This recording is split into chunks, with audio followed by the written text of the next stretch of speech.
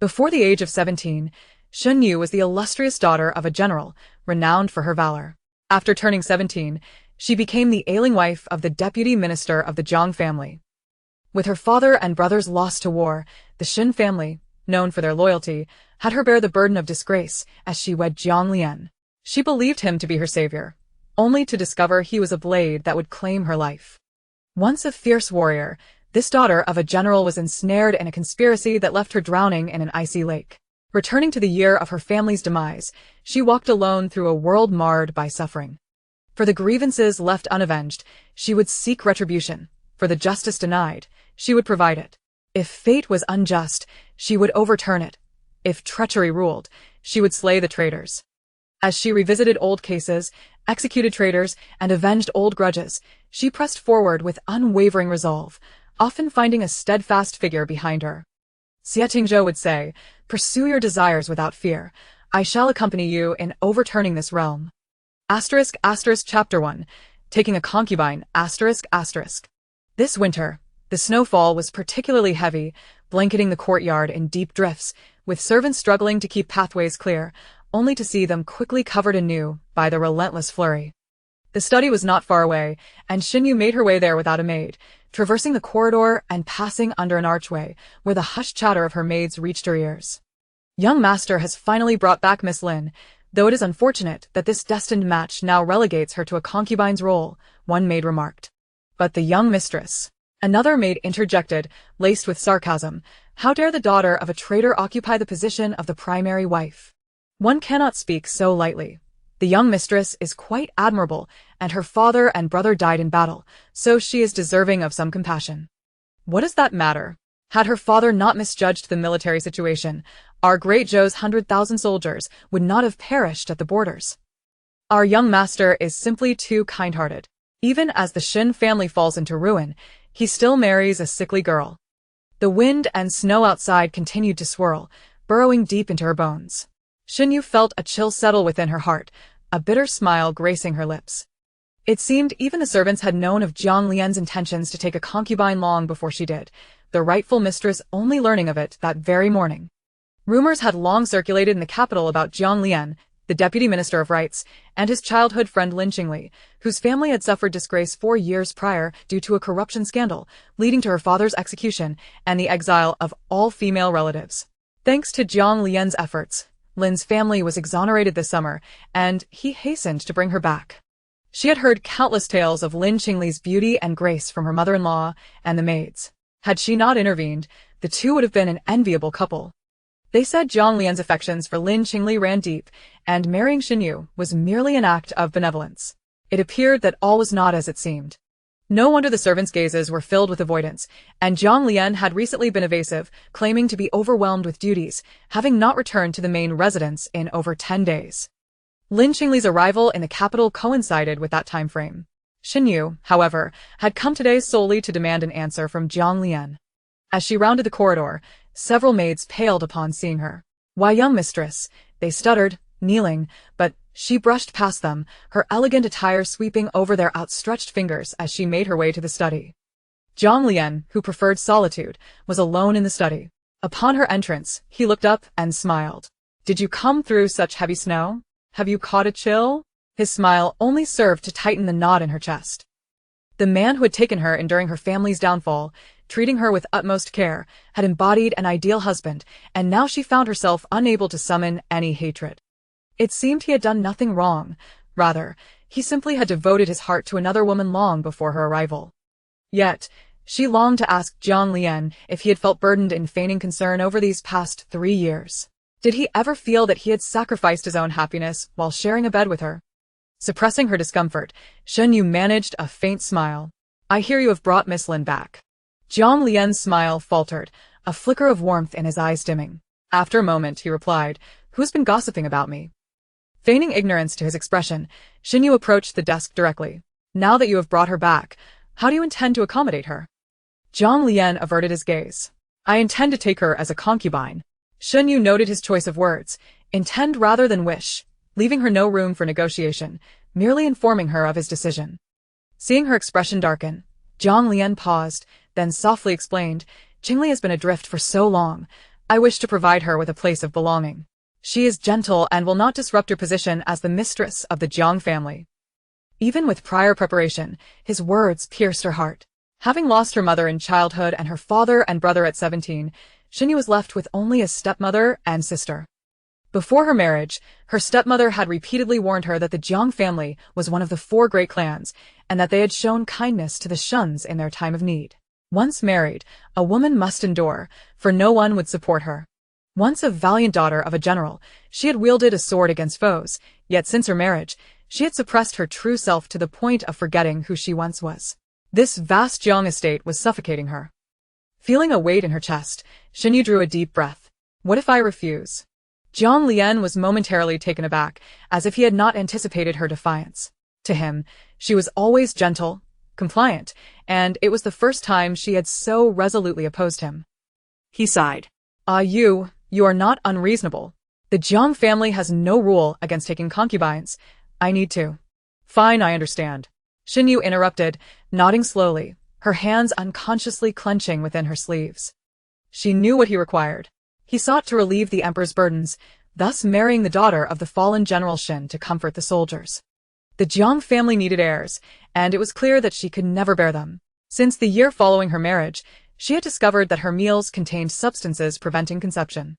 Lost in thought, she barely noticed Jiang Lian standing before her, adjusting her white cloak. I'll have someone escort you home. It's too cold to be out. Take care not to catch a chill, he said gently. Xinyu lifted her gaze, her eyes sweeping over his face. Jiang Lian possessed an exceptionally handsome visage, his features refined and warm, exuding a charm that had deceived her for years.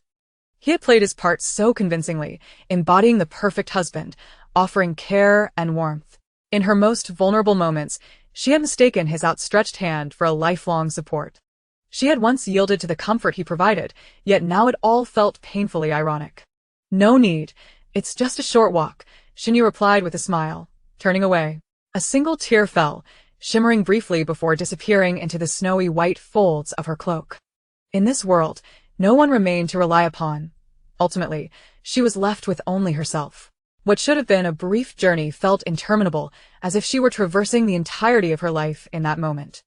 As she gazed upward, the sky, tainted by snow, appeared blindingly bright, filled with desolation and scars. This winter was colder than any she had known, more biting than the winds of Yanliang Pass. Had her martial prowess not been stripped from her, had her steed still been at her side, she could have ridden straight to Yanliang Pass, to the resting place of her father and brothers, rather than being left alone in this world, with no one to converse with now. Ahem.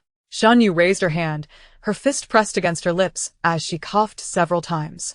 Yet, in her current state, she could not even lift a sword, let alone engage in battle. Sister. As footsteps approached, Xinyu turned her head to find a young woman standing beside her, followed closely by 2 maidservants.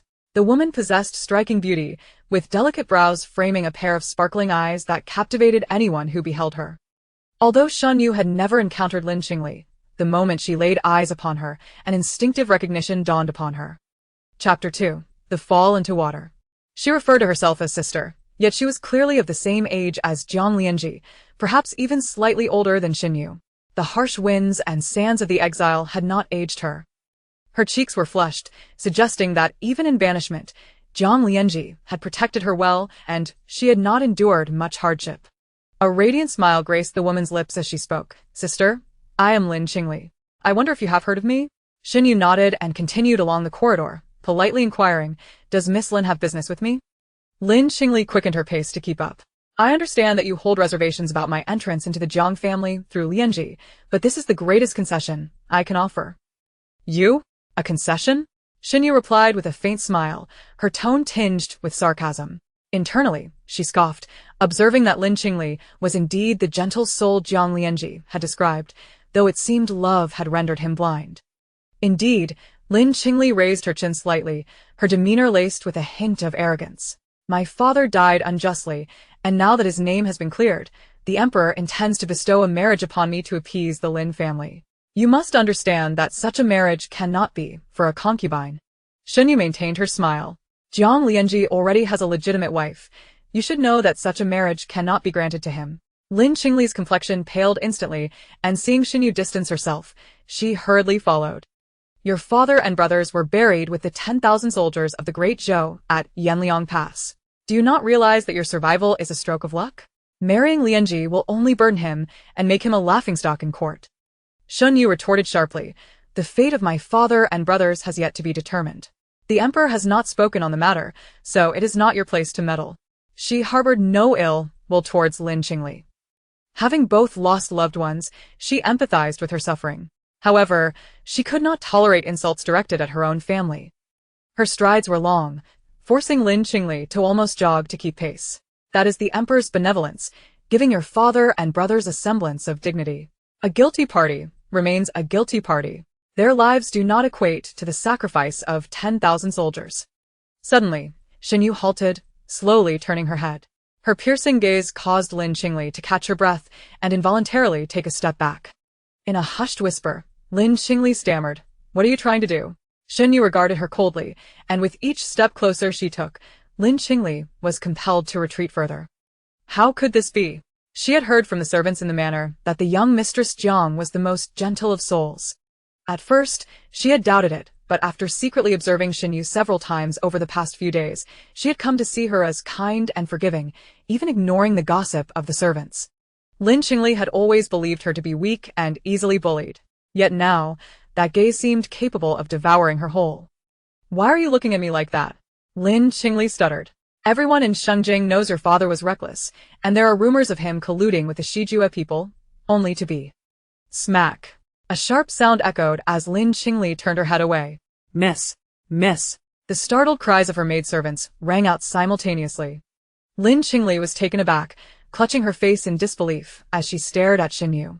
Although she knew that Xinyu had grown up in the military and was not like ordinary women, she had not anticipated that she would resort to violence. How dare you strike me? Xinyu seized her by the neck, pinning her against the wall, cutting off her words. Xinyu glared at her coldly. Have I been too patient, allowing each of you to forget who I am?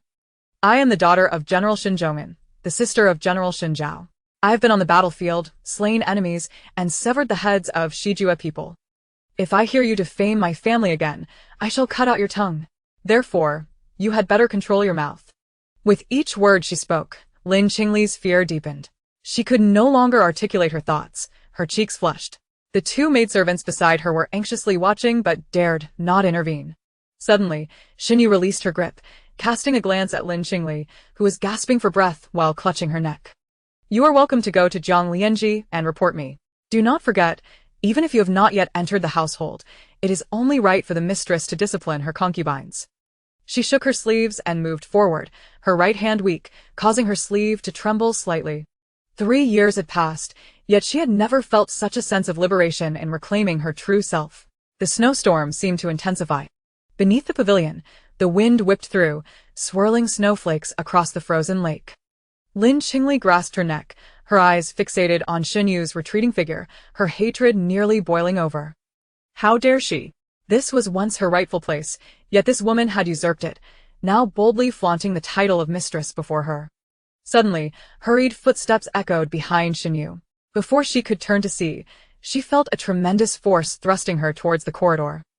As her body was propelled forward, she instinctively reached out, her right hand grasping at air, while her left hand latched onto someone's arm. The two of them tumbled out of the pavilion and slid across the icy surface for a distance before coming to a halt.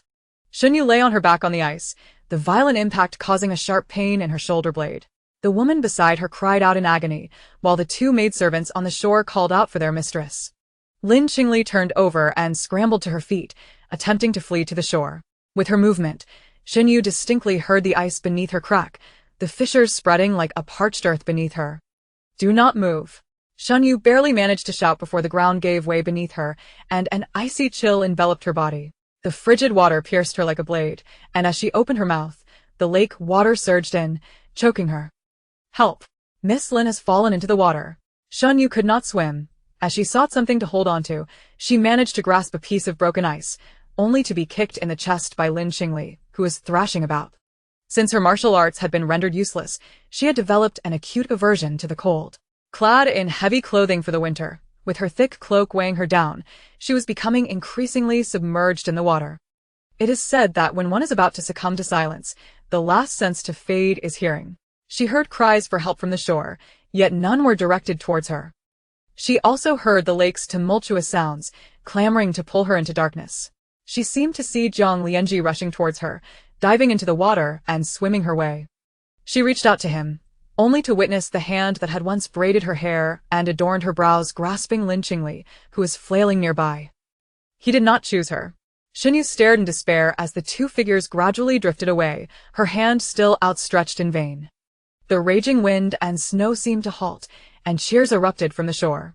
She saw the panic in Zhang Lianji's brow as he looked at Lin Qingli, and the indifference in his glance when he turned back to her. In that moment, she suddenly realized that perhaps her fall into the water was not a mere accident. If she were to perish, Lin Qingli would be elevated to the rightful position. At that instant, a wave of resentment surged within her. No. She could not allow them to have their way. Yet her body had already succumbed to exhaustion, sinking deeper into darkness. Her feelings of discontent and fury were entirely consumed by the frigid lake water. At the brink of consciousness fading, a sigh seemed to echo in the darkness. Remember, do not tread this path of soul-crushing despair once more. Chapter 3 Rebirth. A gentle creak echoed as someone carefully pushed open the door, their footsteps soft and measured, suggesting a practiced demeanor. Upon the bed lay a young maiden. Around 16 or 17 years of age, her features delicately sculpted. Yet at this moment, her brow was furrowed, breaths coming in rapid gasps, and her chest heaving violently, indicative of a nightmare.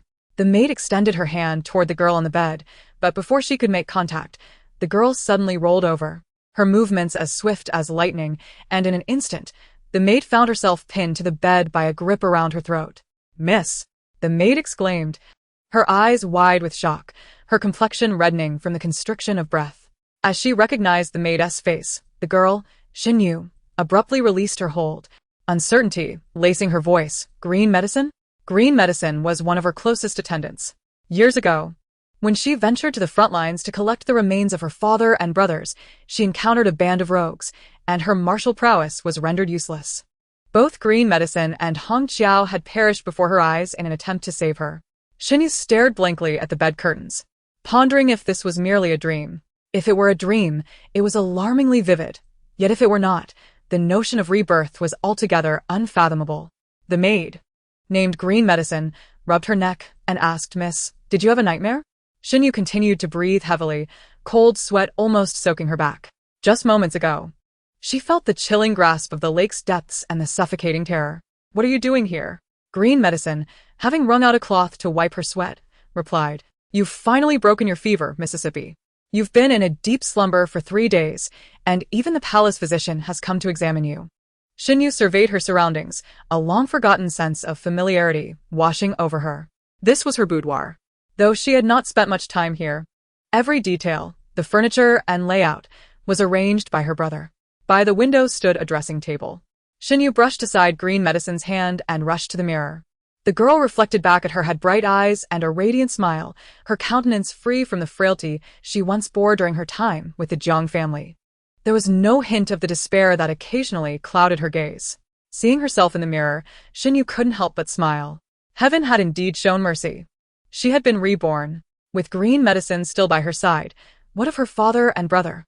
Grasping Green Medicine's arm, she inquired urgently, "What year is it?" Green Medicine, taken aback, stammered, "Ah? It is the 6th day of the 9th month in the 17th year of Tongshu. The 17th year of Tongshu. The 6th day of the 9th month." Xinyu silently recited the date in her mind. In her previous life, her father and brother had set out for battle on the 10th day of the 9th month in the 17th year of Tongshu. She remembered it vividly. She had wished to accompany them, but her grandmother had planned to arrive in early September to arrange a match for her, leaving her no choice but to remain behind. Little did she know that merely a month later, she would receive news not only of her grandmother's arrival but also of her father and brother's demise at Yanliang Pass. But now, her father and brother were still alive. How wonderful! Everything was still within reach. Where are they? Xinyu hurriedly donned her outer garments. Green Medicine wore a teasing smile. "The general and young master are in the front hall receiving guests. The Jiang family has come to propose." Xinyu barely heard the first part before she rushed outside, abruptly stopping at Green Medicine's words. "What did you say?" Which Jiang family? What other Jiang family could it be? Green Medicine chuckled. It's the Jiang lord you met at Hongfeng Mountain during your last return to the capital. Xin Yu's heart lurched as a vision of Jiang Lianji pulling Lin Qingli from the lake flashed before her eyes, and she felt a shiver run through her. Seeing her reaction, Green Medicine quickly steadied her, reaching to check her forehead. You're not feverish. Is there something else troubling you, miss? It's nothing. I am quite well now, Xin Yu reassured her, regaining her composure. With that, she made her way to the front hall, reflecting on her first encounter with Jiang Lianji at the outskirts of the capital. At that time, he had not noticed her. The graceful young man, with his refined demeanor, was a stark contrast to the rough men she had known at the border. It was her first flutter of youthful affection. Later, during the fall of the Xin family, the young man had reached out to her, only to draw her into despair. Are you not happy, miss? Green Medicine inquired, following closely behind. Not particularly. But miss, just days ago you expressed a desire to meet Jiang Shirling. Xin Yu replied with gravity. That was merely a fleeting whim. Let us not speak of it again. Green Medicine shrank back, sensing the authority in her tone. Xin Yu had always been amiable, yet there was an undeniable weight in her words just now. As they neared the front hall, the familiar voice of her father resonated. The Jiang family has always been known for their civil officials. My daughter has grown up with me on horseback, her temperament unruly, preferring the ways of sword and spear. Shen Zhong'an sipped his tea before continuing. She claims to be a horse from the steppes. A young girl raised in a noble house is hard to confine. Though his words seemed disparaging, a hint of pride shone through. Peering through the window slats, Shen Yu's heart swelled at the sight of her father and brother. Her eyes grew warm with tears. This was no dream. Her mother had passed away early, but Xin Zhong'an and Xin Zhao had always cherished her, unwilling to leave her alone in Xingjing. They had taken her to the border as an infant, and despite Xin Zhong'an later marrying a stepmother, he had been protective, aware of the often harsh treatment children receive from stepmothers. Thus, they kept her close, sending her to her grandmother's home in Luozhou during wartime. A woman in the hall, mostly concealed by a pillar, spoke, and Xin Yu immediately recognized the voice of Jiang Lianji's mother. General Shen is jesting. My son has spoken highly of Miss Xin since their chance meeting at Dezhao Temple, expressing that he wishes to marry a woman as capable as her. Today, I have come to propose in person. In her past life, Shen Yu had never seen Jiang Foran display such warmth. She had only ever been met with cold jibes or scorn from her. Yet now, she spoke with an unexpected gentleness. In her first life, their marriage had been arranged by imperial decree, and Jiang Foran had never come to propose. Moreover, she had never visited Dezhao Temple, making this claim utterly implausible. In her previous life, Jiang Foran had always been dissatisfied with her, and Jiang Lianji had harbored deep affections for Lin Qingli. Marrying her had been a matter of imperial command. How could Jiang Foran now willingly approach to propose? Could it be that with this second chance at life, everything had been turned upside down? The conversation in the hall continued. Shen Zhong'an stated, If Jiang Foran is so forthright, then I shall not beat around the bush. My daughter, now 17, has reached the age for marriage, yet her spirited nature may pose a challenge. Jiang Foran interjected with a smile. I understand the general's concerns, however. An engagement is one matter, and we can select an auspicious day for the wedding when Miss Shen turns 18. I see no reason not to formalize their engagement now without delay. Chapter 4. The proposal. Jiang Foran's suggestion left Xin Zhong'an somewhat hesitant. He had spent little time in Xingjing due to his duties at the border, yet he was somewhat aware of the happenings within the capital. Jiang Lianji now held the esteemed position of Deputy Minister of Rights. A promising future lay ahead of him. Had it not been for his mentor's involvement in a corruption scandal last year, leading to some repercussions for Jiang Lianji, he would likely have risen through the ranks at an astonishing pace, leaving others in awe.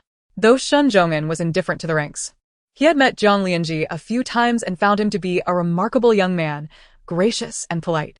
As he contemplated, he reasoned that Jiang Lianji would not be an unworthy match for his daughter. Noticing Xin Zhong'an's lingering doubts, Jiang Foran smiled slightly, adopting an air of authority. As a woman, though not born to a military family, I understand the concerns of a parent. My husband has often said that if we have a son, we wish for him to be both scholarly and martial. For a daughter, we simply hope for her well-being. At that moment, Shen Zhong'an felt a pang of nostalgia, recalling similar words spoken by his late wife. Silence enveloped the hall. Xin Yu, observing her father's expression, could tell he was beginning to relent. She leaned against the window, contemplating that she could never tread the same path as in her past life. Rather than marry Zhang Lian and become a pair of resentful partners, ultimately meeting her end in the Jiang residence, she would prefer to live alone, embracing solitude. Without Zhang Lian, her father would surely find her another match. She had far more pressing matters to attend to. Possessing no inclination towards marriage, she must devise a plan to completely extinguish her father's desires. Madame Jiang, observing that matters had progressed considerably, felt a surge of delight and prepared to stoke the flames further. It wasn't that she was particularly fond of Shen Yu, but with the execution of Lord Lin, all men and women over the age of 6 had been exiled, and Lin Qingli was among them. This had transpired 2 years prior, yet now that Zhang Lian had reached his 20s, he vehemently rejected any discussions of marriage. She feared that his heart was still tethered to Lin Qingli. Just as she was consumed with worry, Zhang Lian took the initiative to propose marrying Miss Shen. Although she was not her ideal choice for a daughter-in-law, it was certainly preferable to having none at all. Furthermore, General Shen was currently in his prime, and it was rumored that his son, Shen Zhao, was to marry a princess. In terms of family background, it was a match of comparable stature. Why not settle this matter? Madame Jiang suggested. Shen Zhongmin hesitated, about to speak, when Shen Zhao, who had been silent for a while, interjected. Father, I believe it is prudent to first ascertain Miss Yu's own feelings on the matter. Shen Zhongmin felt a headache coming on at the thought of his daughter. If they were to decide without her input, the household would surely erupt into chaos. Marriage ought to follow the orders of parents and the words of matchmakers. Madame Jiang said with a smile, appearing confident. It would not hurt to inquire. Why not have General Shen summon Miss Shen? It would be a good opportunity for me to meet her as well. Many young ladies in the capital wish to marry Zhang Lian. I doubt Miss Shen would refuse. Shen Zhongmin thought this plan feasible and solemnly stated, however, my daughter has been unwell these past few days, burning with fever at noon. It may be. Father. Suddenly, a clear voice rang out from the doorway. Everyone turned towards the sound. Upon their first glance, Madame Jiang was momentarily taken aback. The young woman at the entrance wore a long dress of azure, intricately embroidered with subtle cloud patterns and adorned with a simple white jade hairpin, which only accentuated her beauty. Shen Yu had left the capital at a young age and rarely made appearances. When she returned, the delicate young ladies of the capital found it difficult to relate to her, often gossiping that she was plain and spent her days in the military, behaving coarsely. Little did they expect her appearance to be so striking. Even in the capital, few could rival her beauty. No wonder, Madame Jiang thought. It explained why, 2 days prior, Zhang Lian had rushed home after an outing to urge her to propose. Father, elder brother, Shen Yu called out again. Are you no longer troubled? Shen Zhongmin smiled and waved at her, introducing her to Madame Jiang. This is my daughter, Shen Yu. Shen Yu offered a slight bow to Madame Jiang, greeting her. Madam. Good. Good, Madame Jiang replied, her gaze appraising Shen Yu, growing increasingly pleased with what she saw. Zhang Lian was already handsome, with a partner like Shen Yu. One could only imagine how beautiful their future children would be. I was just discussing your marriage with Madame Jiang, Shen Zhongmin remarked.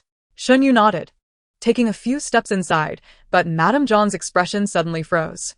Her fingers trembled as she pointed this. Shen Yu approached with a slight limp, innocently stating, it's a remnant from the battlefield.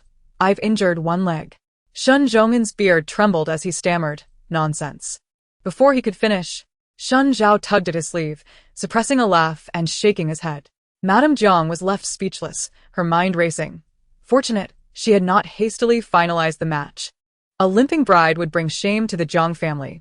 No wonder Shen Zhongmin had kept her hidden from view. She was a cripple. Shen Yu intentionally limped closer to Madame Jiang, ensuring she could see clearly. I walk slowly. I overheard you and my father discussing my marriage. I can give you my answer now.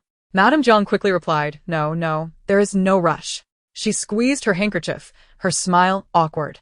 It seems that General Shen is reluctant for you to marry so soon. I can understand that.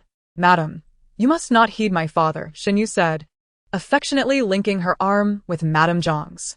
My father wishes to keep me at home to manage things, but I am already 17, and Zhang Gongzi is 3 years my senior. I believe it is a suitable match. Madame Jiang thought to herself, what is so suitable about it? This lame girl is far too eager to marry. Which young lady in the capital would not blush at the mention of marriage? Shen Yu's boldness was akin to that of a reckless man, no, a reckless woman. Such beauty wasted. And the winds of the frontier had clearly not produced a proper highborn lady. She was even inferior to those of lesser status.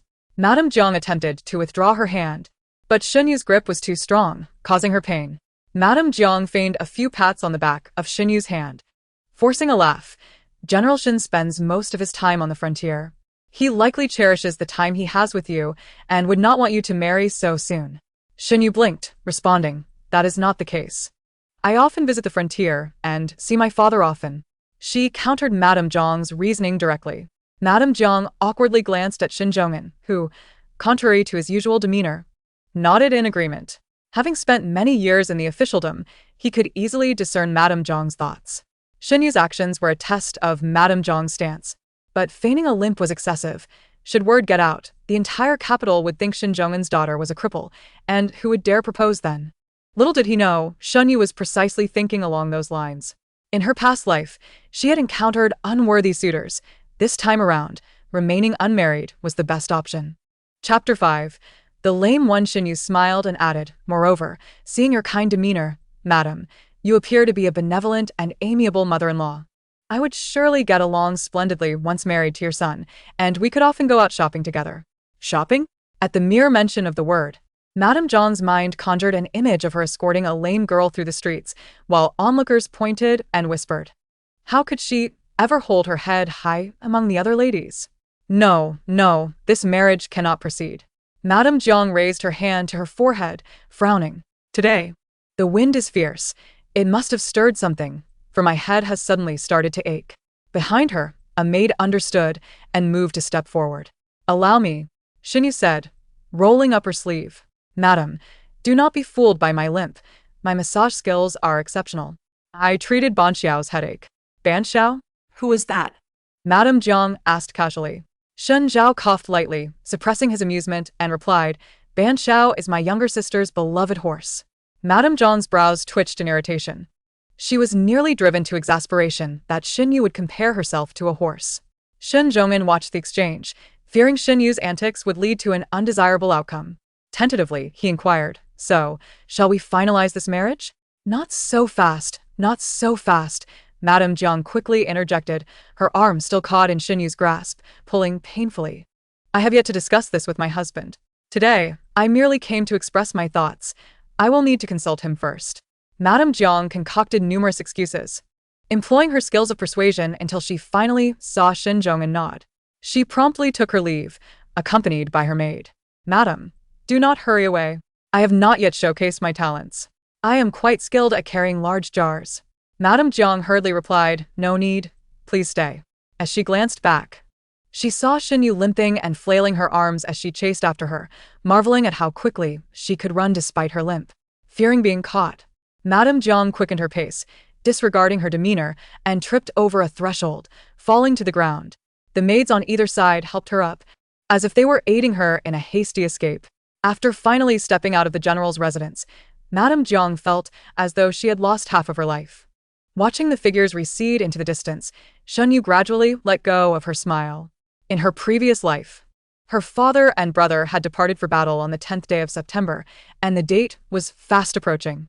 This time, she was determined to prevent them from leaving for the border. With only a few days left, she needed to devise a plan. As Xunyu pondered while making her way back, she arrived at the entrance just in time to see Shen Zhonghan slam his hand on the table, causing the teacup to jump. What utter nonsense! In her past life, such a scene would have terrified Xunyu, but having lived again, she found herself missing even her father's furious outbursts. Shen Zhonghan pointed at her, scolding, "Do you have any idea what would happen if news of her lameness spread? Who would dare propose marriage to our family? You might as well resign yourself to being an old maid." "Not marrying would be for the best," Xunyu murmured. "I simply wish to remain by my father's side as an old girl." Her words did not escape Shen Zhonghan's keen ears, leaving him momentarily speechless. Looking around, he hastily picked up an object to feign an attack. Xunyu quickly ducked behind her brother Shen Zhao, peeking out to say, "Elder brother, father is going to hit me." Shen Zhao chuckled, "I advise you to quickly admit your fault." "Father, I was wrong." Suddenly being embraced, Shen Zhonghan found his words stuck in his throat. Xunyu held on to him, feeling a sense of warmth at hearing her father's scolding and seeing her brother once more. Since Shun Yu turned 12, she had distanced herself from him, but now her sudden affection made Shin Jong'un's heart soften, and he sighed. This cannot continue. Shun Yu nodded vigorously, lifting her eyes to see her brother Shin Zhao beside her. Releasing her father, she stepped forward to cling to her brother's arm. Shin Zhao lowered his gaze, stroking her head and teasing, "Where did you learn such a tactic? It places you in an invulnerable position." Shun Yu lifted her head and blinked, replying, "Self-taught." The main hall was separated from the side hall by a dark lacquered partition adorned with sunflower patterns, and a beaded curtain hung in the entrance. Madame Shun observed everything in the hall with a stern expression before departing. As she walked through the corridor, she remarked, "Did you see? It's clear that we are outsiders. They are the true family." Shin Jong'un's first wife was the legitimate daughter of a prominent merchant family, the Liu family, whose influence spanned the entire realm. She was Shin Jong'un's second wife, as his first had passed away. To win him over, the Marquis of Qing'an had married a distant cousin of the Marquis to Shin Jong'un, who is now Madame Shin. Although Shin Jong'un treated her with a semblance of respect, the bond between a couple forged through trials is far different from one hastily assembled. They rarely met, and while she bore the title of general's wife, it inevitably bred resentment. Shun Yan followed silently behind her mother, her head bowed. Madame Shin turned to glance back, saying indifferently, "At least show your face in front of your father, otherwise, Shin Jong'un might forget he has another daughter." Shin Yan bit her lip, responding, "Father hasn't forgotten. He spoke to me at length yesterday." Madame Shin scoffed, "Did you not see how Shin Yu behaved before your father? You cower before him. How do you expect to compete with Shin Yu?" Madame Shun's words irked Shin Yan, who rarely spoke up in disagreement. "I do not wish to compete with my sister. She treats me well, and always shares the good things with me." "Shares with you?" Madame Shun waved dismissively at the servants to disperse. "What she does not want, of course, she gives to you. When has anything sent from Hezhou not been picked over by her first? The leftovers are given to you? That is her maternal grandmother's gift, not mine. The things sent over were never intended for me." Enraged, Madame Shin nearly pointed her finger at Shin Yan. But seeing the many servants in the courtyard, she simply huffed and left. "Miss, shall we return?" the maid inquired. Shin Yan stood still for a moment, gazing towards the main hall, a hint of melancholy in her eyes. "Let us go back." Chapter 6.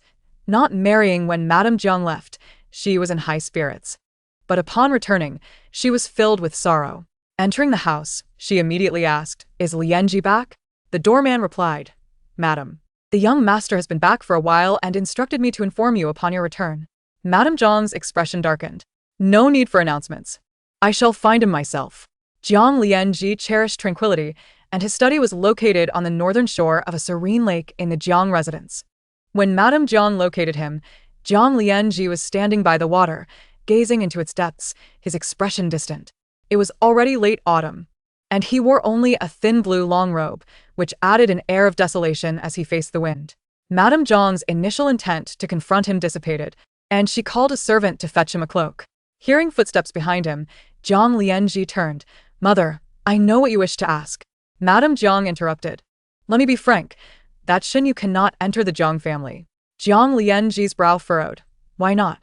Madame Jiang, recalling her previous frustrations, retorted, "Why did you not mention before my visit that she is disabled?"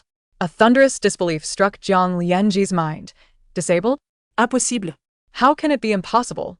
Madame Jiang exclaimed indignantly. "One of her legs is lame. They say she was injured on the battlefield. I mean, what kind of respectable young lady spends her days wielding blades and guns?" Madame Jiang glanced at him, incredulous. "You surely cannot be unaware? That girl must have deceived you. Shun Yu is eager for marriage, and despite her lameness, she pushed me to the entrance, causing me to fall. There are plenty of talented and beautiful young ladies in Xinjiang. Do not rush. I will find you suitable matches." Madame Jiang rambled on for a while before noticing Jiang Lianji had become distracted. "Lianji?" Jiang Lianji returned to the moment. "I understand." Observing his reaction, Madame Jiang felt a little relieved as she handed him the cloak, then scolded Jiang Lianji's servant before departing. Turning back at the moon gate, she could still see Jiang Lianji standing by the lake. Shaking her head, she muttered, "What is wrong with him? He has stood there for days, gazing at a lake he has known for decades. What is there to see?" Xinjiang was bustling, and during the season, there was no curfew. Vendors and pedestrians filled the streets under the bright moon.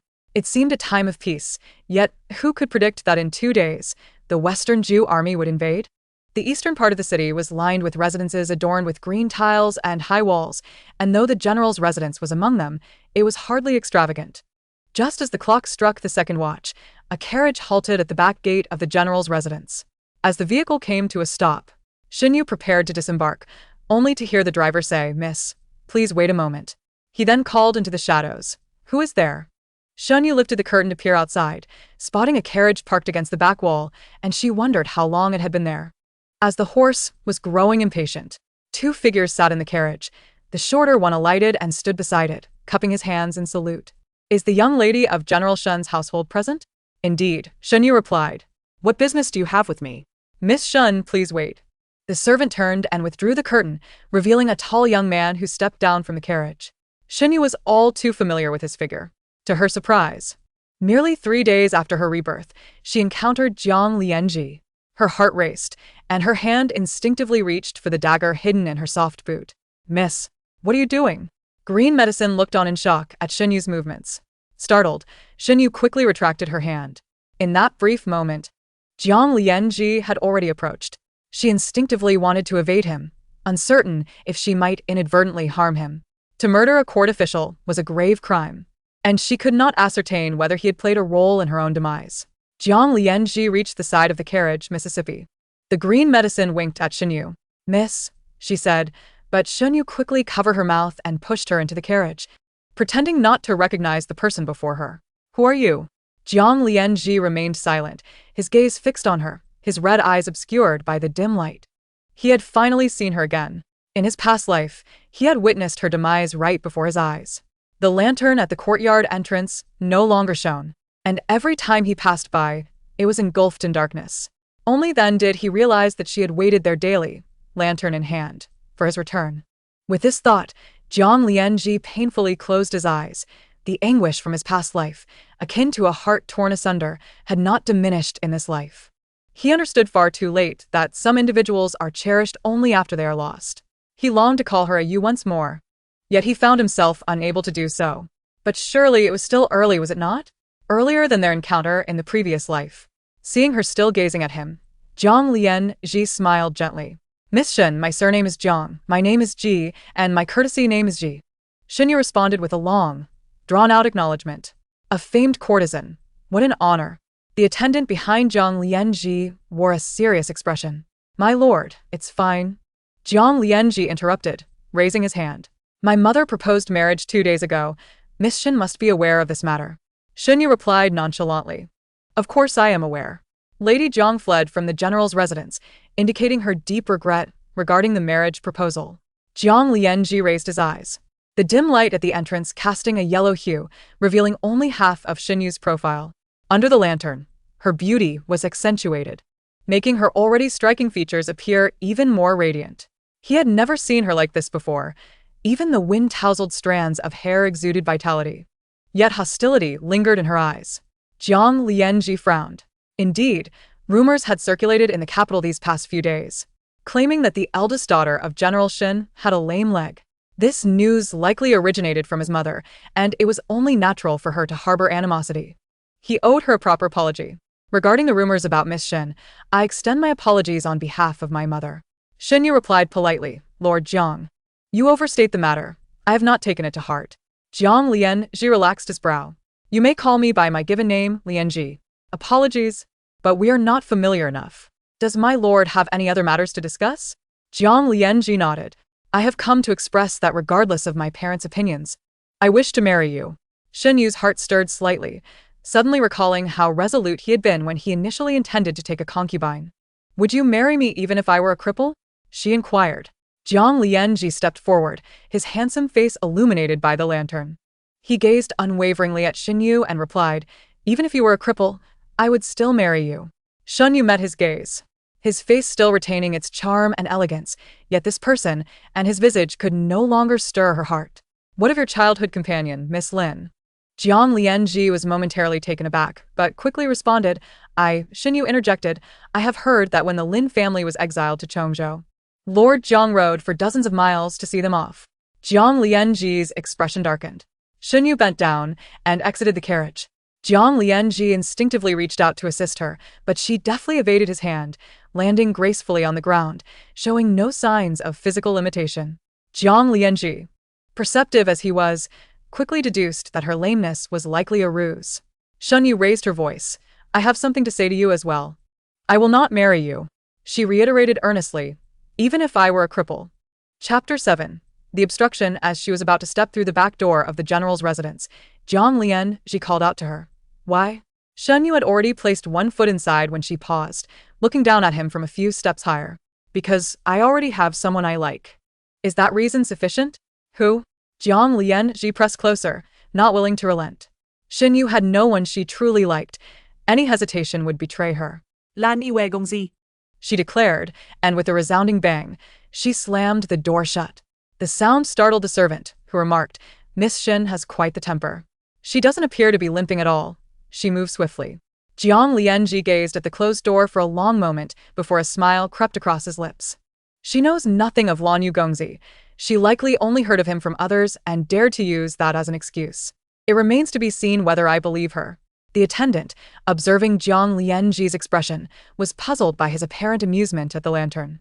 My lord, if Miss Shen refuses to marry, then she will marry, Jiang Lianji declared confidently as he turned to leave. She will marry me. She can only marry me. With several masters often stationed at the frontier, the servants and laborers of the general's residence were already few in number, and at this hour, most had retired for the night. Shen Yu and the green medicine took a less crowded path, stealthily making their way back to the courtyard without hindrance. On the way, green medicine had been murmuring softly, Miss, have you ever seen Lan Yu Gongzi? Is he more handsome than Jiang Shiling? I have heard that he is as elegant as a breeze after the rain. Is that true? Miss? Shen Yu spoke sternly, be quiet. Green medicine continued. The heir of Balin, Xia Yun, courtesy named Tingzhou, is the one referred to as Lan Yu Gongzi. I do not know how that title came about, but it is said to be derived from stopping the boat to catch the moon, looking towards the clear sky at dusk. In her past life, Shen Yu had never seen Xia Yun, but she remembered that he had led troops into battle at the tender age of 14, driving the North Rhone people back hundreds of miles, becoming a nightmare for the enemy. Unfortunately, he was later injured in battle, losing his martial prowess, much like her own circumstances. Afterward, with a change of royalty, the new emperor, wary of Balin, orchestrated his assassination outside the Chengtian Gate. A generation of heroes fell, leaving one to ponder. Don't sulk, say something, green medicine urged, anxious. Shen Yu came back to her senses, murmuring, think with your brain. If he were truly as elegant as a breeze after the rain, what would he rely on in battle? Would he use his looks to charm the enemy? Green medicine suddenly understood. Oh, right. But I have indeed heard such rumors, saying that when the North Lin Prince appeared on the battlefield, the enemy troops were so stunned they forgot to draw their swords. Shen Yu, having been on the battlefield herself, knew that life and death could hang in the balance in an instant. Who could afford to be distracted to the point of neglecting their own life? Such rumors could be believed by those who wished to, but she certainly did not. It was somewhat credible to say that Xia Yun had left the enemies dazed. But could all rumors be false? Was he not now avoiding the battlefield? Green medicine pondered. Shen Yu considered for a moment, acknowledging the logic in her thoughts.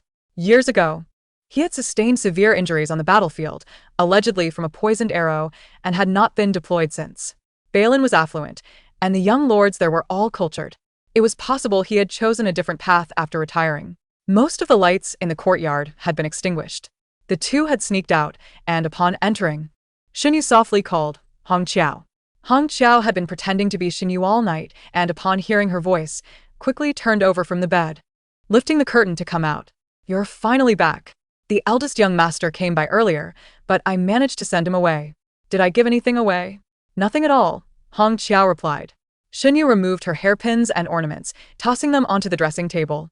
She then pulled out a small pouch of medicinal powder from her sleeve and sat before the vanity, lost in thought. Jiang Lianji seemed to have lost his mind or been struck by lightning, deviating from the path of his past life. She wondered if her father and brother would follow the same route to battle. If she remembered correctly, the urgent report regarding the invasion of the Jueshi army would be presented to the Ministry of War on the 9th day of the 9th month, with the cabinet having already discussed the commanding officer. On the morning of the 11th, her father and brother would enter the palace and depart for Yanliang Pass that very day. As long as she could prevent her father and brother from entering the palace, the cabinet would naturally choose another commander. Given the urgency of the war, His Majesty would not delay. Once the imperial decree was issued, her father and brother would be safe. The following day would be the Double Ninth Festival, originally intended to ascend the heights to pay homage to ancestors and admire chrysanthemums. The general's residence closed its doors to guests, summoning 2 esteemed doctors from the capital's largest medical establishment. It is unclear what affliction befell the family, but 3 members of the Shun household succumbed: General Shun, his younger general, and the rumored lame young lady of the Shun clan. The illness struck with the ferocity of a landslide, leaving all 3 bedridden. Shinyu lay in her chamber, having retched 5 or 6 times that day, her body limp and devoid of strength, feeling as though half her life had ebbed away. Surely, her father and brother were not faring any better. "Miss, awaken. Something has transpired." Shinyu, bleary-eyed and weak, sensed her condition had worsened since the previous day. "What is it?" Hong Qiao crouched at her bedside, dabbing her neck with a cloth, her expression fraught with urgency. "The general has entered the palace." "What?" Shinyu sprang from her bed, bewildered. Wasn't her father too ill to attend court? Yesterday, he could barely stand. Green medicine furrowed her brow, continuing, "Someone from the palace has arrived again. This time accompanied by the imperial physician. We do not know what has transpired there, but it was quite noisy," and then the general departed. Shen Yu hastily threw off her covers and stepped down, her legs buckling beneath her. "How long ago did he leave?" Green medicine steadied her arm. "He's been gone scarcely a tea's worth of time. We should still be able to catch up. Ride ahead and intercept him, telling him it is my request." Shen Yu commandait Don Qiao. "Prepare a carriage for me." She had underestimated the situation, believing that as long as she could prevent her father from entering the palace, there would be room for negotiation. The court was not devoid of generals. As long as another general could receive the emperor's decree, they would have more time to uncover the truth. Yet, she had underestimated Shin Zhong'an. The Shin family had served in the military for generations without any noble titles. Shin Zhong'an's rank as general was earned through valor on the battlefield, ascending from the depths of carnage. His attachment to the border was far deeper than to the capital. When war loomed, even if he could not rise from his sickbed, he would crawl to the front lines.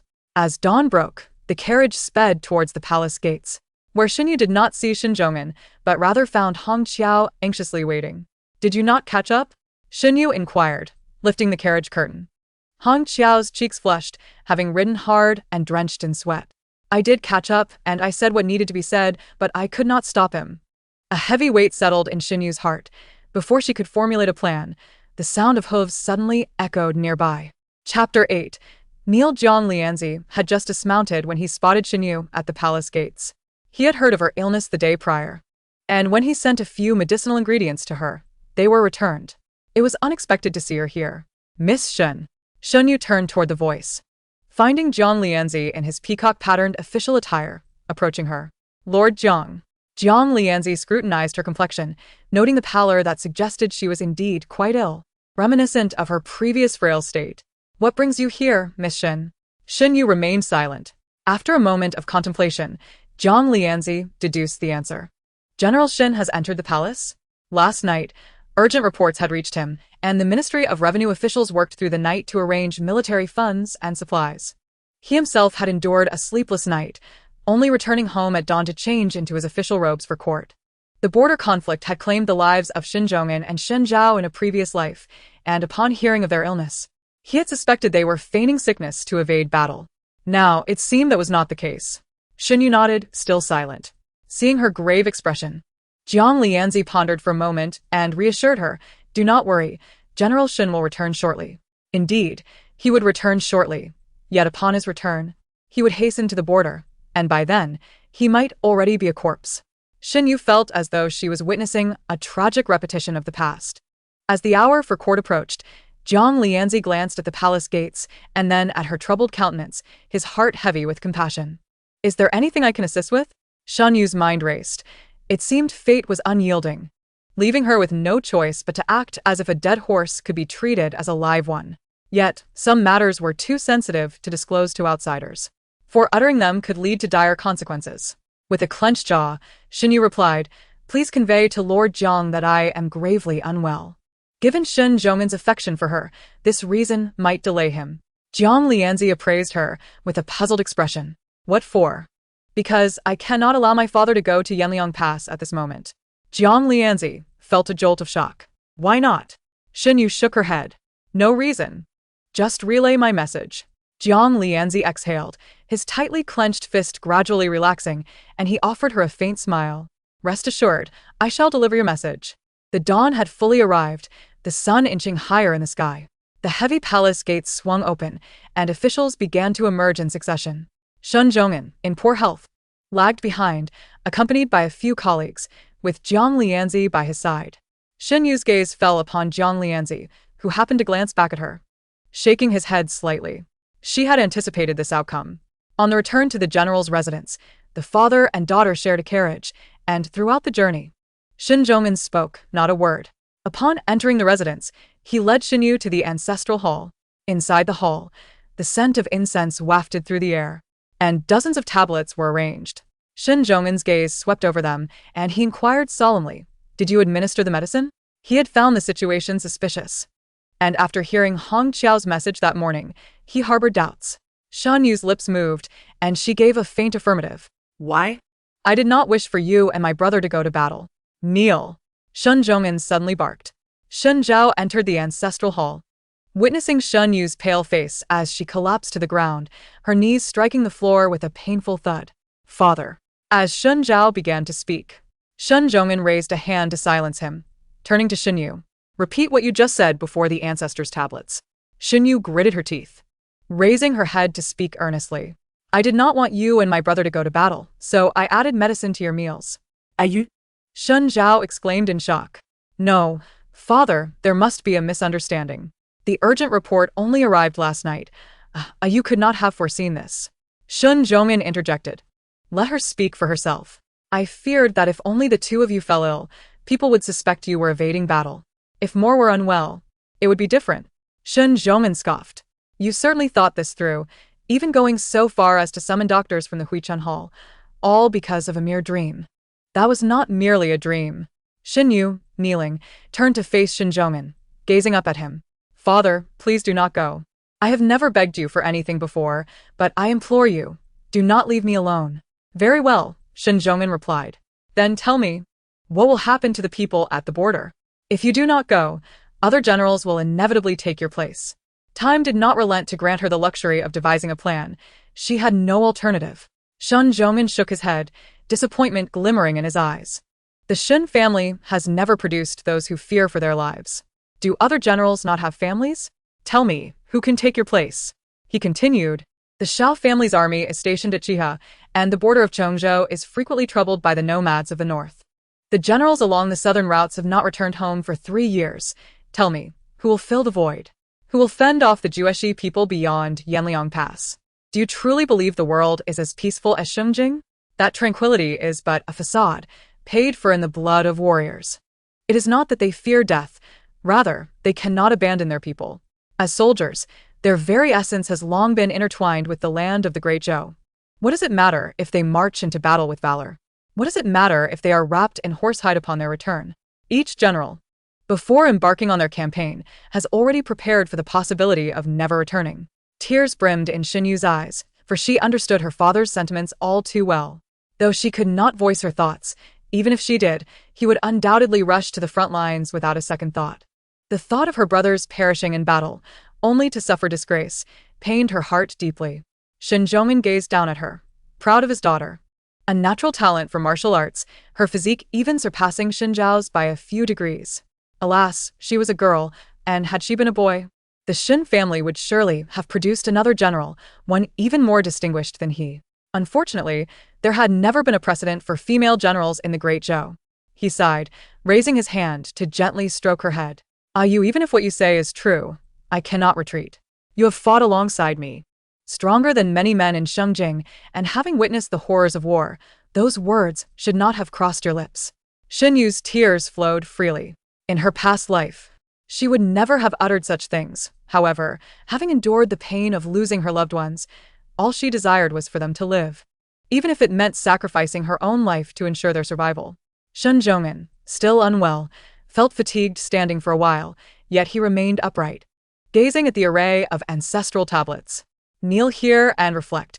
Do not rise without my command. Shun Zhao remained in place, waiting for Shin Zhong'an's figure to vanish at the door before squatting down before Shin Yu, pulling out a handkerchief to wipe her tears. Still crying? Shun Yu lowered her head, feeling certain that her father was disappointed in her. Child, look at me. Shin Yu lifted her gaze, listening as he solemnly stated. He will never be disappointed in you. You are his pride as well as mine. Chapter 9.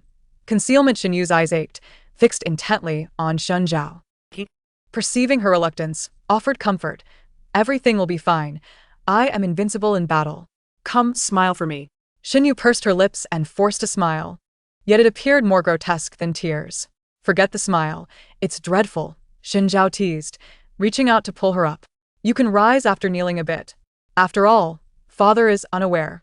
Shun Yu shook her head, freeing herself from his grasp to continue kneeling. When do we depart? In 2 days. Shun Zhao replied with a grin. Who told you to drug me? My legs are still weak. How can I ride? Shin Yu sniffled. You're so feeble. No wonder you haven't found a wife yet. Shun Zhao pretended to strike her, merely pinching her cheek. Is it that I cannot find one? I have been too busy to look. Nonsense, Shun Yu retorted. The third young lady of the Yu family fancies you, I know. Shun Zhao admonished. Do not tarnish her reputation. Shun Yu shifted her knees. The hard floor without a cushion was indeed painful. It's true. Don't think I don't know. She sent you pastries, and you returned them without a second thought, only to sneak a glance at her later. Aren't you being a bit contradictory? You wouldn't understand, Shun Zhao replied, casually seating himself on the ground and pulling her down beside him. You see, with father away for a year, do you think mother has no grievances? I do not wish to delay another family's daughter. Perhaps she would gladly endure the wait for you, Shin Yu suggested, tilting her head to look at him. Unable to articulate her feelings, only sensing a tightness in her chest that suffocated her. She recalled that the third young lady of the Yu family was named Yuanqiu. She had come to assist her on her wedding day and had wept at the banquet. They shared an unspoken understanding, both aware of the reason behind those tears. At least, before her death, Yuanqiu had not married, and she was a year older than Shin Yu. Miss Yu is a wonderful person. I wish for her to be my sister-in-law. I know, Shin Zhao replied. Shun Yu grasped Shin Zhao's hand. This time, we will march to battle together and return together. And then you shall seek her out. Shun Zhao's eyes flickered, and he turned to regard her, a gentle smile gracing his lips. Agreed. He rose to depart. Brother. Shin Yu called. He turned back. What is it? Shin Yu summoned her courage. Do you believe in reincarnation? Shun Zhao frowned. Reincarnation? Yes, Shin Yu nodded. It feels as though I am living anew, and I have the chance to amend the regrets of my past life. Shun Zhao approached, squatting down to touch her forehead. Have you been feverish these past few days? What nonsense are you speaking? Do you not believe me? Shin Yu asked, her heart full of hope. I do. Shin Zhao laughed. Why would I not? All right, enough of this foolish thinking. Shin Yu's heart sank. Indeed, no one would believe such an extraordinary claim. Although Shun Zhao verbally affirmed his belief, his eyes betrayed his skepticism. Shun Yu remained kneeling until the sun set, the maidservants finally entering to light the lamps and serve her dinner, setting a small table before her. The general remarked that kneeling in the dark would render it impossible for the ancestors to see her, and thus she could rise, though she must kneel again by daylight. This was indeed something Shin Zhong'an would say, concerned that kneeling in the cold night might lead to illness, yet seeking an excuse that did not quite fit. Shin Yu sat on the ground, gradually stretching her legs, a wave of numbness and pain radiating from her knees, making her hesitant to move. Are my father and brother better? She inquired. The maidservant replied, they are improved, but still require 2 more days of rest. Shun Yu nodded, taking the chopsticks to eat. That night, she managed to endure a night in the ancestral hall, only to be released after kneeling until dusk the following day. Green medicine and red xiao came to fetch her.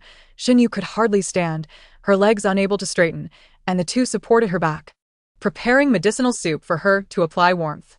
As they lifted her trousers, her knees were red and swollen, with some areas bruised. Green medicine, upon seeing this, felt a pang of sympathy and could not help but complain. The general truly has a heart of stone. Look at the state you've gotten into. If you keep kneeling, your legs will be ruined. Shun Yu winced in pain. Please, do not curse me. They will not be ruined. Red Xiao scolded. Whom can you blame? You took 3 doses of medicine and ended up collapsing yourself, not to mention enduring this kneeling. You've become quite bold, Red Xiao exclaimed, pressing a heated cloth against her. Xinyu could only cry out, unable to speak her next words. The medicated hot cloth applied to her legs felt excruciating, an amalgamation of numbness, itchiness, and sharp pain. Xinyu gripped the blanket, enduring for a while before speaking. At least you could have warned me in advance. The pain is the same regardless. The two maidservants had been chosen by her and had accompanied her for many years, never treating them as servants, resulting in a somewhat spoiled demeanor. Father and brother are scheduled to depart tomorrow morning, right? It's the day after tomorrow, Red Xiao replied. Xinyu was puzzled. So late? Red Xiao took the handkerchief Green Medicine had handed her. The Emperor has dispatched an additional 20,000 elite cavalry. The general has ordered the army to advance first, and they can catch up later. Xinyu nodded. That indeed made sense. After applying the treatment, she directed the two to assist her in packing her clothes, sitting on the bed, and overseeing the arrangements. We need not take that. By October, it's nearly snowing outside Yanling. This too is unnecessary. The fabric is too precious. Just bring a durable, stain-resistant cloak. The two young maidservants busied themselves, and after gathering her belongings, they helped her to bed before stepping out. As they exited, Green Medicine whispered, I didn't dare say a word earlier, fearing I might slip up. If the young lady finds out, will she not be furious? Green Medicine was straightforward. And when she lied, she stammered. Red Xiao interjected, just keep quiet. If you dare tell her, the general will deal with you first. Green Medicine shrank back. Then, I must prioritize my own safety. Xinyu lay in bed for a day, finally managing to get up and move about the next afternoon. They were to leave the capital tomorrow, and she could not lag behind due to her legs being unfit. She needed to get up and recover. While walking around the room, she suddenly heard a commotion outside in the courtyard. Chapter 10.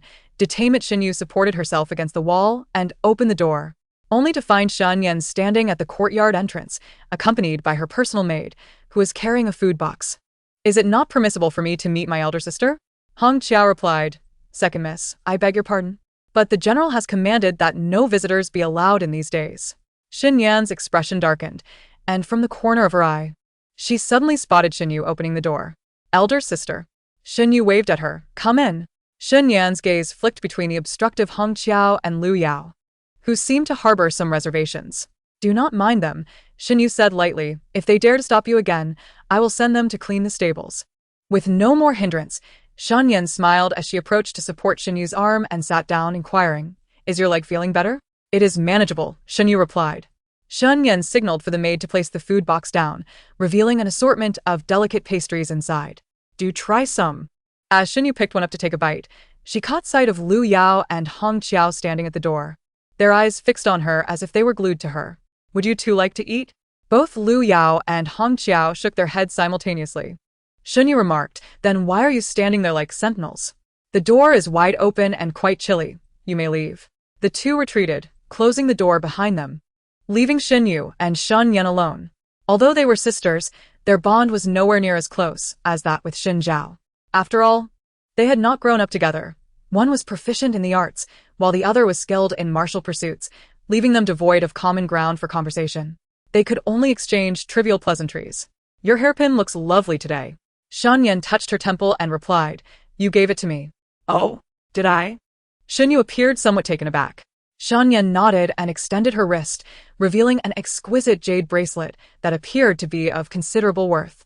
This too was a gift from you.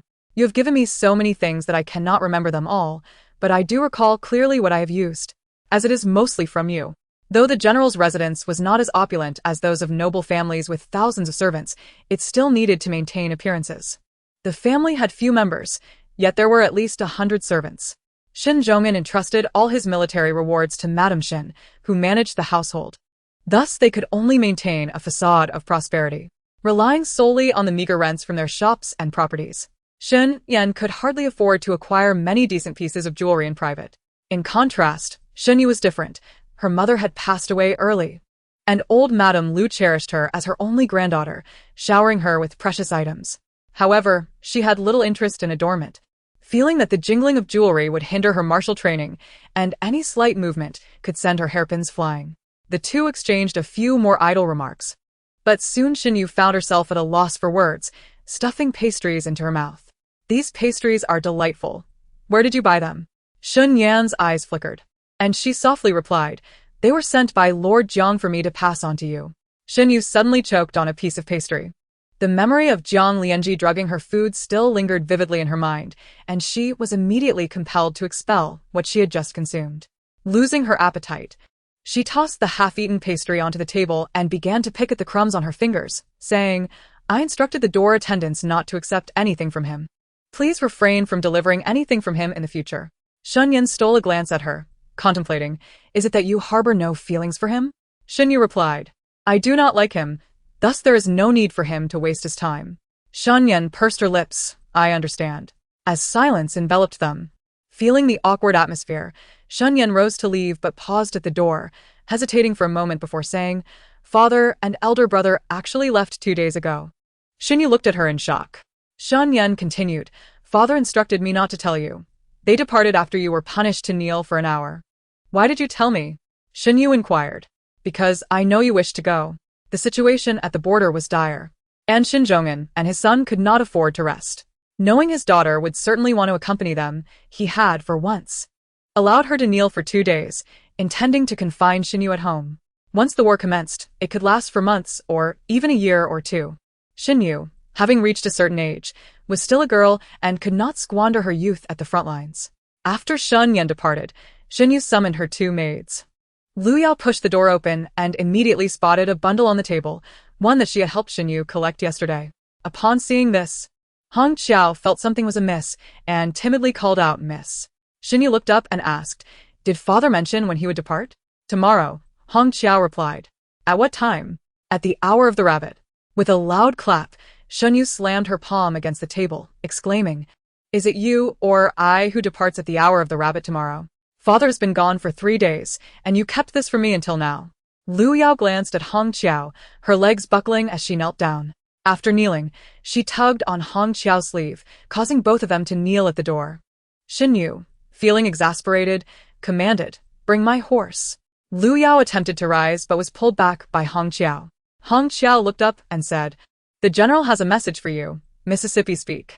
Understanding the urgency, Lu Yao interjected, "The general said that stubborn girl will definitely want to come along. If we cannot stop her, we should tell her to stay in Xinjiang.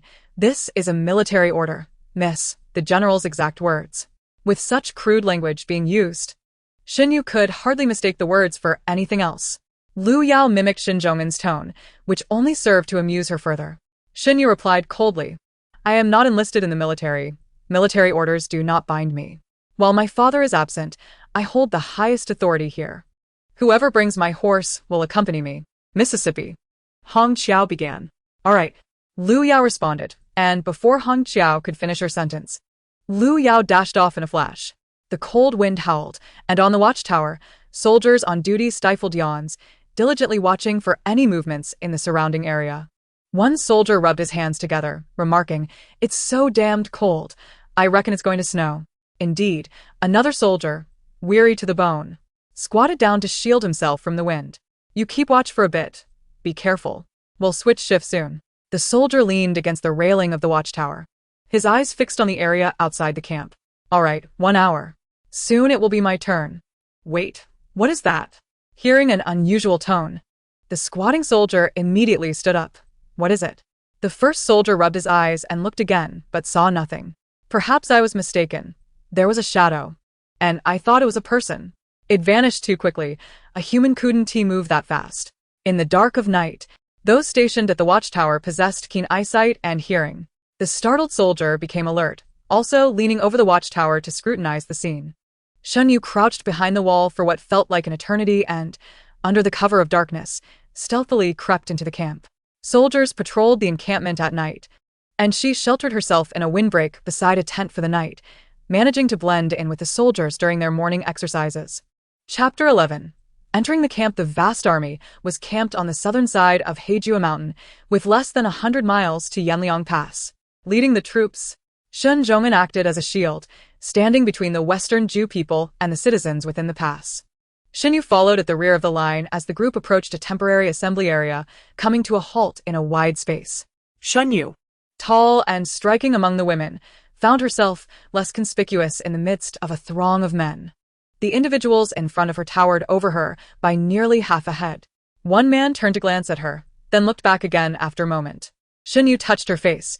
She had intentionally darkened her complexion and thickened her brows to appear more rugged when she entered. As the man turned for the third time, Shen Yu's hands, which hung by her side, were poised to act. In this public setting, if he called out her name, she would be exposed. Should the man make a move or speak, she would have no choice but to knock him out first. The man furrowed his brow, staring at her for a while, then pointed his finger. "You are that mountain cannon, right? You're the mountain cannon. Your whole family is." She retorted in her mind, but outwardly she smiled. "Yes, that's me. Have you been assigned to our unit?" Shen Yu nodded. "What are you doing standing there? Come up to the front." A man grasped her arm and pushed her forward, taking the position that Shen Yu had occupied moments before. The military camp bustled with countless individuals, year after year. Lives were lost in battle, and fresh recruits were drafted. After each skirmish, the ranks were reorganized, and the fallen were replaced. It was not uncommon to forget faces, as some would vanish overnight after merely crossing paths. Just days ago, there had been a clash with the Shijua people, resulting in thousands of casualties, with even greater losses on their side. Shen Zhongmin ordered a pursuit for 10 miles before establishing camp. Even the most valiant of men would find their spirits rekindled after such an encounter. The training ground echoed with the shouts of soldiers as they assembled to count their numbers. When Yangbang's name was called, a booming voice responded, "Present." The sound was so thunderous that it nearly shattered Shen Yu's eardrum. Rubbing her ears, she spotted a figure atop a magnificent steed, its hooves leisurely pacing among the formations, as Shen Zhao's piercing gaze swept across the throng of soldiers. From such a distance, Shen Zhao appeared indistinct. Even knowing he could not see her, Shen Yu instinctively lowered her head. If Shen Zhao were to catch sight of her, he would undoubtedly have her bound and sent back to Xingjing. Shen Zhao halted on a high platform and spoke to the deputy beside him, who nodded in response. Moments later, Shen Zhao descended from the platform on horseback. Shen Yu's gaze followed him intently, so much so that she failed to notice the line moving until a man behind her nudged her and whispered, "Hurry up, get moving." He added in a mutter, "How come you're so frail? A gust of wind could knock you over. What possessed you to join the army?" Shen Yu, distracted, replied absently, "There's no food at home. If I don't enlist, I'll starve." Yang Bang chimed in, "That is quite similar to my situation. My family is all gone, leaving me alone. I figure I might as well go to battle and take a few Shijua with me if I'm to die. I'll drag a few of those barbarians down with me." In the midst of their conversation, Shen Yu lost sight of Shen Zhao. Shen Zhao rode swiftly to the command tent, dismounted, and entered. Despite the bright daylight, lanterns were lit inside. Shen Zhao settled down and remarked, "It seems snow is on the horizon." Shen Zhongmin inquired, "Has the supply train been delayed by 10 days? 11 days, Shen Zhao replied after sipping some hot tea. The last of the old stock available, which, while not particularly palatable, served to invigorate. His brow furrowed tightly. The supply team seemed to be at a standstill. "I checked this morning. What remains will last us only 2 more days." The adage "the army moves on its stomach" holds true. The Ministry of Revenue had begun to arrange supplies before we departed from Xingjing, yet aside from the first batch arriving on time, there has been no further news. Worried, Shen Zhongmin sighed, fearing something had gone awry on the road. If the snow falls, the routes will become even more treacherous. Dispatch a squad to retrieve the supplies, and send out scouts to gather intelligence. Shen Zhao tossed the reins aside and replied, "I have borrowed another batch of grain from the Ganzhou prefecture. It should arrive tomorrow. However, this will be our final supply, as this year has not yielded a bountiful harvest. Their granaries are not well stocked, and they must also consider seed for the spring planting. The borrowed grain will only sustain us for an additional 5 days." The Ganzhou prefecture, located within the Yanliang Pass, is the largest city near the border, and if their granaries are scant, the common folk will surely suffer. Shen Zhongmin sighed, hoping the supply team would arrive promptly. Shen Zhao felt an unease settling in his heart over the past few days. "General, we must prepare for contingencies. If we cannot force the Shijua to retreat within 7 days and the supplies do not arrive, we will be at a severe disadvantage." Although they were father and son, they addressed each other by rank in the military. "What are your thoughts?" Shen Zhongmin inquired. Today's training was minimal, primarily focused on counting personnel, and the entire army is on standby. As the ranks dispersed, Yang Bang draped his arm around Shen Yu's shoulders, leading her toward the tent. "Our tent is sparsely populated, We lost 2 brothers in the past days, so with you, there are now 7 of us. He lifted the flap of the tent. Inside. 4 or 5 men were seated, fortunate that it was winter, as everyone remained shooed against the cold. Shen Yu had once entered a tent during the sweltering summer, where soldiers were bare-chested and barefoot, the smell overwhelmingly poignant enough to bring tears to one's eyes. Yang Bang introduced each man. This is Yu Dazue. This is a Hu, and so forth, concluding with, and this is Shan Power. You got that nickname how? Yu Dazue asked, his mouth large enough to swallow a person whole. Shen Yu was equally curious why Yang Bang had chosen such a name for him. What about your belongings? Yang Bang inquired. Shen Yu had left her pack hidden beside the main tent, filled with everyday items that would be cumbersome to retrieve. Especially since she did not intend to stay long, she planned to leave 5 days after the impending battle. I don't have much. Ahu scrutinized her and questioned, You're so thin, can you wield a sword? Shen Yu replied, I can manage. Yu Dazue laughed heartily, his grin revealing all 32 teeth, giving him an imposing presence. Stop laughing. You'll scare the newcomer, Yang Bang admonished. Being a warm-hearted individual, Yang Bang even helped Shen Yu obtain a blanket and a set of clothing.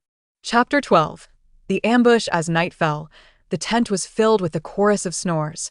Shen Yu found it impossible to sleep, her mind replaying the events of her previous life. In her memories, the urgent dispatch to Xingjing read as follows. On the 27th of October, Shen Zhao led a surprise attack on the Shijue camp and was trapped. Shen Zhong'an, commanding the remaining soldiers, attempted a rescue. Despite the military supervisor's counsel, Shen Zhong'an pressed forward, falling into a trap that resulted in the annihilation of his 100,000-strong army outside the pass. The military report was vague, and no one knew precisely what transpired at the front lines. As of the 100,000 soldiers, only a few survived. She had always found the circumstances suspicious.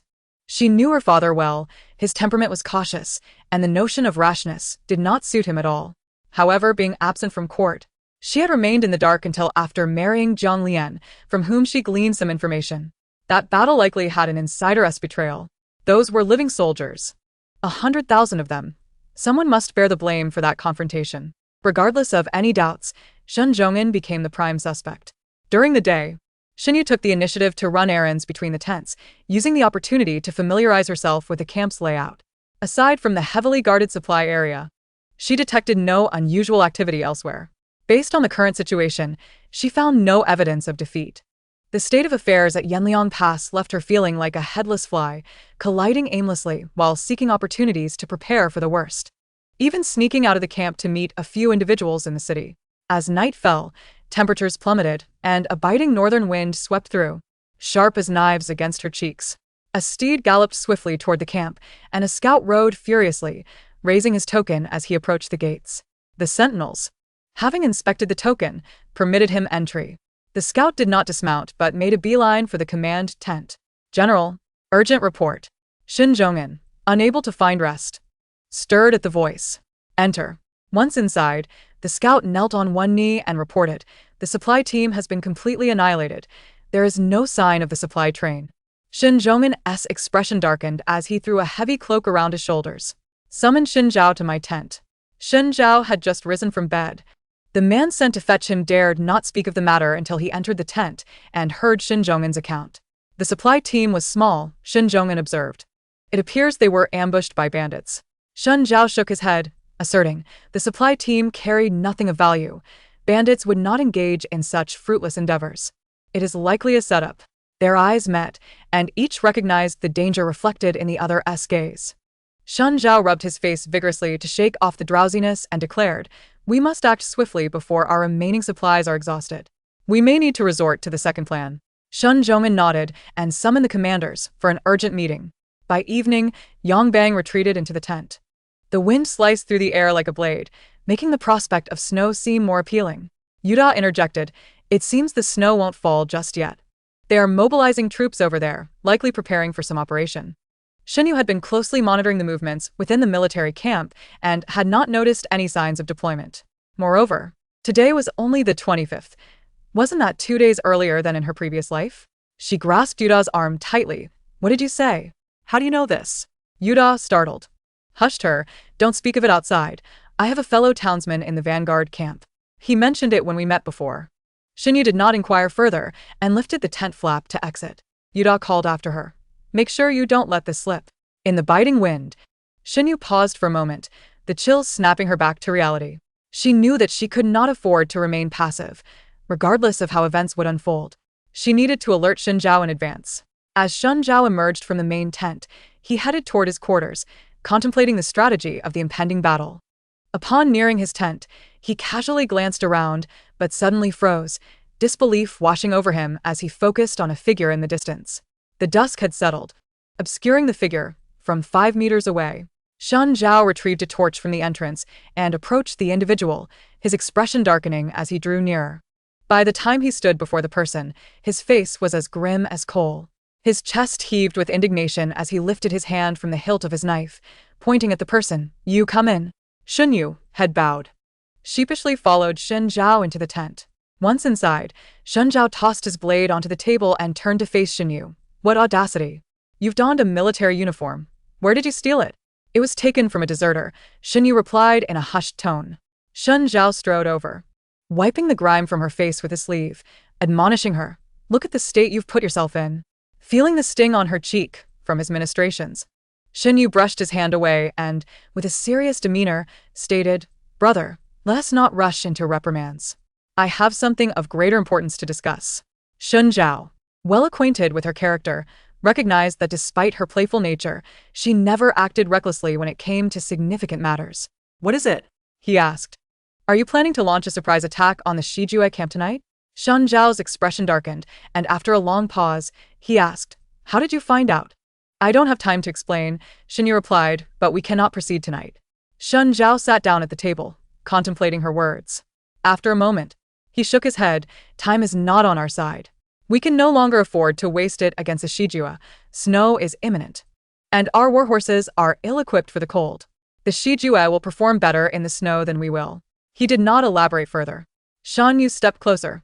Is it a matter of supplies? Shen Zhao looked up, and Xinyu, ignoring the doubt in his eyes, continued, I've been in the camp for several days, observing the situation. The subsequent supplies have not arrived. Shen Zhao replied gravely, Aside from the initial batch, the remaining provisions were borrowed from the Ganzhou prefecture. There is no surplus left in the city. Xinyu nodded and inquired, How much longer can the supplies last? 2 days, he answered. Xinyu proposed. There are several small towns in Ganzhou, and further south lies the Chengdu prefecture. We could transport grain from there. You speak so easily, Shen Zhao said, adding water to the kettle on the stove. But where will the grain come from? I've already signed a promissory note to borrow from Ganzhou. They understand the principle of mutual dependence and can't refuse us. However, if we approach another city, they may not extend us the same courtesy. Moreover, there are no granaries in Chengdu to sustain such a large expense. We won't borrow from the government, Xinyu insisted, her eyes shimmering in the flickering firelight. The Liu family business is widespread throughout the Great Zhou, including grain stores. We can seek assistance from my maternal grandmother in Hezhou.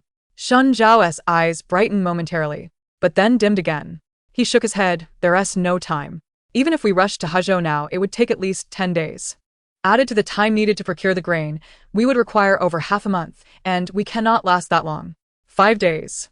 We only need to hold out for 5 more days, Xinyu urged. A few days ago, I sent Liya to Hezhou riding my steed, Ben Xiao. She should arrive within 4 or 5 days. I have also made arrangements for Hong Xiao. She has already taken my token and set off for Chengdu to begin preparations for grain. Once the grain from Chengdu arrives, it will be sufficient to sustain us for a few more days until the supplies from Hezhou can catch up. The moment she mentioned sending Liya to Hezhou, a look of astonishment crossed Shen Zhao's face. How did you know to act in advance? Chapter 13. The surprise attack before Shen Zhao. Shen Yu felt no need to conceal her thoughts. He was one of the few she trusted in the world.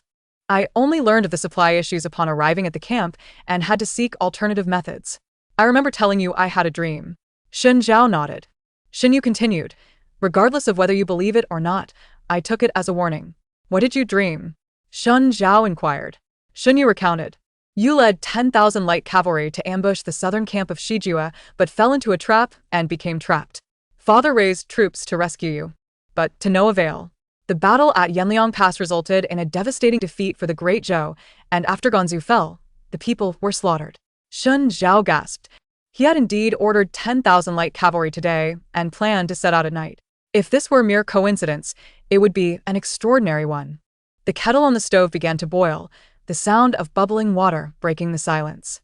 Shen Zhao took a deep breath, still struggling to believe her words. In your dream, did father and I fight until the last moment? Shen Yu managed to say, her voice thick with emotion. Shen Zhao remained silent, his gaze fixed on the bubbling kettle as he pondered her words. Shen Yu added, snow is about to fall. Only then did Shen Zhao grasp the kettle, flipping a cup that had been upside down on the table and pouring a cup of hot water for Shen Yu. The climate is colder west of Yanliang Pass. In previous years, the Shijue would not invade during winter. They typically retreat before the snow falls. We should have a little more time. Shen Yu shook her head. They will not retreat. Why do you say that? Shen Zhao asked, puzzled. Shen Yu cradled the cup of water, feeling its warmth, and explained, because this year, Shijue has suffered from drought. They are counting on invading the pass to seize grain for the winter. Otherwise, they would have to resort to slaughtering cattle and horses to survive, which would be devastating. Shen Zhao chuckled bitterly. Little do they know that even the front lines are nearly out of food. There is nothing for them to seize. However, Shen Zhao shifted his tone. We have already discovered that a contingent of Shijue soldiers is in retreat, around 20 to 30,000, led by Boda. Shen Yu rifled through her memories of the battle. Recalling that Boda had not retreated, records indicated he was present during the city slaughter, suggesting he was hiding somewhere, preparing to strike. What about the map? She suddenly asked. Shen Zhao set down the cup, unfurling a map, pointing to it. The Shijue are encamped here, and Boda has retreated from this location. Shen Yu tapped the map. I fear Boda hasn't he truly left. The evening drum within the camp sounded its first toll, and Shen Zhao listened intently, suddenly declaring, we were supposed to set out at the hour of the dog. Shen Yu suggested, I have a plan, but it's risky, and I cannot guarantee success. Speak. Shen Zhao urged. As the second toll of the drum echoed, Shen Zhao exited the main tent, leading 10,000 light cavalry into the dark of night. They did not head toward the originally planned southern camp of Shijue, but instead moved directly north, bypassing the Shima River, which cut through the Heek Mountains. They have indeed set up camp here, Shen Zhao remarked, his expression serious. The Shijue had stretched their front line thin, and by circumventing the Heek Mountains, they could reach the northern side of Yanliang Pass. It seemed Boda intended to launch a surprise attack from the rear with his 20,000 soldiers. It appeared he was preparing to strike from both fronts, launching an assault on the rear while the front line engaged in fierce combat. Before dawn, when the soldiers were at their most fatigued, the camp was eerily silent. The sentinels, bundled in their cotton garments, dozed in the watchtowers, occasionally opening their eyes to scan the surroundings before closing them again in slumber. The night wind howled like a wolf, masking the sounds of the dry grass beneath. Shen Yu lay flat on the ground, her body pressed against the earth, with Kong Qing, Shen Zhao as deputy, beside her, both blending seamlessly into the night. Shen Zhao had instructed that as long as Shen Yu survived, he would remain safe. Shen Zhao's formidable army of 10,000 lay encamped 5 miles away, with him positioned at the rear. Shen Yu, with merely 200 elite soldiers, stealthily infiltrated the vast camp of 10,000. Despite her prowess, should she be discovered, there would be no return. Yet, Shen Zhao could not restrain her, and she followed him like an inextricable shadow. Their eyes met, and Kong Qing signaled discreetly behind him. The patrolling soldiers, sheltered from the wind at the back of the tents, were caught off guard, their mouths covered as blades swiftly claimed their lives, leaving them unaware of their impending doom. The same fate befell soldiers caught unawares in the middle of their business. Shen Yu exhaled frosty breath, her hands stained with blood. She wiped her hands on her trousers and whispered, which direction is the supplies? Kong Qing gestured, indicating the path they had taken. You wait outside the camp. In a quarter of an hour, when the signal lights up, await the general's men. Shen Yu did not respond, slipping away towards the supply depot. Kong Qing felt powerless. If Shen Zhao could not control her, he stood even less chance, and he reluctantly followed. They approached a certain area when Shen Yu raised her hand, signaling to halt. She twisted her body, taking refuge behind a tent. Kong Qing, puzzled, remained in place. After listening intently for a moment, Shen Yu suddenly whispered, something is amiss. It is too quiet. Her observation alerted Kong Qing as well. Normally, the camp would be filled with the sounds of snoring, but now only the wind could be heard. The Western Jews' northern camp was deserted. Where had those 20,000 soldiers gone? Shen Yu swiftly analyzed the situation. The 20,000 soldiers of Boda had only two possible paths. 1. To launch a surprise attack on the northern gate of Yanliang Pass under the cover of night. 2. To return to bolster the southern camp of Western Ju, concentrating their forces for a frontal assault. The more she pondered, the more alarmed she became. For either scenario hinged on a critical prerequisite: the Western Ju must be aware of the impending assault. Should Shun Zhao lead a surprise attack on the southern camp, he would undoubtedly fall into a trap, with no chance of return, while the Western Ju could seize the opportunity to strike at the northern gate of Yanliang Pass, executing a pincer maneuver. It would ultimately depend on whether Shin Zhong'an chose to rescue his son or defend Yanliang Pass. Either choice would leave him in a precarious position, severely weakening their forces. Kong Qing quickly grasped the implications, gravely uttering, "There's a mole within our camp." Shen Yu nodded. Their position is not insignificant. As they spoke, Shen Yu began to move in the opposite direction. Kong Qing grabbed her. "What are you doing? We must ascertain their destination before proceeding with our plans. You stay here." This young lady was unpredictable, and Kong Qing found himself at a loss. Shen Yu stealthily made her way outside the camp, and after a quarter of an hour, she returned along the same path. The chill of late October was biting, yet Shen Yu was already sweating. The horse path to the north is freshly littered with manure. They likely intend to launch a rear attack. I will remain here with 20 men. You take the rest to cut off their retreat, ensuring they cannot return. Just as she explained, a shrill whistle pierced the wind, followed by two short bird calls. Chapter 14. The return. Shen Yu's eyes sparkled with realization. My brother has also discerned the problem. I will burn their supplies. You go sever their escape route. Once successful, signal me. Once the signal fire is lit, they will surely return to defend, providing my brother the perfect opportunity for a counterattack. Kong Qing was taken aback by her swift thinking. It was challenging to keep pace with her sharp intellect, especially under the brisk night wind. He crouched again. Perhaps I should stay behind. You go cut off their route. There are still over 2,000 men in the western camp. It is too dangerous. Go quickly. Shen Yu pushed him away. Stop being so indecisive. Once he had departed, Shen Yu leaned against a shadowy corner to rest, her mind suddenly clear. This life would not mirror her past, with 100,000 soldiers at their side. Her father and brother still alive, the people within the pass could live in peace. Half an hour later, the whistle echoed again through the wind. Shen Yu stretched her limbs and signaled to the remaining 10 or so men as they made their way toward the supply depot. The darkness still enveloped them, thick clouds pressing low before a looming snowstorm, obscuring even the stars above. Shun Zhao gazed out, observing that the smoke signals from the Western Ju camp had yet to rise. His impatience grew, his thumb unconsciously fidgeting against the hilt of his sword. If there is no smoke in another quarter hour, we will attack. Time dragged on. Suddenly, scouts galloped back. The smoke has risen. Attack. The elite cavalry surged forward towards the northern camp of Western Ju. As Shun Zhao arrived, he witnessed Shen Yu drawing her sword, a cascade of blood trailing behind her. Spotting him, she shouted, "Brother, only 2,000 remain in the camp. You must take your men to flank their rear."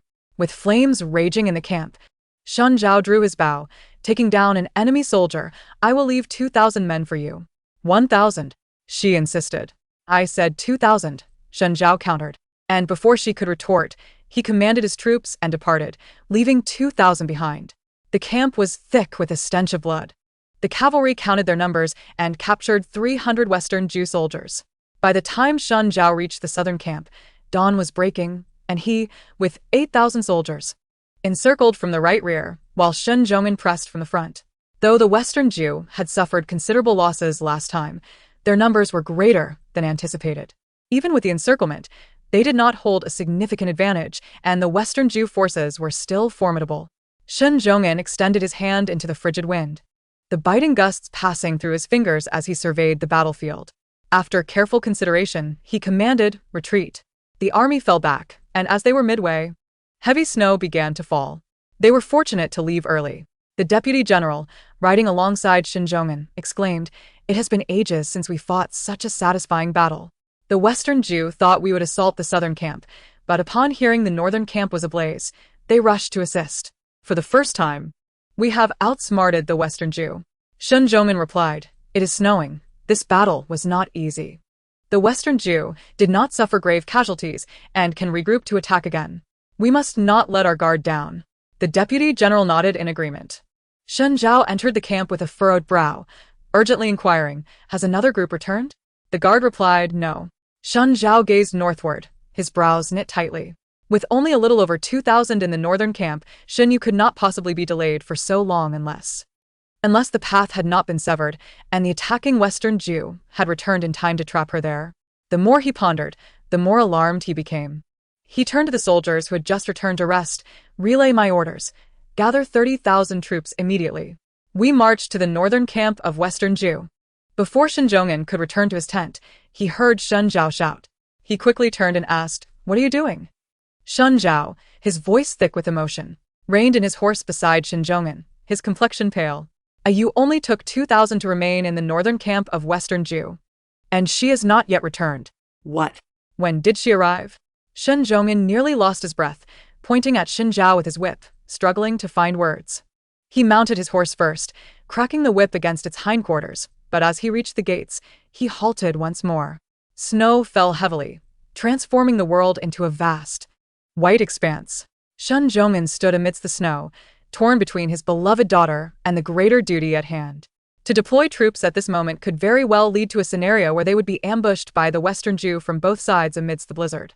He was not merely a father but a leader bearing the lives of countless soldiers.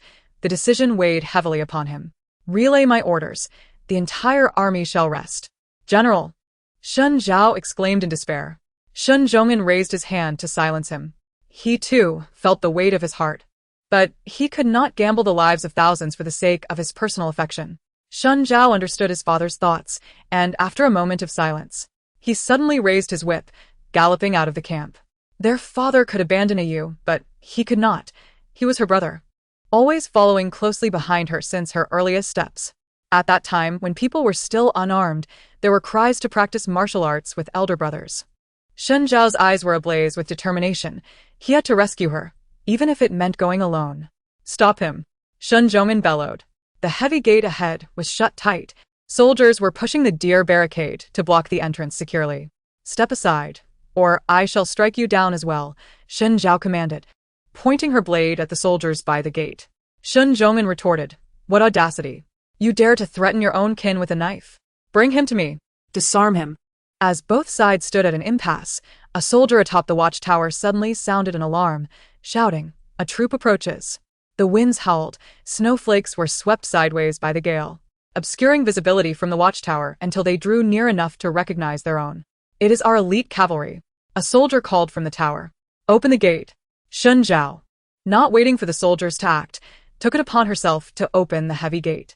As soon as a gap appeared, she squeezed through and sprinted across the snowy ground, finally spotting a figure amidst the snow. Shen Yu, weary and exhausted, approached on horseback, bending down to smile at him. "Brother, I have brought you something wonderful." Shen Zhao's eyes turned red. She used to present her treasures to him just like this, when they were children. He reached out to catch her, feeling her body was as cold as ice. He quickly unfastened his cloak and wrapped her within it, holding her tightly without uttering a word. It was fear that gripped him, fear that she might not return, fear that she would find herself embroiled in a deadly struggle alone. As Shen Yu entered the camp, dozens of supply carts followed closely behind, pushed by prisoners of war from the west, with cavalry escorting them on either side. Wrapped in the cloak, Shen Yu sat by the fire in the main tent, holding a cup of hot tea, yet feeling little warmth. The snow on her body melted under the heat, revealing her dampness. Shen Zhongyan silently watched her, several times attempting to speak, but her pitiful appearance rendered him speechless. Chapter 15. The spy Xin Zhao and Kong Qing knelt within the tent. "You may rise," Shen Zhongyan addressed Kong Qing, catching a glance at Xin Zhao, who remained kneeling. He did not dare to stand. Shen Zhongyan's deputy ventured. "At last, this time it was a close call. We caught the West's forces off guard and managed to transport back a significant portion of supplies, so it may balance out." Shen Zhongyan turned to Xin Zhao. "Speak for yourself." Shen Yu interjected, "I came of my own accord. It was my idea to go to the North Camp." "Silence," Shen Zhongyan admonished. Shen Yu pursed her lips, offering Shen Zhao a look that conveyed her hopes for his understanding. "Chao Gu, please assess the supplies. I have matters to discuss with these siblings," Shen Zhongyan instructed his deputy. Aware that the remainder was family business, he withdrew after receiving the order. As he exited, soldiers outside announced that the water had been boiled and placed in Shen Zhao's tent. Shen Yu had not been able to bathe properly since entering the camp. She could only take a hasty wipe when everyone was asleep.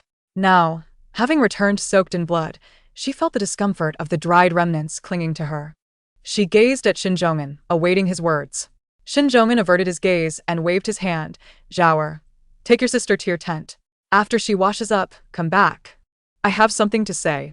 Exiting the tent, Shen Yu circled to the back of Shen Zhao's quarters, rummaging beneath the tent for a while until she retrieved a bundle. Relieved to find it intact, Shen Zhao chuckled, shaking his head in exasperation. Her habit of hoarding things had not changed. Reminiscent of a little mouse hiding food, what she had concealed this time was unknown. Shen Yu lifted the bundle. My clothes and silver notes are all inside. Shen Zhao accompanied her to the tent's entrance. You may go wash now. I will guard the door. Soak your feet in warm water before bathing. Having walked such a short distance, both were covered in a layer of white snow. Shen Zhao stood at the tent's entrance, while soldiers found him an umbrella to hold. Conditions in the camp were far from those at home. Being able to wash was already fortunate. The soldiers even managed to provide a modest wooden tub, cramped but usable. As her cold feet submerged in the water, Shen Yu sighed in contentment. After nearly half an hour of washing, when the water had cooled significantly, she finally stood up, feeling refreshed. The grime on her face washed away, revealing her porcelain-white complexion nestled within the cloak, her half-dry hair tied atop her head. Shen Zhao observed her several times. This appearance was finally pleasing, albeit she had lost weight. Could I not lose weight? She complained as they walked. You didn't take me with you. I was in such a hurry and had no guide. I couldn't enter the city along the way. I slept in trees and broken temples, gnawing on dry rations. Shen Zhao held the umbrella, and they walked side by side to the main tent, where the sand table was already surrounded by people. Several deputies, with bloodshot eyes from fatigue. Once Shen Zhong'an had finished giving orders, he dismissed everyone, sitting down with authority. Recount in detail what transpired at the West's North Camp. Shan Yu narrated the events. Seeing the north wind blowing, I set fire on the south side of the granary. The wind carried the flames towards the tents. Although it seemed fierce, it did not consume much grain. We managed to transport back what we could, and what could not be saved was set ablaze. Kong Qing had cut off their horse path from behind, preventing them from pursuing. The supply carts were too heavy, and due to the blizzard, the route was difficult, which is why we returned late. Shen Zhong'an patted her shoulder, offering silent praise. He couldn't help but think, why couldn't she be a boy? If she were, she could fight alongside him on the battlefield, and he wouldn't feel such heartache. Earlier, Chao Gu had counted the supplies. And with what you brought back, it would only last for 2 days at most. When will the supplies from Chengdu arrive? It may take another 4 or 5 days. Shen Yu replied. Shen Zhong'an pondered in silence. Shen Zhao remarked, there are spies within the army. Several commanders are aware of last night's ambush. Yet we cannot determine who is responsible. The West may know of our supply shortage and could launch a full-scale attack after 3 days of starvation. Shen Zhong'an nodded. I have sent 3 military reports regarding the supply situation, yet Shenyang has been slow to respond. It is untenable to wait idly. I have also discussed with the commanders. We shall break camp at dawn tomorrow and retreat to Yanliang Pass, needing to endure through the days of starvation. Shen Yu exited the tent, and when Shen Zhao returned, he did not see her figure. Where is she? Shen Zhao lifted the curtain and stepped out. A soldier responded. She said she returned to rest. And if the general needs anything, he could send someone to summon her. After a considerable time searching, Shen Zhao finally found Shen Yu's tent. Just as he approached the entrance, a burly man emerged, and upon seeing Shen Zhao, immediately saluted, General.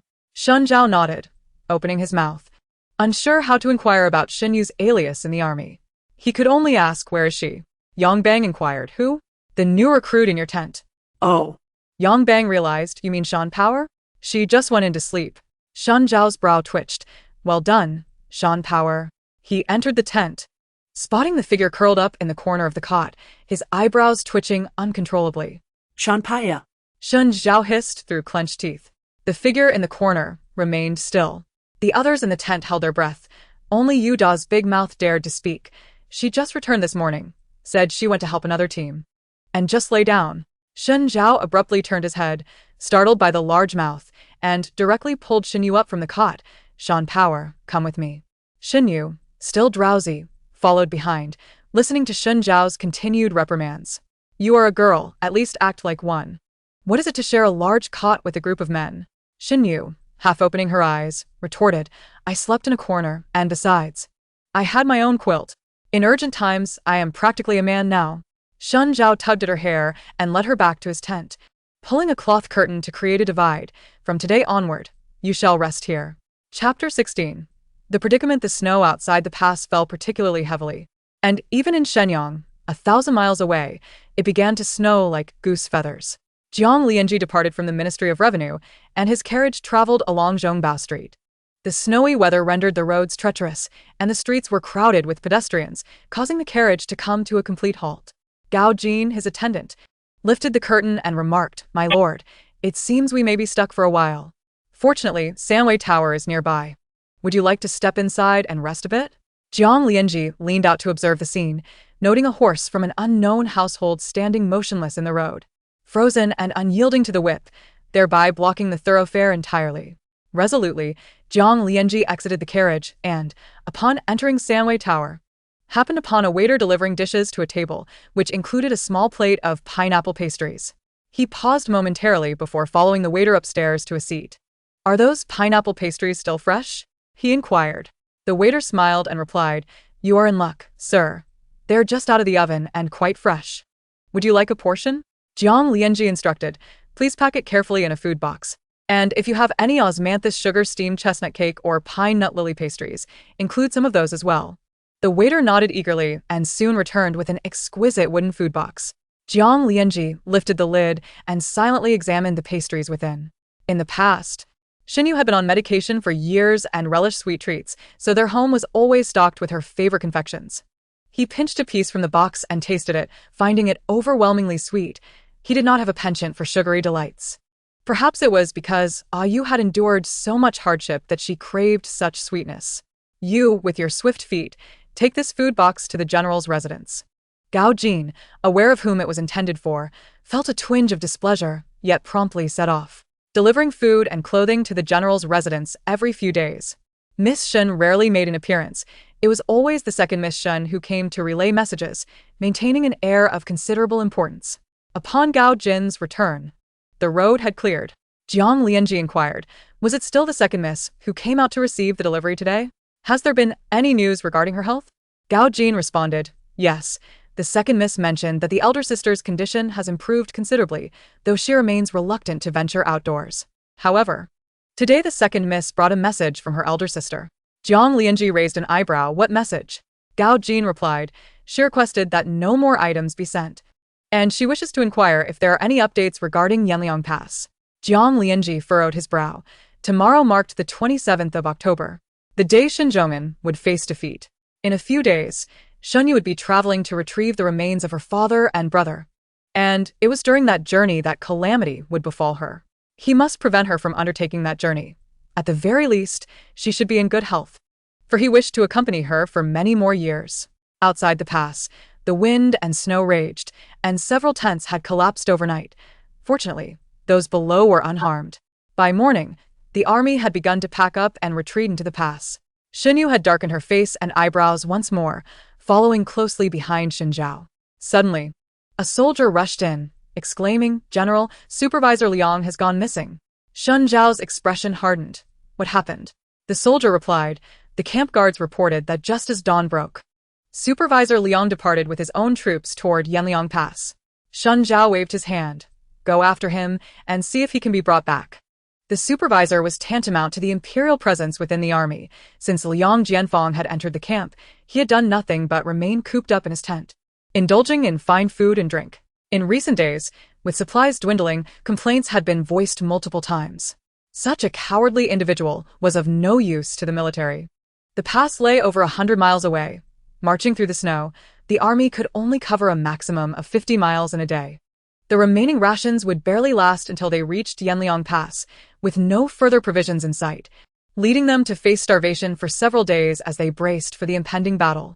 On the evening of the second day, the snow finally ceased. Outside Yanliang Pass, the land lay flat, and the brown city walls stood resolutely against the snowy backdrop. Shen Yu sighed in relief. At last, the army could enter the pass before sunset.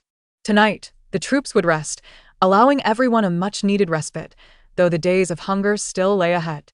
Two scouts, having ridden from the direction of Yanliang Pass, dismounted and knelt on one knee, reporting, "General, the main gate of Yanliang Pass is tightly shut. I have displayed the token, yet the gatekeepers refuse to open the door."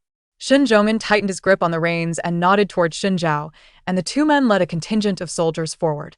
Shen Yu felt an unsettling anxiety within her. They had successfully evaded the catastrophic battle of the previous life, yet this inexplicable sense of dread lingered.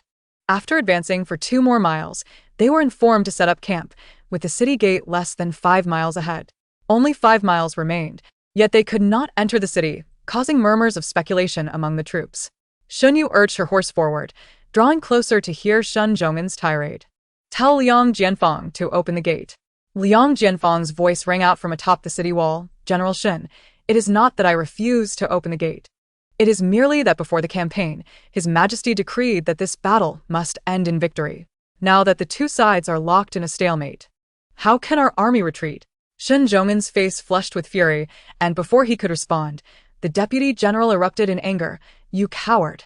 With the supply train lagging behind, you leave us to fight a losing battle while you hide away in the city, enjoying your comforts. You are driving us to our deaths. Our supplies have run out. And if the Western Jew attack now, we will have no escape. If our front line collapses, do you think you can hide in the city and avoid the consequences?" Bold words. Liang Jianfang shouted from the city wall. "As supervisor, I can have you taken into custody for spreading treasonous words. You come down and try." The deputy general, Chao Gu, shouted back, "If you do not come out, you are a coward." The air was thick with curses at the city gate, yet the door remained immovable. As darkness fell, bonfires flickered within the camp. Shen Zhongman stood atop a small mound, gazing at the faint glow of torches on the city gate of Yanliang Pass. On the first day, the army faced starvation, and the city gate remained closed. On the second day, the soldiers began to show signs of emaciation from hunger, and they could only conserve their strength as much as possible. On the third day, the city gate still did not open. Shen Zhao lifted the curtain of his tent and found Shen Yu sitting quietly on the mound. "What is Liang Jianfang plotting?" Shen Yu asked once he sat down. Shen Zhao plucked a piece of dry grass from the snow and replied, "His intention is to starve us. There are various factions in the capital vying for power, and we may very well become expendable pawns in their internal strife, or Liang Jianfang could be a mole for the Western Jew." Just as Shen Yu was about to inquire further, Shen Zhao hushed her, pulling out a paper package from his clothing and presenting it to her. "You must be hungry." Shen Yu stared at the corn bun in surprise, and Shen Zhao urged her, "Eat." She took the bun, broke it in half, and offered it to him. "If you do not eat, I won't either." Shen Zhao smiled softly, took a bite of the corn bun, and only then did Shen Yu begin to eat. The taste was far from pleasant. It was cold, hard, and somewhat dry, and as she swallowed, she could feel its coarse texture scraping down her throat. The two finished the bun amidst the night and the cold wind. "Tomorrow, I will send a small team with you, with Kong Qing accompanying you. You will head north to the fief of the Northern Lin King, then take a detour back to the capital." Shen Yu remained silent, recognizing that this was akin to preparing for the worst.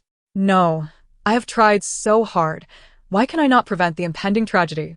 After these 2 days, they had come to an undeniable conclusion. If this battle ended in defeat, it would not be due to natural disaster, but rather human malice. From the moment they set out from Xingjing, it had been a deadlock. Someone wanted them dead, wanted them to fail. Yet she was merely a mortal. She could find ways to evade that fatal battle, but she could not thwart the knife that would be plunged into their backs. For it was impossible to predict where the next blow would land. Shen Yu turned her face away. "I will not leave." "Listen to your brother," Shen Zhao urged gently. Shen Yu insisted, "Tomorrow, we will storm the city. The garrison within is fewer than 10,000. Capturing Yanliang Pass should pose no problem." Shen Zhao smiled bitterly. "And you would raise arms against your own people? They are not our people. They want us dead. But the common folk are not." Shen Zhao's gaze bore an unspoken clarity. "Once we attack the city, we become the rebels. Then we shall lead our troops around to the back." Shen Yu was no longer capable of contemplating the complexities of the situation. Whatever thoughts flitted through her mind were spoken with unrestrained candor. Shen Zhao remarked, You yourself have stated that the garrison within the city numbers no more than 10,000. If we circumvent the enemy, the Shijue will be able to march directly toward Yanliang Pass. What then becomes of the hundreds of thousands of innocent civilians within the walls? Chapter 17. Farewell. The snow beneath their feet crunched audibly as both turned to see Shinjongin approaching, treading through the snow with a peculiar gait. What are you two doing huddled here? Eating bread? Shinyu inquired. A knowing smile graced Shinjongin's face as he produced a bun from beneath his garments and offered it to her. With rations scarce, a single commander was allotted merely a bowl of thin porridge and a bun. Both her father and brother wished to reserve the better portions for her. Shinyu finally felt the weight of emotion pressing upon her, her eyes shimmering with unshed tears as she said, I just ate. I cannot manage another bite. The army was already facing starvation. Merely having something to fill their stomachs was a small mercy, let alone a full meal. Shin Zhongin playfully kicked Shin Zhao, who shifted aside, allowing him to sit between them. He pressed the bun into Shen Yu's hands, saying, Eat. Tomorrow we shall slaughter the horse, ensuring that the troops are well fed, so they may rally their spirits for the coming battle. The decision to slaughter the horse was a final act of desperation, leaving no room for retreat, a dire fate for many valiant souls. Silence enveloped them as the biting wind howled across the hills, carrying its chill further afield. Shen Zhongin spread his arms around the two children, gazing into the distance as he continued, Beyond Heek Mountain lies the land of our homeland. The great Zhou has stood here for centuries, and beneath our feet lie the remains of countless heroes. He reflected, I once pondered what would happen if one day I were to perish far from home, wrapped in a shroud of horsehide. What would your mother do? She left this world far too soon, and she asked to be laid to rest on the flattest land within Heek Mountain, saying that if that day ever came, I could follow the river to be reunited with her. Shinyu's eyes brimmed with unshed tears. In her previous life, she had never come to the border and had never heard her father utter such words of farewell. She had rushed from Shengjing, gathering the shattered remains of her father and brother, interring them in the ancestral grave of the Shen family. She feared not death. Rather, she harbored a deep-seated resentment. Heroes ought to die honorably on the battlefield, not be trapped and perish ignobly between opposing forces. Shin Zhongmin's expression remained resolute as he gently patted their shoulders before rising to return. Father. Shun Yu began, but he lifted his hand to silence her. His heavy voice carried by the wind. To die in admonition is to perish in battle. This is the fate that should befall a soldier. The winter outside the walls was unbearably cold. Shin Zhongmin raised his gaze to the heavens, feeling the weight of his limitations. Once they departed, the Shijue would march directly to Yanliang Pass, threatening the lives of hundreds of thousands within the city who would rely on the walls built from their bodies for protection. Thus, this battle was destined for defeat, yet retreat was not an option. But his daughter was no soldier. She had a long road ahead, and he could not allow her young life to be sacrificed here, trampled into the ground by the enemy's steeds. As they watched Shin Zhongmin walk away, Shen Zhao unfastened the pouch at his waist and handed it to her. Shen Yu accepted it, inhaling its contents with a smile.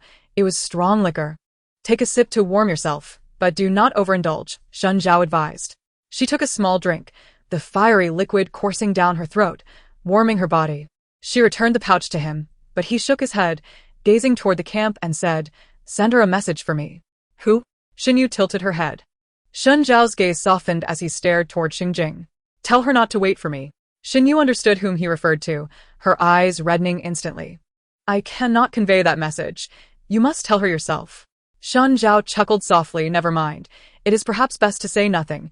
In time, she will forget. Xinyu shook her head vehemently. How could one forget? A person etched into one's bones cannot be easily dismissed. Miss Yu never married until her death. She turned her gaze to Shin Zhao's face, her focus growing increasingly elusive. Shaking her head, her vision blurred further. You, in the liquor. Shen Zhao did not allow her to finish, gently pressing her head against a shoulder. You, do not seek vengeance. Simply move forward and live your life. Your brother and parents are watching over you. With that, he lowered his head to observe her, and the young girl had already succumbed to slumber against him. He lifted her onto his back and silently made his way toward the southern end of the camp, retracing the path he had once walked with her. The crunching of snow continued. Ayu, the road ahead will be yours to traverse alone. 3 miles south of the camp, a small contingent of soldiers stood in formation. Shin Zhongmin led the way, dismounting as Shen Zhao approached, taking the sleeping Shen Yu into his arms. The heavy snowfall had ceased, and the ground shimmered with moonlit brightness. They exchanged silent farewells, with no words spoken except for the sound of footsteps and the clinking of armor, accompanied by the horses' labored breaths. Once Shen Yu was settled, the two mounted their horses. Shen Zhao raised his whip and pointed in a direction, instructing Kong Qing, "Keep heading in this direction, and you will reach the fief of the Northern King." Kong Qing knelt before him. "General, I entrust her to you." Shen Zhao replied earnestly, "Protect her well. This is my final military order to you." Kong Qing's expression grew serious, his eyes reddening. "Yes, this subordinate shall obey. Let us depart," Shen Zhong'an urged. He turned his horse slowly, hearing the distant sound of hooves fading away. He longed for one last glimpse of his daughter, but ultimately could not bring himself to look back. It did not matter whether he looked or not. The outcome remained unchanged. Partings and reunions are but fleeting moments in time. The sound of hooves echoed in his ears, and slowly, his body began to awaken from its stupor. Shen Yu gradually opened her eyes to find herself enveloped in darkness, her body still in a state of numbness. She attempted to move her arms, but the person before her seemed to sense her awakening and pulled back the large cloak draped over her head. "Miss." She recognized Kong Qing's voice, but the harsh light forced her to shut her eyes again. "Where am I?" Kong Qing gazed ahead. "We have traveled north for 100 miles. With half a day's pace, we shall cross the river. After that, we will let me down," Shen Yu interjected. At that moment, she could clearly see her surroundings. There were about 10 individuals in 2 rows accompanying them. She and Kong Qing shared a horse, and fearing she might fall during her unconsciousness, he had bound her to his back. The horse continued its northward journey without altering its course. Shen Yu attempted to struggle, only to find her entire body rendered immobile. Sensing her intentions, Kong Qing said, "Miss, I have been ordered by the general to escort you back to Xingjing." "I will not return," Shen Yu retorted vehemently. "My father and brother are still outside Yanliang Pass. Are you asking me to abandon them and flee?" Kong Qing remained silent. "Kong Qing, do you intend to be a deserter?" "We are not deserters." "Then let us return and fight." Kong Qing abruptly halted the horse, dismounted, and stood beside her. "Miss, we cannot go back. Liang Jianfeng has sealed the city. No food can be transported from within, and the soldiers outside cannot return. It is a deadlock." "And what of it?" Shen Yu replied defiantly. "Would you rather live in shame, surviving only to bear guilt for the rest of your life? Or would you choose to slay a few Shijue and die honorably?" Kong Qing was rendered speechless, his unwillingness betraying his true thoughts. Shen Yu pressed on. "One ought to die gloriously for their country on the battlefield. There is no need to be wrapped in horsehide. This is the first lesson my father taught me in poetry. I shall not retreat, even if I am to be buried there. I must witness the day when the Shijue are repelled." Kong Qing's eyes widened in disbelief, and he raised his head, declaring, "We will not retreat." "Then release my restraints." Kong Qing stared at her face, his expression torn with conflict. After a moment, he shook his head. "As long as I am a soldier under the general, I must obey his orders. After I send you back to the capital, I will come to join them." Shen Yu felt anger swell within her. "Fine. You will not release me then." Kong Qing looked at her in confusion, but after a moment, he suddenly understood her intentions. "Miss, you mustn't." Before he could finish, Shen Yu's lips had already drawn blood. "Will you release me or not?" she threatened. Forcing her internal energy to break through the restraints was an act that could severely injure her, potentially leading to the loss of her abilities. Kong Qing felt as though an invisible blade had been drawn against his throat, and he reluctantly complied, swiftly undoing her restraints. In the next moment, Shen Yu had seized the reins and turned the horse around. "I must return. This is a path of no return. You may choose to leave, or you can choose to fight back with me." The soldiers tightened their grips on the reins, declaring their solidarity with the young lady. "I too," they echoed. "Let us take down a few of those Western Jew men first." Kong Qing took a deep breath, grasped the reins, and mounted another horse. The sounds of battle at Yanliang Pass reverberated through the air, with the clash of hooves, the roars of men, and the wails of the wounded merging into a cacophony that nearly shattered the heavens. Soldiers of the Great Zhou, famished after days without food, summoned their remaining strength to wield their blades against the iron hooves and slashing knives of the Western Jew. This was no war, it was a coordinated ambush and massacre. Shen Yu charged in with the group, swiftly disarming a Western Jew soldier of his long knife, and brought it down upon her foe. Behind her, Kong Qing shouted, "Miss, be careful. We must find the general." Shen Yu's eyes were filled with a crimson haze. She had already carved a path through the blood mist, discarding her blade for a new one once it was dulled. Her arms moved instinctively, and she had lost count of how many heads she had severed.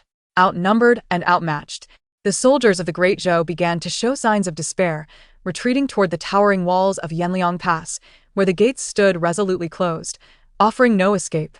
As death drew nearer, fear began to dominate the hearts of men. Some soldiers dashed toward the gates, frantically pounding on the heavy doors, pleading for admission. Yet the gates remained unmoved. The Western Zhou continued to tighten their encirclement, and with less than 20,000 troops remaining, the remnants of the Great Zhou faced a grim fate. The timid could no longer suppress their whimpers, their sounds carried away by the chilling wind, growing ever more desolate. Shen Yu shook the blood from her blade, scanning the area for her father and brother, yet their figures eluded her. The Western Zhou launched a full-scale assault, their dark iron armor surging toward the city gates like a tide, threatening to flatten the land in an instant. In the eyes of all, despair mingled with a fierce resolve. Let us take down a few more of the Western Zhou. If we perish, let it be with honor. Exhaustion gripped Shen Yu. Her strikes became sluggish, and though she managed to wound her opponent, she could no longer deliver a clean kill. Blood sprayed as her adversary fell, and she felt her strength waning.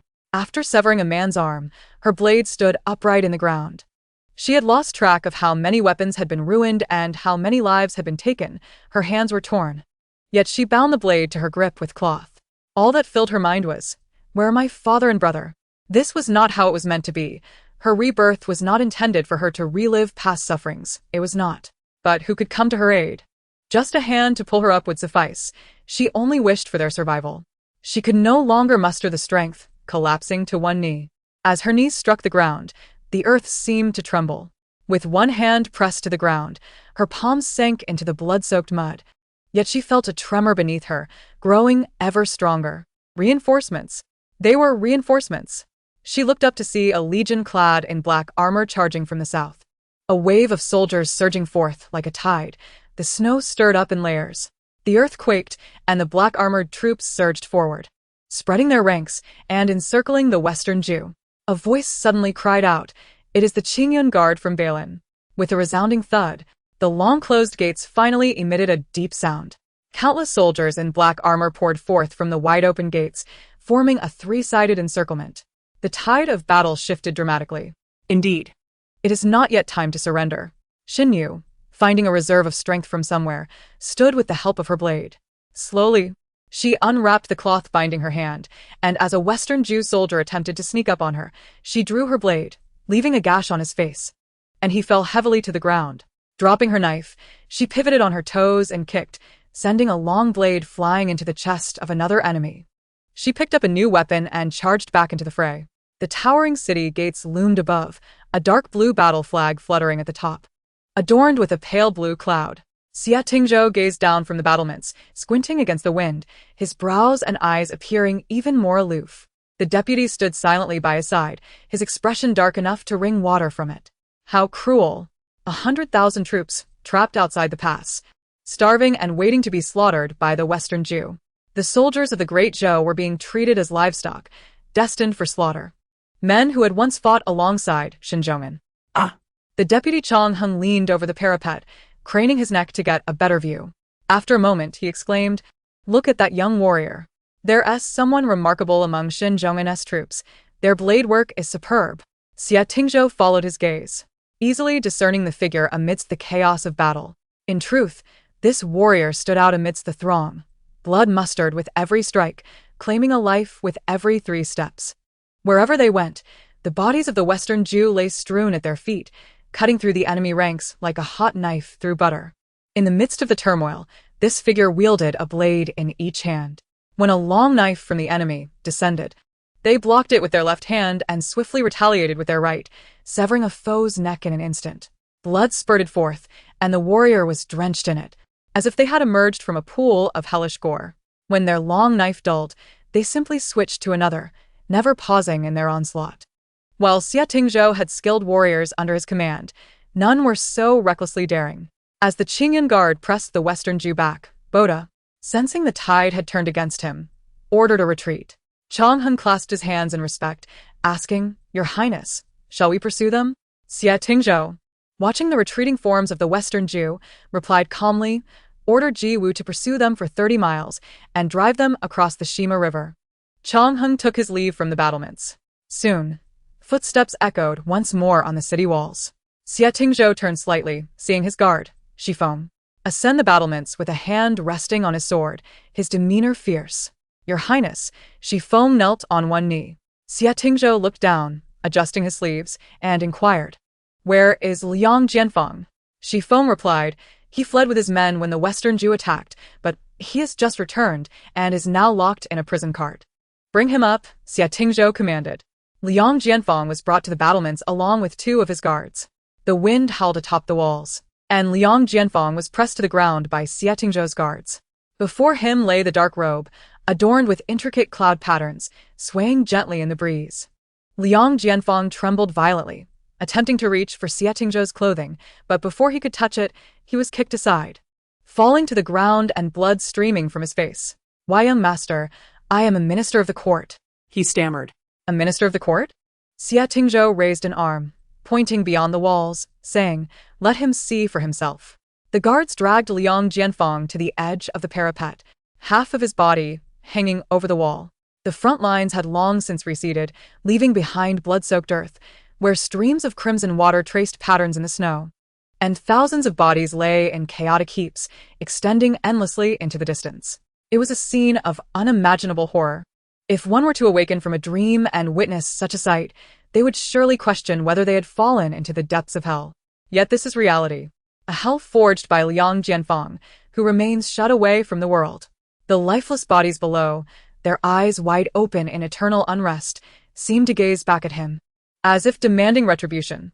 Liang Jianfeng let out a terrified scream from his throat, shaking his head in denial, but the guards behind him gripped his hair tightly, forcing him to look.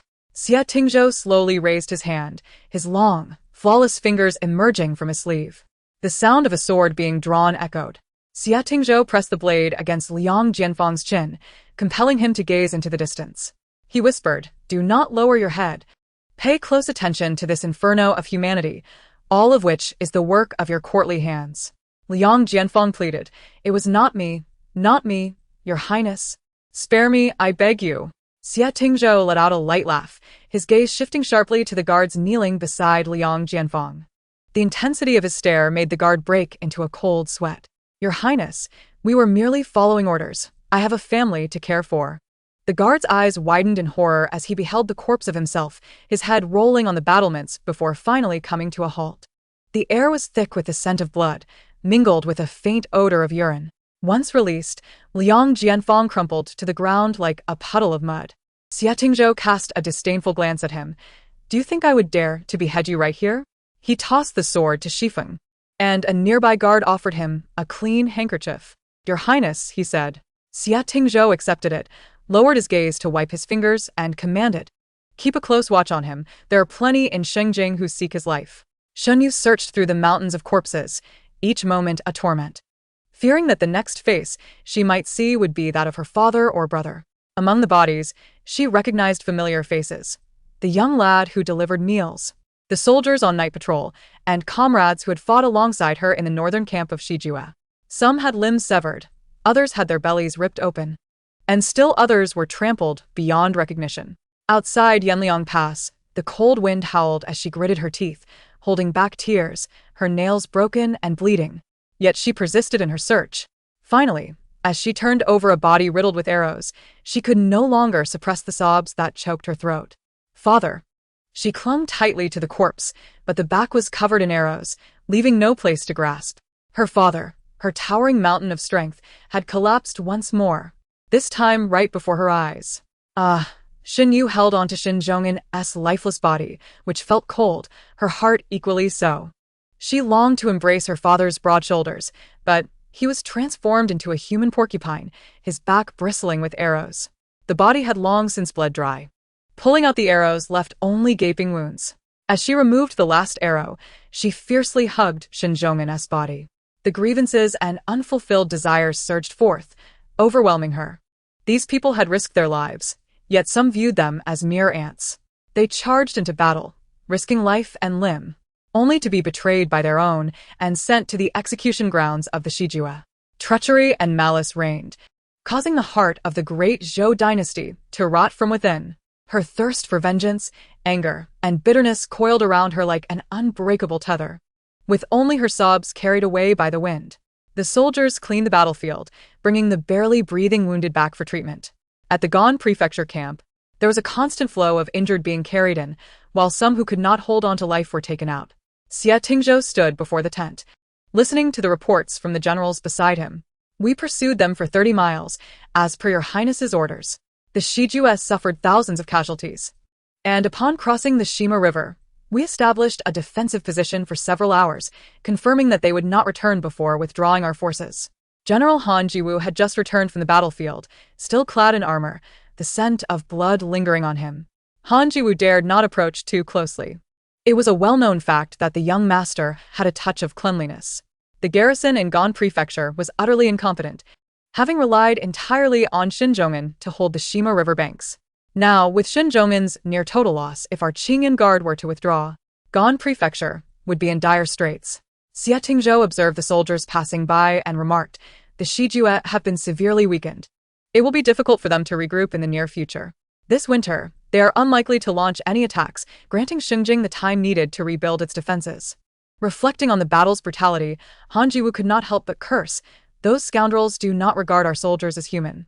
Xie Tingzhou remained silent as more wounded were brought in. "Hey, wait a moment," called a voice, loud and commanding. It was Xie Tingzhou's deputy, Chang Heng.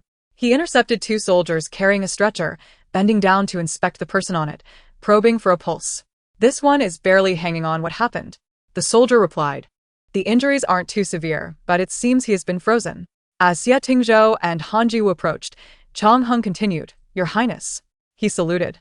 Xie Tingzhou nodded slightly and asked, "Do you recognize him?" The person on the stretcher was covered in blood, making it impossible to discern their features. Even their eyelashes were matted together. Chang Heng replied, "Not exactly, but this is the fierce one I saw earlier on the city wall. Quite skilled indeed." Han Yivu.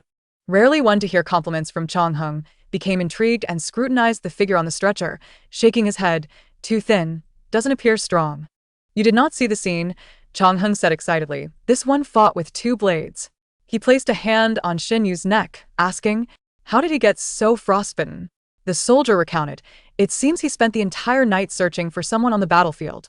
This morning, when we went to assess the area, we found him clutching a corpse, almost frozen to death himself.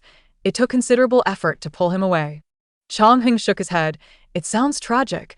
He must have been quite close to that person, a loyal friend." "It was General Shen's body," the soldier said solemnly.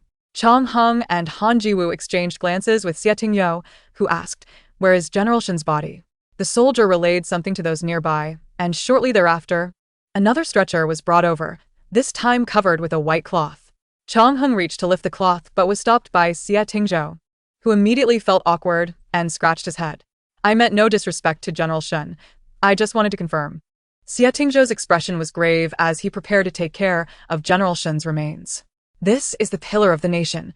The loyalty of his family deserves proper respect. Even in death, he should not be displayed for others to gawk at."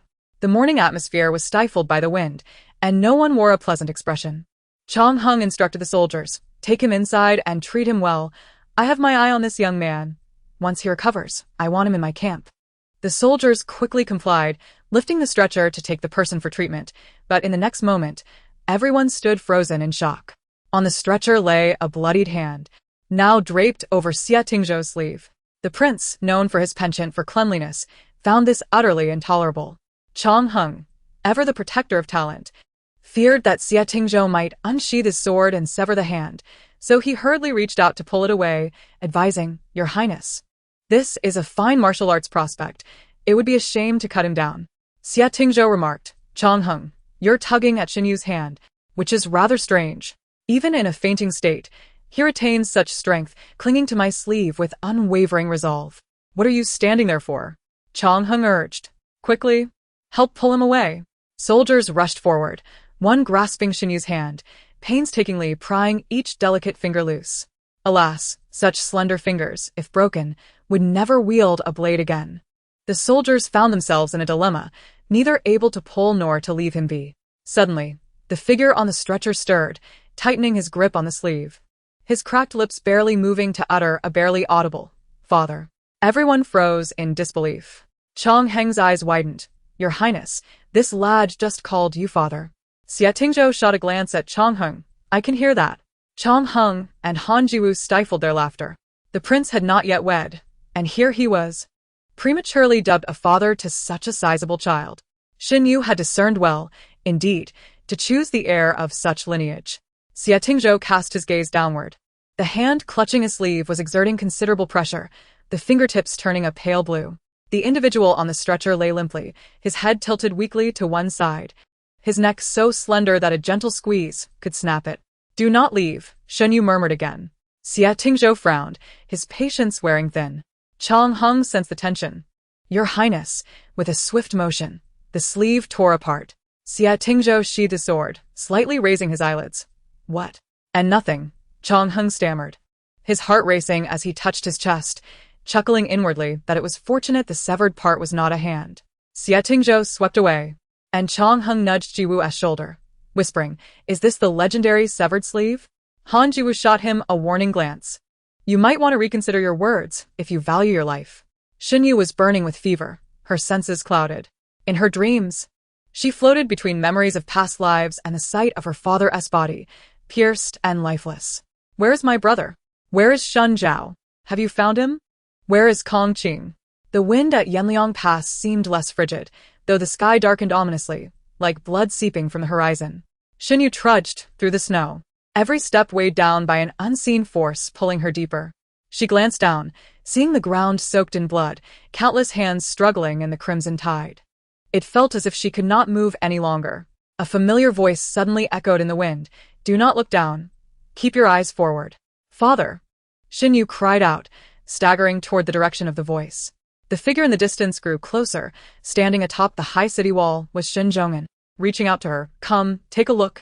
Do you see anything?" Shen Yu squinted into the distance, her vision revealing a sea of corpses. Shen Zhonghan shook his head. "My daughter, you have mistaken your path. Turn back." She pivoted, gazing into the city. "You did not return to save me, but to rescue the thousands of citizens within. Look, history has not repeated itself. You altered its course, buying us time. Yanliang Pass is not fallen, and Ganzhou City has not been slaughtered. This is the essence of your existence." Xin Yu vehemently shook her head. "But I only wish to save you and my brother. I want you both to live." Shen Zhonghan smiled gently. "Your mother awaits me. She has waited too long. Then wait for me. I will come too." Shen Zhonghan shook his head. "You have far more important tasks ahead, Ayu. You can save more lives, do you understand?" The figure began to fade, and Xin Yu desperately lunged forward, but could not grasp a single hem of clothing. "Father!" Xin Yu awoke, trembling. Each breath felt like a blade cutting through her chest.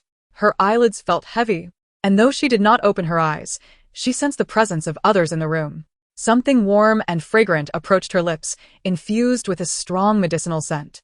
As she opened her eyes, the young apothecary feeding her was startled, dropping the medicine bowl with a clatter. "You're awake," he exclaimed, his eyes wide with surprise. Turning her head, Xin Yu saw the apothecary had risen, and shortly thereafter, an elderly doctor entered the tent. The doctor immediately took her hand to check her pulse, then instructed the apothecary to fetch another bowl of medicine. With so many injured, the military doctors were overwhelmed. This physician had been temporarily summoned from the city. This patient had received special care from General Chang, and he was determined to save her life, having originally thought she would never regain consciousness. Chapter 21. Times of Rain. Where am I? Shen Yu's voice emerged as a faint whisper, her throat parched and raspy. "You are in the infirmary," the elder doctor replied. "You were brought down from the battlefield." Shen Yu paused, attempting to rise, but fell back onto the bed. "Do not move." Gasping, she insisted, "No." "What about General Shen's body?" The doctor reassured her. "You need not worry. His Highness the Prince has arranged for General Shen's spirit to be honored. It currently rests in the tent." Shen Yu exhaled in relief, only then noticing something odd in her grasp. It was a piece of silk, adorned with cloud patterns. One edge neatly severed, as if cut by a sharp blade. "What is this?" she inquired. The apothecary, returning with medicine, replied, We do not know. You were holding it when you were brought in, and we could not pry it from your grip. 5 days after that battle, following several days of treatment, Shenyu was finally able to rise from her bed. Reports indicated that 3,000 soldiers were injured in that conflict, with many unable to survive. Daily, bodies were carried out of the infirmary. The apothecary could not stop Shenyu as she slipped out of the tent, searching the entire infirmary but finding no sign of Shun Zhao or Kong Qing. She feared the worst, that they were lost, perhaps buried beneath the corpses, or mangled beyond recognition, but she refused to entertain such thoughts as long as she had not found their remains. She would cling to the hope that Shun Zhao was still alive. Her search yielded some results. Within the infirmary, she encountered the injured Yu Dazue and Yang Bang. Yu Dazue had only minor injuries, while Yang Bang bore several deep cuts, having narrowly escaped with his life. Damn that Boda, Yu Dazue cursed. The Prince of Balin should have struck back, burning their lands and slaying their kin. Mind your words, Yang Bang, weakened and lying in bed, admonished. Your life was saved by the prince. Do not command others on how to act. Shun Yu hung her head, devoid of energy. The army's decision to halt their advance was wise. Further combat to the west would be increasingly difficult. Silence enveloped them until low sobs emerged from the military tent. Yu Dazue wiped his face and lamented, "Ahu, and the others are gone. I watched the Shijua people behead him right before my eyes." His words served as a catalyst, and soon the tent was filled with the sound of weeping. These were men of valor, who had faced death on the battlefield without tears, yet could not hold back their sorrow in such dire circumstances. Shenyu steadied herself, gradually rising to her feet. The weight of despair had been suffocating. She had doubted herself countless times, waking from nightmares. The vengeance for her father and brother remained unfulfilled, while the instigator reveled in their freedom. How could she rest? She could no longer bear to listen to such despondent words, fearing it might drive her to madness. She longed for someone, like her father in her dreams, to guide her forward. Upon exiting the infirmary, the sky had darkened. She wandered aimlessly, only realizing she had reached the tent where her father's body lay. The winter at Yanliang Pass was bitterly cold. Even after days, the body remained intact. In her past life, she had traveled great distances from Shengjing to attend to her father's spirit. In this life, she wished to fulfill his wish to be buried beyond the pass, following the Shima River downstream, where he could finally reunite with her mother. Before the tent stood a soldier, preventing her entry. Thus, she lifted her garment and knelt before the entrance. "Father, I shall keep vigil for you," she whispered in her heart. The light of the tiger tent remained lit until the second evening drum sounded. A few generals emerged from Xie Tingzhou's tent after concluding their discussions, one by one. Chang Hung lingered behind, stating, "Those good-for-nothings in Shengjing vanished during the battle. Yet now that it is over, they are here with haste." Xie Tingzhou pressed his fingers to his brow, inquiring about the movements of the Lu family from Luozhou. Shifeng replied, "The Lu family previously sent supplies but were blocked by Liang Jianfang at the city gates. Now that the provisions have entered the city, their head has not arrived, but those in charge express a desire to meet His Highness." Chang Hung retorted, "How can His Highness meet with mere merchants at their whim?" Xie Tingzhou shot him a sharp glance.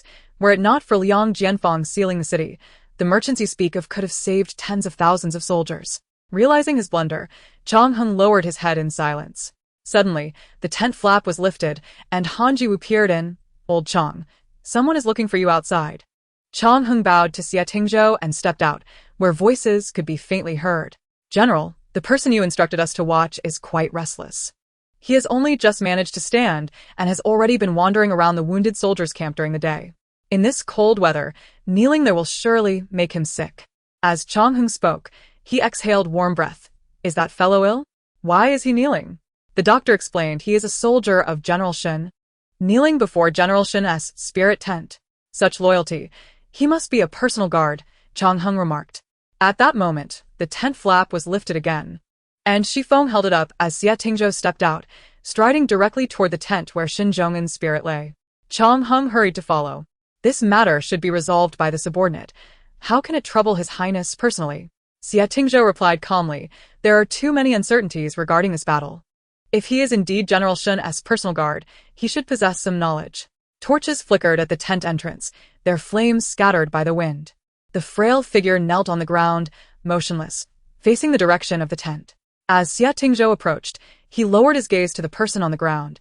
What is your name? Shan Yu lifted her head, for the first time beholding Xie Tingzhou's visage. What a face it was! A canvas of ink adorned with striking features.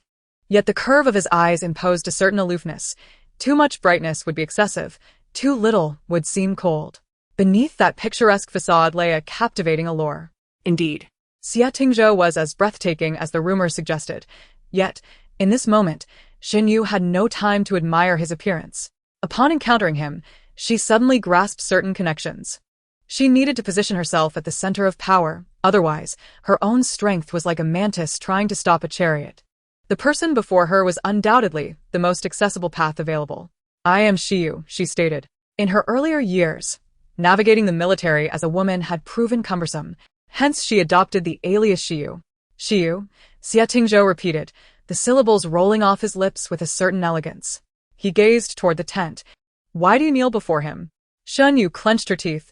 I am a soldier of General Shin. It is my duty to see him off. His personal guard? Shan Yu pondered how to respond. General Shin's personal guards had been recorded, and none were as young as she. If she claimed to be merely an ordinary soldier, she would lose her worth. I am the personal guard of Major General Shin Zhao. Xie Tingzhou nodded slightly, instructing, bring him here, I have questions for him. Chapter 22. Testing the waters outside the city walls to the north, the night sky blazed red from the firelight, the scent of charred remains wafting in the wind. Following Xie Tingzhou was a close guard, accompanied by two commanders clad in soft armor. Shan Yu had heard of the formidable deputy generals who served beside the heir of Balin, and she presumed these were they. Shan Yu was led into the tent, where the two deputy generals did not follow. Only Xie Tingzhou and a close guard remained inside. Lift your head. Xie Tingzhou's tone was cold. Shan Yu slowly raised her gaze, locking eyes with Xie Tingzhou. His gaze felt tangible, as if it could dissect her soul. Yet, Shan Yu did not flinch, maintaining her focus, for she understood that any hint of weakness would diminish the weight of her words in Xie Tingzhou's ears. Xie Tingzhou scrutinized her. She was not tall. With a delicate frame and small features, her skin somewhat dark, yet her eyes possessed an exquisite beauty. Without armor, she appeared more fragile than he had anticipated. This thought caused him a moment of surprise. He had used the term fragile to describe someone capable of severing the heads of the Shijue with a single strike. If this was considered fragile, then few brave souls could be found in the army. He regained his composure, asking, on October 25th. General Shen launched a surprise attack on the Shijue's northern camp, while their southern camp was unable to respond. Why did you not pursue the victory? Because it snowed. The soldiers of Dazhou are not adept at fighting in the snow and had to retreat to the camp, Shan Yu replied. Xie Tingzhou took a seat, resting his arms on the armrests, continuing, did General Shen not discover any spies within the ranks? Indeed. We did, Shan Yu responded, which is why the plan was altered before the 25th. The original plan was to raid the southern camp. You were part of this? I accompanied Major General Shen to surprise the northern camp, burning their supplies. After defeating the enemy, the Major General proceeded to the southern camp to assist the old general, while I, with 2,000 light cavalry, was responsible for returning some of the supplies. Xie Tingzhou nodded slowly. This aligned with what he knew. His inquiry was merely a means to gauge the veracity of the words from this individual named Xiyu. Who do you suspect to be the traitor? Shan Yu shook her head. I am uncertain, or rather, I cannot confirm if Liang Jianfang is the only traitor. Xie Tingzhou's gaze dropped, landing on her hands, which hung at her sides, clenched into tight fists, the knuckles turning white. Liang Jianfang has been apprehended by me and will be held in the capital for trial once the situation in Ganzhou concludes. Do you have any further reports? Shan Yu cast her eyes down, focusing on the ground. General Shen has sent several urgent missives to Xingjing but has received no response. She was cautious with her words, uncertain of whether the individual before her was friend or foe. This matter has far-reaching implications. Whether the urgent missives reached Xingjing is one thing. If they did, who suppressed them in the Ministry of War is another, Xie Tingzhou remarked. On his long fingers rested a black jade ring, contrasting with his fair complexion. He spun the ring between his fingers, gradually leaning closer, his shadow enveloping Shan Yu under the dim light. You do not trust me, he stated, his gaze steady. Not a question, but an assertion. Yes, she admitted, for indeed, she did not trust him. Or rather, she could not discern whom she could trust in this moment. Xie Tingzhou had arrived just in time, leading troops northward from the Balin territory. Even in a light marching state, It required a 10-day advance to arrive at the last moment. In a previous life, when Xie Tingzhou reached the scene with the Qingyun Guard, it was already days after the massacre in Guangzhou. The question remained, how could he foresee this time? Was he perhaps part of this intricate web? Xie Tingzhou's gaze was as sharp as that of a hawk, endowed with extraordinary insight. To confront such a person, the most unwise action would be to engage in clever maneuvering.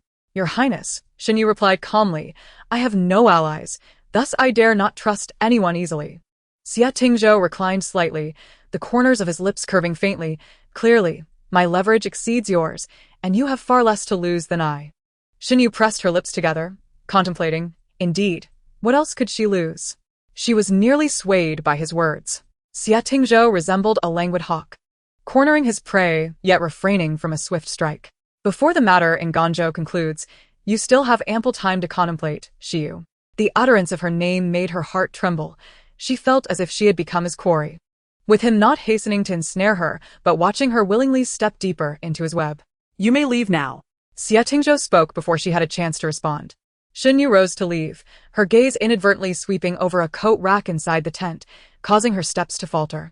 Draped over the rack was a dark-colored outer robe, the hem adorned with subtle cloud patterns, yet conspicuously missing a sleeve. She discreetly pinched her own sleeve. Was that piece of fabric once part of Xie Tingzhou's garment? But how had it come into her possession?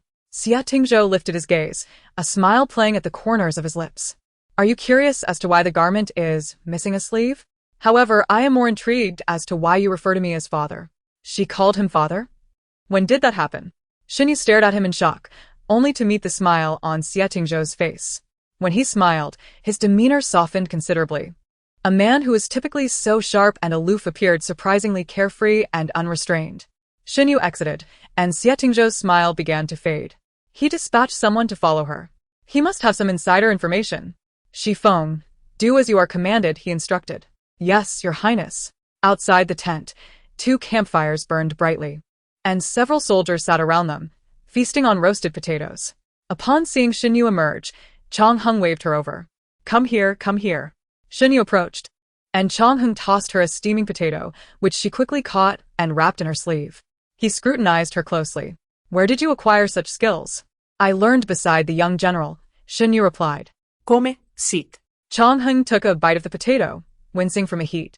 Your life is one I have saved, so you must report to me once you recover. The nearby soldiers jested. General Chong is already poaching talent? What do you know? Chongheng pushed the man lightly. I am merely appreciating talent, understand? He turned to Shinyu and suddenly draped an arm around her shoulder, patting her. TSK, you are too thin. You need to eat more. Should I roast you some meat? Shinyu stiffened, subtly shifting a step aside. If General Chong can still partake in roasted meat, he may do so. I cannot. Upon her words, the appetite of everyone present vanished. Too many bodies required tending, otherwise, as winter passed and the weather warmed, it would easily lead to disease. Some were buried where they fell, while those that could not be buried were burned. Some soldiers and Shijue people, frozen together, had to be incinerated as well. The fire had burned for several days and showed no signs of extinguishing. The smell of charred flesh lingered in the wind. Chapter 23. Assassination. The campfire cast a rosy glow upon the faces of those gathered. After finishing her potato, Shinyu rose and walked back to the tiger tent. A soldier reported, Your Highness, Shiyu requests an audience. As Xie Tingzhou prepared to loosen his attire, he retied his belt upon hearing this. What is it? Shinyu called from outside the tent. General Shin's children are not here. I wish to guard his spirit in their stead. Granted. To preserve the body. There were no charcoal basins inside the tent, and the air was as frigid as a freezer. Her tears had long since dried. She could not cry. She had knelt in the tent all night and, before dawn, stealthily slipped out. The snow at Yanliang Pass had paused for a few days, but had begun to fall again. Just days prior, the atmosphere was grim. But now the streets had returned to their pre-war appearance. The shadowy guards followed closely behind Shinyu, who wound her way through the alleys, maintaining a distance that was neither too far nor too close. Upon reaching a fork in the road, she vanished in the blink of an eye. Shinyu continued walking for quite a while before deftly slipping into the backyard of a residence.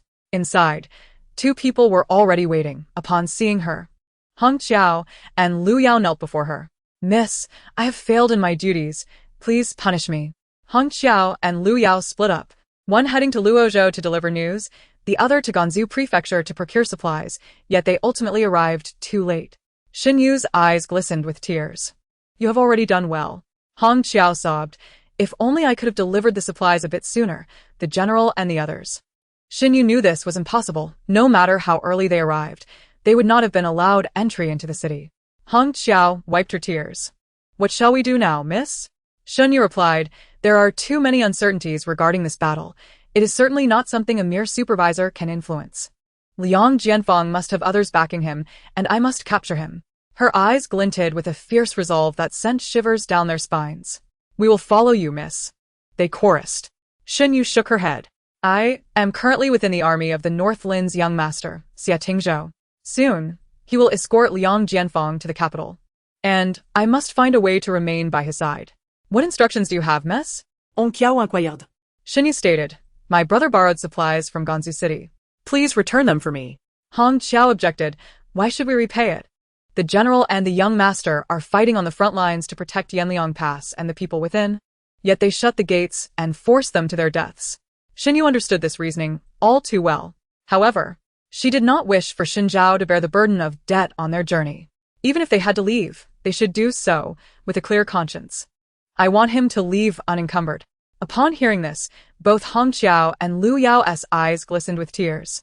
The young general, so noble and refined, had met such a tragic end. Xin Yu had snuck out and could not linger long. After relaying her instructions, she turned back. The gloom that had settled over the camp weighed heavily on everyone's spirits, yet within the city, life unfolded differently. The common people focused solely on their immediate surroundings, ensuring their homes were not in disarray and no one starved to death, indifferent to matters of state.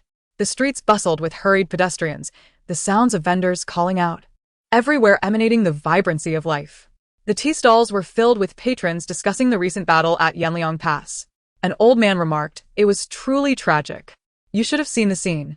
The bodies were scattered as far as the eye could see. I heard that the supervisor and the governor have already been captured by the North Lin's young master. The old man added, what is there to call them great people? They are merely fools who cannot even keep their heads steady. Xin Yu approached, ordered a bowl of tea, and seized the opportunity to interject during their chatter. ISN, there's still a garrison in Ganzhou Prefecture? Why has he not been affected? You wouldn't know, would you? The old man scrutinized her. You must be from out of town. Xin Yu replied, yes, I came to handle the remains of my father and brother. The crowd looked at her with sympathetic eyes. The old man, setting his tea bowl down beside her, whispered, the garrison in Ganzhou City is not an ordinary person. His sister is married to a cousin of the North Lin prince. There's a connection there. How could the young master possibly move against him? He is one of their own. Xin Yu tightened her grip on the tea bowl. The old man had plenty of information. The old man shook his head. I'm just a vegetable vendor, supplying vegetables to the governor's office, and I hear bits and pieces of news. However, the fact that the garrison is related to the North Lin prince is not something I heard on my own. The garrison himself mentioned it in the flower house. And it has long circulated throughout Ganzhou City. As dusk fell, the campfire within the barracks was rekindled. The shadowy guard reported to Xia Tingzhou about losing the trail. Just as a guard came to announce, Your Highness, the Ganzhou garrison has come to request an audience. Xia Tingzhou set aside what he was holding. Perfect. If he does not come to invite me, I shall seek him out. A group entered the city, 2 columns of guards on horseback flanking a cart in the center. Stopping at a small courtyard, the guard lifted the curtain and called, Your Highness, we have arrived. Xia Tingzhou stepped out of the cart to survey the area. The courtyard was secluded, the walls low, merely the dwelling of an ordinary family. Xia Tingzhou chuckled, finding it rather shabby. Hu Xingwang went to such lengths to invite me to such a humble abode. It is quite the effort. The guards lowered their heads. Having stayed by Xia Tingzhou's side long enough, they knew that such a smile signaled misfortune for someone. The small courtyard was illuminated, yet the main door remained tightly shut. The guards knocked for quite some time without receiving a response. A faint scent of blood wafted in the wind. Something is amiss. Shi Feng immediately commanded, break down the door. The courtyard door was kicked open, and the guards, trained for such situations, surged inside. The courtyard contained 4 rooms, 2 on each side, and the guards quickly searched the premises, emerging shortly thereafter. Your Highness, there is still breath in him. In the west side room, Hu Xingwang was bound to a chair. Xie Tingzhou cast a brief glance, then averted his eyes in disgust, feeling that someone had sabotaged his plans. The person should not have gone far. I will dispatch someone to pursue them immediately, Shifeng suggested. No need, Xie Tingzhou interjected. They will be out of reach. With a gurgle, Hu Xingwang spat out blood. His lips parted as if to speak. Xie Tingzhou ignored him and inquired, have the guard troops completed their handover? Yes, it is all in order, Shifeng replied. Then there is no need for rescue, Xie Tingzhou stated, implying that he preferred to let Hu Xingwang linger in agony, suffering until his last breath. Your Highness. Here is a signed confession. A guard presented a document on the table, weighed down by a bloody dagger. Xie Tingzhou did not take it, but swiftly scanned its contents. It was Hu Xingwang's confession, detailing how he had been coerced by Liang Jianfang, the closure of the city during wartime, and his years of embezzlement, and the whereabouts of the ill-gotten gains. After reading, Xie Tingzhou commanded, put it away. It will be needed upon our return to the capital. The guards also discovered several corpses around the courtyard, presumably Hu Xingwang's guards left behind for protection. On the return journey, Shifeng rode alongside. Your Highness. That individual possesses remarkable skills. Hu Xingwang's men were all swiftly dispatched, indicating he is no ordinary foe. Xie Tingzhou leaned against the carriage wall, feigning slumber. Whether friend or foe, their methods were somewhat excessive, yet they still show a degree of caution. One must kill, but confessions must also be preserved. It seems this individual possesses a keen intellect. Shifeng remarked solemnly, could he be a rogue hero from the martial world? Xie Tingzhou half opened his eyes and chuckled softly. Rogue heroes do not operate in such a wild manner. Shifeng nodded in agreement, acknowledging the truth in his words. Xie Tingzhou continued, Hu Xingwang bears no good flesh. If there were not some deep-seated grudge, such brutality would be unlikely. If it is indeed a grudge, the scope is too vast, making it difficult to identify a target. Chapter 24. Seeking trouble upon waking, the guards reported that another body had been discovered. The corpse of the Gan Prefecture's assistant was found hanging from the city wall, accompanied by another confession. Xie Tingzhou had yet to rise, propping his head on his hand as he listened to the report. I recall that aside from Hu Xingwang, all others had been detained. Shifeng confirmed, indeed, Hu Xingwang has not been detained due to the handover of the guard troops, but this matter involves many, and the assistant, who is not privy to confidential matters, is locked in the prefectural prison. Xie Tingzhou's expression shifted. This individual possessed exceptional skills, though the prefectural prison was poorly managed. Extracting a living person from it would not be an easy task. Changheng, unable to contain himself, interjected, how do you know he was alive when removed and not dead? It would be much simpler to transport a corpse. Xie Tingzhou shot him a glance. With a confession in hand, could he have tortured him in the prison?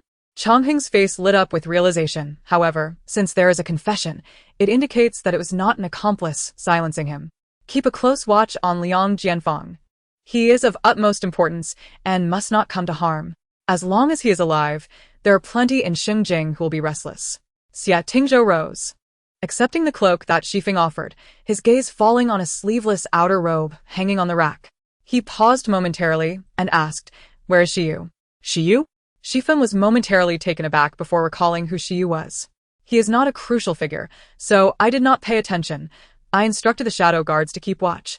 But I will have someone inquire immediately. Shortly after, the shadow guards reported, he remains in General Shun's morning tent. He hasn't left? No, the shadow guard replied. Aside from entering the city yesterday and losing track of him, he returned within 2 hours. Other than for necessary breaks, he has not left the tent. Xie Tingzhou appeared deep in thought. Changheng asked, Your Highness, do you suspect him? Xie Tingzhou remained silent, donning his cloak and walking directly toward the morning tent. The guards at the entrance saw him approaching and prepared to salute from afar. Xie Tingzhou waved his hand to stop them, pausing briefly before the tent, lifting the curtain to enter. Shunyu was kneeling before the coffin. Upon hearing footsteps, she turned her head and said, Your Highness. The tent was unlit, preserving warmth. Yet it felt even colder than outside. Xie Tingzhou accepted a stick of incense from Shifeng, bowed before the coffin, and then turned to Shunyu. Since you are here to guard General Shun's spirit, you should also offer a stick of incense. Shunyu glanced up briefly. She was not someone of importance, and naturally, it was not her place for Xie Tingzhou's guards to serve her.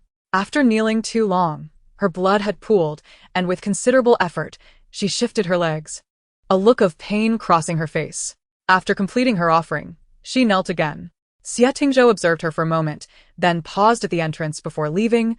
Changheng, appreciating her talent, remarked, I noted your skills are impressive. The physician expended great effort to save you.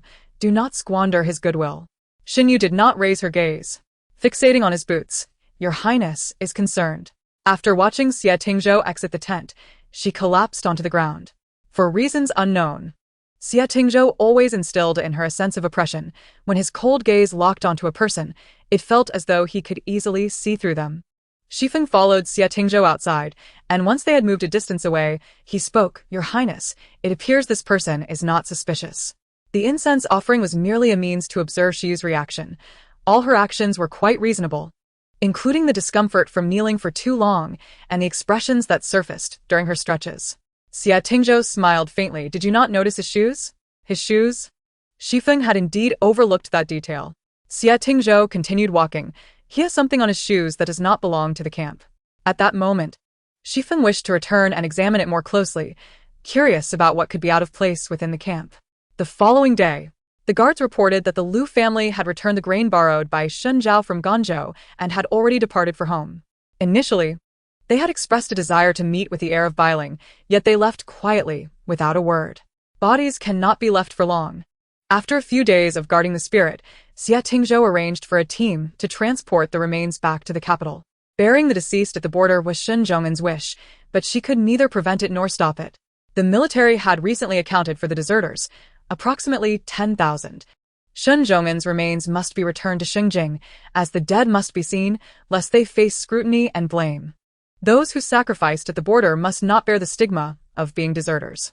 As the sun rose high, it was once again time for the midday meal. Changheng had not arranged for Shen Yu's whereabouts, so she returned to the wounded soldiers' camp, responsible for collecting the rations along with several soldiers. Life in the military was harsh, and it was rare to have a meal with meat. Today, it was said that the heir had personally funded the meal to reward the soldiers. Shen Yu and Yu Dazue arrived neither too early nor too late, and many had already lined up to receive their rations. Just as they were about to reach the front of the line, several robust soldiers approached, forcefully bumping into her shoulder and pushing her back without a second thought. Shen Yu was about to speak when a soldier grabbed her arm, whispering, These few are under General Chang. Shen Yu looked up to see the person in front turning back, casting her a contemptuous glance. What are you looking at, kid? The man scrutinized Shen Yu. The military camp comprised all walks of life, and there were many ruffians among the soldiers. Shen Yu had encountered her fair share, so she chose to ignore him. The man turned fully around, crossing his arms and demanding, What are you staring at? Are you deaf? His friends assessed Shen Yu, and one commented, She's from the wounded soldiers' camp. She probably got her ears blown out in battle. Laughter erupted among the group. The man sneered, uttering a few words. Shen Yu raised her head calmly. Repeat that. The man arrogantly replied, Kid, don't act tough. After losing the battle, you should just learn to behave. Repeat that. Shen Yu enunciated deliberately. The man laughed. I said your Shen family army is a bunch of useless fools, needing us to travel all the way from Bailing to save you. If you're not useless, then. Before he could finish, the man stumbled back, clutching his nose, blood streaming from his fingers. Shen Yu retracted her fist and calmly stated, Mind your words. The man spat out a mouthful of blood and retorted, You dare to strike me? With that, he drew the knife from his waist, and chaos erupted instantly. Chapter 25. Provocation. Blood streamed from the man's nose as he, consumed by rage, swung his knife toward Shen Yu. She swiftly pushed aside the large man behind her, angled her body to evade, but the man continued his assault. The quartermaster, sensing the precarious situation, attempted to intervene but, intimidated by the glint of the blade, could only shout from a distance, Everyone, calm down. Let us discuss this rationally. The man who had spoken with the assailant hurriedly restrained his knife, saying, 2C.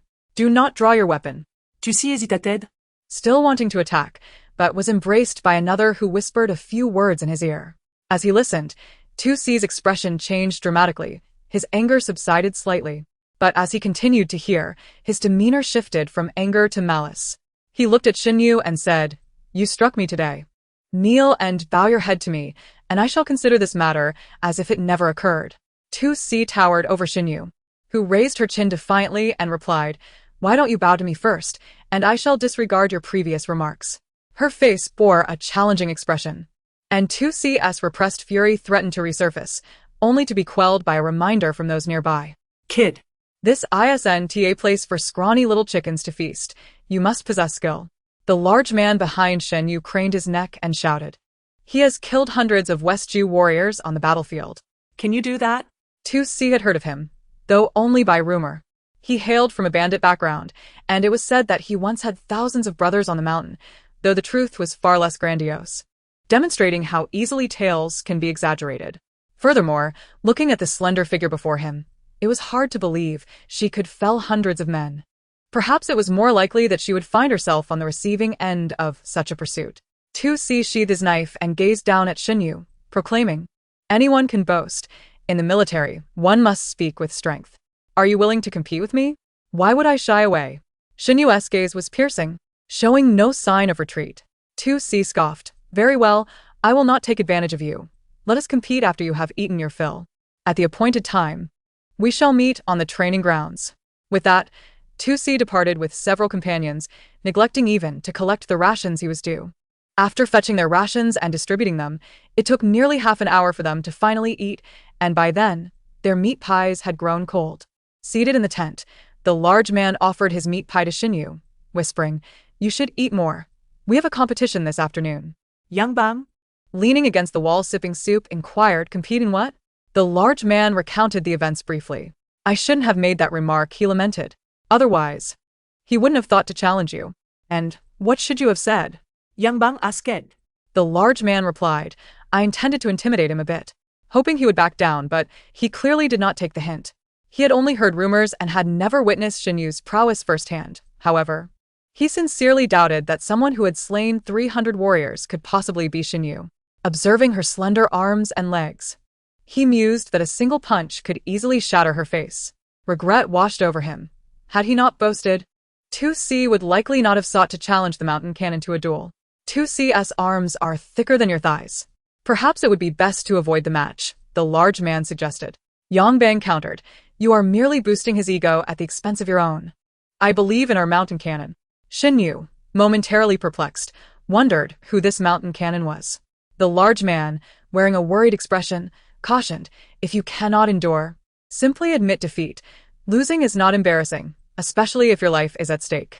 What nonsense are you speaking? Yang Bang retorted, our mountain cannon is capable.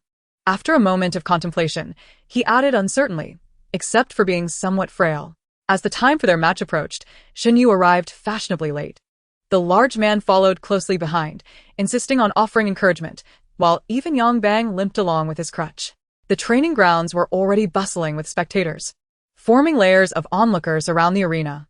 Shen Yu maintained a composed demeanor, while the large man whispered from behind, I didn't make any noise. So, why are there so many people here? Did you think your silence would keep the others quiet? Yang Bang shot back. Before the match could commence, 2C was already confident of his victory. Such a display of prowess was best shared widely, and by noon, news had spread throughout the camp. As they approached, the crowd parted to create a pathway. The large man and Yang Bang followed Shen Yu into the arena, flanked by imposing figures who exuded an overwhelming presence. The large man could not help but swallow nervously, exclaiming, what kind of food does the Prince of Balin feed these men? They all look so robust. Shen Yu replied calmly, the King of Balin maintains strict discipline. The standards for military service are high. Only the elite can serve under the command of young Master Xia. As she spoke, Shen Yu halted in front of the arena. 2C stood atop it, looking down at her with disdain, mocking, you arrived late. I thought you were too frightened to show up. Not at all, Shen Yu replied, no need for warm-ups, so there was no reason to arrive early. 2C's expression shifted, implying that he had arrived early to warm up. He snorted, you're seeking death. No amount of last-minute preparation will aid you. If you kneel and admit defeat now, I might be lenient and allow you to save face. Shen Yu lowered her gaze, binding her arms, and stated, I have no habit of cursing before a fight, implicitly suggesting that they should dispense with the preamble and proceed directly to the battle. The crowd erupted in suppressed laughter. Fortunately, the majority of the onlookers hailed from Balin's Qingyun Guard, and they were merely there for amusement. They quickly stifled their laughter out of respect for their comrades. Let us begin directly. How would you like to compete? Shen Yu inquired, looking up at 2C. 2C replied, if I were to decide, some might think I'm bullying you. I will not take that advantage. You may propose the terms. Stepping forward, Shen Yu suddenly felt her sleeve being grasped. Turning around, she saw Yang Bang holding her back with one hand while leaning on his crutch with the other, whispering urgently, perhaps it would be best not to compete. Shen Yu was taken aback. Didn't you say we shouldn't let others overshadow us? Yang Bang glanced at 2C and said, I was unaware you were to compete against such a formidable opponent. Look at his physique. He has a prominent temple, indicating he is an experienced fighter. I am well aware, Shen Yu replied. Yang Bang surveyed her expression and demeanor, conveying his apprehension. Shen Yu patted him on the shoulder, reassuring him, Fear not. I will not disgrace myself. She strode forward, exuding confidence and surveying the array of weapons, saying, swords, spears, halberds, axes, hooks, and whips. I have dabbled in them all. You may choose. The crowd murmured in surprise, and a wave of criticism ensued. Such bold claims were rarely made, even by the most skilled guards besides Xie Tingzhou. Chapter 26. The duel. Upon hearing her words, 2C could not help but scoff. Kid, you speak too soon. It is you who shall be embarrassed. The large man touched his own face and mused, Why do I feel that the one on the stage is her, while I am the one who will be humiliated? That implies you and the mountain cannon share both glory and disgrace, Yang Bang remarked. Glory is acceptable, but let us avoid the disgrace, the large man replied. Yet. Shen Yu truly did not speak falsely.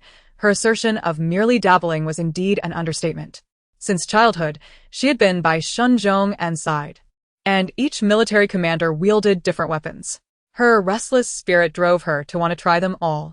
In the past, when Shenzhong and remarked on her indecisiveness, she had argued that one could not know what weapon suited them best without trying each one. Chang Heng and Han Jiwu were discussing important matters with Xie Tingzhou in the tiger tent. A stove burned within, making the air stifling, yet the atmosphere remained somber and serious. Yesterday, the imperial edict from Shengjing reached Yanquan Pass. His Majesty bestowed lavish praise upon the Qingyun Guard of Bailing and commanded the Crown Prince, Xie Tingzhou, to expedite the transport of a key suspect to the capital. Han Jiwu's expression was grave. The old emperor had undoubtedly grown suspicious. The summons for His Highness to journey to the capital likely heralded ill tidings for them. Leaning back in his chair, Xie Tingzhou fell into deep contemplation. First, the elimination of Shenzhong'an, followed by dragging Bailing into turmoil. Such a scheme could only be orchestrated by someone of high rank and power. Currently, the fate of Shengjing rested in the hands of the four great families, and those involved were surely among them. A large tree attracts the wind. When excess is reached, it often leads to downfall. Historically, emperors have feared local lords amassing power and troops. 5 years ago, Xie Tingzhou's battle had unveiled Bailing's formidable strength, instilling trepidation in the reigning Li family. Thus, he had chosen to withdraw strategically, allowing Bailing to bide its time in obscurity, ultimately achieving a delicate balance with Shengjing. However, this equilibrium was shattered at Yanquan Pass. At that moment, Yanquan Pass teetered on the brink of disaster, leaving Xie Tingzhou with two choices: either abandon Yanquan Pass and continue to conceal his strength for safety, or dispatch troops to save it.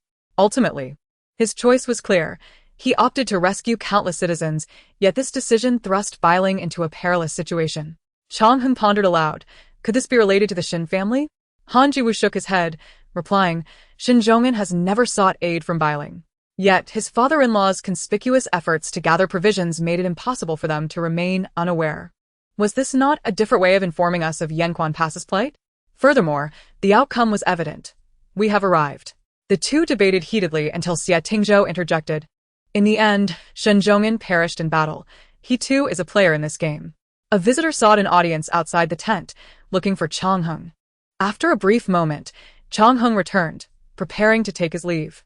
Your Highness, there has been an incident at the training grounds. I must go see. What happened? Xie Tingzhou inquired.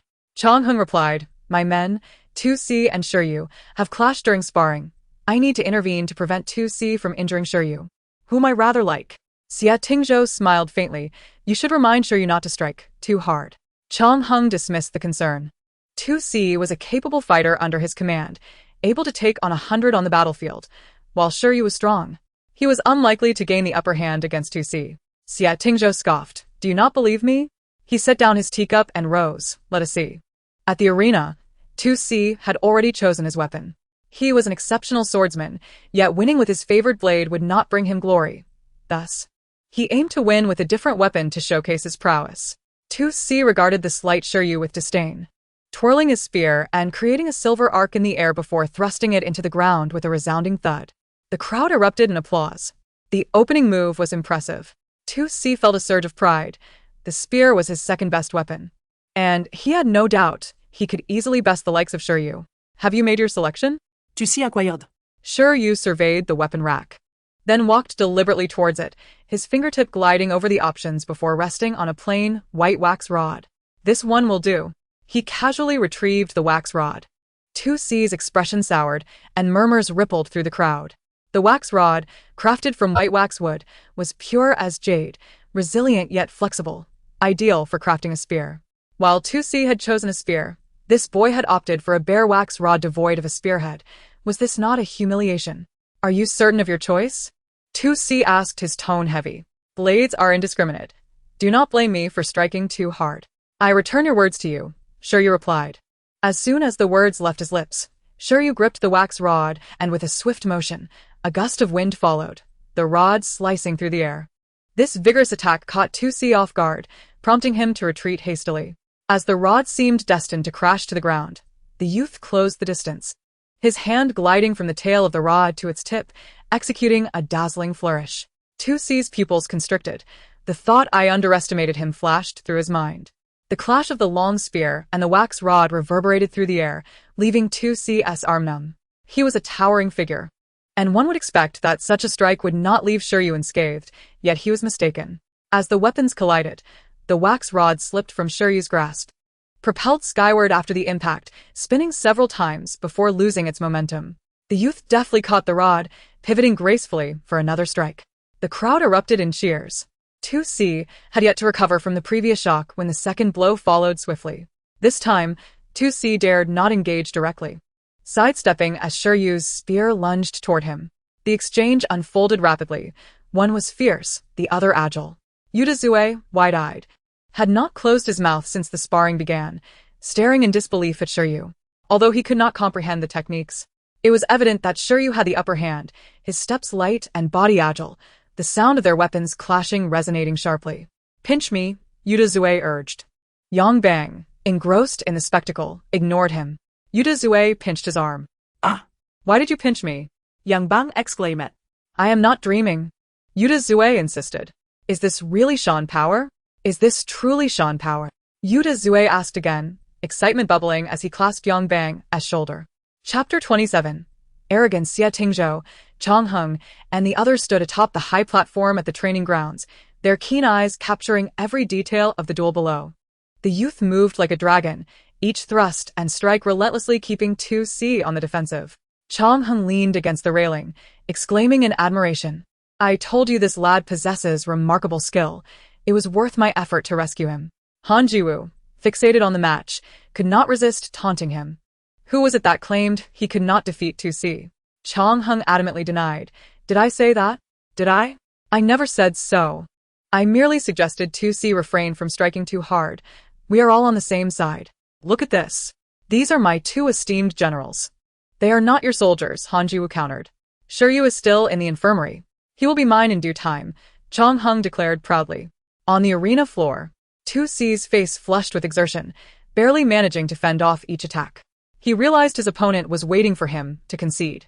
In the military, a man may perish in battle, but he must never retreat. Losing is inconsequential, yet to bow one's head in surrender is to lose the last vestige of honor.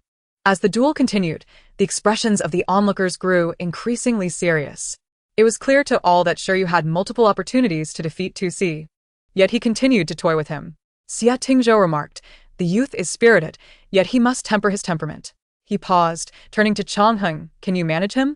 Your Highness, you underestimate me. There is not a soldier I cannot rein in, Chong Hung replied, striking the railing with enthusiasm. Xia Tingzhou observed the arena. 95 strikes, 96, 97, 98, exactly 100. On the platform, in a gasp of surprise, Shinyu disarmed 2C, the wax rod poised against his throat, mere inches away. The crowd erupted in cheers, a voice ringing out. Well done, Shan power.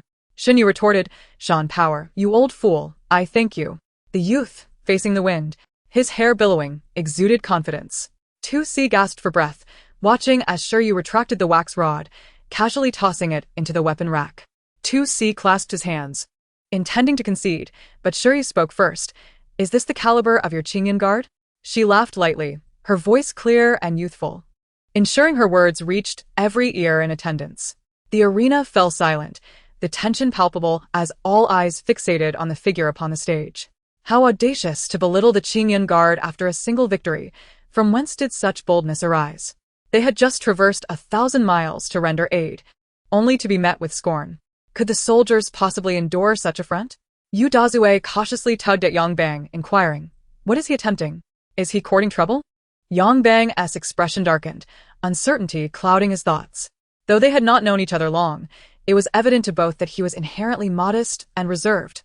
Otherwise, how could it be that his remarkable martial prowess had remained obscured for so long?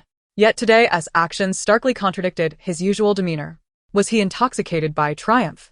Or was there a deeper scheme at play? I shall have a word with you. A brawny man with the physique of a gorilla leapt onto the platform, landing with impressive poise that stirred the dust beneath him. The soldiers below erupted in cheers. 2C, known for his impetuous nature, had ruffled many feathers in the military. But at this moment, the Qingyan guard stood united, their resolve steeled against Shiyu. This was an affront to their honor, which could not be allowed to pass unchallenged. Upon taking the stage, the formidable man unsheathed his weapon, positioning himself with a deliberate arc of his right leg. Make your move, he declared. Shen Yu stood with her hands clasped behind her back. Then I must apologize, she replied, kicking her right leg back. The weapon rack trembled violently as a long blade flew forth, landing deftly in her grasp, its edge poised to strike at the giant.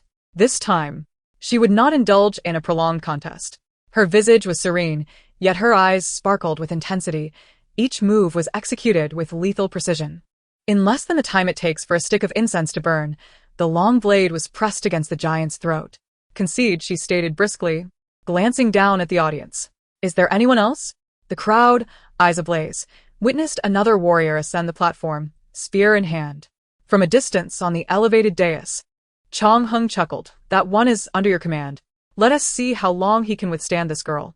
Another clash of steel echoed, and, as anticipated, yet another opponent was vanquished. Shiyu returned her weapon to the rack, only to find another challenger on the stage, eyes sharp as a hawk fixated upon her. What weapon will you choose this time? He inquired. I shall not choose, Shen Yu replied, brushing the dust from her hands. Today has truly been a disappointment. Perhaps you should send forth someone more formidable to face me. I stand ready to engage. Her taunting tone incited fury among the onlookers, and the sound of blades being drawn rippled through the crowd. Shen Yu smirked at the sea of faces below. Surely, you are not so thin-skinned as to be unresponsive to a little provocation? They were men of valor, after all, not ones to endure such insults in silence. Just as a brawl seemed imminent, a commanding voice rang out from the dais. What are you all doing standing around? Get back to your training. The soldiers, spotting Chong Hung, shouted in unison, Your Highness, General, this brat is too arrogant, insulting our Qingyun guard. Chong Hung remained silent. Xie Tingzhou's gaze was piercing as he surveyed the youthful figure on the stage. Honor and disgrace are earned through one's own endeavors. If one lacks the skill, one must endure the consequences. With this, the soldiers begrudgingly restrained their anger, casting warning glances at Shiyu as they departed. The crowd dispersed, leaving only Yu Dazue and Yang Bang to cheer for Shen Yu. As she descended, Yang Bang approached, leaning on his crutch. What do you mean by this? It is said that General Chong wishes to recruit you into the camp, yet you have offended everyone. How will you navigate your future there? Yu Dazue, ever single-minded, felt a surge of adrenaline from the match, oblivious to the underlying intricacies at play. Then let us fight them into submission, he declared. Shen Yu lifted her gaze to the dais, where 3 figures remained. I shall not join the Qingyan guard, she said softly, her eyes fixed on them. What do you mean? Yang Bang asked. Meanwhile, Chong Hung, just about to step off the dais, stopped in his tracks, straining to hear the faintest words from the youth's lips. Did you hear that? Xie Tingzhou asked, recalling the fiery glint in the boy's eyes. It seemed that those with such fervent gazes could never be easily tamed. Chong Hung's competitive spirit ignited, He was determined to subdue this youth, declaring, "If I do not subdue him, I am not Chang." "You will not succeed," Xia Tingzhou replied nonchalantly as he stepped down the stairs.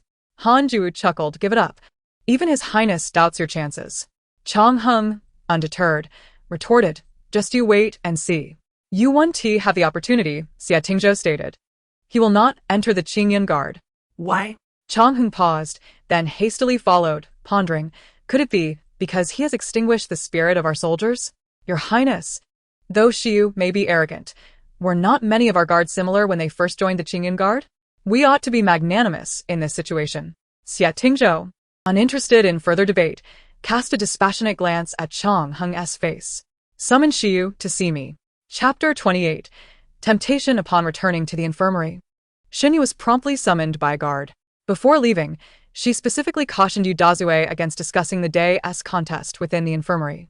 This was not Xinyu's first visit to the Tiger's Den, but this encounter with Xia Tingzhou was particularly pivotal, as it would determine her ability to remain by his side. Accompanying Chang Hung would grant her entry into the Qingyan Guard. However, Xia Tingzhou would soon be heading to the capital. If the Qingyan Guard accompanied him, they could be easily accused of treason at a moment's notice. Placing Xia Tingzhou in grave danger. Thus, it was likely that the Qingyan Guard would return to Bailing. Without following Xia Tingzhou, she would be unable to uncover the truth behind the devastating defeat in the recent battle. Her father, brother, and the 10,000 soldiers could not have died in vain. She would ensure that those orchestrating the tragedy pay in blood. Taking a deep breath, she lifted the curtain and stepped inside the tent. "Your Highness," Xinyu said, bowing respectfully. Xia Tingzhou was polishing a blade when he heard her voice and gestured for her to sit. Xinyu chose a chair that was neither too close nor too distant, observing him as he attended to the weapon.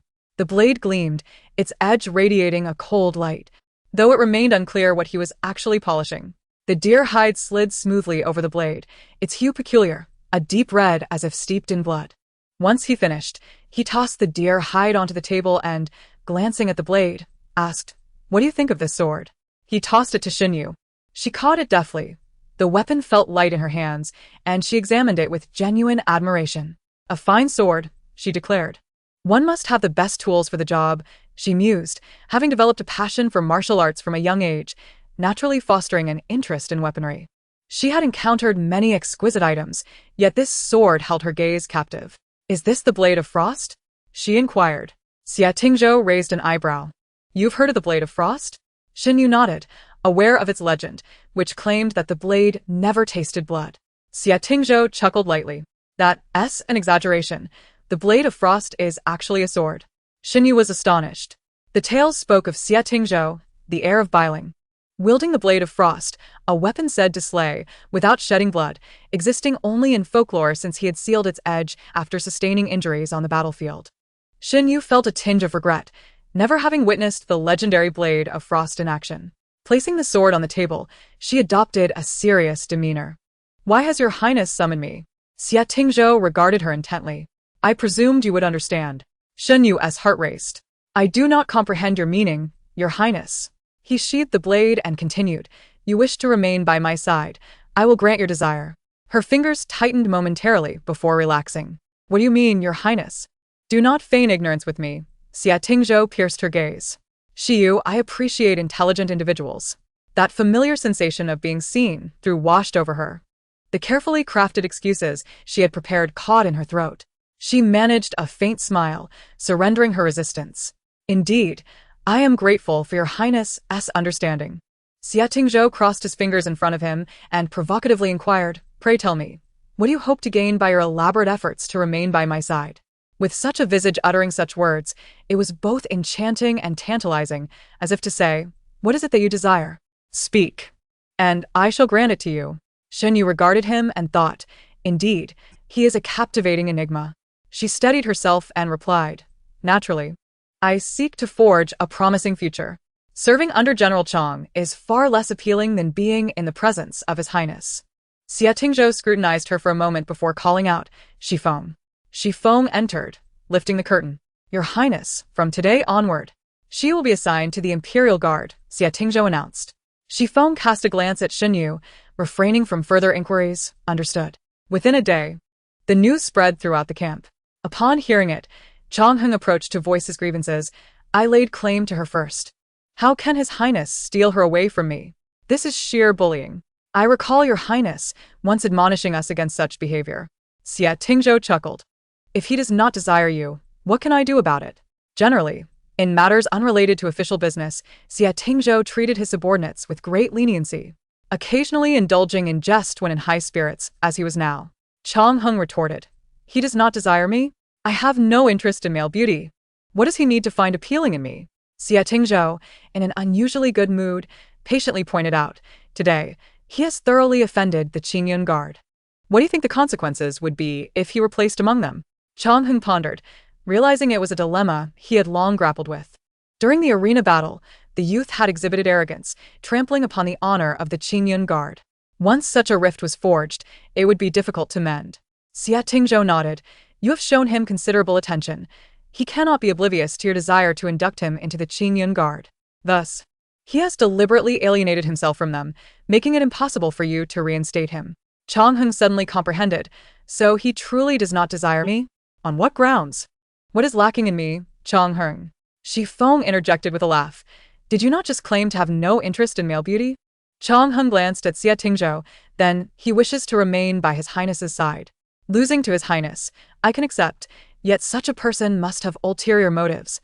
Your Highness should remain cautious. Xie Tingzhou never feared conspiracies, as he had been raised amid stratagems and deceptions. Those machinations had shaped him. He relished challenges and the art of taming. These past few years had been rather monotonous, and the sudden emergence of such an intriguing individual made the journey to Yanliang Pass worthwhile. Keeping someone under his watchful eye only added to the amusement. With this thought, Xie Tingzhou lifted his gaze to the sky and asked, Where are Chang Lu and the others? Shi Feng replied, They have just crossed Suizhou. If they travel day and night, they should reach Xingjing within 5 days. Xie Tingzhou chuckled. He enjoys his games.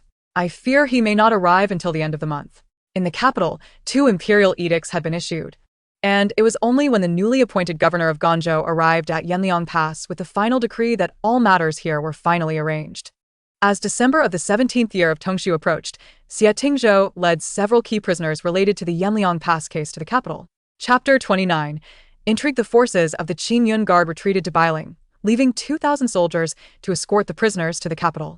The procession was grand and lengthy, with Xinyu, as a member of the Imperial Guard, riding beside Xie Tingzhou's carriage.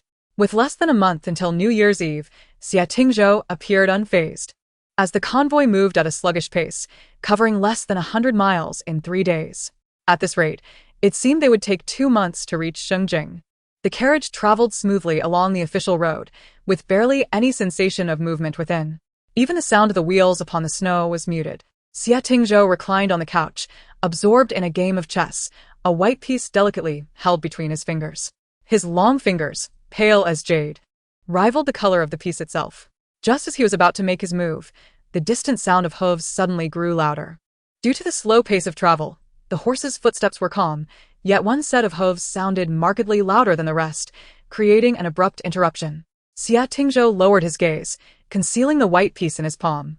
This was not the first time he had heard that sound. For the past few days, every half hour, the sound of hooves would fade away, mingled with the sounds of galloping, and within the span of a tea time, it would return, like a clock chiming the hour. After a moment's pause, he could no longer restrain himself and called out, Shi Feng. Shi Feng, who had been seated at the front of the carriage, lifted the curtain to enter. Your Highness, he acknowledged. Xie Tingzhou's expression soured. What business had he been attending to these past few days? Shi Feng, understanding the inquiry, replied, Liang Jianfang and the other key prisoners are being escorted up ahead. Shi Yu seems uneasy and frequently checks on them. While checking was prudent, it was rather excessive.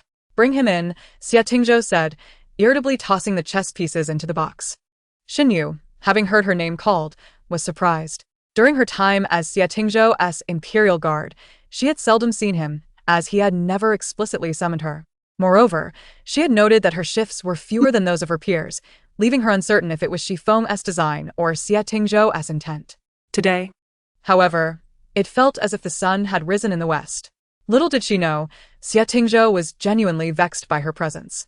For instance, when he wished to play chess in peace, that incessant noise would intrude, or when he sought to rest, the sound would persist. Shen Yu climbed aboard the carriage, and upon hearing Xie Tingzhou's voice, she lifted the curtain and entered. The carriage was approximately 6 or 7 feet long, akin to a small room. Externally adorned with intricate carvings, upon entering, one discovered a world of warmth within. The carriage was equipped with a heating stove, and the floor was covered in thick carpets, creating a remarkably cozy atmosphere. Xie Tingzhou, clad only in a light moon-white garment, reclined languidly on the couch, exuding an air of elegance. As Shen Yu entered, she cast a fleeting glance before lowering her head and kneeling at the table. "Your Highness summoned me. What is your command?" she inquired. Xie Tingzhou regarded her. "You have been running back and forth these past few days, have you not?" Shen Yu raised her gaze, puzzled. She was constantly attentive to the safety of the prisoners, leaving Xie Tingzhou unable to scold her. However, the incessant sound of hooves was undeniably bothersome. Xie Tingzhou lifted his teacup, pondering for a moment before responding. "The prisoners are under the escort of the Qingyun Guard. As my imperial guard, you need not concern yourself with other matters." Shen Yu detected an undertone implying her overstepping and bowed her head in acknowledgement. "Yes, I understand." Yet she could not resist adding, "Your Highness, the escort of Liang Jianfang and the others to the capital may not proceed smoothly." Xie Tingzhou gestured for her to continue. Shen Yu elaborated. "As long as Liang Jianfang draws breath, there will undoubtedly be those in Shengjing who cannot sleep at night. If anyone wishes to silence him, they are likely to act on the road." Xie Tingzhou traced his fingers along the rim of the teacup. "And what do you propose?" Shen Yu hesitated briefly. Noticing a teapot on the table, she poured a small amount onto the surface, using her fingers to sketch a rudimentary map. "This is Yanliang Pass. Along the route to the capital, there are several locations," she explained, marking spots suitable for ambushes. Having grown up at the border, she had traversed the road from Yanliang Pass to the capital countless times, making her intimately familiar with it. Xie Tingzhou listened intently. He had not rested well these past few days, often being roused from slumber by the relentless sound of hooves. Half closing his eyes, he gazed at the young woman before him, his thoughts wandering elsewhere. "Your Highness?" Shen Yu prompted, lifting her gaze.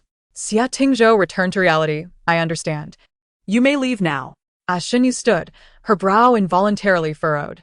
Just as she was about to depart, Xie Tingzhou asked, "Do you know how to play chess?" "Ah?" She stammered. "You know how to play chess?" Xie Tingzhou reiterated his question. Shen Yu glanced at the chessboard on the couch. "I know a little, but I am not very skilled." "That's of no consequence." Xie Tingzhou gestured for her to sit. Shen Yu held the white pieces, while Xie Tingzhou commanded the black. Xie Tingzhou was an exceptional chess player. Each time Shen Yu placed a piece, he almost instinctively followed suit. The carriage was imbued with a gentle warmth, and the rhythmic sound of the pieces falling lulled one into a state of drowsiness. Shen Yu was utterly absorbed. Every seemingly casual move by Xie Tingzhou pushed her into a corner. Initially, it was manageable, but as time passed, her pace slowed considerably. After Xie Tingzhou made his move, she clutched her white piece, hesitating for an eternity, her gaze fixed on the board, searching for a way out. Eventually, she lifted her head and declared her defeat. Only then did she notice that Xie Tingzhou had leaned against a soft cushion, his eyes closed. His nose was prominent, his brows and eyes striking yet aloof. With strands of hair cascading over his moon-white robe, the interplay of black and white resembling an ink wash, he appeared completely unguarded, as if a mere reach could extinguish his life. Shen Yu observed him for a moment before gently placing her piece down. When she stepped outside, Xie Tingzhou opened his eyes, devoid of weariness. "I feigned sleep, yet he did not strike," Xie Tingzhou remarked to the newly arrived Shifeng. Shifeng's expression was serious. "Your Highness should not put yourself in such peril." Xie Tingzhou shot him a sidelong glance. "You do not think, like others, that I have lost my martial prowess?" "Do you?" Shifeng replied. "This subordinate would not dare. The identity of this person remains questionable. It is unknown which faction they hail from." Shifeng continued, however. "I observed his swordsmanship. It seems reminiscent of the lineage of Master Jun Song. Yet, it is not entirely a line, possessing some echoes of the Shi family style, suggesting a blend of techniques learned too broadly." Xie Tingzhou pondered this, for Master Jun Song seldom emerged from seclusion. If he had indeed become his disciple, it was unlikely he would have learned the Shi family's techniques. Intriguing, Xie Tingzhou mused with a hint of a smile. In recent years, amidst the opulence of Beilin, he had not encountered anyone so captivating. It made him want to peel away the layers surrounding this individual to uncover what lay beneath. Chapter 30. Playing chess, Xie Tingzhou had initially thought that with his guidance, you would surely settle down. However, he was met with a familiar sound of hooves outside the carriage. He lifted the curtain and inquired of Shifeng. It is said that the escorting task ahead is not within his responsibilities. Why does he still come and go? Shifeng innocently bore the brunt of Xie Tingzhou's frustration. Explaining, he unknowingly exchanged patrol duties with someone, which is why he is so fervently running back and forth. The patrols occur every 2 hours. Yet, he had already made a round in just half an hour. Shifeng admitted he had never seen a soldier as diligent as Yu. Her industriousness was becoming somewhat bothersome. Xie Tingzhou dismissed the curtain, and Shifeng, noting the force with which it was thrown, discerned that his master was in a foul mood. After a moment, Xie Tingzhou's voice resonated within the carriage. Call him in. As Yu rode by during her patrol, She was called to a halt by Shifeng. confused, she wondered if she had unwittingly done something to irritate Xie Tingzhou, considering she was no longer overseeing the escort. There was already a patrol position within the guards. Surely this did not constitute overstepping? Dismounting, she approached the carriage, gently asking, Your Highness, what do you require of me? Shifeng replied, You will know once you enter. Inside, the carriage was as warm as spring, and Xie Tingzhou, clad only in a single garment, had changed to a deep azure hue that accentuated his fair complexion.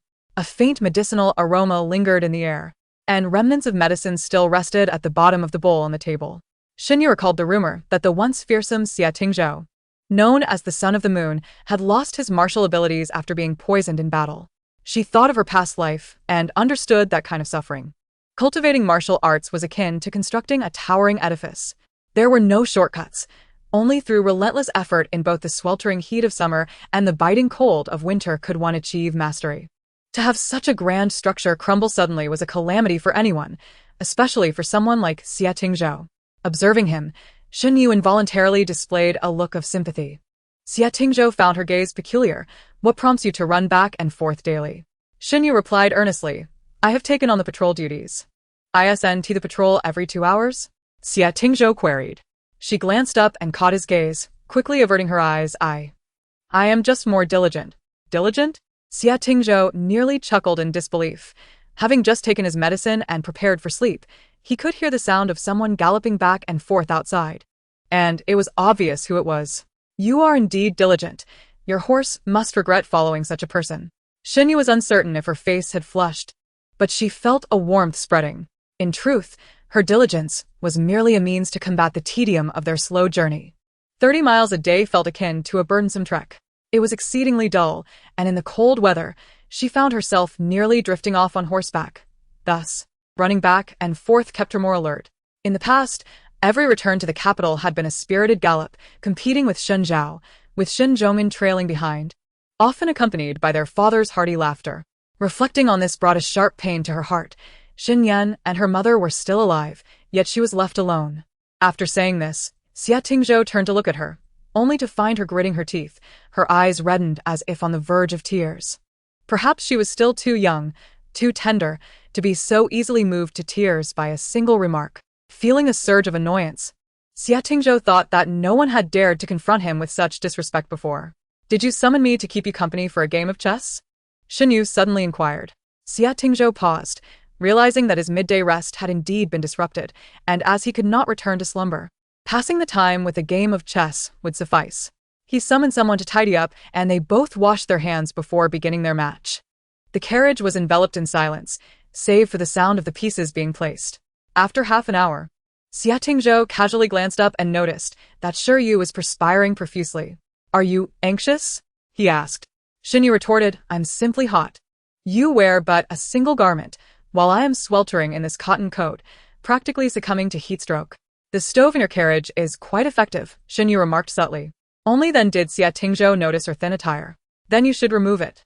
It would be foolish to suffer unnecessarily, and Yu swiftly shed her outer layers, leaving only her inner garments. As she reached for her ties, she hesitated, fearing that too little clothing would reveal too much. The petite figure, now stripped of her cotton coat, appeared even smaller, possessing a hint of femininity that belied a martial artist's physique. Xie Tingzhou glanced a couple of times but paid it no mind, and they resumed their game. In terms of martial skills, Xinyu could hold her own against anyone. Yet when it came to the arts of music, chess, calligraphy, and painting, she had only scratched the surface. Nevertheless, Xie Tingzhou did not seem to mind. Since that day they played chess, he frequently invited her to his carriage for a match.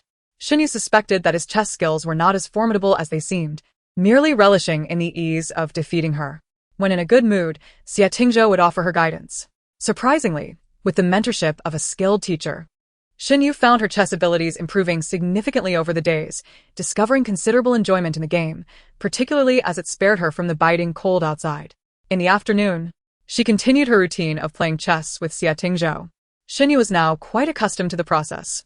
After greeting Shifeng, she entered the carriage and began to disrobe, gradually removing her layers until she was left in her undergarments. "Today, I will surely last an hour," Xinyu declared confidently. Xie Tingzhou poured tea, remarking, "If each of your moves takes as long as it takes to brew a cup of tea, then lasting 2 hours is certainly feasible." Xinyu recognized his subtle mockery of her chess skills, but her competitive spirit flared. The more he teased her, the more resolute she became in her determination to surpass him one day, prompting her to study the game with even greater dedication, occasionally seeking Xie Tingzhou's counsel when in doubt. However, the temperament of this ancestor is peculiar, entirely dependent on his mood. After a while, the carriage continued its journey, and Shifeng reported from outside, stating that there were still more than 10 miles to the next county town ahead. At this pace, it seemed they would not reach the city until midnight. Only then did Xie Tingzhou notice that night was fast approaching. If they did not make it tonight, they would have to spend the night in the biting cold. Xinyu understood that given Xie Tingzhou's extravagant nature throughout the journey, he would never allow himself to suffer discomfort. Sure enough, she heard him give the order. "Let us enter the city first."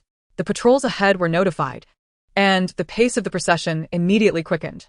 Shifeng also switched to horseback, riding alongside the carriage. Xinyu had been pondering Shifeng's earlier mention of Huidang County. Just 7 or 8 miles ahead lay Longjing Peak, a treacherous location flanked by a ravine on one side and a river on the other, making it ideal for an ambush.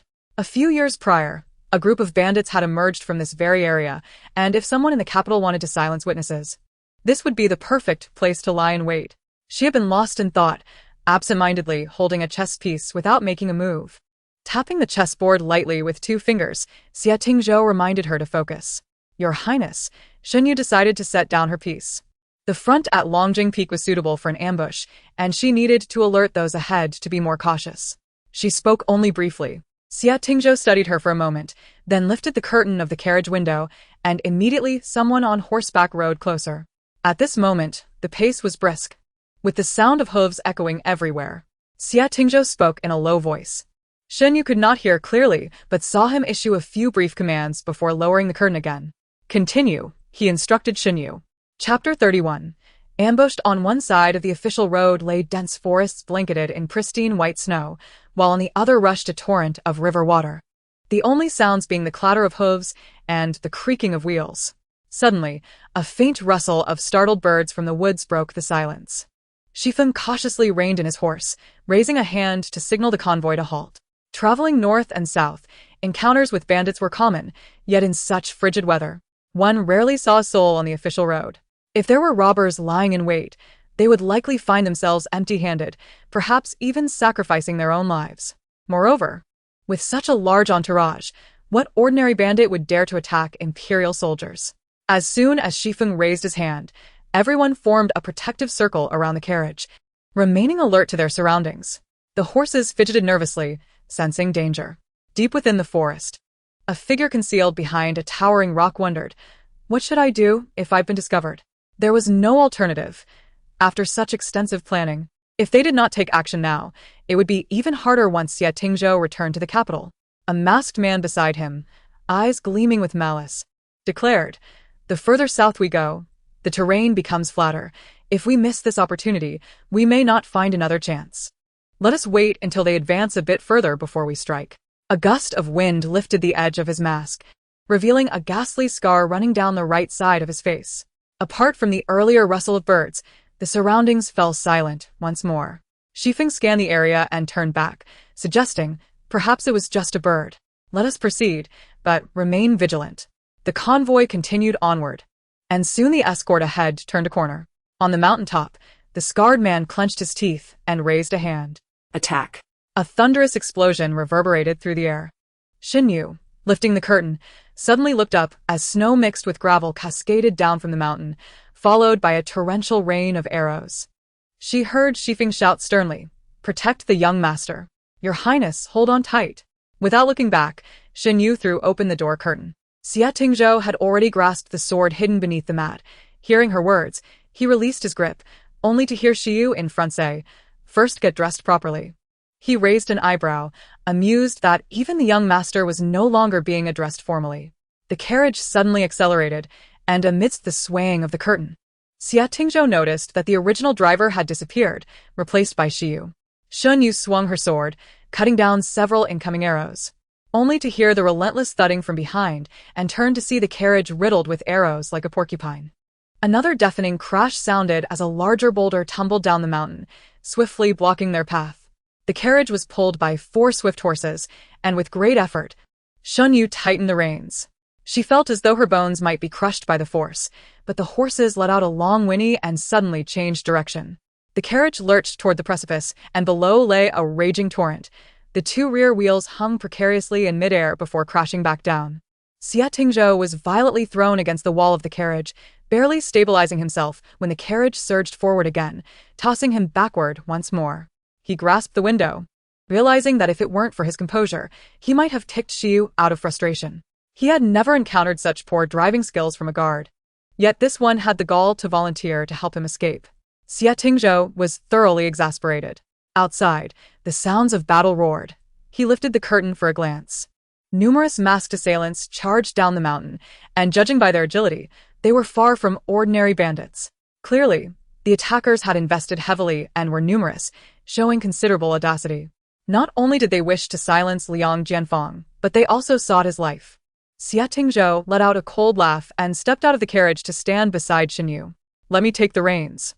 This was primarily because Xiyu's driving skills were utterly lamentable. If this continued, he might well vomit his lunch. "No, it's dangerous outside. You should get inside first," Xinyu replied, simultaneously steering the carriage and fending off an assassin with her blade. The attackers were quite skilled, and several surrounded the carriage, trying to ensnare her. Xinyu contemplated briefly before throwing the reins to Xia Tingzhou, who had not moved away. Now she could unleash her full strength, wielding her long knife. She quickly pushed back the 2 closest attackers. The clash of weapons rang out, and her long knife was struck, resulting in a deep gash. Xia Tingzhou appeared unfazed, managing the reins while occasionally casting a glance her way. There was a knife beneath the mat in the carriage. Xinyu hurled the damaged knife to fend off one attacker, swiftly rolling into the carriage to retrieve another blade. Without taking time to examine it, she swung the knife with a flourish. With a clang, the opponent's sword was severed in 2. Both she and her adversary were momentarily stunned. Only then did she realize it was the thin, reddish blade that Xia Tingzhou had polished the other day. So thin yet so sharp, it truly was an exceptional weapon. For a martial artist, a weapon is an extension of oneself. Acquiring a fine blade is akin to gaining wings. Xinyu fought with fervor, growing bolder with each strike. Having already repelled over a dozen attackers, another reckless assailant charged at her, and as Xinyu engaged him in a flurry of blows, her eyes suddenly lit up as she spotted an opening. The thin blade sliced through the air silently, poised to sever the opponent's throat. The man's eyes widened in despair, the scene unfolding before him as if in slow motion. He was acutely aware that in an instant, he would be severed from his body. Yet, the blade abruptly veered away, along with its wielder. Xunyu was even more astonished, feeling the carriage lurch violently to the side, and her strike missed, nearly causing her to tumble out. She turned abruptly, only to find the entire carriage had tilted off the mountain path, all 4 wheels almost hanging over the edge, with only a few horses straining to pull the carriage back to safety. Finally, she spotted a different expression on the usually composed face of Xia Tingzhou. His brow was furrowed, seemingly distressed, as he raised the whip and struck the horse's flank. The steed, in pain, exerted itself even more, its hind legs kicking powerfully. Just as it seemed they would be pulled back up, one of the horses suddenly let out a pained whinny and collapsed, a deep gash visible on its neck. With one less horse to pull, the carriage slid back a short distance. Xinyu realized they could no longer rely on the carriage. With just a slight push from her toes, She could leverage herself to climb up. She reached out her hand to Xia Tingzhou. "Your Highness, grab my hand, and I will pull you up." Xia Tingzhou hesitated, glancing at her outstretched hand. Such a small hand, with slender arms and legs, and she wished to pull him up? He dropped the whip, intending to climb up himself. As the vehicle could no longer bear the weight, Xinyu, observing his calm demeanor, took a step forward, intending to seize him and drag him up. Unexpectedly, at that moment, Xia Tingzhou also moved. He leaped onto the yoke, and in an instant they collided, both gazing at each other in shock as they plummeted into the raging current. Xinyu's mind was consumed by two words: damn it. Chapter 32. Cut him with a splash. They both plunged into the water. The biting cold enveloped them, conjuring memories best left undisturbed. Xinyu seemed to witness the scene again. Heavy snow, an icy lake, Jiang Lianji, Lin Qingli, and the cries for help and cheers from the shore. Her body felt immobilized, ensnared by recollections of the past. The fear of death had never truly receded, merely lying dormant in the deepest recesses of her being. The shadow of her previous life's drowning loomed over her once more. She could only surrender herself to the frigid depths. Suddenly, her descent halted as someone grasped her wrist, guiding her upwards. She was unaware of her surroundings, wholly at the mercy of another. Xia Tingzhou dragged her through the turbulent waters as if she were a lifeless body, both swept downstream by the fierce current. Time was lost to them until they reached a shallower stretch where the flow calmed, allowing him to pull her ashore. He then collapsed onto the riverbank. Xia Tingzhou had continuously held onto her in the water, striving to maintain his balance amidst the rushing current to avoid being thrown against the rocks. To perish on the battlefield was one thing, but to die in a river, pushed in by another, would be a disgrace that would echo for a century in tales of humiliation. Xia Tingzhou glanced sideways at the person beside him.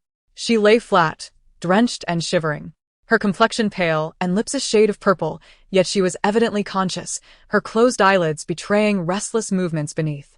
After resting for a moment, he propped himself up and gently patted her face. Sure you. With a cough, Xinyu suddenly turned her head and expelled a mouthful of water. Unfortunately, she directed it right at Xia Tingzhou. As she opened her eyes, she was met with his icy glare, a look that could kill. Her gaze flickered as she realized her indiscretion. It was nothing, she reassured herself. He was merely the heir to the Northern Lin throne, capable of commanding tens of thousands of soldiers. It was just a bit of water she had expelled onto him. She slowly sat up, patting the spot she had soiled, discovering it was futile. It seeped in, she remarked. Xia Tingzhou replied, Xinyu, observing her expression. She clarified, the water I expelled is from the river. Just like the water on you, it's not filthy. Perhaps you should wade back in for a bit, and it will be fine. This was the first time Xia Tingzhou found himself at a loss for words. He stood up, shaking off his clothes, rinsing the sleeve she had soiled in the river, and rolled up the other sleeve. A diagonal scar marred his forearm, roughly 2 inches long, though not deep and no longer bleeding.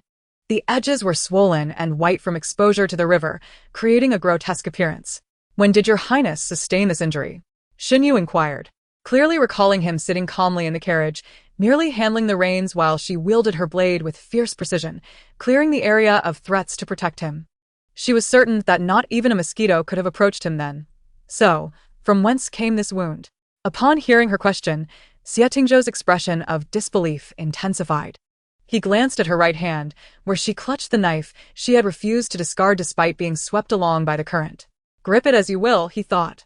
Yet she appeared as lifeless as a corpse, bobbing along with the river's flow.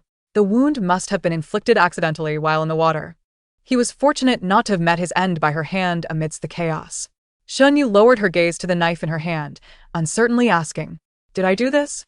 No, he replied, his tone heavy. I inadvertently brought my arm close to your blade while in the water. With a serious expression, he tore a strip from his garment and began to wrap it around the wound. However, the challenge lay in tying a knot with one hand.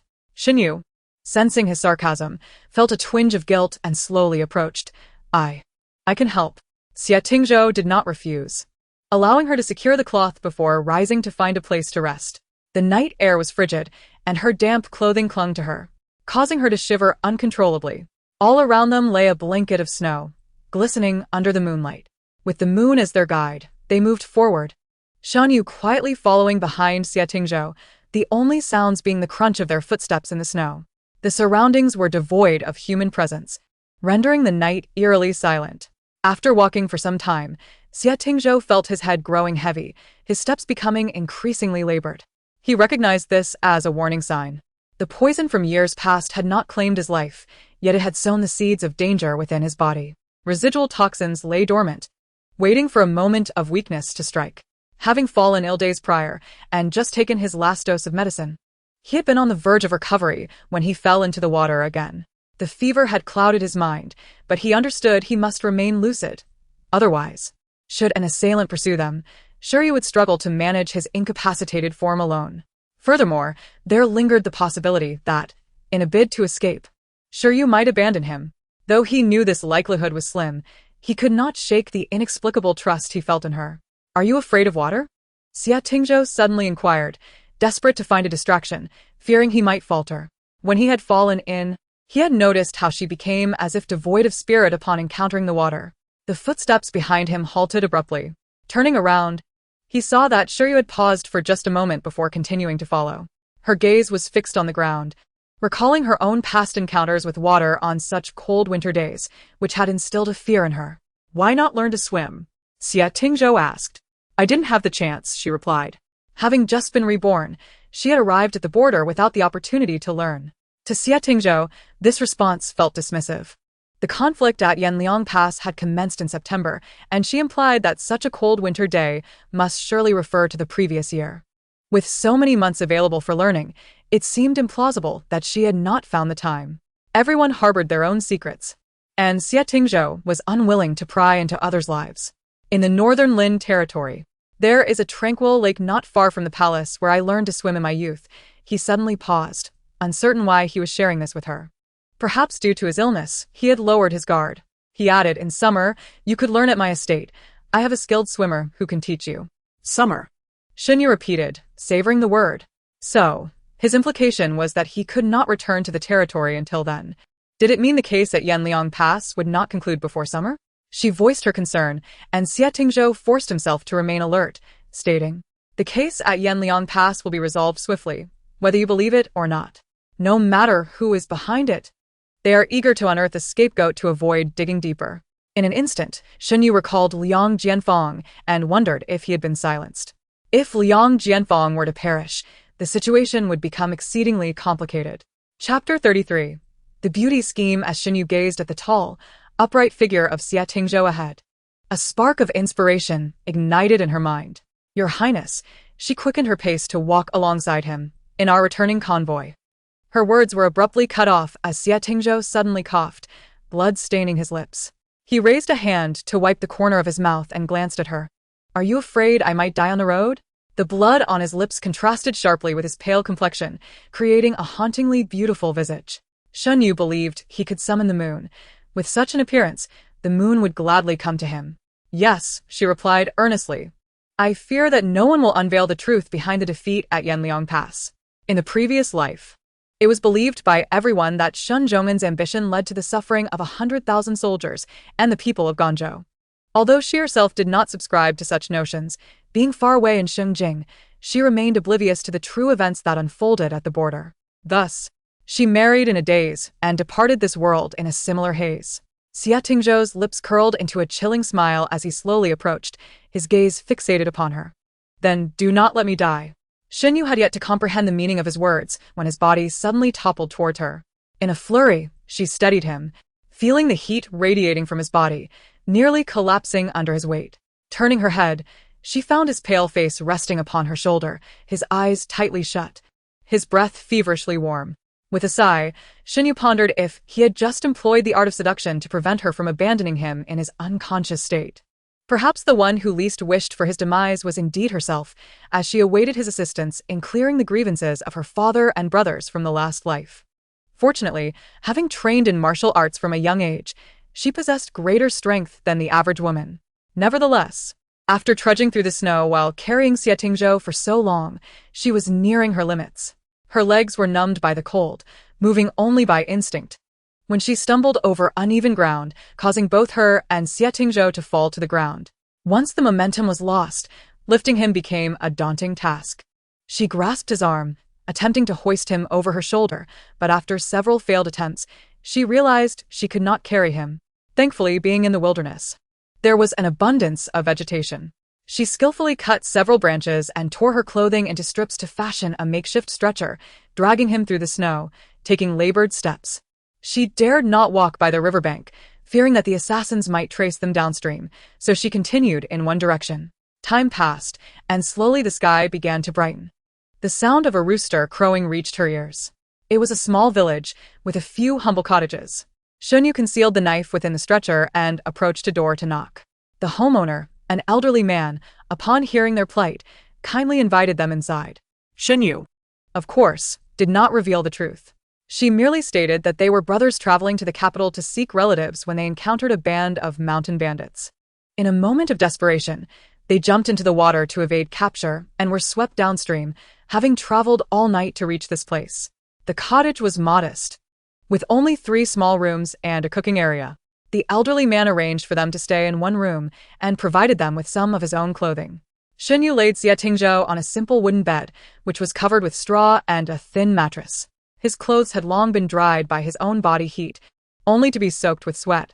Growing up in a military camp, Shunyu had slept on communal bedding reeking of sweat, and notions of gender differences were trivial in the face of life and death. As she nearly stripped him bare, she encountered a slight resistance when removing the last layer of clothing. Turning him over, Shunyu gasped. In the darkness of the previous night, she had not seen clearly. Now, she realized that his shirt had become stuck to the congealed blood and flesh on his back. His back was adorned with a thin layer of skin, muscles taut and smooth, but marred by a gruesome wound that disrupted the aesthetic, with bruises scattered across, as if he had collided with sharp stones in the water. This man possessed remarkable fortitude. Despite his grievous injuries, he had maintained his composure until the very end, uttering only that one plea: "Then do not let me die." The cottage's conditions were rudimentary, allowing for only basic first aid. Shunyu dozed intermittently, each time waking to touch Xie Tingzhou's forehead until his fever subsided, permitting herself to drift back into slumber. As dusk enveloped the surroundings, Xie Tingzhou gradually awakened from his stupor. The evening glow filtered through the cracks in the door, casting light upon his face. He opened his eyes, staring at the wooden beams of the ceiling as his thoughts gradually coalesced. He tugged at the quilt covering him, preparing to rise, when he sensed something amiss. With his movement, a soft body pressed against him. The quilt slipped away, revealing a colorful face adorned with black and white patches, sleeping soundly beside him.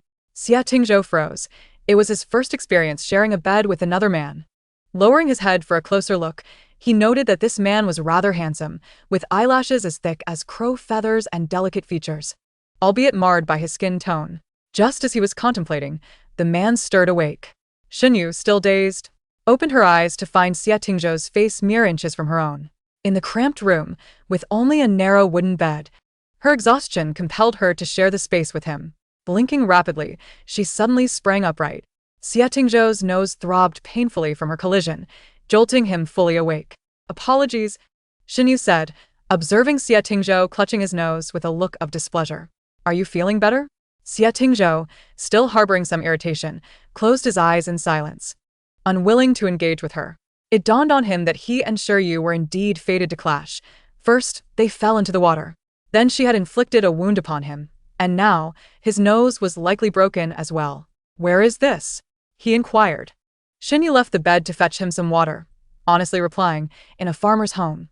The old man took us in." Xie Tingzhou remarked, "So you are already forming family ties upon first acquaintance?"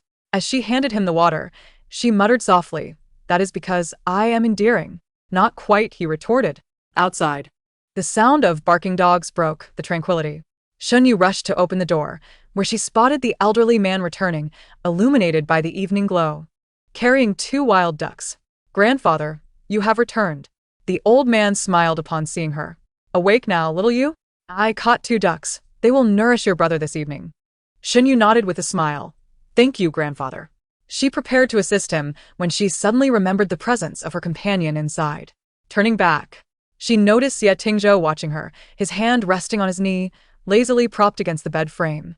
The humble cottage somehow made him appear as if he belonged to a world apart. "Brother?" Xie Tingzhou raised an eyebrow. Shunyu explained, "It is a necessary pretense. Otherwise, it would be difficult to explain." I do not mind, Xie Tingzhou replied, turning the bowl in his hands, but I must warn you, neither my brothers nor my father experienced favorable outcomes. They all perished, and those who survived are left maimed. Xinyu had heard rumors. The Prince of Balin had few heirs, originally 4 sons, only Xie Tingzhou remained. While publicly claiming they had succumbed to accidents or illness, Xinyu suspected there was more to the story. In ordinary families, even a few acres of land or a modest shop would incite disputes over inheritance, let alone a noble family like Xie Tingzhou's. Take the current Emperor Zongxu, for instance. He had fathered over a dozen sons, yet only 6 or 7 survived. However, such matters were of little concern to Xinyu. Calmly, she pointed to the clothing on the bed.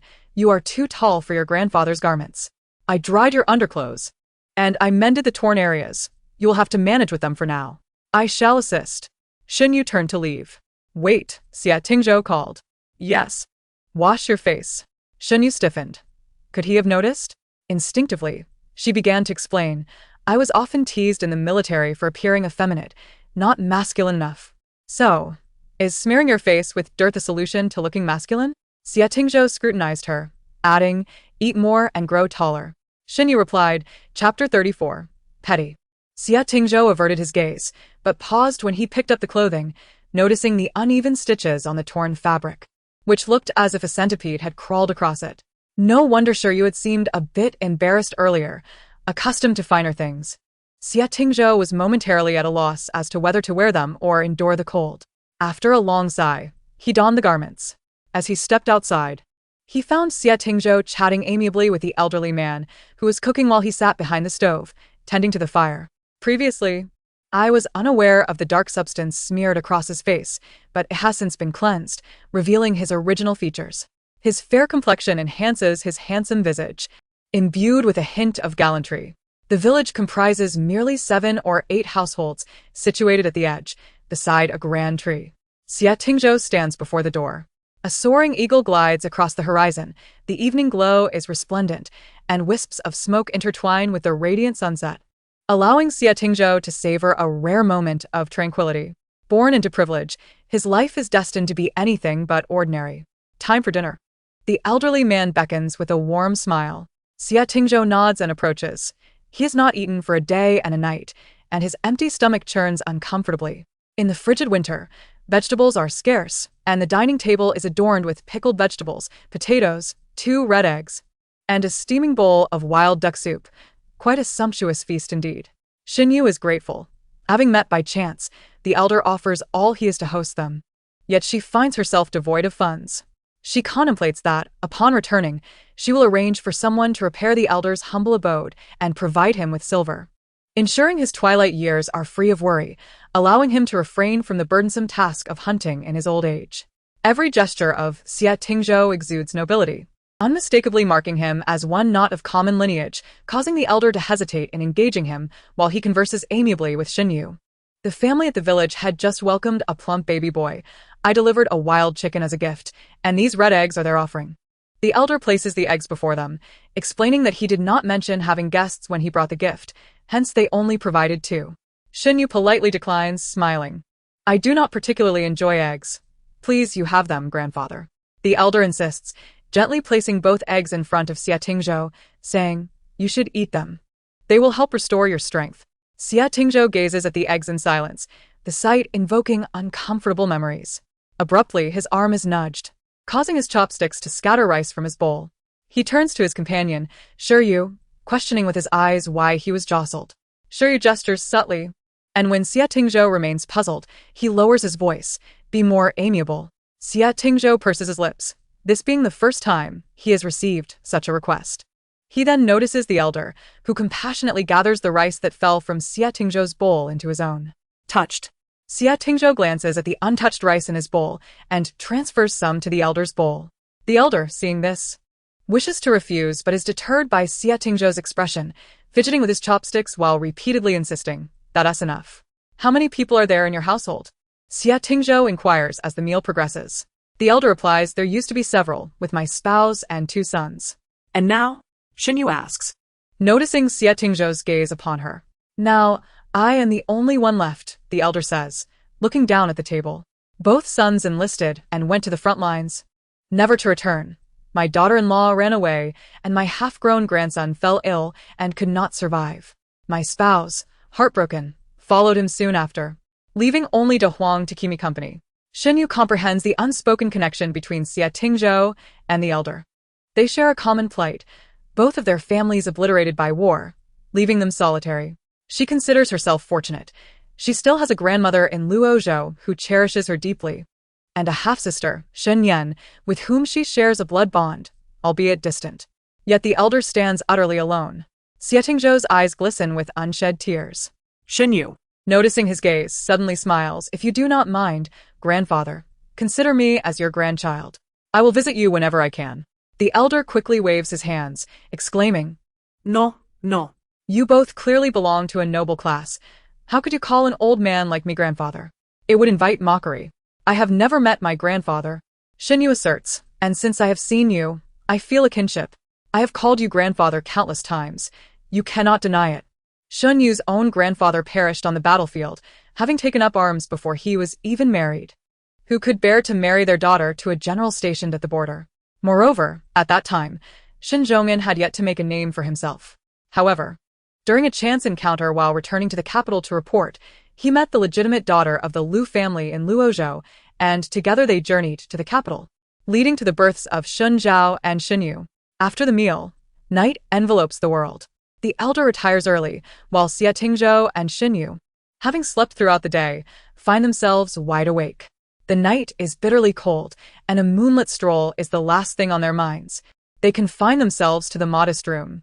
The sparse furnishings consist of a wooden bed and a small table. Shen Yu leans on the table and says, This place is far from the county town. I heard from grandfather that there's a clinic in a nearby town. Tomorrow, I will fetch some medicine for our wounds and gather news while the prince rests here. Though Xie Tingzhou's injury has been superficially bandaged and treated with the elder's herbal remedy, the relief is insufficient. The wound pains him greatly, yet he conceals any sign of discomfort. Now you call me prince? Weren't you addressing me so casually before? He queries. Shen Yu glances at him. In such extraordinary circumstances, does it truly matter what I call you? Her uncertainty grows. At times, Xie Tingzhou appears magnanimous, while at others, he seems vengeful, his demeanor swaying with his mood. Xie Tingzhou fiddles with the teacup. Do you have any money for the town? Shen Yu eyes the jade pendant at his waist, and then the ring on his finger, seemingly deliberating which to address first. If you wish to avoid an untimely demise, it would be wise not to covet those items, Xie Tingzhou warns. Shen Yu buries her head in her arms, sighing softly.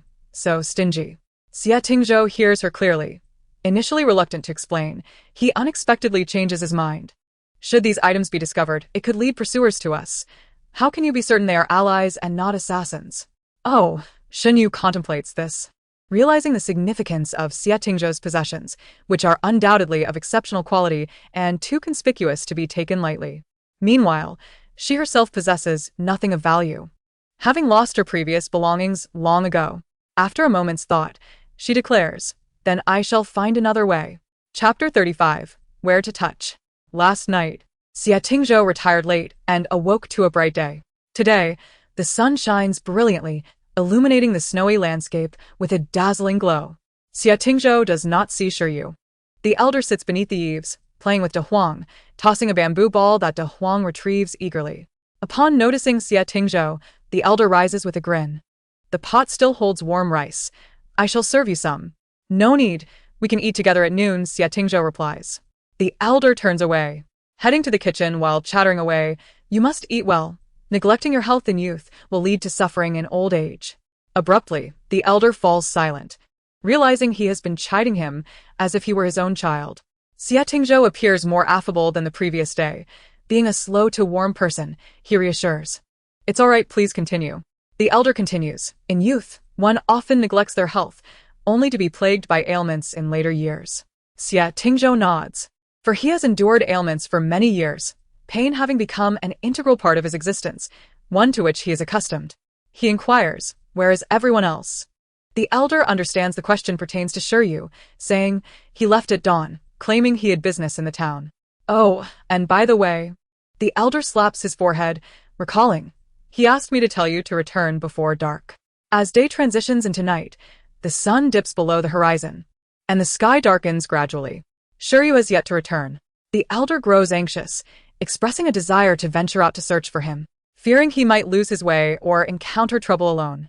However, Xie Tingzhou persuades him to rest. As the moon ascends to its zenith, Da Huang perks up his ears, listening intently before darting toward the courtyard gate. Hearing the commotion, Xie Tingzhou opens the door, spotting a slender figure approaching under the moonlight, casting a small shadow at his feet. Da Huang, in a state of excitement, rushed over, wagging his tail and rubbing against Shiyu's leg as he trotted alongside him. "Why are you still awake?" Shiyu inquired, addressing Da Huang. "Were you waiting for me?" Da Huang eagerly wagged his tail and pranced around him in a circle. A smile crept onto Xie Tingzhou's lips. It seemed that, as he had claimed, not only was he charming, but even dogs were fond of him. Unlike Xie Tingzhou, Da Huang always tucked his tail between his legs and dared not move whenever he encountered him. In certain aspects, dogs were far more perceptive than humans. Indeed, he was not a good person. As Xinyu approached the courtyard gate, she noticed someone standing beneath the eaves. "Why are you still awake?" she exclaimed in surprise. "Why so late?" Xie Tingzhou asked, returning to the room to light an oil lamp. "There was quite a bit to handle, so I took longer," Xinyu replied, spreading her bundle out on the table. Inside, besides medicinal supplies and herbs, there was also a set of clothes. "This fabric is coarse. It will have to suffice for now," Xinyu remarked.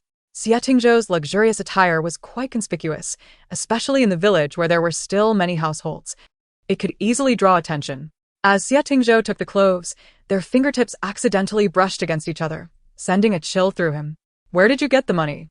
Xinyu, slightly pleased, replied, "I have my ways. It's not stolen."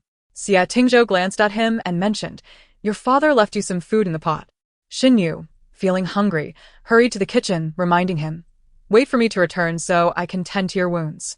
Upon hearing this, Xie Tingzhou set the medicinal supplies down again. When Xinyu returned after eating, Xie Tingzhou was still seated at the table. She casually closed the door and approached him to apply the medicine, starting with his back and then his arm. Without a stove lit in the room, a gust of wind swept through the crack of the door. Noticing the goosebumps rising on Xie Tingzhou's arm, Xinyu hurriedly reassured him, "It will be over soon."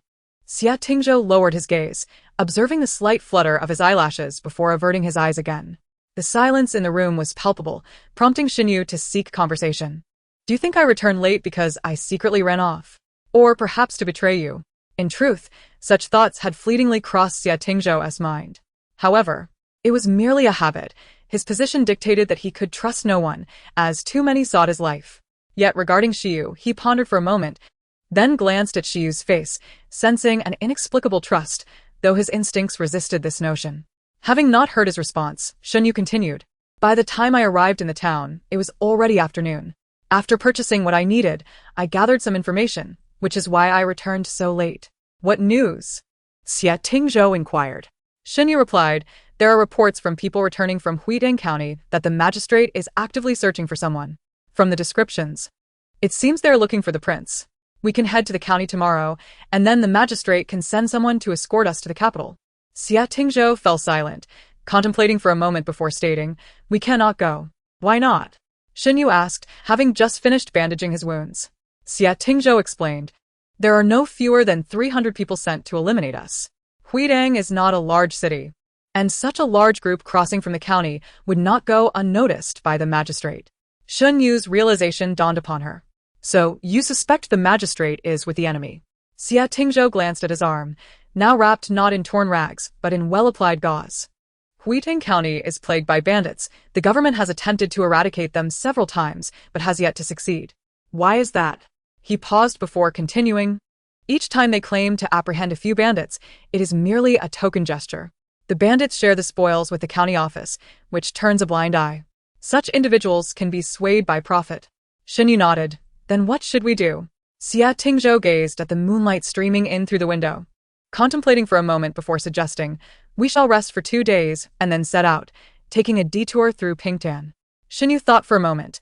Taking the detour through Pingtan would mean traveling over 100 miles.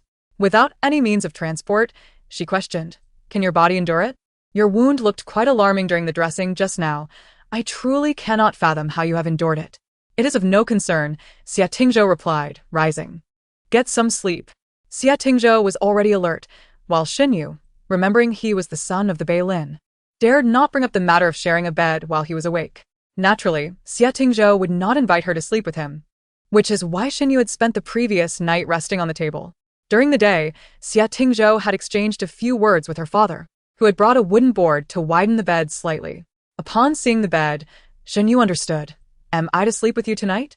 Xie Tingzhou paused in undressing and turned his head, saying, if you prefer to continue sleeping on the table, that is also acceptable. Xinyu, having been weary from the day, decided against making things difficult for herself and quickly went to wash up. By the time she returned, Xie Tingzhou was lying on the outer side of the bed, leaving a considerable space empty. However, to get into bed, she would have to cross over Xie Tingzhou. Xunyu hesitated for a moment before extinguishing the oil lamp. The sudden darkness enveloped her, and she had not yet adjusted to the lack of light. So she cautiously made her way to the edge of the bed. Estimating she had reached the bed, she extended her hand, intending to cross over Xie Tingzhou and support herself on the bed frame as she turned over. Just as her hand made contact, she thought, oh no. Indeed. The next moment, she heard Xie Tingzhou emit a muffled grunt, coldly questioning, what are you doing? Immediately, Xinyu's hand was pulled away by him. Chapter 36. You've caught my attention. I was trying to get into bed. It's too dark to see, Xinyu stammered in explanation. She had felt herself pressing against Xie Tingzhou but was uncertain of the precise location. A rustling sound broke the silence in the dark. Xie Tingzhou rose from the bed, his voice frigid. Get in. Xinyu hurriedly scrambled onto the bed, fully clothed, lying down while replaying the earlier sensation in her mind, growing increasingly uneasy. Though the feeling was somewhat dulled by the blanket, she was certain that she had not pressed against Xie Tingzhou's chest. Where could it have been? Having had a restless night, exhaustion soon overcame Xinyu, and she drifted into sleep. Xie Tingzhou was awakened by the loud voices of women outside. For some unknown reason, he had slept particularly well these past 2 nights, experiencing a sense of solid rest he had not felt in a long time.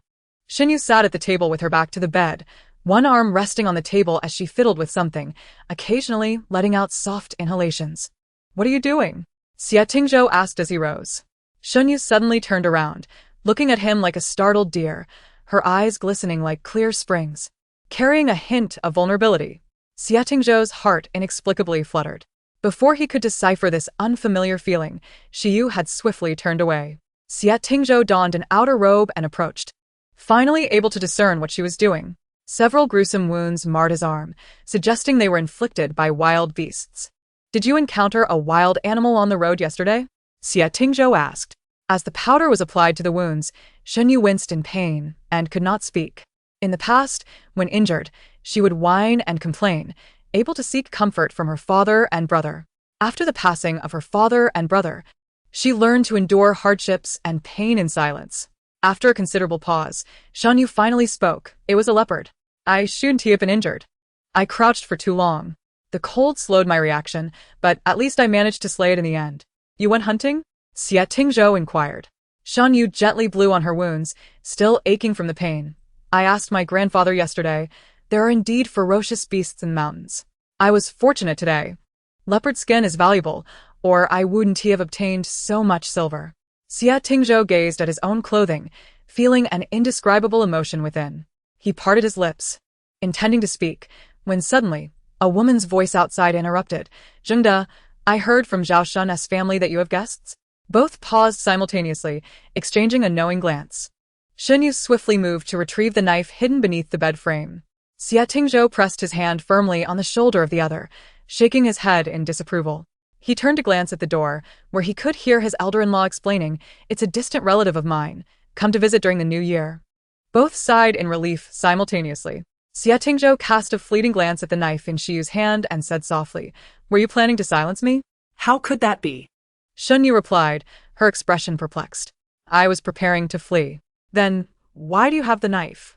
Xinyu lovingly caressed the blade, lamenting, What a fine knife this is. It would be a pity to lose it. I couldn't bear to part with it even when I was nearly drowning. So, I certainly cannot leave it behind now. Outside, a woman was cracking pumpkin seeds, peering curiously into the room. Call her out to recognize her. Yesterday, Zhao Shun's wife passed by your home and has been raving about how striking your relative is. She has lived a long life and has never seen anyone as beautiful. It left her speechless. Uncle Zheng smiled and declined, explaining that they were not familiar with one another and that she was still asleep. The woman leaned against the bamboo frame, saying, "I'm just curious to see what could leave someone speechless." Zhao Shun's wife said, "She looks like a deity from the temple." Shun Yu recalled the stout, wide-eared visage of the temple's deity and, upon glancing back at Xie Tingzhou's handsome face, found it hard to connect the two. Xie Tingzhou noticed Xiu struggle to contain a laugh and shot him a warning glance before leisurely taking a seat beside him. Shun Yu recognized he intended to tend to her wound and did not refuse. She laid her arm on the table, handing him the bandage. His hands, with prominent knuckles and elongated fingers, seemed as if they had been meticulously sculpted. As he worked with an unhurried grace, the bandage in his hands transformed into a precious silk as valuable as gold. His coarse linen attire could not conceal the air of nobility that surrounded him. Shun Yu observed him, silently marveling at the distinction that wealth bestows. As the bandaging was completed, the chatter outside showed no signs of abating. The woman seemed determined to linger, continuing her inquiries. "Has your nephew married yet? How many people are there in your household?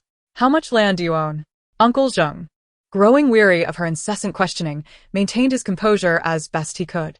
With the outside crowd unwilling to disperse, Shun Yu grew restless. Pacing within the confined space of the room, Xie Tingzhou, irked, lifted his gaze to her. "What are you doing?" Shun Yu replied, struggling, "I need to use the restroom." "You may go," he said, "I can hold on a little longer." Biting her lip, Shun Yu thought, "If I step outside, that woman will surely see me," increasing the risk of exposure. Xie Tingzhou fell silent, observing Shiyu's face, which was contorted in discomfort. He teased, "Can you really endure any longer?" Shun Yu dared not respond, fearing that speaking would only weaken her resolve. She solemnly shook her head instead.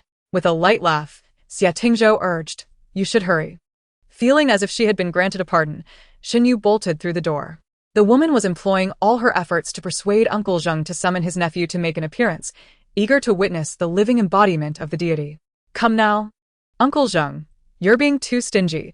It wouldn't cost you a thing to let us see him." Standing upright, she pointed at Shun Yu as she rushed outside. "Is that your nephew? Oh my, indeed he is handsome, just like a deity." "Thank you," Shun Yu thought, her urgency compelling her to dash toward the back outhouse. The woman, bubbling with excitement, continued to peer in, inquiring about Shun Yu's nephew's marital status. Before she could finish her sentence, she suddenly froze, staring wide-eyed at the figure stepping out from the room, dropping her pumpkin seeds all over the ground. Is this a celestial being?" Xie Tingzhou stood at the entrance, his piercing gaze sweeping over the crowd, causing the woman to feel her legs weaken. When Shun Yu returned from the restroom, she found the woman, around 40, leaning against the fence, gazing dazedly in Xie Tingzhou's direction, her cheeks flushed with color. "Very well," Shun Yu mused. It seems she has taken a liking to Xie Tingzhou. She surmised that the woman was likely older than Xie Tingzhou's mother, the esteemed princess of Balin. Chapter 37. The spectacled Xie Tingzhou's expression remained impassive, his gaze retracting calmly. Shun Yu could not help but be astounded. The esteemed young master of the Moon Court was not merely a figure of idle fame. This was only the beginning of his admirers. However, Shun Yu's assumptions were misplaced. Before lunch was finished, a commotion erupted outside. Uncle Zheng set down his chopsticks and stepped out to investigate, only to find a throng of women chattering excitedly at the entrance. The leader among them was Zhao Shun's wife, who boldly opened the low gate of the bamboo fence. Without invitation, they flooded in, leaving Uncle Zheng no time to intervene. Frustrated, he turned to Xie Tingzhou and Shun Yu, his voice trembling this. Accustomed to solitude, Uncle Zheng rarely received visitors, and never had he encountered such a multitude of women, leaving him momentarily at a loss for words. Uncle Zheng, are you still eating?" Zhao Shun's wife inquired, her voice cheerful. "Yes, we are indeed dining," Uncle Zheng replied, hoping they would soon depart. "Do you have something to discuss?" Zhao Shun's wife adjusted her pink floral headpiece and responded, "We simply came to pay a visit." Her gaze was captivated by Xie Tingzhou, and upon noticing Shun Yu beside him, her eyes sparkled with intrigue. During her previous visit, she had only seen Xie Tingzhou. Little did she realize how fortunate Uncle Zheng was to have not one, but two remarkably handsome nephews after losing his son. In this remote village, where outsiders were rarely seen, the arrival of two striking young men was undoubtedly a rarity. Some were purely there for the spectacle, while others were adorned in their festive best, Even the elderly Mrs. Liu from the far end of the village had joined in, leaning on her cane. Such was the nature of village life. Any stirring of events quickly became common knowledge within the span of a meal. Uncle Zheng stood at the entrance, preventing entry, while the group of women craned their necks to catch a glimpse inside. The rules of the Balin royal household were strict. None would dare to watch Xia Tingzhou eat. Servants were required to lower their heads and avoid making eye contact, let alone stare at him while he dined. Xia Tingzhou set down his chopsticks and stood. To return to his room, he needed to turn right, but the entrance was blocked. Such matters were not for him to handle. It was the duty of his attendant. Shan Yu hastily cleared her bowl, rushing to the front to address the crowd. "Excuse me, ladies, please make way. My brother wishes to rest." "It's still early." Someone in the crowd protested. "Why not sit and rest for a bit? Where does the young master hail from?" The entrance was so congested that not even a breeze could pass through. Shan Yu could not resort to force. Nor could she allow the esteemed young master of Balin to be subjected to such a display. As neighbors, they would need to rely on each other in the future. She had to manage the situation delicately. "Perhaps another day," she suggested. "I'll prepare some fruits for everyone to enjoy together." Uncle Zheng grumbled. "Indeed. You're blocking my door. One might think you're here to collect debts." The woman who had been unable to get a good view the day before called out from the back. "Yes, yes. Don't let them say we village women lack manners." Seeing the crowd waver, Shan Yu added, "The weather today is not favorable. I noticed a lovely tree at the village entrance. Why not meet there tomorrow evening for tea and refreshments as the sun sets? It would be so elegant." Although the village women knew little of elegance, the sight of two celestial figures before them set them apart from their ordinary lives. The crowd gradually parted, creating a narrow path, with some chattering. "Then it shall be tomorrow. I'll prepare a pot of good tea." "What good tea could you possibly have?" "My husband is going to the town tomorrow. I will have him bring back some snacks." The group began to assign tasks, debating who would be responsible for what. Shan Yu glanced back at Xia Tingzhou, urging him to catch up swiftly. Amidst the crowd, someone unexpectedly shoved, causing those in front to stumble towards Shan Yu. It was merely a push, yet it was directed towards her injured side. Just as someone was about to grasp her wounded arm, Xia Tingzhou swiftly intervened. The woman fell against his arm, her expression brightening momentarily, only to freeze upon meeting Xia Tingzhou's stern gaze. He regarded her coolly, enunciating each word. "Stand steady." Their eyes locked, and the woman shivered, unmistakably sensing the murderous intent behind his piercing stare. Once inside, Shan Yu closed the door, releasing a deep breath. After marrying Jiang Lian, she had mingled with high-ranking officials' wives and attended several gatherings, each visit feeling like an eternity. Only now did she comprehend the vastness of the world beyond her own. Hearing the group of women fade into the distance, she took the water jug from the table and stepped outside. Moments later, she returned with the jug in hand. Shan Yu poured a bowl of tea, cradling it gently as she presented it to Xia Tingzhou. "Your Highness, please enjoy some tea." Xia Tingzhou accepted the bowl, the faint aroma of tea wafting through the air. Though it was not the finest brew, it sufficed. "Where did this tea come from?" he inquired after tasting it, noting its mediocre quality. "I purchased it in town yesterday," Shan Yu replied. He took another sip, asking, "What need have you for tea? Is your purse overflowing?" Observing the bowl nearing emptiness, Shan Yu hurriedly refilled it, aware that he often furrowed his brow slightly when drinking the local water. Xia Tingzhou studied her for a moment, his expression a blend of amusement and intrigue, which made Shan Yu feel quite uncomfortable. "What is amusing you, Your Highness?" she asked. He gently swirled the tea in the bowl, its dull hue indicative of its inferior quality. With a faint smile, he remarked, "I merely intervened on your behalf. And now you incessantly call me Your Highness. In the past, you would boldly address me by name." He likened her to the great yellow dog in the courtyard, who wags his tail for those who treat him kindly, a rather endearing sight. Leaning closer, he teased, "Are you so easily swayed?" Shan Yu caught in his gaze, instinctively leaned back and replied defiantly, "That is because there are outsiders present. I mustn't reveal your identity." "Is that so?" Xia Tingzhou set down the tea bowl. "Then pray tell, who is it that urged me to move closer last night when it was just the two of us?" Shan Yu faltered, stammering, "Did I? Was there such a thing?" As she pondered, she recalled feeling terribly cold in the middle of the night, unconsciously inching closer to him, prompting him to retreat until he nearly fell off the bed. In the darkness, she had indeed suggested he lie closer, but she would never admit it. "Perhaps Your Highness was mistaken in your slumber," she insisted stubbornly. Xia Tingzhou chose not to press further, shifting the conversation. You will attend the tea gathering tomorrow. It struck Shenyu, then, that she had unwittingly agreed to a considerable inconvenience, having spoken hastily to dismiss the women. Little did she know they were not easily dissuaded, and had promptly set a date. I shall not go, she declared. Noting his furrowed brow, Xia Tingzhou fell silent, pondering whether he ought to attend instead. The thought of the esteemed heir of Biling accompanying a group of women for tea was utterly absurd. The mere image of it made Shenyu shudder. In Chapter 38, the Master of Male Medicine, the snow in the courtyard had been thoroughly cleared by Shenyu, who later accompanied her father-in-law to hunt in the mountains. Though her injured hand hindered her ability to catch anything worthwhile, her father-in-law was pleased, reminiscing about how his son used to join him, finding joy even in an empty-handed return. After dinner, Shenyu played with the large yellow dog in the courtyard, their shadows stretching long on the ground. Xia Tingzhou and her father-in-law exchanged casual banter beneath the eaves.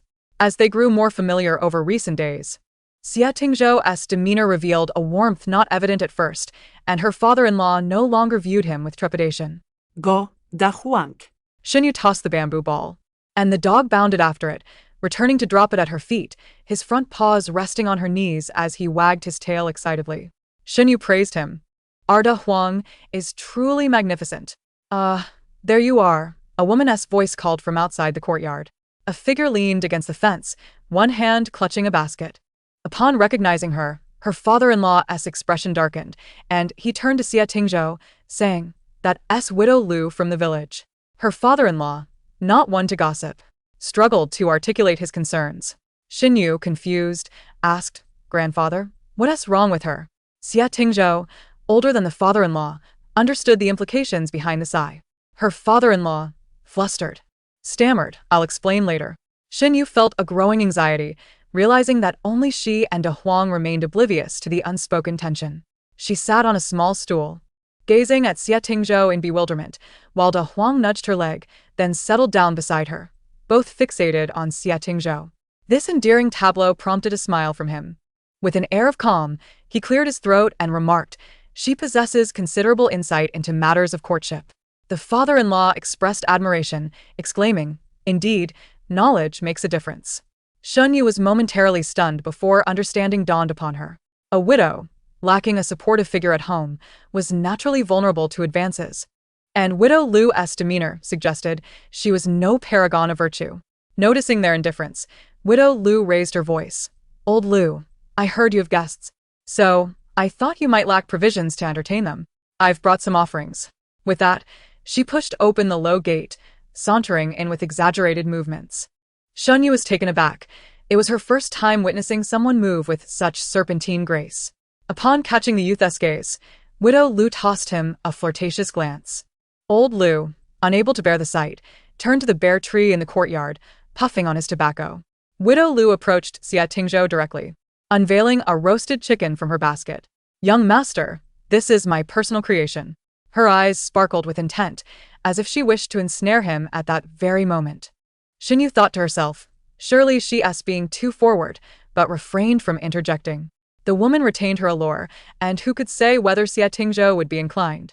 After all, she had heard rumors of his exploits since returning from the battlefield, becoming a frequent patron of the local brothels, indulging in a life of excess. Xia Tingzhou stood, towering over widow Lu, accepting the chicken with a polite acknowledgement. "Thank you." Widow Lu, suppressing her delight, murmured, "Young master, I am alone at home. And with the recent rains, my roof has sprung leaks. Might you come by tonight to take a look?" Shenyu scoffed quietly. Night was fast approaching. And what repairs could be made then? Surely it was no time to climb roofs. Upon hearing her scoff, Xia Tingzhou glanced at her. After a brief silence, he replied, "I apologize, but I have been frail since childhood and cannot manage such tasks." Shenyu scoffed again, thinking that he had likely forgotten his days of wielding a sword on the battlefield. Widow Lu, growing anxious, quickly added, "No need to climb. No need." Had it not been for the presence of others, she would have surely suggested, "Just come to bed." Xia Tingzhou nodded thoughtfully. "I see," he said, glancing at Shenyu. "But my younger brother is quite adept at various matters." Shenyu, caught innocently in the crossfire, nearly toppled her stool. She merely scoffed lightly both once and twice, thinking, is it truly necessary to be so vengeful? The widow Lu wished to say more but, intimidated by Xie Tingzhou's imposing demeanor, refrained and instead turned her gaze toward Xinyu. This one is acceptable, she thought, though not as tall and robust as the other, he possesses a rather handsome face, unmatched in the entire town. With this conviction, Lu turned, plastering a smile on her face as she leaned toward Xinyu, elongating her words, "Young master, enough." Xinyu interjected bluntly, her expression pained. "To be honest, I have some difficulties in that regard. I have the will but lack the strength." Xie Tingzhou nearly choked, unsure whether it was the wind or her words that caught him off guard. The topic was too sensitive, and the old man had already retreated indoors with his pipe. The widow Lu, taken aback, could hardly close her mouth, glancing at Xie Tingzhou as if seeking his confirmation. Suppressing a laugh, Xie Tingzhou replied, "Then there is nothing to be done. Please take your leave."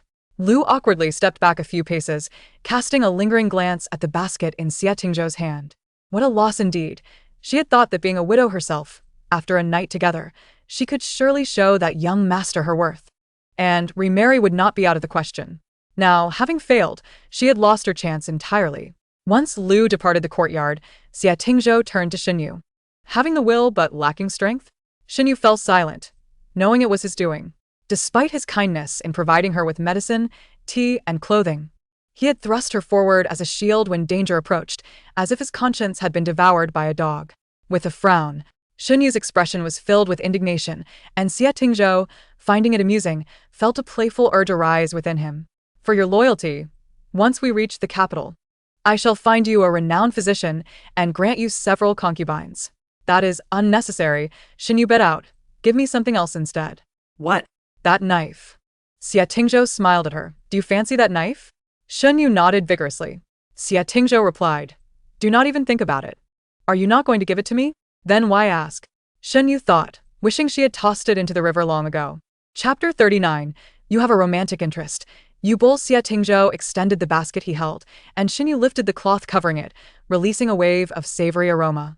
She was ravenous. The last time she had enjoyed roast chicken was months ago in Xingjing. Just as she grasped a chicken leg to indulge, she noticed Xie Tingzhou staring fixedly at her. "Do you wish to eat as well?" Xinyu offered. "Then here, you may have it first." Xie Tingzhou declined, coolly stating, "You dare consume anything without caution? Where is your vigilance as a guard?" Xinyu retreated, aware that these rare days of ease were fleeting, and she was already growing complacent, knowing a fierce battle awaited her upon returning to the capital. "Is it forbidden to eat?" Xie Tingzhou replied. "If you are not afraid she might have poisoned it, then by all means, eat." "What poison?"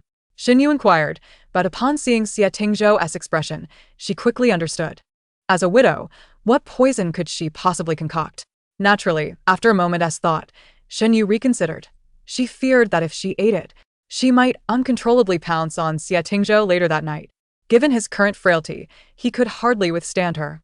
If she were to seize him against his will, would he not retaliate with a horde of hidden guards to hunt her down? Thinking too far ahead, Xinyu returned to the present. But the chicken no longer seemed appealing. "Should I discard it then?" Xie Tingzhou gestured with his chin. "Let it eat." Xinyu blurted, "You have a cruel heart. What if the big yellow dog eats it?" His audacity was growing, daring to call him cruel. Xie Tingzhou turned to leave, but after a few steps he glanced back, saying its romantic interest is at the village entrance. Xinyu was astonished. "How do you know?" "The old man mentioned it," Xie Tingzhou replied without turning back, his expression slightly irritated. Xinyu pouted, staring at the chicken she could not eat, her mouth watering. She looked down at the big yellow dog wagging its tail and said, "Fine, you have a romantic interest, you bull. Then you may have it." For the entire night, Xie Tingzhou did not speak to Xinyu. The following morning, during breakfast, the big yellow dog returned, wagging its tail joyfully, appearing quite content. It seemed that there truly was something wrong with that chicken. Thankfully, she had not eaten it, or today, it would have been Xie Tingzhou's virtue at stake, and her own life in jeopardy. In the afternoon, the old man returned from his rounds, his expression grave. After dinner, as dusk descended, he sat silently under the eaves, smoking several rolls of rough tobacco before finally entering the house. Before dawn, Xie Tingzhou was awakened by a knock at the door. He opened it to find the old man standing there, carrying a coarse cloth bundle. The old man entered unceremoniously, rousing Xiyu, who was sleeping soundly, saying, "I'm sending you off. Feel free to ask anything on the road." Shen instantly awoke. They had not brought any luggage, and within moments, they had prepared themselves. Outside the courtyard, a ox cart awaited. Once they settled in, the old man urged the ox to set off. The wind howled at night, but with the moonlight casting shadows on the ground, they could barely see the road ahead. The old man sighed. Yesterday, I visited the village, and those returning from the town said that the magistrate of Huidang County has dispatched people who are already in the town. It is no longer safe here. Both Xie Tingzhou and Shen Yu were taken aback. Grandfather, Shen Yu exclaimed, how do you know they are looking for us? The old man squinted and smiled, patting the space beside him. Little Yu, come sit here. As they sat together, they truly resembled a grandfather and grandchild. The old man continued, your demeanor is extraordinary, unlike ordinary folk, and besides, where would a common person find such fine fabric and carry a knife? Shen Yu was momentarily speechless. You know all this, and you are not afraid we are bad people? I do know. The old man chuckled. I discovered it when I widened the bed for you. Don't let my poor eyesight fool you. My mind is sharp. You two are good children, especially you, he said, patting Shen Yu's shoulder. You have won this old man's favor. I acknowledge you as my grandchild. Perhaps because parting was imminent, Shen Yu felt a pang of sadness in her heart. The old man said, follow this road straight to the ferry. Once you cross the river, walk another 10 miles to reach the official road. In that bundle, I've packed a few cakes for you. Keep them for the journey. I'm short on money, so this is all I can offer. Xie Tingzhou felt the bundle. It was still warm, indicating the old man had baked the cakes overnight. He opened it to find another package beneath the cakes. He nudged Shen Yu, who turned to him, and he handed her the bundle. Upon seeing the contents, Shen Yu could hardly contain her tears.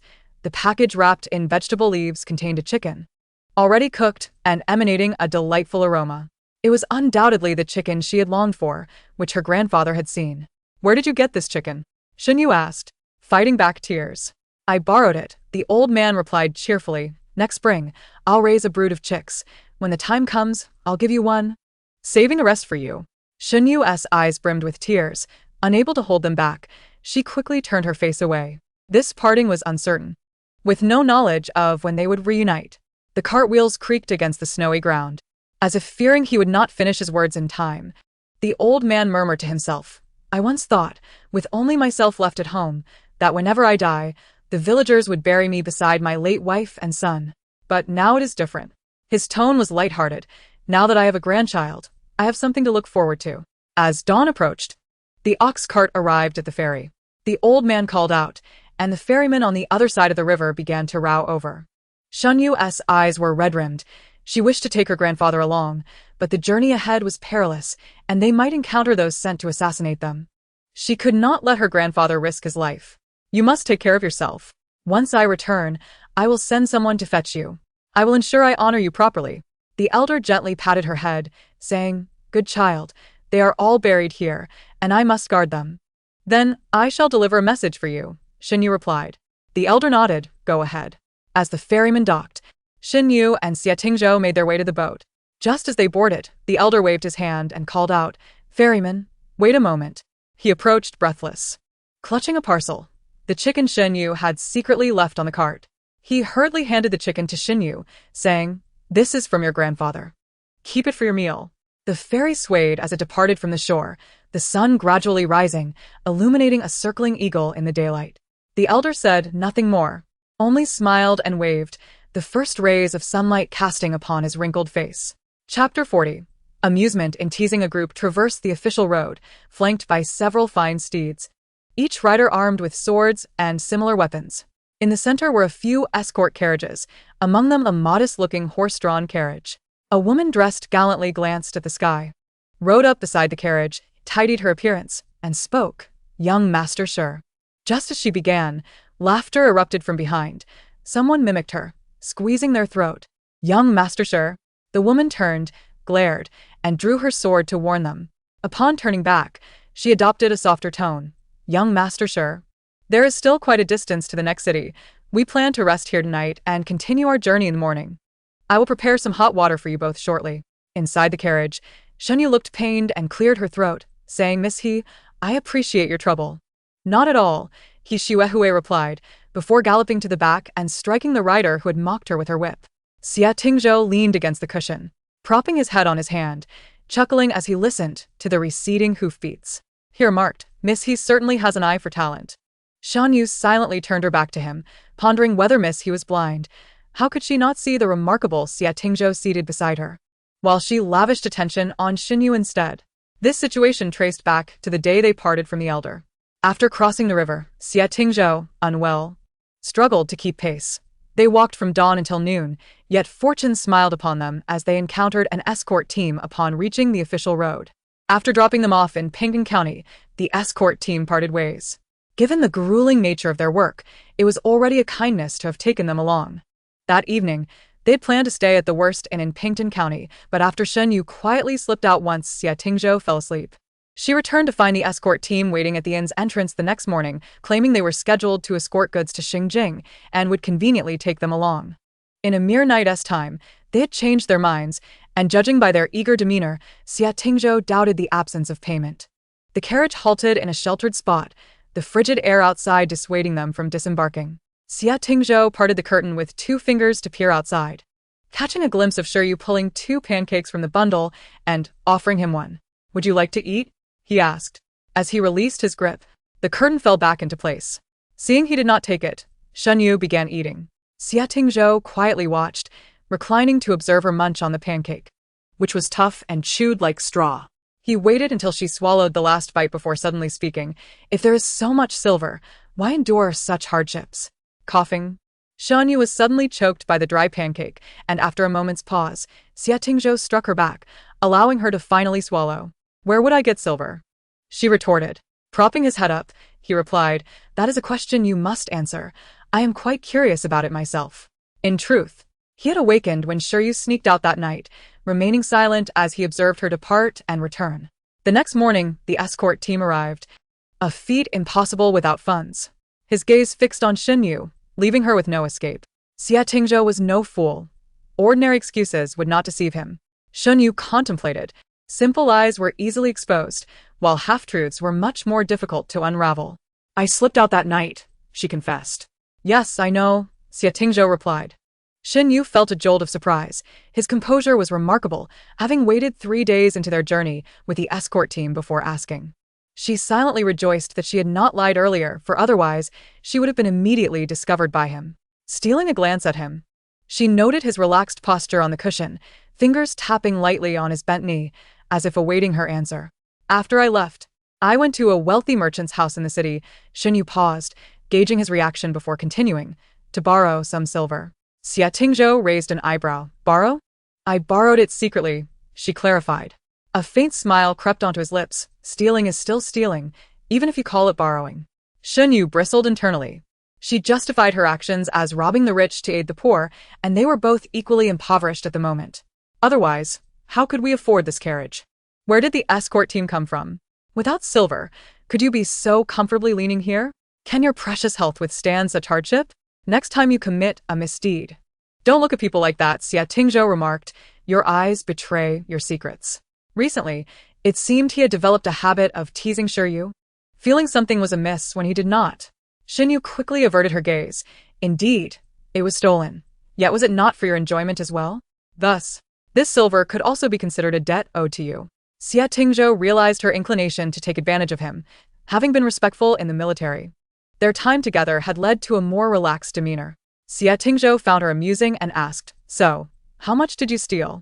Shen Yu nearly burst into laughter, pulling out a stack of silver notes from her chest. He took them, flipping through them, the warmth still lingering on the notes. He nodded slightly, acknowledging the considerable sum she had managed to secure. Shen Yu pursed her lips. "Perhaps you should refrain from praising me." She reached out for the notes, but Xia Tingzhou raised his hand, withholding them. "These are my silver," Shen Yu stated firmly. Xia Tingzhou leisurely tapped the notes, casually stating, "Did you not say it was a debt I owed? If it is indeed my debt, then the principal should rest in my hands, don't you think?" Shen Yu conceded, realizing it was futile to challenge his innate gift for debate. "If you are so eloquent by nature, why not engage in scholarly discourse instead?" Xia Tingzhou, having had his fill of teasing, tossed the notes into her lap, smiling as he said, "Take care of it. Such a large sum could attract danger." Shen Yu tucked the notes into her bosom, murmuring, "If death comes, we shall face it together. But fear not. I shall serve as your guard on the road to the underworld. Xie Tingzhou maintained his smile, though the warmth in his eyes gradually faded. He recalled the woman who had cried out on the ground, cursing him. Xie Yun, may you find no peace in life, destined to remain solitary, condemned to the abyss of hell for eternity. Xie Tingzhou gazed quietly at Yu. If that woman were still alive, he would summon her to witness this. You see, Someone is willing to accompany me on the road to the underworld. Your words are unfounded. Yu, unaware of his expression, diligently secured the notes before lifting the curtain and stepping down from the carriage. As the curtain fell, she turned back to gaze at the carriage for a few moments. A sigh of relief escaped her. She had successfully deceived Xie Tingzhou. The night had fallen, and a bonfire flickered not far off. Yu settled beside the fire, poking it with a stick, deep in thought. After slipping out that night, she had visited the Liu family's shop in the city. In previous years, she had either been at the border or at her grandmother's home in Hezhou, where she had managed the accounts for a time. Carrying the Liu family's seal, she could access funds from any of the major Liu family shops in the Great Zhou. However, she could not let Xie Tingzhou know. Once her identity was revealed, it would be uncertain whether she could continue to accompany him. As for the green herbs and red pills, she had assigned tasks to them when they departed from Yanliang Pass. She penned 2 letters. Hong Qiao was tasked with delivering one to her grandmother in Hezhou, while Lu Yao was to return to the capital to present another letter to Sun Yan, detailing the family's subsequent arrangements, including the handling of her father and brother's funerals. Now, delayed on the road, she was uncertain whether the two had successfully completed their tasks. By now, her father's funeral should have concluded, yet an inexplicable unease settled within her, as if events were spiraling towards a direction beyond her control. Chapter 41. She has died as the year drew to a close. A festive and harmonious atmosphere enveloped Xingjing, 1,000 miles away. Many affluent families had begun to adorn their homes with lanterns, red decorations hanging from eaves. Jiang Lian's gaze fell vacantly upon the figure in the painting. She seemed both familiar and foreign. Yu appeared more vibrant than the painted visage, her eyes shining with greater brilliance. Indeed, he had captured her as she once was. In this life, he had known her earlier, and the essence of her being had transformed. He added a few strokes to the canvas, stepping back to observe, and confirmed that it bore a closer resemblance to the woman he had encountered that night at the Shun residence. A smile graced his lips as he set down his brush, lost in contemplation once more. A knock sounded at the door from a servant. Gao Jin. Young master. Miss Shin Air has arrived. He pressed his ear to the door, hearing no response within, so he knocked again. Young master? Inside the study, Jiang Lian, who had been fixated on the painting, finally stirred. He turned his head and asked in a hushed voice, "What is it?" Gao Jin replied cautiously, "Miss Shin Air is here. My lady asked me to inform you." Jiang Lian paused, pondering her purpose for coming. What does she seek? It is said she has come to apologize, and she also brought some of Miss Shin's belongings. Gao Jin hesitated, recalling that name had become a taboo for Jiang Lian. Jiang Lian's hand clenched into a fist, trembling slightly before he relaxed. Let her wait in the side hall. Dressed in plain white, Shun Yan, adorned with a white silk flower in her hair, frequently glanced towards the entrance, and after what felt like an eternity, the sound of footsteps reached her ears. She immediately stood, her handkerchief twisting in her grasp, and upon seeing Jiang Lian cross the threshold, she curtsied. "Lord Jiang." Jiang Lian nodded and took his seat.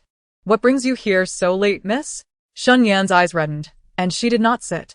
"I have come specifically to apologize, for I know you harbor resentment towards me. However, I had no choice but to deceive you about my sister's whereabouts." She ventured alone to the border, and with the impending marriage negotiations, should this matter come to light, it would surely tarnish her reputation. You understand how vital honor is for a woman. During that time, Jiang Lian would visit frequently, bearing gifts, often trivial items for young ladies. After a month of such visits, news of the border conflict reached him, and he knew that Xinyu must be heartbroken. Fearing her tears, he disregarded formalities, simply wishing to see if she was well. It was only after discovering she was not home that Shun Yan revealed the truth. Xinyu had long since departed for the border, and it was she who had accepted his gifts in her absence. Jiang Lian sought her out on the front lines, but by the time he arrived, news from the Shin family reached him that General Shin's body was being escorted back to the capital, alongside Xinyu's remains. Upon his return, the bodies had already been interred. Jiang Lian's expression remained impassive. "Miss Shin Air, please take a seat. There is no need to dwell on this matter further. I do not blame you for it. Not blaming her for this incident implied he held her accountable for something else. Shen Yan choked back tears. She is my sister, who has loved me since my earliest memories. Everything she possessed, she generously shared with me. I am the person who wished for her life more than anyone else in this world. A heavy silence enveloped the side hall. After a prolonged moment, Jiang Lian spoke. Did she leave any messages for you? Shaking her head, Shen Yan replied, No, she left secretly. None in our household were aware. Jiang Lian scrutinized her expression, seeking any hint of deception, but found none. Shen Yan's gaze met his without flinching, her sorrow genuine. Turning away, she wiped her eyes with her handkerchief. I have not touched any of the items you gifted her, save for the spoiled pastries. I brought everything else with me. I understand your feelings for her. And I have also brought some of her belongings for you to remember her by. I heard from Madame Jiang that you have not been eating well lately. If my sister were aware, she would not wish for you to suffer in this manner. Jiang Lian blinked, a sudden smile breaking upon his lips. He murmured, She would not concern herself with me. She must harbor resentment towards me. What did you say, my lord? Shen Yan inquired, having not caught his words. Nothing, he replied. Looking at her. Where are her belongings? Shen Yan turned her head, and her maid presented an exquisite box. Jiang Lian opened it to reveal several items. A hairpin, a wooden comb, and a small wooden sword. He picked up the sword and asked, What is this? It is a wooden sword my sister insisted my brother make for her during her childhood. She cherished it dearly and never discarded it, even after she ceased to play with it. Shen Yan's voice faltered. I had intended to keep it for myself, but in the General S household, my sister's presence lingers everywhere. I believe you need it more than I do. Jiang Lian lowered his gaze, caressing the wooden sword. Thank you, Miss Shen Heir. Shen Yan rose to take her leave. I shall take my leave now, my lord. Please take care. Jiang Lian nodded. Gao Jin, see her out. Miss Shen Heir. This way, please. Gao Jin ushered Shen Yan out. As Jiang Lian placed the wooden sword back in the box, he stepped outside, glancing at the sky. He casually asked the servant at the door, Why did Miss Shen Heir arrive so late? Coincidentally, Madame Jiang, who was coming to comfort him, overheard. What else could it be? The Shen family has lost 3 in battle. It sounds noble, but ultimately, they are left with only the widow and the young lady. Everyone seeks to take advantage of their misfortune. Rumors have circulated that Madame Shen did not favor her husband's children, even sending Miss Shen to her death. Now they are subjected to pointed fingers whenever they venture out. Their lives have become exceedingly difficult, and they can only leave home under the cover of night. Jiang Lian remained silent as he returned to the study. Madame Jiang had not seen Jiang Lian for several days, and his increasingly unpredictable temperament had deterred her from visiting his quarters. Today, she finally found an opportunity. Lianji, she called, trailing behind him. Since receiving news of Miss Shen's demise, Jiang Lian had been in a frenzy for quite some time, later losing his appetite, visibly losing weight and becoming more irritable. Now. Everyone in the household treated him with utmost caution. Now that Miss Shen has departed, and death cannot be undone, it is not feasible to prolong your marriage arrangements indefinitely.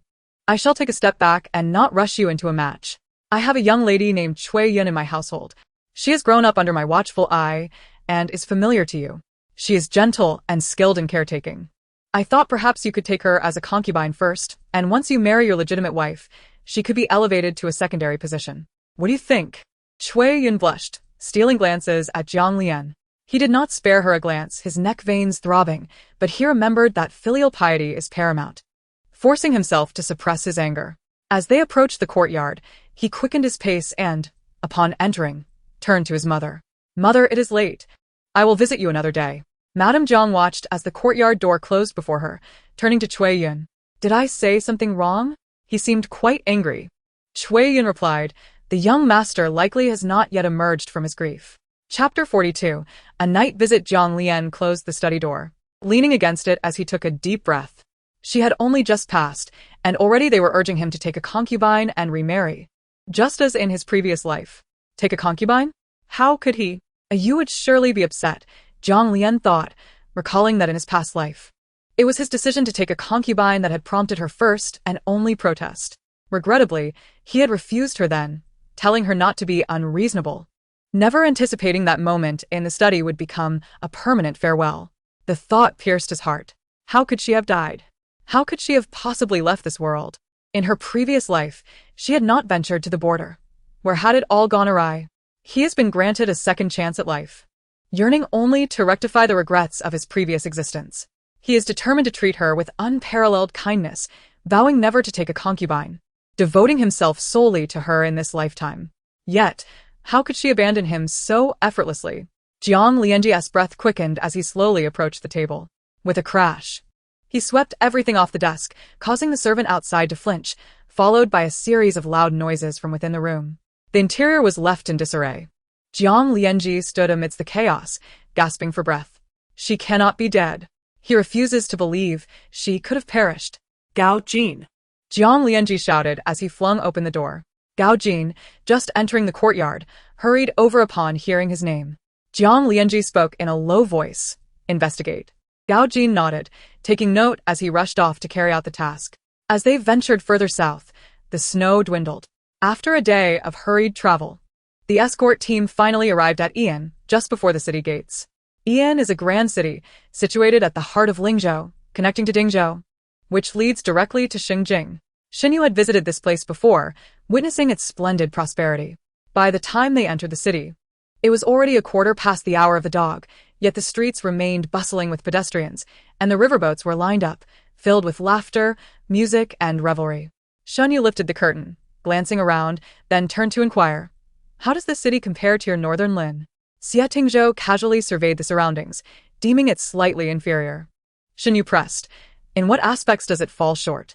Xie Tingzhou gestured with his sleeve, gazing at the graceful women on the riverboats, and replied coolly, "The beauty does not measure up to that of northern Lin." "Scoundrel!" Shenyu scoffed, flinging the curtain aside. Xie Tingzhou smiled lightly. Their carriage came to a halt in front of an inn. The innkeeper, noticing the large group, hurried over to welcome them. Shenyu was the first to disembark, glancing up at the sign before extending her hand.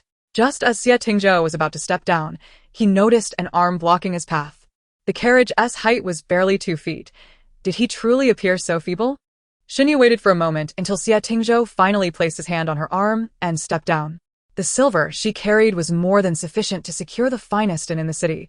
However, it was prudent to keep their wealth concealed, as one could never guarantee that the escort team would not harbor ill intentions in the presence of riches. The journey to the capital could take anywhere from 5 to 10 days, so it was better to be cautious. The escort team had arranged for only one room for the two of them, but after traveling together for so long, they found no discomfort in this arrangement. Shenyu had curled up in the carriage for days, her body aching from the confinement, and she climbed into bed, falling asleep the moment her head hit the pillow. Xie Tingzhou extinguished the lamp and sat in the dark, unusually not joining her on the bed. The clock chimed 4 times, and the wind carried a few brief bird calls. He approached the bed, finding her blissfully asleep, having rolled from the side to the center. He knew her too well. Within an hour, she would occupy the entire bed. The window opened and closed, and a dark figure swiftly vanished from view. A massive white eagle soared overhead, heading towards a dwelling. With a graceful leap, Xie Tingzhou landed silently in a courtyard. The white eagle dove down, landing on the eaves, revealing the precious jade claw of the divine eagle, Haidongqing. "Your Highness," Shifeng bowed, "I have arrived late." Xie Tingzhou lowered his gaze, inquiring about the situation. Shifeng replied solemnly, "Your Highness accurately predicted the circumstances. Among the mountain bandits that day were over 100 assassins. We captured a few, but they concealed poison in their mouths, leaving no survivors. Please punish us accordingly." Xie Tingzhou raised a hand, and Haidongqing flapped its wings, landing on his arm. Over 100 assassins. They must have been driven to desperation, willing to risk everything. Indeed, Shifeng continued gravely. The fallen stones crushed the decoy in the prison cart. They believed Liang Jianfang to be dead, yet were uncertain whether your Highness had obtained his confession, leading several groups to search for your whereabouts since your disappearance. Finally, they had lured someone out. Xie Tingzhou stroked Haidongqing gently, speaking softly. "It was not in vain that I devised this scheme, placing myself at stake to play this game. The plan had been well set, yet it unexpectedly turned into a true drama. Now that we have drawn them out," Shifeng stated, "I shall escort your Highness back to the capital at once." Xie Tingzhou suddenly fell silent, turning his gaze in one direction for a few moments before saying, "There is no rush." Shifeng dared not inquire further. His Highness had his own designs.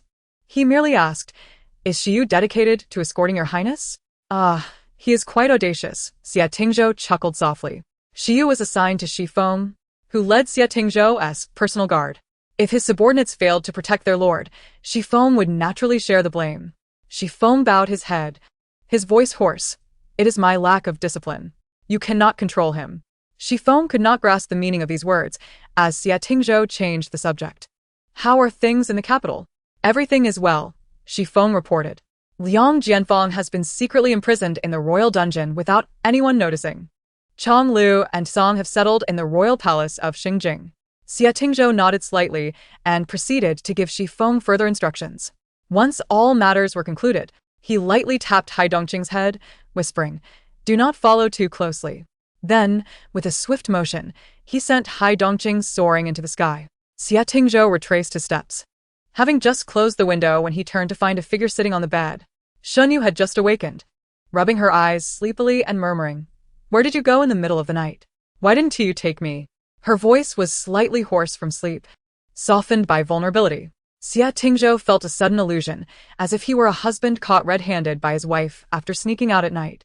He remained silent, walking straight to the table to pour a cup of tea, which he drank in one gulp before asking, "What would I take you for?" "I was protecting you," Xinyu replied, becoming more alert as she scrutinized him for a moment, then suddenly exclaimed, "Oh, I understand." With that, she flopped back down to continue sleeping. Xia Tingzhou set down the teacup and turned his head, asking, "Will you understand?" Xinyu leaned against the bed, eyes closed, saying, "Some things are better left unsaid. I must leave you some dignity." Xia Tingzhou chuckled, sitting on the edge of the bed and leaning toward her. "You needn't spare my dignity. Do tell me what you understand." Xinyu opened her eyes, asking, "Do you truly want me to say it?" "Yes." Xia Tingzhou lowered his gaze, his presence imposing even without anger. Chapter 43. Indulgence. Xinyu sat up, clutching the blanket, and said in a low voice, "I have heard that the brothels on Ian's riverboats are particularly famous, with beauties of all shapes and sizes.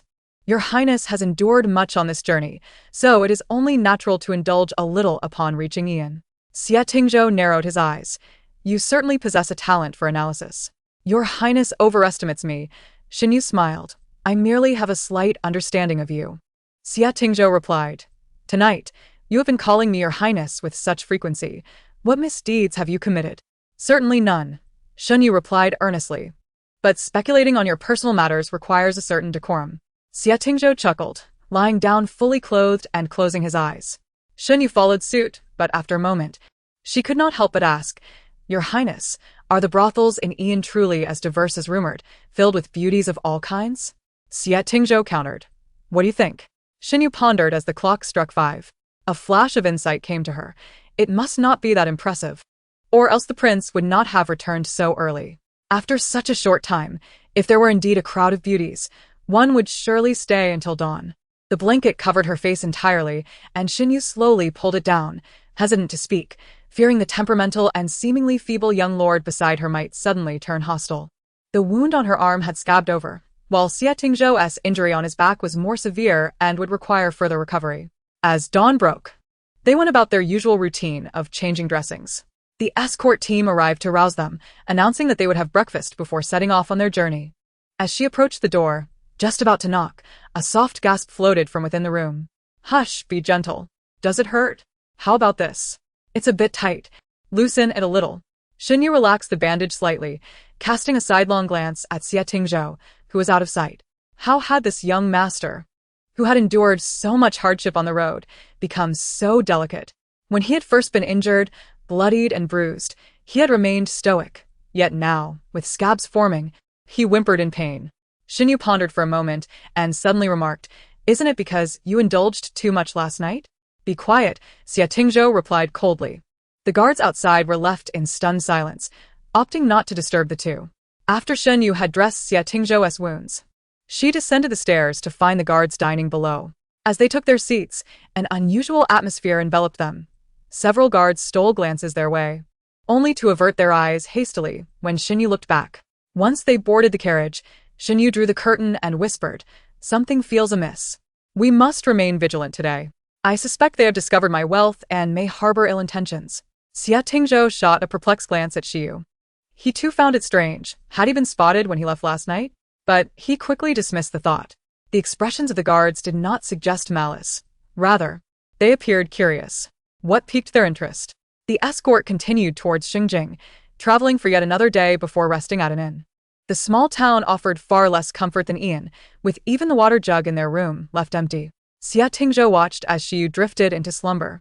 Bemused by the sheer amount of sleep he seemed to require.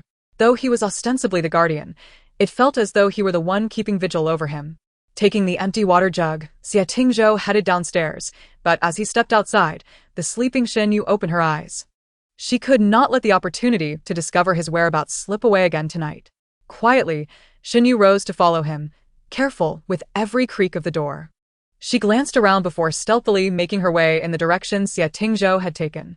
Just as she rounded a corner, she nearly collided with someone coming from the opposite direction. Xia Tingzhou cast a sidelong glance at her, his feigned sleep remarkably convincing.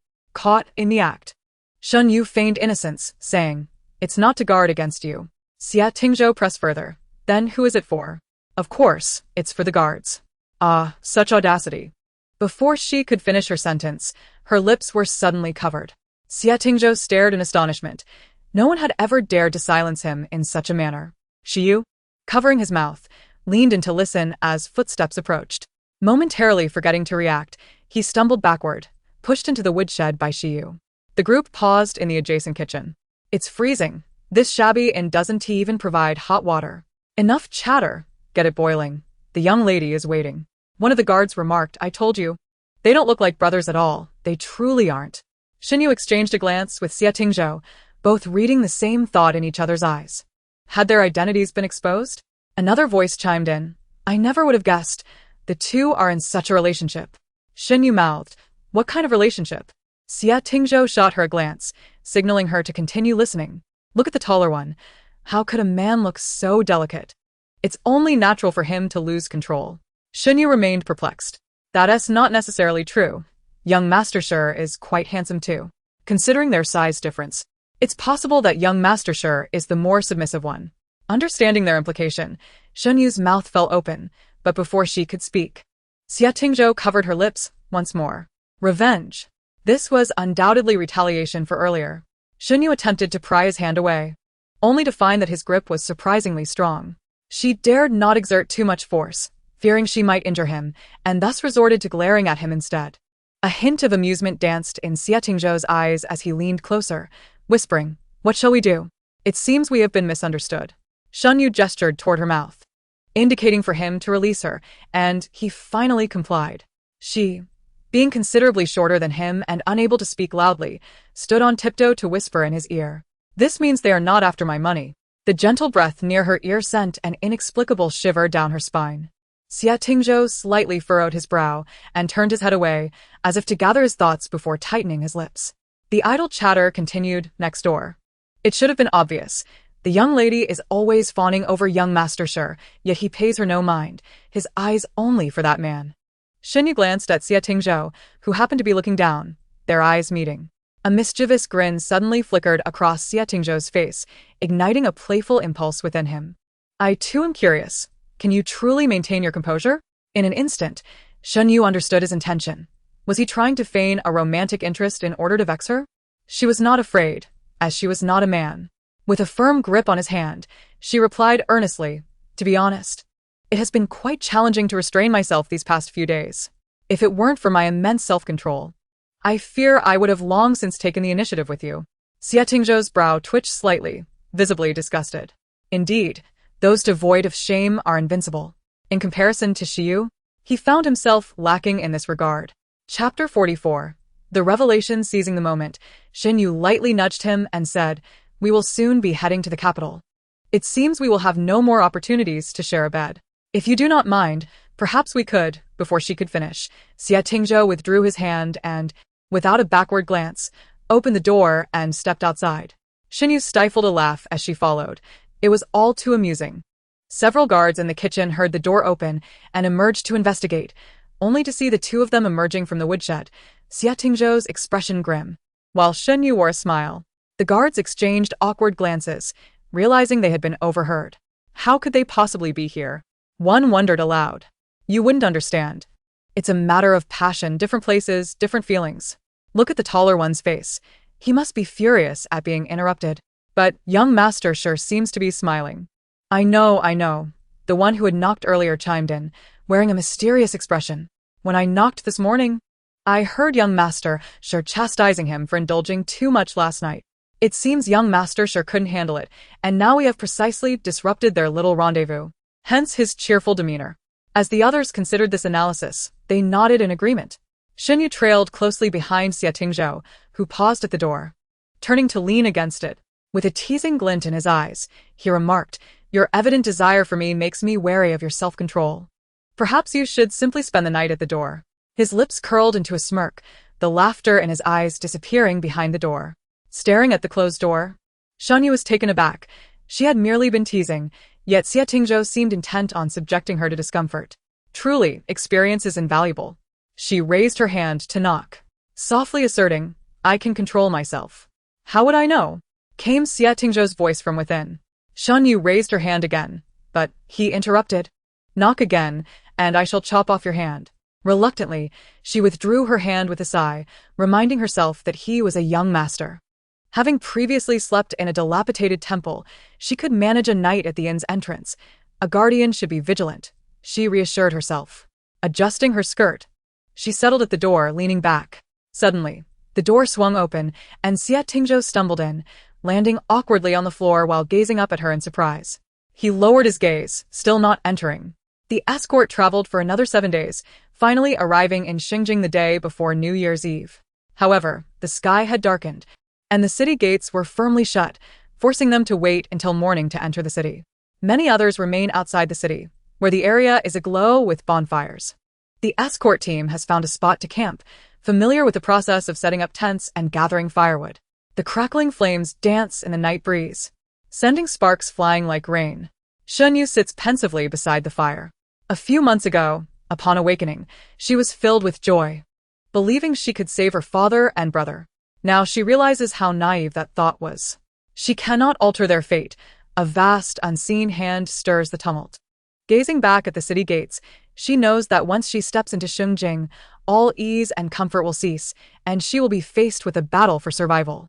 Her brother's advice echoes in her mind, to abandon vengeance and live well, for she possesses her mother's dowry and the support of the Liu family, allowing her a life of ease. Yet she cannot do so. The blood debts of her father and brother must be repaid with a life. Beside her, the dry grass rustles as Xia Tingzhou sits down. "Have you been to Xinjing before?" he asks. Shenyu stirs the fire with a stick, recalling that she always came with the general. Sensing his melancholy, Xia Tingzhou reflects for a moment and says, "If you wish to return to the general's residence, I will allow it." Shenyu shakes her head. "I cannot go. General Shen and the young general are gone. I failed to protect them and lack the face to meet the Shen family again."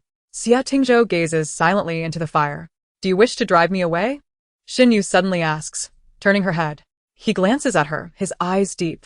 "Tomorrow, once you cross that threshold, everything will change. Xinjing is not a good place. It is a cage. Since the day I decided to march, I have been imprisoned within it. The paranoid Emperor Sun would not allow the princess to rise. That battle saved countless lives, yet displayed how formidable Balin had become. Emperor Sun's repeated edicts summoning him to the capital are merely to keep him as a hostage, restraining the Prince of Balin." Shenyu's face, warmed by the fire, prompts her to rise and cool off. Just as she stands, Xia Tingzhou grasps her hand. "Xiyu?" he says, looking at the fire. "Having accompanied you all this way, I grant you one chance. What is your true purpose in staying by my side?" Shenyu opens her mouth. "If I tell you, will you believe me?"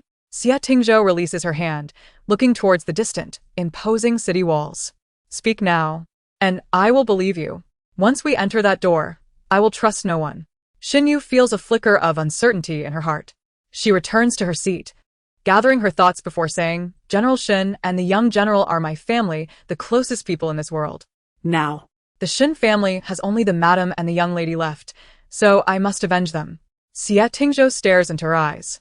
Shenyu meets his gaze resolutely.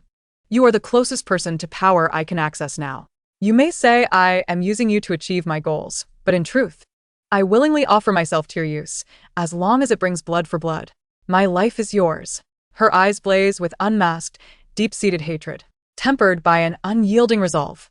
In that moment, Xie Tingzhou feels as though he can see through her soul. He exhales slowly, aware that Sheng Jing is fraught with treachery. A single misstep could lead to death in a web of schemes. "This is your last night of ease," he says. His tone suggests he has decided to remain with her. Shen Yu has many questions regarding how the Qingyun guard learned of the urgent situation at Yanliang Pass and where Liang Jianfeng is now. She does not believe that Xie Tingzhou, with his meticulous mind, would allow Liang Jianfeng to perish. "Liang Jian," she begins, but then stops abruptly as footsteps approach, and they both turn. He Xuehui waves her hands repeatedly. "I didn't mean to eavesdrop. I just wanted to talk to Sir Shi." "About what?" Shen Yu inquires, perhaps illuminated by the firelight. He Xuehui's face is slightly flushed as she nervously twists her skirt.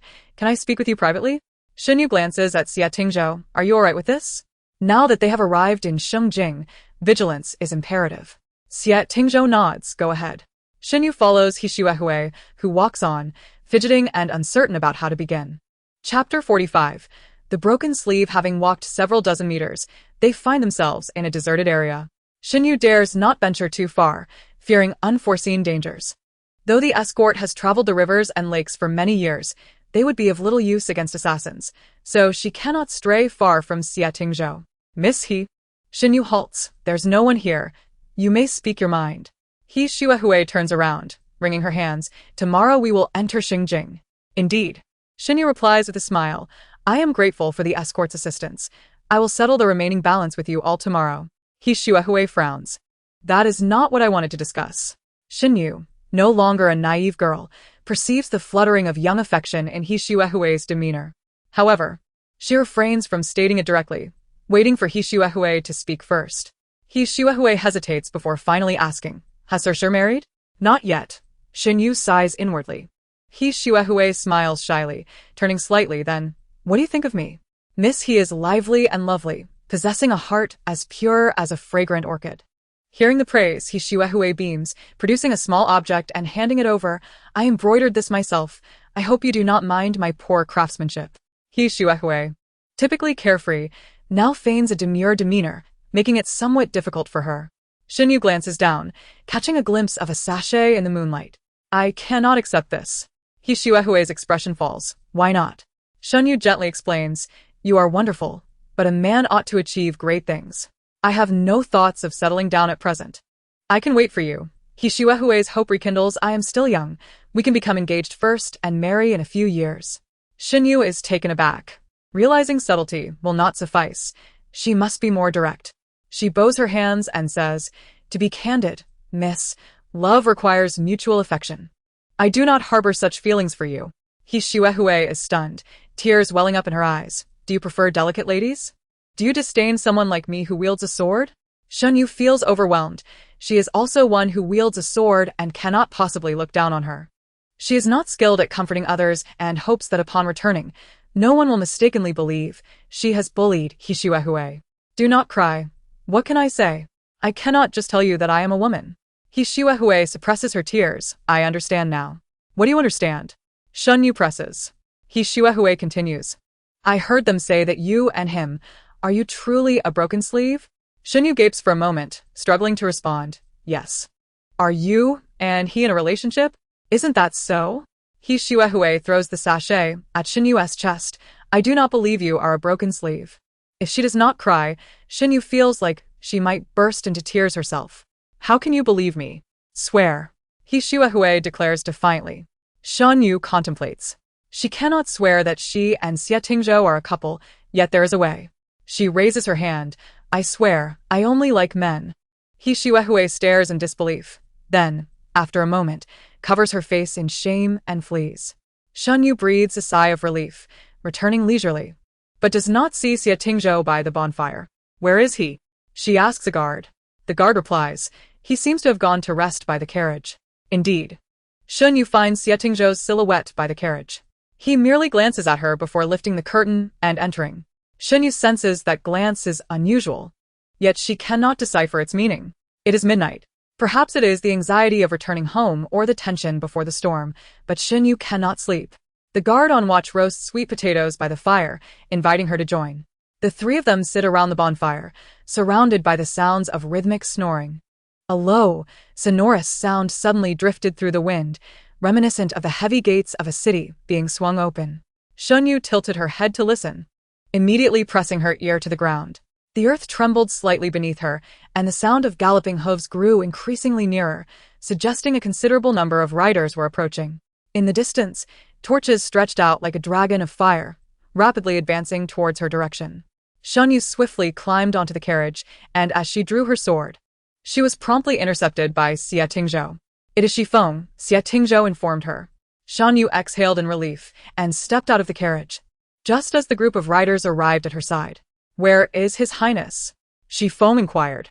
Shunyu gestured toward the carriage, indicating inside. With that, she leapt down from the carriage, leaving her companions behind, as she needed to settle the accounts first. The group of bodyguards were already flabbergasted, repeatedly refusing payment. Shunyu insisted on clearing the remaining balance, and when she returned, Xie Tingzhou was already mounted. "Ready?" "Ready," Shunyu nodded. She mounted her horse, and the group galloped towards the city gates. Wait. The crowd reined in their horses, watching as two horses approached from behind. He Xuehue halted nearby. "Shiyu, I have something to discuss with you." Shiyu glanced at Xie Tingzhou, aware that everyone was waiting for her, not wishing to delay too long. "Let us speak here." He Xuehue shed her previous facade of a demure girl, speaking with refreshing candor. "Young Master Shi, although you harbor no feelings for me, I still have something to say. This path is fraught with difficulties, and encountering him makes it even more arduous."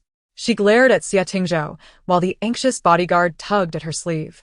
He Xuehue shrugged him off and addressed Xie Tingzhou. "Though you are of noble status, you must not abandon Shiyu once you start the affair."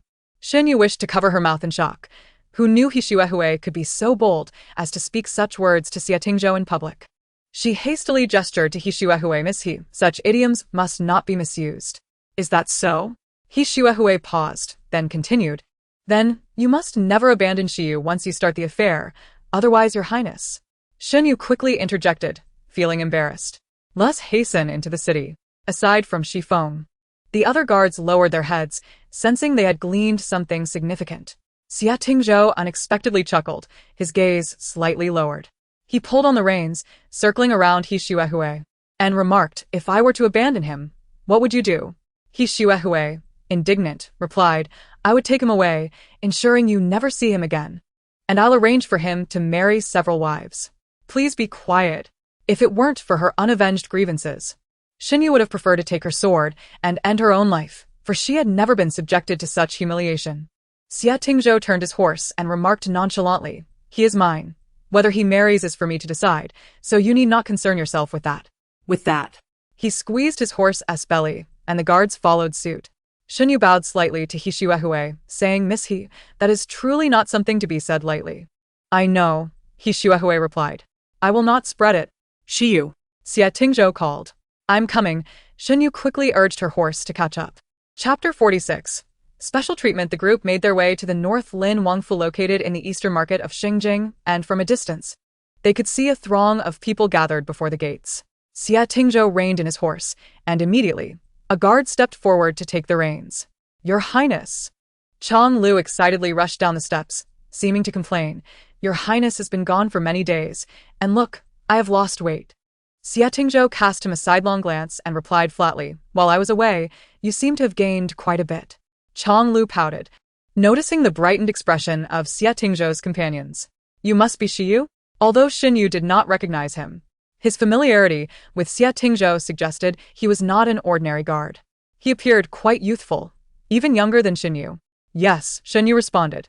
Chang Lu scrutinized her from head to toe, and seeing Xie Tingzhou was about to leave, he hurriedly followed.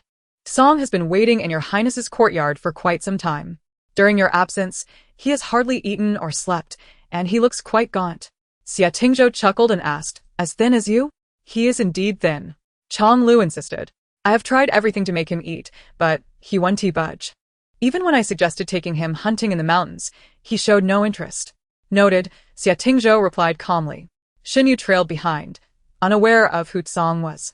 But judging by Xie Tingzhou's demeanor, he must be someone of great significance. The North Lin Wangfu was vast, Shunyu had previously ridden past it and remembered the towering walls that seemed to stretch endlessly, requiring a considerable time to traverse. Facing south, it occupied dozens of acres, far exceeding the original general's residence. Back then, the Wangfu was sparsely populated, with only a few servants managing the estate. Though adorned with blue tiles and red eaves, it had an air of desolation. Now, as she walked through, the sheer expanse of the Wangfu felt almost absurd. She slightly turned her head to ask a nearby guard, "Is it always this lengthy to enter and exit?" Hearing her question, Chong Lu slowed his pace. As he stepped back, Shifeng quickly moved forward. Chong Lu walked alongside Xinyu, boasting, "You've never seen anything like this, have you? This is nothing. Our North Lin Wangfu is truly grand. However, we usually use small palanquins for entry and exit, and in some courtyards, riding horses is permissible, like the Qingpu residence, where His Highness resides." Chong Lu. Xie Tingzhou warned from ahead. Chong Lu covered his mouth and fell into step. It took about a quarter of an hour to walk from the main gate to Qingpu residence. Shifeng followed closely behind Xie Tingzhou, reporting on trivial matters from the capital. The group entered Qingpu residence one after another. As Xinyu lifted her foot to follow, Chong Lu suddenly blocked the door, saying, "Song does not like outsiders, so no one is permitted to enter His Highness's courtyard." Xinyu glanced at Xie Tingzhou's back, realizing she was Xie Tingzhou's guard. Under Shifeng's jurisdiction, and unless Xie Tingzhou or Shifeng spoke, others could not intervene. Xie Tingzhou happened to turn around, glancing at Xinyu, pondering for a moment before saying, "You may go and rest." This implied that indeed, outsiders were not allowed inside the courtyard. Who exactly was this Song? To possess such authority that others were barred from entry? Could it be that Xie Tingzhou was keeping a paramour hidden away? Shunyu retracted her foot, noticing Shifeng casting a furtive glance in her direction, conversing with Xie Tingzhou. Though Shifeng lowered his voice, a martial artist's keen hearing allowed Xinyu to catch a few words. Xian, Liang Jianfeng, the Ministry of War, the Ministry of Revenue. Further away, it became inaudible, ending with the mention of some lord. Each of these terms was related to the Yanliang Pass case, and she desperately wished to know more. But Shifeng's wary glance made it clear he did not trust her. After days of travel, Xie Tingzhou seemed to draw a semblance of the past from the hardships he had endured. He had concealed his brilliance for many years, immersing himself in indulgence, and it seemed his resolve had softened. As Xie Tingzhou submerged himself in the pool, his body gradually relaxed in the warm water. He leaned against the edge of the pool, mentally sorting through Shifeng's reports. A maid quietly placed his nightclothes behind the screen and silently withdrew. After soaking for quite a while, Xie Tingzhou stood and donned his garments. Upon returning to his chamber, he opened the window for a glance, only to find the world outside cloaked in darkness. It was already midnight. Closing the window and turning around, he suddenly recalled something. "Shifeng." Xie Tingzhou called out through the window. Shifeng approached the window, listening as Xie Tingzhou inquired, "Where is Xiu?" "After the long journey, I have sent him to rest." Shifeng replied. Xie Tingzhou nodded slightly and then asked, "Where have you arranged for him?" "In the guard's resting quarters," Shifeng answered. Xie Tingzhou's brow furrowed slightly. "Find him a courtyard." Remembering the incident outside the city, Shifeng tentatively suggested, "Cheesy Tang is closest to your highness. Perhaps." "No need," Xie Tingzhou interrupted. "Which courtyard is the farthest from here?" "There is a courtyard on the west side of the Wangfu, previously used for resting by the brothers who delivered messages to the capital, adjacent to it," Shifeng replied. Xie Tingzhou reflected for a moment. "I vaguely recall a courtyard near the east gate." Shifeng quickly stole a glance at Xie Tingzhou. "Yes, Luming Xian is designated for guests. Let us go with that," Xie Tingzhou decisively concluded. As the evening breeze swept through, I prepared to depart. Just as I crossed the threshold, Xie Tingzhou called out once more, "Come back. Let us postpone until tomorrow. It is late." I meandered through the corridor and encountered Chong Lu, who was waiting there. "Are you not yet asleep?" Chong Lu inquired with an air of mystery. "Who exactly is that Xiu?" I had just asked the guard, and they mentioned that he was discovered by His Highness on the battlefield. I clarified to be precise, it was General Chong who found him. Chong Lu was puzzled. Why did General Chong not take him to Bailin? Instead, he followed His Highness to Xingjing. I found myself at a loss for how to explain the matter to him, as the reasons were intricate and not easily conveyed. Moreover, it was technically Xie Tingzhou who had fought with Chong Hung over him, a fact that Chong Hung had lamented for several days. He possesses commendable skills and serves as a close guard beside His Highness. You must be jesting, Chong-Lu exclaimed, realizing his voice had risen too high, and quickly lowered it. If he were merely a close guard, why would His Highness grant him a separate courtyard and instruct you not to disturb him? I corrected him. He did not say not to disturb him.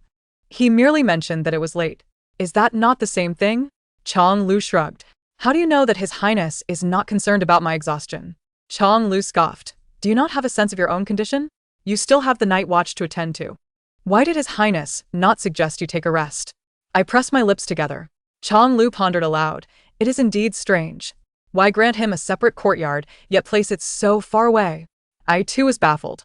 My thoughts wandered back to what that woman had said outside the city. Could it possibly be true? I instantly shook my head, dismissing the notion. Noticing my expression, Chong-Lu leaned in and asked, "What are you thinking? You look quite peculiar." I suddenly spoke earnestly. He has followed His Highness through life and death, achieving great merit. Assigning him a courtyard is hardly excessive. Yet we are all residing in a single courtyard. After so many years of following His Highness through life and death, why has He not granted you one? It was truly an inappropriate remark, and I no longer wished to converse with him, turning away to leave. Chapter 47. Entering the palace the next morning, Xinyu was informed by the guards that Xie Tingzhou had arranged a courtyard for her. Am I to reside here alone? Xinyu asked in surprise, unable to fathom Xie Tingzhou's intentions behind such a generous arrangement. The guard replied, "The captain of the guards instructed me thus. The room is well furnished, So you need not worry." Xinyu mused. This place is located at the eastern gate of the prince's residence, so far from Xie Tingzhou's courtyard. Could it be that he has exiled me? Just as she was contemplating, the guard prepared to depart. Wait, Xinyu called out, putting on a cheerful demeanor. Could you inform me how my duty shifts are arranged? The guard responded, I am not privy to that information. The captain of the guards has gone into the palace with His Highness. It would be best for you to rest and discuss this upon their return. Xinyu nodded, thanking the guard. Once he had left, she fell into deep thought. Xie Tingzhou's arrival in the capital surely meant he would be entering the palace to meet the emperor. And he would undoubtedly mention the incident at Yanliang Pass. Emperor Tongxiu, having just concluded court, summoned Xie Tingzhou to the Xianhui Hall, accompanied by several cabinet ministers. Please, take a seat, Emperor Tongxiu said. It has been years since I last saw you. The last time was when you were recovering from a severe injury, was it not? Indeed, Xie Tingzhou replied. That year, he had sustained grave injuries on the battlefield, and Emperor Tongxiu had dispatched a physician from the capital to treat him in Beilin. After the physician returned to the capital and reported truthfully, Emperor Tongxiu, who was naturally suspicious, summoned the still recovering Xie Tingzhou to the capital under the pretext of accessing the renowned doctors available there, but in truth, he wished to confirm his condition personally. You appear to be in better spirits than that year, Emperor Tongxiu remarked. Xie Tingzhou respectfully responded. I have sought the finest doctors over the years and have merely managed to reclaim my life. The emperor, aged and lined with wrinkles, retained a keen gaze that emanated the authority of his station. What a pity. I still recall when you and your father entered the capital at the age of 13, coinciding with the spring hunting festival. Your archery skills were unparalleled, surpassing even my generals. Reflecting on the past seemed to bring a glimmer of joy to Emperor Tongxiu. Xie Tingzhou, knowing the hidden probes beneath the guise of pleasantries, deftly shifted the conversation. Your Majesty is too kind.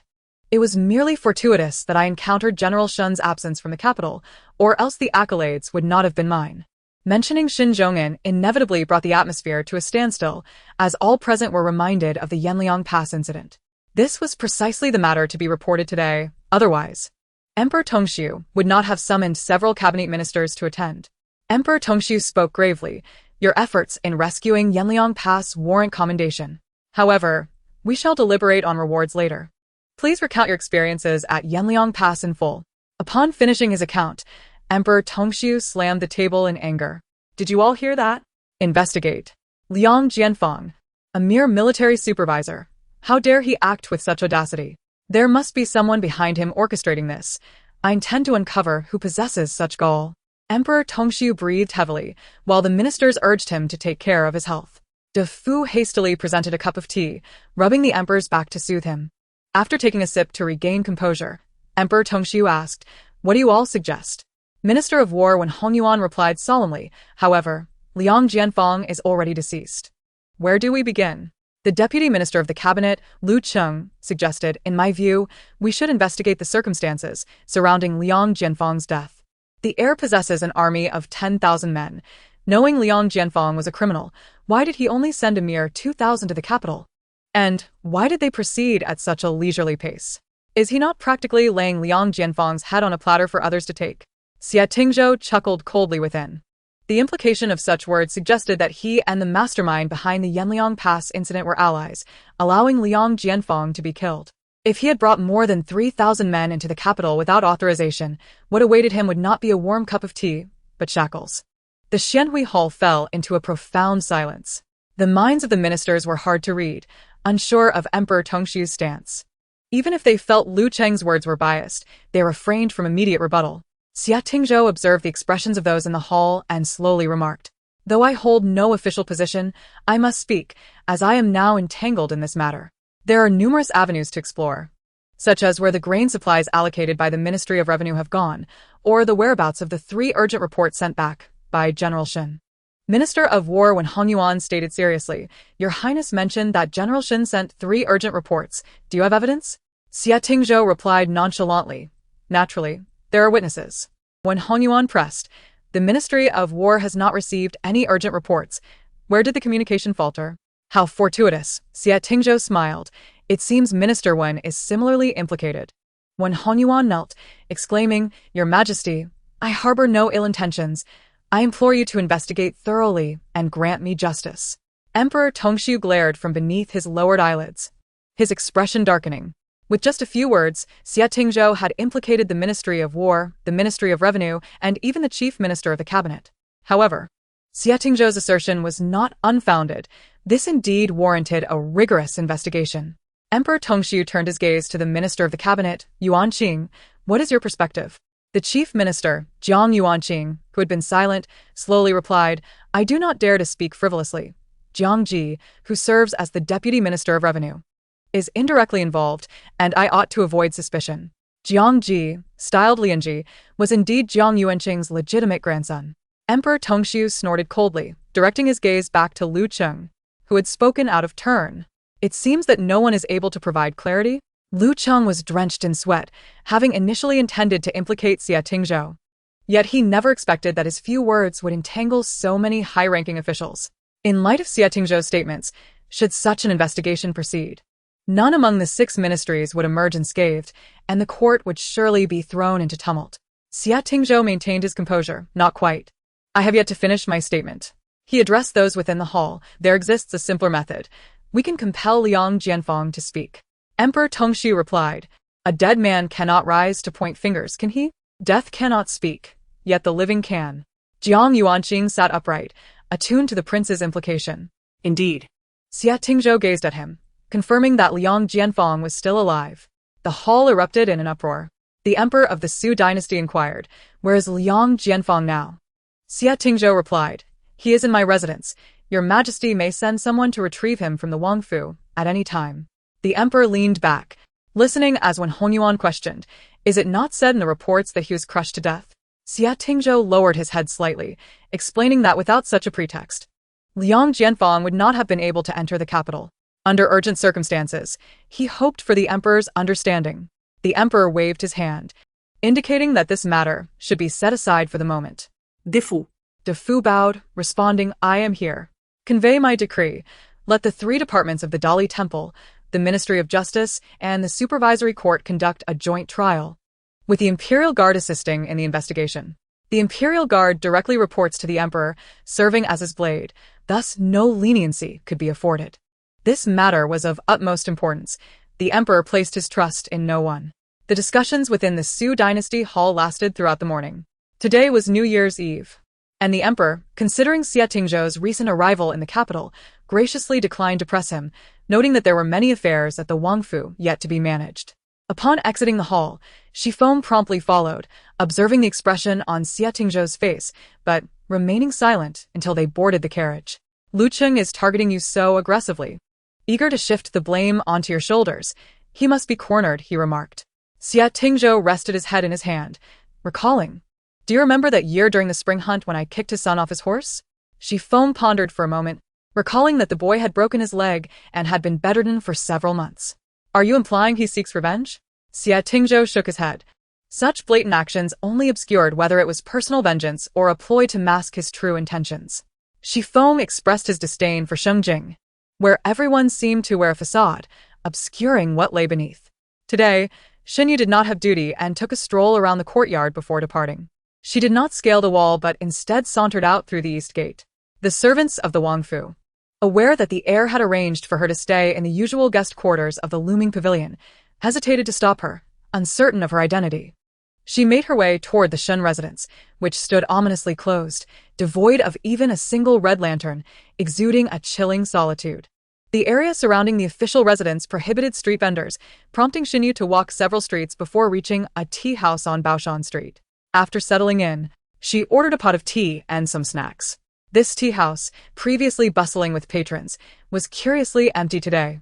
Initially intending to gather some news, it appeared that her plans would be thwarted. "Little brother," she called, as a young attendant, idly leaning against the counter, approached, yawning. "What can I do for you?"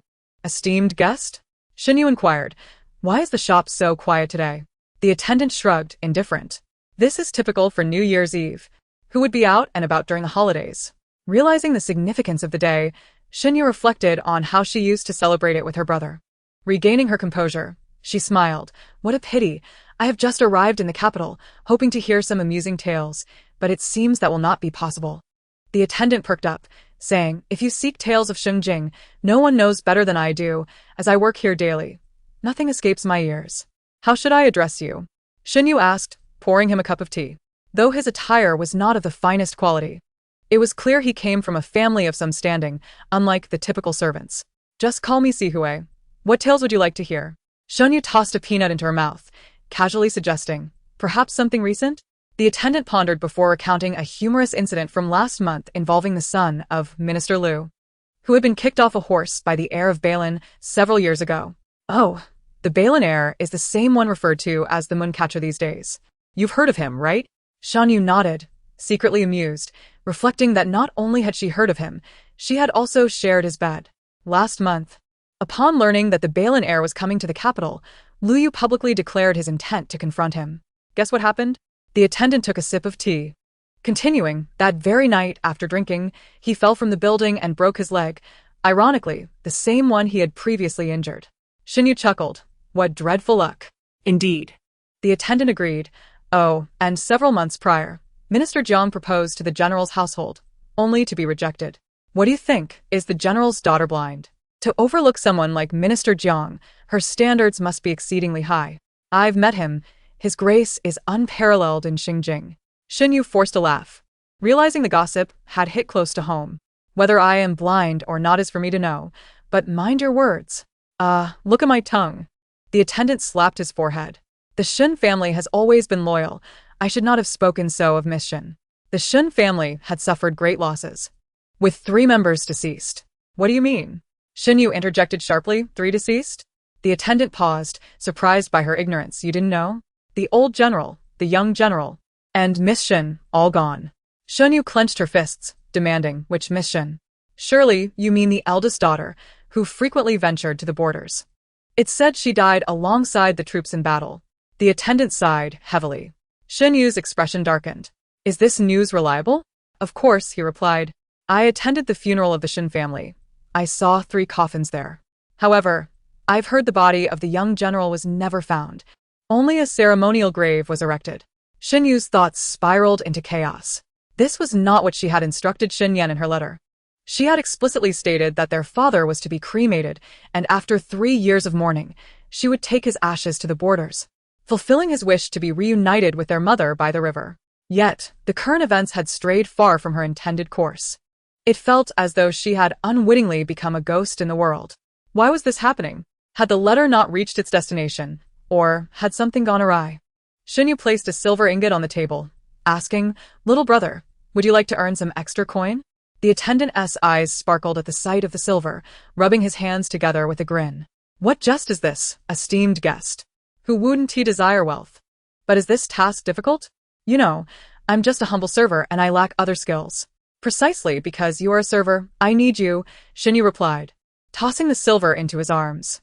The attendant joyfully accepted, biting into it, his face lighting up with glee. "What are your orders, esteemed guest?" "I need you to keep your ears open and miss nothing, while also ensuring you keep your mouth shut. If I hear something, how should I relay it to you?" Xinyu, lacking trusted aides, could not afford to blindly trust him. "I will come to find you when needed. You need not seek me out." The attendant nodded eagerly. Xinyu rose, deliberately revealing a dagger at her waist as she turned, smiling. "Until we meet again, little brother." The attendant's smile faded as he caught sight of the blade, muttering a warning to himself about discretion.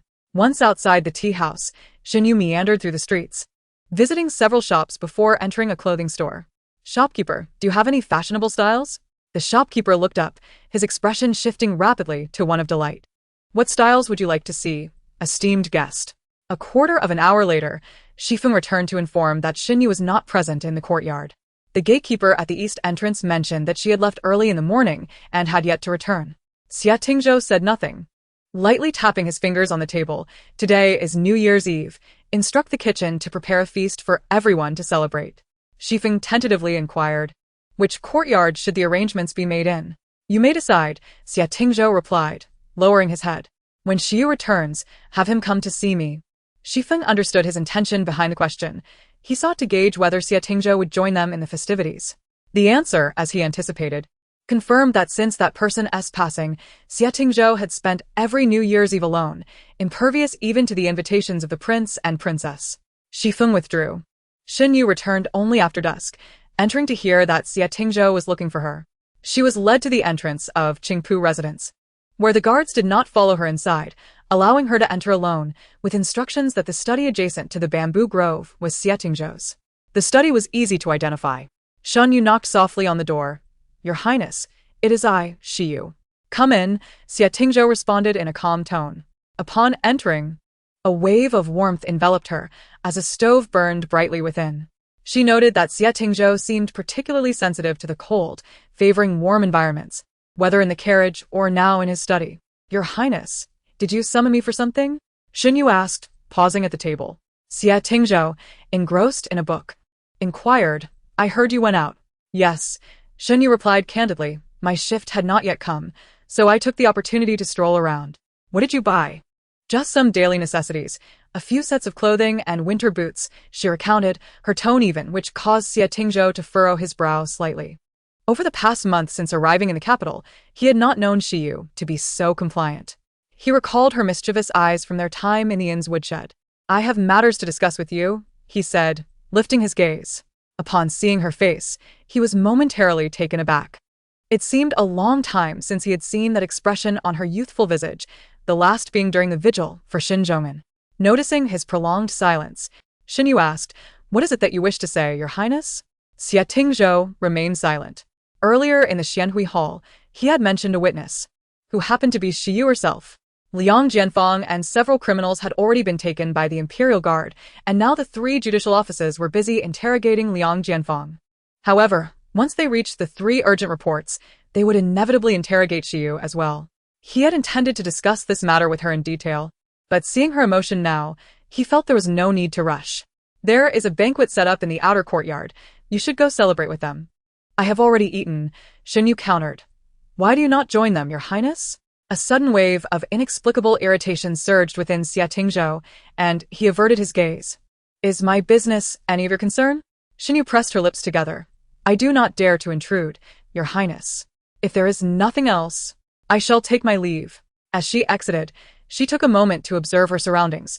Apart from the study, the other rooms were dark, and she did not see the mysterious figure everyone spoke of. As she heard the door open and close, Xia Tingzhou's irritation remained unresolved, only intensifying with each utterance of Your Highness from her. He rose and approached the window, pushing it open. The cold wind offered some relief, yet the vexation lingered. "Come in," he called to the guard stationed beneath the eaves. "Where is he?" "Let him enter." While in Ganzhou, Xia Tingzhou had instructed his men to keep a close watch on Xiu. After returning the previous night, Shifeng had asked if they should continue surveillance, to which he had responded affirmatively. It was not a matter of mistrust towards Xiu. Rather, throughout the journey to the capital, he had constantly been under her protection. Xia Tingzhou could discern that she posed no threat to him, Otherwise, she would have had countless opportunities to harm him. In the capital, circumstances were far different, and given Xiyu's status as a witness, sending someone to follow her was also a means of ensuring her safety. The shadow guard assigned to follow Xiyu arrived promptly. Xia Tingzhou inquired, "Where did she go today?" The shadow guard replied, "First, she stood in front of the Shen residence for a while, then went to a tea house, and afterward visited several shops. Eventually, she went to a joss stick store, purchasing incense and paper money, and knelt at General Shen's grave for the entire afternoon." "Ah, that explains it," Xia Tingzhou mused. No wonder she appeared so somber earlier. She had been visiting graves. The shadow guard then hesitated before adding, "However, there is something rather peculiar. The Shen family cemetery has recently added 3 new graves, besides the 2 generals. One is for Miss Xinyu. I later inquired and found out that Miss Shen has long accompanied her father to the front lines and, regrettably, has also perished in battle." Xia Tingzhou searched his memory for the name Xinyu, but could not recall where he had heard it. He had returned from Yanliang Pass, where the horrors of war were all too evident. Mountains of corpses, many bodies trampled beyond recognition. Even Shun Zhao's remains had not been located, and no one in the borderlands had mentioned Xinyu, let alone sought her remains. If this were indeed the case, such a flower-like youth buried in a foreign land might have been hastily interred or burned alongside the deceased, leaving not even a trace of ash. "Enough. You may leave now. There is no need to keep watch over her. Go and celebrate the new year yourself." Understanding the hardships faced by the shadow guards, Xia Tingzhou showed concern for his subordinates, knowing that these guards had accompanied him from Balin. Once the shadow guard departed, Qingpu residents fell silent once more. Xia Tingzhou donned his outer robe and strolled along the corridor. Shifeng and Changliu's courtyard were not far away. The sounds of festivities and revelry echoed from that direction. Likely due to Changliu's love for merriment, having invited many guards to join the celebration. The noise began to irritate Xia Tingzhou, prompting him to walk further away. By the time he realized it, he was close to Looming Pavilion. As he turned to leave, he heard the creaking of a door followed by footsteps approaching. It was Xiyu. Inexplicably, he recognized her footsteps and found himself rooted in place. The footsteps halted. "Oh, what are you doing here?" Xia Tingzhou turned to face her. "Just taking a stroll. You live here?"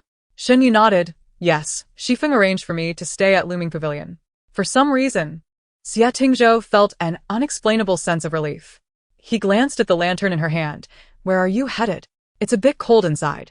"I was looking for some charcoal in the kitchen," Xinyu replied. "You should return, Your Highness." That strange feeling resurfaced. Xia Tingzhou suddenly became aware that he disliked being addressed as Your Highness by Xiyu. Perhaps it was a habit formed due to her teasing demeanor along the way. Whenever she called him Your Highness, it felt as if she had committed some misdeed, leading him to suspect she was plotting something. Surely that cannot be the case. He thought. "You may speak freely. Addressing me as Your Highness gives the impression you have done something wrong." Chapter 50. Cooking noodles for him. Xinyu denied, "Absolutely not. There is no one else around, so it matters not. We must be cautious in the capital." Xia Tingzhou replied, "When there are no others present, call me as you wish." Xinyu nodded. "Then I shall go find some charcoal." "Very well." Xia Tingzhou watched her depart, the lantern's light growing dimmer. He turned to walk back, and after a while, he heard the familiar footsteps approaching once more.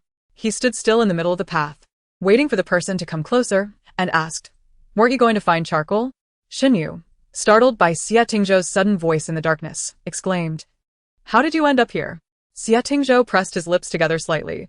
He had already asked that question twice tonight. "I would like to ask you, how did you end up here while searching for charcoal?" Xinyu replied awkwardly, "I haven't found the kitchen yet. The palace is too large." She turned to walk a few steps before glancing back, asking with a hint of eagerness, "Your Highness, do you know where the kitchen is?" Xia Tingzhou felt a smile creeping upon him. He was more than willing to assist when she addressed him as Your Highness. "Come along." Xinyu hurried to keep up with him, holding the lantern beside him. The night was eerily quiet, with only their footsteps echoing in the stillness. "Why do you not celebrate the New Year with them?" Xia Tingzhou cast a sidelong glance at her, asking the same question in return. Xinyu replied, "I am not familiar with them." Xia Tingzhou responded, "I simply do not wish to."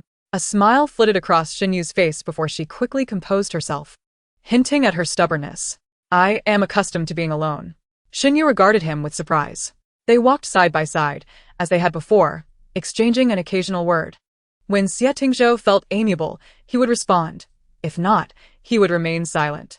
After a while, Shinyu inquired, "Why haven't we reached the kitchen yet?" Xia Tingzhou paused, realizing they had been walking for quite some time. Shinyu halted, exasperated, and asked, "You cannot find your way, can you?"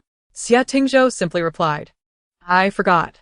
Shan Yu fell silent for a moment, then retorted, "You could have mentioned that sooner." "I forgot," he reiterated, the word echoing in frustration. Had it been anyone else, Shinyu would have likely lost her patience with them by now. Xia Tingzhou had spent less than a year in Xingjing throughout his life. It was commendable that he could even remember where his own courtyard was. After a brief silence, he sighed and said, "Call someone." "Do you think this is some deity you can summon at will?" Shinyu thought to herself. In the next instant, a shadowy figure dropped from the tree. Kneeling on one knee, "Master." Xia Tingzhou, undeterred by the embarrassment of being lost in his own courtyard, calmly instructed, "Lead us to the kitchen." With the shadowy guard guiding them, they reached the kitchen in no time. On this New Year's Eve, the entire Wangfu had but one master, who was not celebrating. After the cooks and helpers finished preparing dinner, they dispersed. The kitchen was shrouded in darkness, and Shinyu lit a candle with her lantern, only to realize that Xia Tingzhou and the shadow guard had not left. Shinyu suggested, "Your Highness, you may return. I can find the charcoal myself." Xia Tingzhou pointed to a corner, where a large basket of charcoal lay conspicuously. "Oh, good," Shinyu said, walking over to pick some up. Xia Tingzhou watched her with lowered eyes as she initially picked the charcoal leisurely, then began to sort through it, discarding the unsightly pieces and those that did not produce a satisfying sound.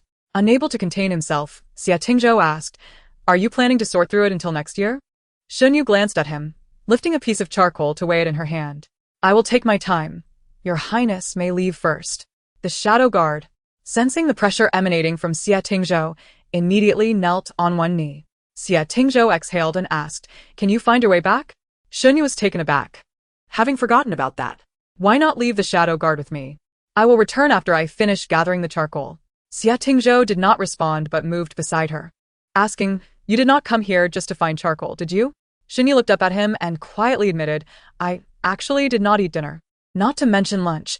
The news she had uncovered today had rendered her unable to eat, yet her body remained honest. Hunger compelled her to seek sustenance." As if to affirm her words, her stomach audibly growled. Xia Tingzhou chuckled softly. "So, you came to the kitchen to steal food?" Shinyu nodded honestly. "I am still growing." "Indeed," Xia Tingzhou mused, glancing down at her. "She ought to grow a bit more." He waved his hand, and in an instant, the shadow guard vanished. Shinyu watched in astonishment, her old habit resurfacing. He must have excellent lightness skills. "Can I learn from him?" "Mediocre," Xia Tingzhou replied. Shinyu made a dismissive sound. In terms of lightness skills, the shadow guard was indeed inferior to Xia Tingzhou, but she refrained from saying so. After all, in Shiryu's eyes, he was still the delicate, incapable heir of Balin Wang. Shinyu, now too hungry to maintain her pretense, stood up and asked, "Did you not eat either?" "I am going to boil some noodles. Would you like some?" With the shadow guard gone, she no longer called him Your Highness, finding it rather awkward. Ignoring Xia Tingzhou's lack of response, Shinyu began washing her hands blackened with charcoal to start a fire. The kitchen became a flurry of activity, the sounds of clattering pots and pans drawing the attention of the kitchen staff next door, only to be turned away by the shadow guard. Xia Tingzhou observed her chaotic movements. The cacophony she created was unbearable, and he could not help but remark, "Do you even know what you are doing? If not, ask the cooks for help." Shinyu, not looking back, retorted, "Those who only eat should refrain from speaking." She froze in realization. For a brief moment, she had thought of Xin Zhao, who also did not know how to cook, but they had once sneaked into the kitchen to make noodles at midnight. Burnt. Shinyu snapped back to reality, noticing the egg in the pan was already blackened. After much effort, she finally managed to serve 2 bowls of noodles. A simple dish of scallion noodles, with a layer of greens beneath and an egg perched on top. This was their New Year's Eve dinner. Xia Tingzhou held the bowl, his brow furrowed, pondering why he had not left. Perhaps it was the loneliness that had accompanied him for so many years that made this moment feel desolate. Or perhaps he was simply hungry. Shinyu, starving, hastily shoved several mouthfuls into her mouth before urging him to eat. After tasting a bite, Xia Tingzhou found the noodles pleasantly chewy and the broth rich, with the fragrance of the greens mingling with the aroma of scallions. Shinyu, too hungry to speak, simply wished to fill her stomach. The two of them silently finished the noodles. Leave the dishes. Someone will clean up, Xia Tingzhou called out to Xinyu, who was preparing to wash them, and stepped out first. Such a quiet night felt too still for New Year's Eve. Xinyu harbored much curiosity about Xia Tingzhou, and he felt the same. Remembering what the shadow guard had reported earlier, he suddenly asked, "Do you know Xinyu?" Chapter 51. A temper emerges despite Shenyu's deliberate attempts to control her demeanor.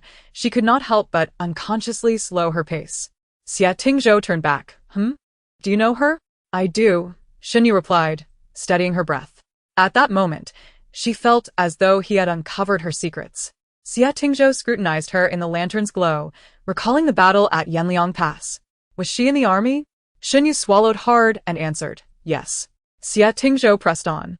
Why have you never mentioned her? As a member of the Shin family, why had she never brought up the search for her remains? Shenyu's heart raced. Had the Shin family not deviated from her plans, such a situation would not have arisen. The clothing shop was under the Liu family's ownership, and she had already inquired with the shopkeeper about the situation. Green Medicine had indeed returned to the capital several days prior and informed the shopkeeper that after completing the task Xinyu had assigned her, she would seek her at the frontier. However, Green Medicine subsequently vanished without a trace, neither appearing at any of the Liu family shops nor sending any news to Xinyu at the frontier. Fortunately, having heard the news today, she anticipated that the information about the 3 deaths in the Shin family would surely reach Xia Tingzhou, thus formulating a strategy in advance.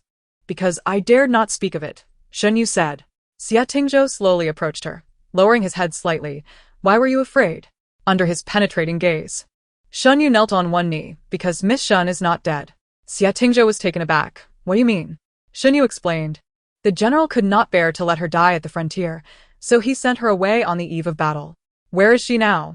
I do not know. Why does the capital say she has perished? I do not know. You do not know? Xia Tingzhou's tone carried a hint of warning. Shenyu raised her gaze to meet his, as he had once said that her eyes could speak. I do not know. I also find this perplexing. However, Miss Shin did indeed leave that night, and the person sent to escort her was the personal guard of the young general, Kong Qing. Xia Tingzhou squinted, assessing her. You are confident that there are not many survivors from this battle, so you are not afraid of my investigation, are you? Shinyu stood her ground. Even if there are few survivors, there are still some, are there not? If you truly wish to investigate, there are thousands of injured soldiers and fleeing deserters. Surely they can provide answers? Xia Tingzhou's expression turned cold. I will investigate. However, Shiryu, the bond we share through life and death cannot withstand your disrespect. Shinyu replied, before you ascertain the truth of my words, your Highness has already preemptively concluded that I am being disrespectful. What then is the point of discussing our bond forged through life and death? Moments ago, the two had been cozily sharing a pot of noodles in the kitchen. Yet now, the atmosphere was charged with tension. The shadowy guard dared not intervene, retreating discreetly into the darkness. Xia Tingzhou had managed to catch Xinyu off guard, and suddenly he laughed, his wit sharp and unpredictable. Xinyu, teeth clenched and silent, bore a stubborn expression. After a moment, Xia Tingzhou remarked, get up. Xinyu remained kneeling, unmoving. Xia Tingzhou lowered his gaze, his temper still flaring. Xinyu herself was unaware of the source of her ire, recalling how he had just eaten her noodles, only to turn around and question her. Had Xia Tingzhou asked before eating, she would have refrained from feeding him, even to her dog. Xia Tingzhou leaned in closer, seemingly in good spirits. Are you regretting cooking the noodles for me, or lamenting not poisoning them instead? Xinyu, taken aback by his perceptiveness, instinctively retorted, I am not that malicious. Xia Tingzhou straightened up, nodding. Then you regret cooking them for me. Would you prefer I vomit them back for you? Xinyu shot him a disdainful glance. How disgusting. Laughter escaped Xia Tingzhou's throat in the darkness. He turned to leave, prompting the shadowy guard to step forward and quietly inquire, what about him? Xia Tingzhou replied, if he wishes to kneel, let him continue, provided he can find his way back. Moments later, upon hearing footsteps approaching from behind, Xia Tingzhou's lips curled into a subtle smile. On the 6th day, Shenyu was on duty. Today, Xia Tingzhou happened to be absent from the residence, and Shifeng was also away. Without any assigned companions, she found herself guarding an empty courtyard alongside several palace guards. They took turns dining around noon, and upon her return, she happened to see Shifeng returning for something. A guard beside her whispered, a few letters were just delivered concerning the Yanliang Pass case. Should I present them to His Highness? Give them to me, Shifeng replied, taking the letters. His Highness and Song went hunting and won't return for a while. Place them on his desk for him to read upon his return. Shifeng entered the study and shortly emerged again. Passing by Xinyu, she asked, Are you getting used to your duties? It's all right, Xinyu replied cheerfully. It's similar to my time at the Yanliang Pass, but better, it's not as cold here. Shifeng nodded and departed. As the hour of the dog approached, the guards shifted shifts. A figure stealthily crawled along the eaves, the courtyard only illuminated by a few lanterns, with the window paper as dark as night. Xinyu blended into the shadows, and with a flick of her finger, a corner of a leaf rustled softly. The Wang residence was heavily guarded, rivaling even the imperial palace. After several days of rotation, she had memorized the layout. Dodging the shadowy guards required some effort, but was not overly difficult. Seizing the opportunity while the guards were distracted, she silently slipped into the study. Familiar with the layout from her previous visit, she could barely make out the stacks of letters on the desk illuminated by the moonlight seeping through the paper. The letters were neatly categorized, and she dared not light a candle, opting instead to crouch under the desk and use a luminous pearl to examine them closely. One stack bore a wax seal, seemingly a military confidential document from the Northern Front. Another comprised staff correspondence, and the smallest stack resembled the letters Shifeng had given earlier that day. The silence around her was eerie, punctuated only by the sound of paper rustling. Just as she pulled out a letter, a chill ran down her spine. An instinctual reaction to impending danger. Xinyu swiftly turned, catching a glimpse of a shadow that rolled aside simultaneously. However, the shadow moved with alarming speed, two pale golden eyes gleaming ominously in the darkness. What creature is this? A momentary hesitation, brief yet sufficient, lingered between life and death. The creature pounced on her, powerful forelegs pinning her shoulders, looming over her. The luminous pearl rolled to the ground, bouncing against the table leg and returning beside her. Xinyu finally discerned that it was a sleek black panther. Lying motionless, she could feel its breath against her neck, mingled with a faint metallic scent of blood. She had no doubt that any movement on her part would prompt the panther to ruthlessly sever her throat. Xinyu tried to steady her breathing, though fear coursed through her veins. Slowly, she reached for the dagger at her waist, but the panther drew even closer. Sensing her slight movement, its golden eyes narrowed, and it emitted a low, warning growl. Uncontrollably, Xinyu flinched and squeezed her eyes shut.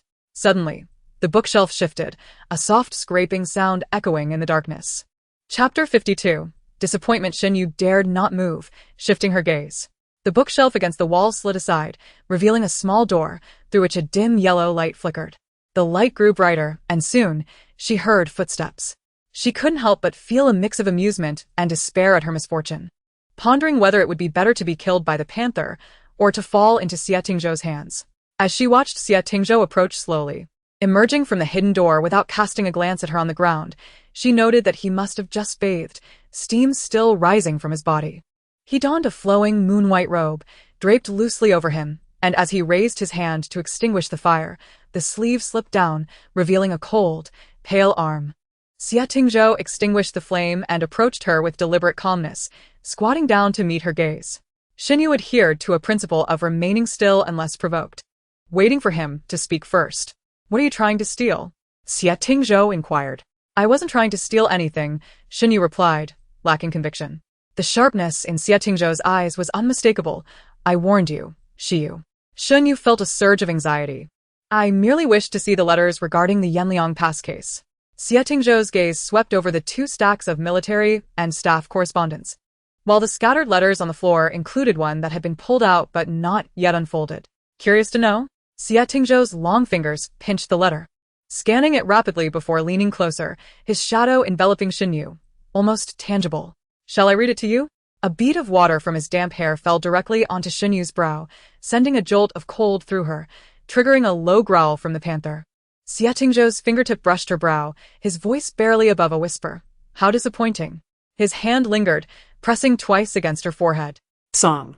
At his command, the panther immediately withdrew its forelegs and stepped back, though still poised in a defensive posture. Xinyu dared not rise, remaining on the ground as she gazed up at him. Take a look, Xie Tingzhou instructed. The paper floated gently down onto her face, and she sat up to read it under the light. with Xie Tingzhou's voice accompanying her. You stole a significant sum from Pington County, yet no one reported it. Let me guess, the merchants in Pington County are so wealthy that a few thousand taels are merely a drop in the bucket. He paused. Or perhaps you are simply lying. Shan Yu had just finished reading the letter, realizing it was not about the Yanliang Pass case at all, but rather a response to his investigation into her, detailing the very incident in question. Pressing her lips together, she dared not meet Xie Tingzhou's gaze. Xie Tingzhou settled into a chair behind the desk. Do you have anything to say? After a long silence, Shen Yu finally spoke. I do. She lifted her gaze. I never intended to harm you, nor did I contemplate any actions against you. For individuals like us, discussing trust is ultimately premature. We are alike. And there is no need to speak of disappointment. For reasons unknown, a wave of sadness washed over her. She could not tell whether it stemmed from not finding what she had sought or from the realization of the trap he had set for her. Xie Tingzhou pressed his lips into a tight line, closing his eyes. Bring them in. The lights outside flared brightly as Shi Feng and Chang Lu appeared at the door. Xie Tingzhou leaned back in his chair. Take her away. The guards promptly entered, intending to lift her from the ground. I can walk myself. Shen Yu rose and followed the guard outside. Tonight, the sky above Qingpu residence seemed to be shrouded in dense clouds, creating a stifling atmosphere. Song, seemingly attuned to his master's emotions, lay motionless in the corner of the study, while the hawk perched under the eaves tidied its wings and remained still. After escorting the prisoner to the dungeon, Shi Feng and Chang Lu returned to report. Your Highness, Shi Feng said at the door, we have confined Shi Yu to the dungeon. Xie Tingzhou gazed intently at the letters on the table. Indeed, as Shi Yu had mentioned, he was solely concerned with the case of Yanliang Pass. The significance of the military dispatch far outweighed that particular case, yet he had not acted. Did he resist? Xie Tingzhou inquired. Shi Feng reported truthfully, no, he was neither shackled nor bound. He walked into the dungeon willingly. Xie Tingzhou exhaled. Given Shi Yu's skills, though he might not have escaped entirely, a desperate attempt at freedom was certainly possible, yet he had chosen not to flee. Had he placed his faith in the assurance that his life would be spared? Chang Lu, hearing the silence from within, pointed outside, urging Shi Feng to follow him. They walked a short distance from the study. Chang Lu asked, what do you think His Highness means? I heard that on New Year's Eve, he and Shi Yu shared noodles in the kitchen, prepared by Shi Yu himself, and later, His Highness even escorted him back to Lu Mingxian. Leaning against a pillar, Shi Feng felt a chill and shifted his stance. How would I know? Are you not well acquainted with His Highness? Chang Lu countered. Only 2 years later than you. All right? Chang Lu muttered to himself. I always felt His Highness treated Shi Yu in a rather special manner. But he does not seem the type to pursue relationships of that nature. Shi Feng suddenly slipped against the pillar. Chang Lu, noticing the change, cautiously asked, could it be? Has something occurred that I am unaware of? Shi Feng had been feeling stifled lately, unable to discern Xie Tingzhou's true intentions. He decided to voice his thoughts and seek Chang Lu's counsel. After hearing him out, Chang Lu was stunned into silence for a moment before finally exclaiming, this is disastrous. Does this mean the North Lin royal house is doomed to extinction? Hey, why did you hit me? Shi Feng slapped the back of his head, dismissing the rumors as nonsense. Chang Lu rubbed his head. Did His Highness deny it at that time? On se fait replaid, no. Then, that's settled. Chang Lu paced back and forth. Let us make a wager. I bet that in a few days, His Highness will release him, while you bet he will not. I also bet he will be released. Chang Lu rolled his eyes. Who just told me that rumors have no basis? Shi Feng replied.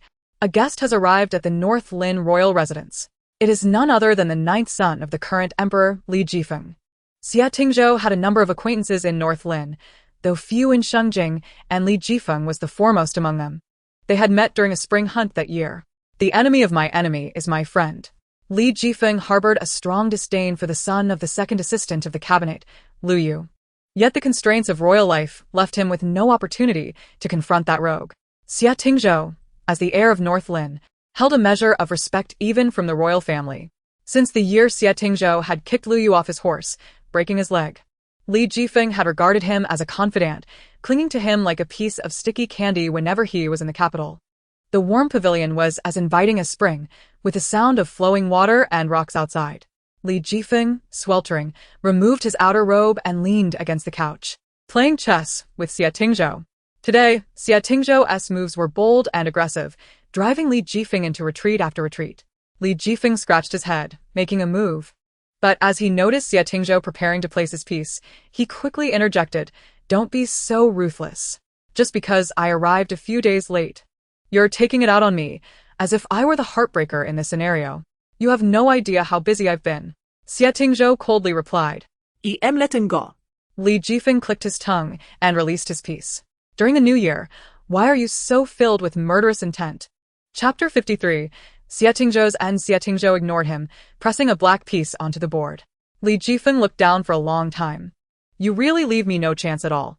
He waved his hand, and a young eunuch standing nearby skillfully extracted a stack of silver notes from his sleeve, placing them respectfully on the couch.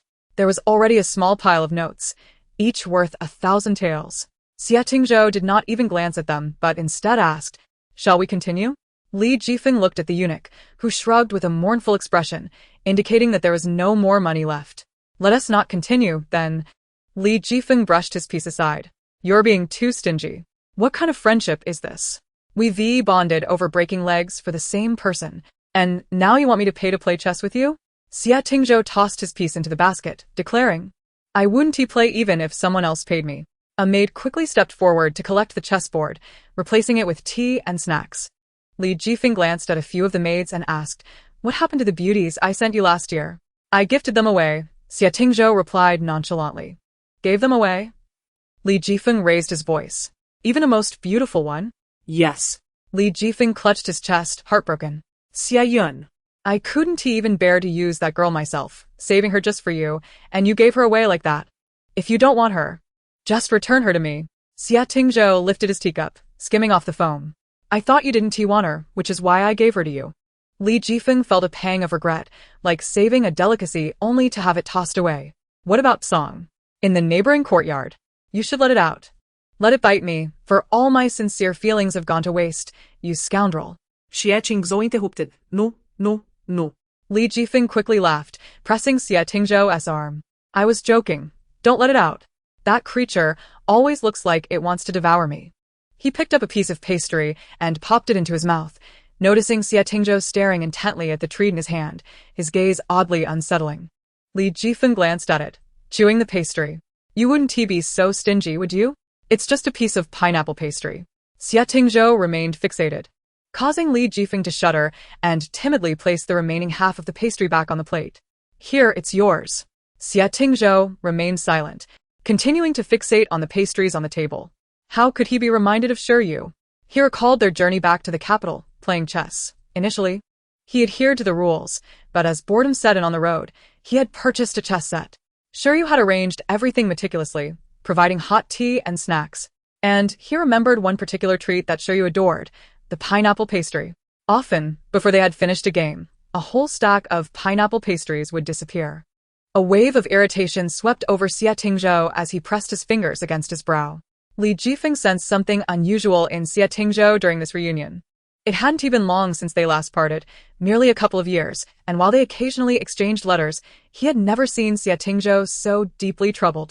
Li Jifeng pondered what could possibly vex Xie Tingzhou to such an extent, observing that he bore a resemblance to his sixth brother, who had discovered that the bride he had just married actually favored his seventh brother.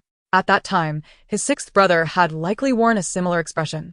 Could it be that the lady you favor actually has eyes for someone else? Xie Tingzhou looked at him, as if he were foolish. "Have you eaten your fill? If you have, then leave." Li Jifeng had only sipped a few cups of hot tea, barely finishing a piece of pineapple pastry. How could he claim to be full? However, he felt that if he lingered any longer, Xie Yun might very well release Song to bite him. Li Jifeng stormed out in a huff. Chong Lu promptly approached to guide him, reassuring, "Your Highness, do not be upset. The heir is just facing a few bothersome matters, and it will soon pass." Li Jifeng perked up, curious. "What bothersome matters?" Chong Lu replied, "It's nothing significant. Merely a royal guard has been confined." Is Xie Yun out of his mind? Why would he be troubled by the confinement of a guard? Did that guard stab him, or something? Li Jifeng asked with intrigue. Chong Lu thought to himself, "It's more than just a stab, it's a stab to the heart." He chuckled casually, "I'm not quite sure either. Please, this way, Your Highness." Li Jifeng suddenly halted in his tracks, contemplating, "Take me to see. I am curious to discover who this esteemed individual is." "That's out of the question." Chong Lu promptly declined. Li Jifeng playfully draped his arm around Chong Lu's neck. What are you afraid of? I'll merely take a glance. Who knows? Perhaps I'll devise a means to persuade him afterward? Chong Lu pondered this for a moment and thought it might be acceptable. After all, it was just a fleeting look. And Xia Tingzhou had never expressly forbidden such encounters. The dungeon was dimly lit, torches flickering on the walls. As Li Jifeng approached, he found Xinyu asleep on a thin straw mat, her blanket too meager to ward off the chill of the dungeon, curled up in a tight ball. Peering through the bars, Li Jifeng discerned a delicate, pale face hidden beneath the dark covers, a sight that evoked sympathy. Is he a boy? Li Jifeng inquirat. Chong Lu replied matter-of-factly, Is a royal guard ever a female? After contemplating for a while, Li Jifeng gazed intently at Xinyu, shaking his head. This is it. Xia Tingzhou is doomed. What do you mean, Your Highness? Chong Lu asked, puzzled. Li Jifeng strode purposefully out, such ambiguous features, neither distinctly male nor female. Having spent time together, emotions might flourish. Oh, Chong Lu. He turned back. Have you noticed how my eloquence has improved? Just now, I effortlessly strung together 4 idioms. Chong Lu could only muster a speechless expression. How did Xia Tingzhou end up with such a companion? With an army of 100,000 mercenaries in Balin, it was typically a taboo for a prince to associate with the heir of the Balin family. Yet, Li Jifeng was different. As the 9th son of Emperor Shushu, he was notoriously uneducated, and even his friendship with Xia Tingzhou went unchallenged, for all deemed him as nothing but a hopeless case. Fortunately, he was born into royalty, securing a lifetime free from worries of sustenance. Chong Lu chuckled awkwardly. Indeed, Your Highness, your words flow beautifully. I think so too, Li Jifeng replied cheerfully. Where was I? Chong Lu continued. Emotions flourish over time.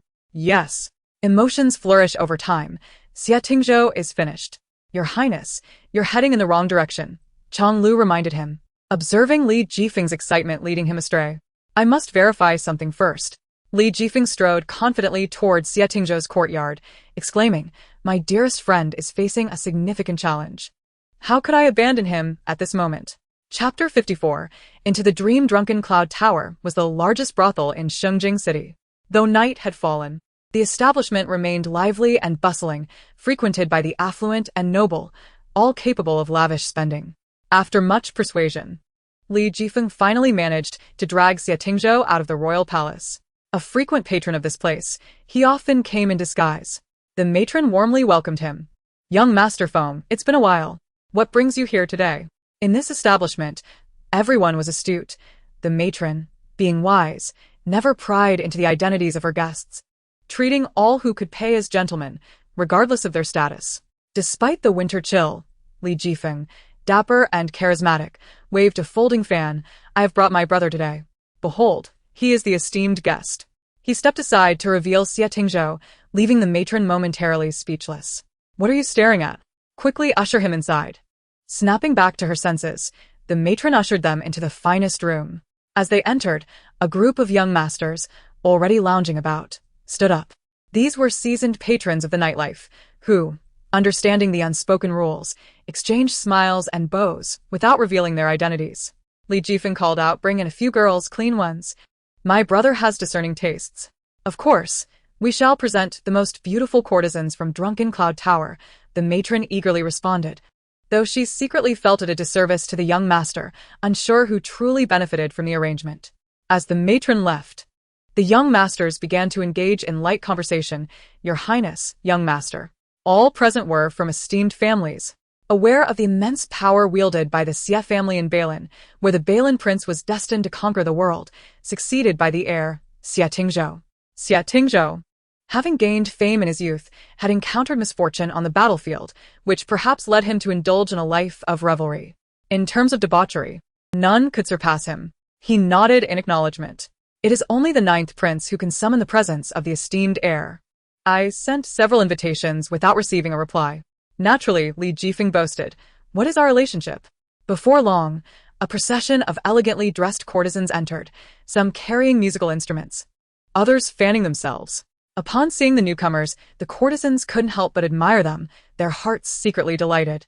The sound of silk and bamboo instruments filled the air as Li Jifeng waved his folding fan in rhythm with the music, while the young masters engaged in conversation with the beauties.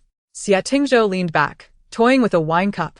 After finishing one drink, a nearby woman knelt to refill his glass, but as she leaned in, she lost her balance and fell onto him. Li Jifeng din lauter. Ah.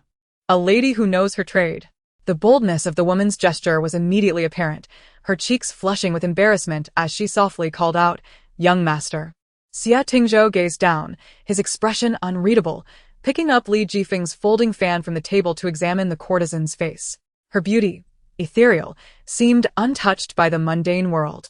In such a place of indulgence, her eyes held no trace of worldly desires. Suddenly, she felt an overwhelming sense of inadequacy, fearing her identity and beauty might tarnish the celestial being's grace. With a disinterested flick, Xie Tingzhou tossed the fan back onto the table. The courtesan's complexion paled, instantly sensing his indifference. Li Jifeng, sipping his drink, stole glances at Xie Tingzhou's expression. Aware of Li Jifeng's scrutiny, Xie Tingzhou maintained a facade. "You?" He pointed to the musician. "Come here." The music abruptly ceased as the woman gracefully approached and knelt before him. Yet, he merely glanced at her a couple of times before pouring himself more wine. Li Jifeng, contemplating, inquired, "What is it? Are the courtesans here not as beautiful as those in Balin? Not to your taste?" Xie Tingzhou chuckled softly. "I've grown tired of it." Li Jifeng recalled the person in the dungeon, his mind whirling with ideas. Suddenly, he asked one of the young masters, Zhaoheng, "What of that young fellow you recently brought into your household?" In the prosperous realm of the Dazhou, it was no longer uncommon for wealthy families to keep male consorts. Zhaoheng glanced at Xie Tingzhou, noting his lack of distaste before responding. "He is indeed youthful, but rather delicate and audacious. If I visit my concubine's quarters, he throws a tantrum. It is my first time soothing someone." Another young man, Xuejin, whose mother was a sister to the current emperor, inquired, "And how do you soothe him?" Zhaoheng laughed. "What else? I call him by his pet name and share a night together. Afterward, I simply present him with some peculiar gifts." Xie Tingzhou unexpectedly recalled Xiu, remembering his pet name was Mountain Cannon, as that was what the crowd had called him during the arena competition. Li Jifeng, ever observant, noted the slight smile playing on Xie Tingzhou's lips as he fiddled with his cup, leaning closer to ask, "What are you thinking about?" Xie Tingzhou was taken aback. How had he come to think of Xiu? Why would he ever call someone by their pet name? Moreover, who would dare to admonish him with "Behave, dear Mountain Cannon," lest they provoke him to a state of fury? From the earlier conversation, it was evident that Xie Tingzhou bore no aversion towards male companions, and in that moment, he seemed to drift into thought. Li Jifeng appeared to have discovered something extraordinary, remaining in a state of excitement throughout the night. He spared no effort, pouring copious amounts of wine into Xie Tingzhou, ultimately spending the night in the elegant suite atop the Zueyun Tower. As dawn broke, Xie Tingzhou abruptly awoke from his slumber. With his legs drawn up, he pressed his palm against his forehead, the lingering heat of the night still enveloping him, while the sweat on his back felt as though it were still graced by two soft hands. He had dreamt of someone he had never anticipated encountering in his dreams. Perhaps he had contemplated this person before, yet his heart had vehemently refused to acknowledge it. The vivid, alluring imagery of the dream lingered. With that individual's long hair cascading over the bed, their cheeks flushed, fingers curled tightly around the bedding, and the curtains swaying gently. Xie Tingzhou closed his eyes, exhaled sharply, and threw aside the covers to rise. The moment he moved, a sudden rigidity seized him. The dampness of his undergarments met the cool air, sending a shiver straight to his core. This was an inevitable occurrence of youth, a phenomenon that had not manifested since he was 16, yet now it had undeniably transpired. Chapter 55, Misidentification and Repercussions come in. Shifeng, sword in hand, had stood guard at the door all night. Upon hearing the voice, he pushed the door open and found Xie Tingzhou seated on the bed, head bowed, arms propped on his legs, exuding an aura of impending storm. Without lifting his gaze, Xie Tingzhou commanded, "Prepare water for a bath, and summon a few maidens." A flicker of surprise crossed Shifeng's eyes, but he quickly composed himself, bowing his head in acquiescence. "As you wish." The elegant suite had 2 adjoining rooms, and the maidens entered in succession to prepare water, initially intending to assist with his ablutions, only to be dismissed by Xie Tingzhou. After bathing, Xie Tingzhou emerged from the inner room. In the small hall stood several maidens, all strikingly beautiful, draped in sheer silk, their youthful allure barely concealed. Having been instructed by their matron, they understood the esteemed company they were in, and at the sound of footsteps, they dared not look up. The room was suffused with the fragrance of cosmetics. Xie Tingzhou settled into a chair, leaning back, his gaze sweeping over the group as he softly commanded, "Lift your heads." The maidens complied, their eyes widening in astonishment at the ethereal beauty and bearing of the man before them, yet they did not dare to meet his gaze. The one who had played the zither the previous night and served him wine stepped forward boldly, taking a handkerchief from the side and softly uttering, "My lord, allow me to dry your hair." Xie Tingzhou made no objection. She trembled slightly, suppressing her joy, yet before she could touch his hair, she heard a cold command, "Leave." The maiden froze, hastily kneeling. "What have I done to displease you, my lord?" Xie Tingzhou's gaze fell. "Your mere presence here unsettles me greatly." The maiden's face drained of color as she set down the handkerchief and retreated. "All of you, out." As the door closed, the fragrance of cosmetics lingered in the air. Xie Tingzhou felt a surge of irritation. The sight of those women in sheer silk had evoked no reaction within him, only a sense of nausea. Reflecting on the dream, he grappled with disbelief. How could he have harbored such feelings towards a man? Xie Tingzhou found it inconceivable, unwilling to accept the truth. Li Jifeng slept until noon, and upon hearing from Xiaoluzi that Xie Tingzhou had departed at dawn, summoned several maidens into his chamber, only to dismiss them shortly after, leaving with a dark expression. "Dressed." Li Jifeng chuckled. "My friend seems utterly bewildered by his own predicament." Xiaoluzi replied, "I do not comprehend." Li Jifeng shot him a glance. As a eunuch, naturally, you would not understand. Since returning to the Wang residence, Xie Tingzhou had confined himself to his room. Shifeng remained silent, while Chang Lu's anxiety was evident as his lips developed blisters. On the third day, Xie Tingzhou finally emerged. The first order of business being to summon Xiyu to the study. Having spent several days in the dungeon, she knew her worth. Xie Tingzhou would not execute her just yet, considering the third division still required her testimony. Xinyu entered the study, and Shifeng promptly shut the door behind her. She cast a backward glance before slowly kneeling before the desk. For the first time, there was no fire lit in the room, the floor was cold, and the fingers with which Xie Tingzhou wrote turned red from the chill. He did not lift his head, continuing to annotate the documents hastily delivered by the swift horse from Balin. "Do you recognize your fault?" Xinyu bowed her head, still clad in the dark attire from her time in the dungeon. "I acknowledge my mistake." This was a lesson learned from her previous encounters with Xin Zhongin and Xin Zhao, gradually understanding that when the other party was in a rage, admitting fault was better than arguing or being stubborn, which would only exacerbate the situation. Upon finishing his last stroke, Xie Tingzhou set down his pen and finally turned his gaze toward her. "Where did you err?" Xinyu did not perceive any intense emotion in Xie Tingzhou's words, allowing her to relax. "I should have directly inquired with His Highness for information, rather than sneaking a look." Xie Tingzhou pressed his lips together. "Is that all?" Xinyu dutifully answered, "I should not have lied. The silver was provided to me by the Lu family as shop." Her excessive compliance struck Xie Tingzhou as suspicious. "They would grant you that?" He was incredulous. "Indeed," Xinyu replied, "the young general bestowed upon me the seal of the Lu family." Xie Tingzhou rose and approached her. "Why would a guard give you such a thing?" Xinyu bit her lower lip, remaining silent. She realized that in Xie Tingzhou's presence, a lie might momentarily suffice, but it would soon be unraveled. He, a man wielding the power of life and death, would not be easily swayed. Rather than spinning a falsehood that would eventually be exposed, it was better to remain silent.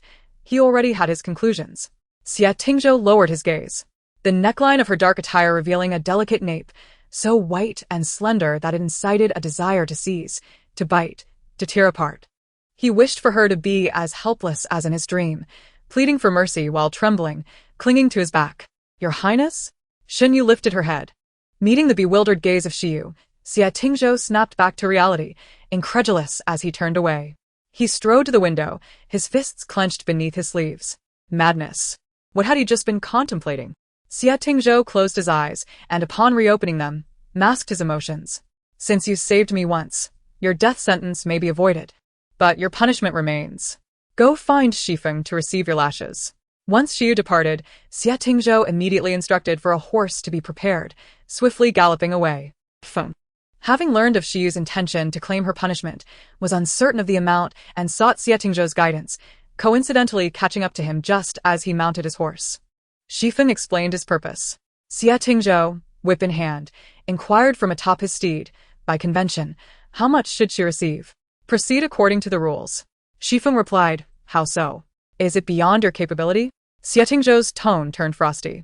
Chang Lu, riding behind him, interjected, Your Highness, she has already been punished by decapitation. Xie Tingzhou responded. Chang Lu is still young and naive. Shifeng hastily provided an alternative.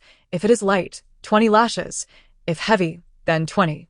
After uttering this, Xie Tingzhou spurred his horse to depart.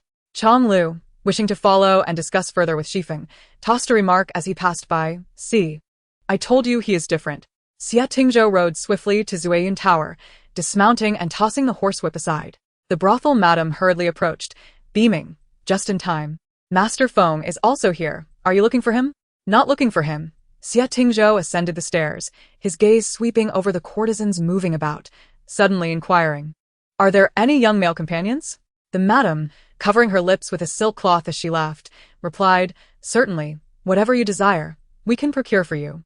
In the same room atop the building, Xie Tingzhou took a seat. Here, he had indulged in reckless dreams, and here, he had fled in despair. Now, he sought to verify a certain matter. Chapter 56. Longing my lord, the guests have arrived, the madam announced from outside. Xie Tingzhou raised his brow as the young male companions entered in succession, forming a line within the hall, around 6 or 7 in total. The madam, aware of the gentleman's discerning tastes yet uncertain of his preferences, decided to present a diverse selection of companions. Among them were tall and robust individuals as well as delicate scholars. Xie Tingzhou's gaze lingered for a moment on one particular young attendant, who was of modest height, fair-skinned, and possessed a small, refined face. The madam, perceptive to the situation, nudged the young attendant, urging him to approach the gentleman. The attendant hesitantly advanced, Greeting, my lord. Xie Tingzhou scrutinized him, assessing him from head to toe. Observing the successful outcome, the madam smiled and commented, He is still a fresh attendant, my lord. Please enjoy. With that, she departed with the remaining companions, leaving Xie Tingzhou alone with the young attendant. Though still a novice, the young attendant had been trained in the art of service. He knelt before Xie Tingzhou, gently caressing his calf. A frown creased Xie Tingzhou's brow as a wave of nausea washed over him. As the attendant's hand inched upwards, just past the knee, a sudden pain pierced Xie Tingzhou's chest, prompting him to kick the attendant to the ground. The attendant, clutching his chest in shock, looked up in confusion. My lord? Xie Tingzhou waved his hand dismissively. He had found his answer, but his heart sank. The attendant scrambled to his feet, but as he opened the door, a figure just outside nearly tumbled in. Li Jifeng had heard from the madam that Xie Tingzhou was at the Zueyun pavilion and had summoned the attendant. He could not miss such an opportunity and went upstairs. However, before he could gather any information, the attendant was swiftly ushered out. What brings you here? Xie Tingzhou inquired. Naturally, I am concerned for you, Li Jifeng replied, moving his chair closer. I fear you may be brooding over that person in prison. He must mean quite a lot to you. With a teasing grin, he added, I am curious. After all your deliberation, what type do you truly prefer? Xie Tingzhou was lost in thought. Noticing his silence, Li Jifeng continued, In this world, there are only men and women. You seem to disdain both, preferring to mingle with those creatures instead. Xie Tingzhou's gaze turned icy, prompting Li Jifeng to quickly clarify. No misunderstanding, I refer to the blue and white feathers, one in the sky, the other on the ground, neither of which appeal to me. Xie Tingzhou remained silent. Li Jifeng leaned back in his chair, speaking candidly, Look at me, a prince, possessing only a modicum of literary talent, yet utterly incompetent in other respects. Xie Tingzhou chuckled at his self-deprecation. You possess a talent for indulgence, I presume? Li Jifeng feigned ignorance. Isn't life meant for enjoyment? You, as the heir of Balin, are indeed more noble than I, an uncherished prince. But are you truly living joyfully? Xie Tingzhou stared silently at the windowsill, questioning for the first time. Are you happy? It had been ages since he felt joy. He had witnessed conspiracies, life and death, the tragic fates of generals, and the suffering of the impoverished. Yet, that was not enough. Now, he felt like a mere shell, trapped within the imperial city. But he was indifferent to it all. He merely acted on instinct, whether in warfare or political maneuvering, neither of which he desired. He was simply afraid that if he ceased to act, he would decay in the shadows. He needed to stand in the sunlight. Li Jifeng seemed to sense this, his formerly carefree demeanor replaced with seriousness. In truth, I too am not happy. I long to stabilize the realm, Yet I am aware of the whispers behind my back. A useless prince who cannot support himself. They are not wrong. I am that useless mud. Incapable of doing anything. His voice grew softer. Xie Tingzhou, do you think I wish to indulge in pleasure daily? But if I were not this useless mud, my brothers would seek my life. Only by posing no threat can I preserve my existence. We are all trapped in our high positions, none of us faring any better. Thus, Li Jifeng poured him a cup of tea. Let us indulge in the moment. Xie Tingzhou understood the sentiment, but could not accept that version of himself. The atmosphere grew too oppressive, a state Li Jifeng could hardly tolerate. After a sip of tea, he reverted to his carefree persona, quoting, "If love can endure over time, does it matter whether one is male or female?" Xie Tingzhou gritted his teeth and replied, "Have you lost your senses from reading too much?" Li Jifeng, Earnest in his gaze, reassured him, "You need not feel distressed. I have met that individual. Rest assured, you are certainly on his mind. Must you bring up that topic?" Xie Tingzhou shot him a glance before rising to leave. Li Jifeng hastily tossed aside his cup and chased after him, calling, "Let me explain. What if he is a man?" "It's not an issue." Upon seeing Xie Tingzhou draw the long knife at his waist, Li Jifeng took off running. Xinyu had endured beatings and injuries, but she had not anticipated the pain of the whip to be so excruciating. Her entire back burned fiercely, with only the thicker fabric of her binding cloth offering slight respite from the suffering. Unable to summon a physician, Xinyu resorted to tending to her wounds herself, awkwardly applying medicine to her back using a mirror, hoping for luck with her injuries. Clenching her teeth in pain, she cursed Xie Tingzhou's ancestors in her heart, unable to quell her resentment. Eventually, she succumbed to the agony and fell into a restless slumber. Upon awakening, her throat was dry and her body felt weak. "Is anyone there?" she called out, only to find her voice hoarse and barely audible. There was no response from outside. She mustered the strength to rise, took a few sips from the cold tea jug, and collapsed back onto her bed.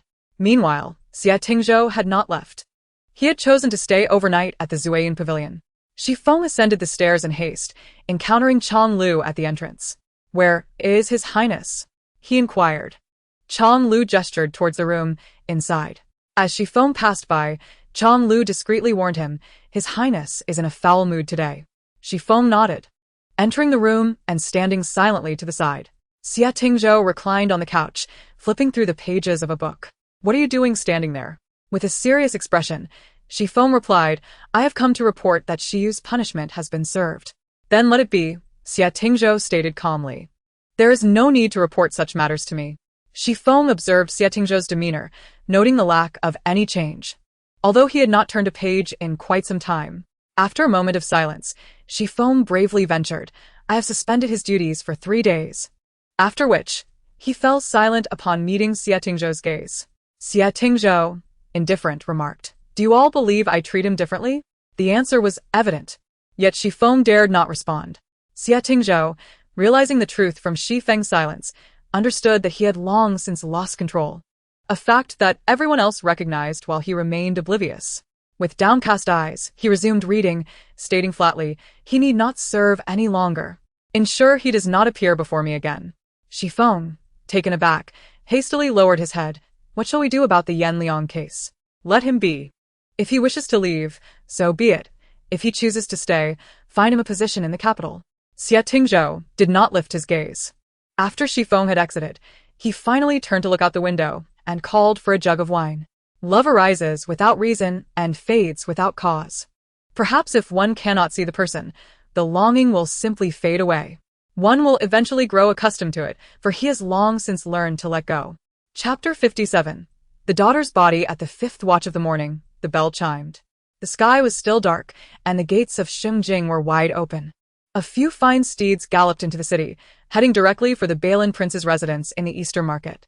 The riders dismounted at the entrance of the prince's residence, where guards escorted them to Xie Tingzhou's study. After a night of frantic riding, the lead guard wiped the sweat from his brow, taking large strides. "It is barely dawn. We may disturb His Highness's rest. We can wait until he awakens to report," one guard suggested. The lead guard responded, "His Highness has been awake the entire time." The newcomer, puzzled, was about to ask when the guard added, "He just returned from the Zuayan Pavilion, still inebriated. Has something significant occurred in the capital?" The guard shook his head. "We have arrived. You may enter yourself." The atmosphere in Qingpu residence was stifling, with no one eager to approach, fearing any missteps in their duties. Upon hearing the report from the Imperial Guard, Xie Tingzhou reclined languidly on the couch, a dull ache throbbing at his temple. While he toyed with a bottle of premium ointment, his murky gaze lost in contemplation. Having indulged in the pleasures of the drunken cloud pavilion for 2 days, he found himself pleasantly tipsy, yet his mind was remarkably clear. The more he drank, the more he understood his desires. Casting a glance out the window, he inquired, "What time is it?" "The 6th watch of the Tiger Hour," replied the guard. Xie Tingzhou rubbed his brow and beckoned him to enter.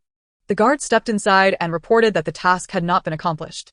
As he recounted the details, he kept a wary eye on Xie Tingzhou's expression, his heart hanging in uncertainty. By the time we arrived, it was already too late. Fortunately, there were no casualties among the other villagers. But the old man was still clinging to life. He asked me to convey a few words. The guard recalled the scene vividly. The old man lying in a pool of blood, gasping for breath, said, "Tell them not to blame themselves. I have lived alone for so many years, and it has been a long time since I have enjoyed such company. I have long wished to reunite with my wife and children, and I depart contentedly, though there is one thing that weighs heavily on my mind." The day before, fresh snow had fallen, causing the golden bamboo outside to bow under its weight. Xie Tingzhou approached the window, his breath momentarily catching in his throat. He had not anticipated that the tranquility of those few days would become the old man's death knell. "Is there more?" he asked evenly. The guard replied, "The old man asked me to pass a message to a certain Xiaoyu, but I do not know who that is." Xie Tingzhou prompted, "Go on." The guard continued, "Though the old man's house is modest, it serves as a shelter from the wind and rain. He bequeathed it to Xiaoyu, instructing that should the day come when Xiaoyu has nowhere else to go, he should take refuge there. Additionally, the old man entrusted me with the care of his dog, asking me to find a suitable family for it." The guard finally relayed the old man's words. Xie Tingzhou inquired, "What of the dog?" The guard hesitated to meet his gaze, saying, "I buried the old man beside his kin, as per his wishes. As for the dog, I was uncertain of your highness's intentions, so I took the liberty of bringing it back." Xie Tingzhou flicked some snow from the windowsill, contemplating, "You have done well. And what should be done with the dog?" The guard ventured cautiously, "Bring it here." The guard complied and began to leave, but paused at the door. "Wait," Xie Tingzhou reconsidered, mulling it over for a moment before stating, "Give the dog to Shifeng and have him take it to Shiyu. In your courtyard. The dog will likely become a meal for the ravenous dog within an hour. Moreover, it is quite fearful of you, but it is exuberant in Shiryu's presence." As dawn broke, casting a golden hue over the snow, Xie Tingzhou attempted to compose a piece of calligraphy, but found himself unable to settle his mind. When he departed from the village, Shiryu had been teary-eyed. Now, with news of the old man's sudden passing, he could only imagine how heartbroken she must be. He could not deceive himself. He was anxious. Another hour passed when the study door unexpectedly swung open. Xie Tingzhou strode out, declaring there is no need to follow. Shifeng halted in his tracks, and a white feathered bird took flight from the eaves, circling above before descending onto a nearby branch, shaking off the remnants of snow. The path to the Deer Cry Pavilion was eerily quiet, and a servant was sweeping. Upon seeing him, she promptly knelt. The closer he approached the pavilion, the clearer the sound of barking grew, accompanied by the frantic scratching of paws at the door. Xie Tingzhou's expression hardened, and he quickened his pace, pushing open the courtyard door, where Da Huang lunged out. The dog, with a remarkable memory, recognized him, circling around before racing to a door, barking urgently. Noticing something amiss, Xie Tingzhou was alarmed by Da Huang's frantic barking, yet Shiryu did not emerge. The door was ajar, only allowing a sliver for the dog to squeeze through. With a swift push, the door swung open, flooding the room with light and revealing the figure on the couch. Xie Tingzhou's gaze froze.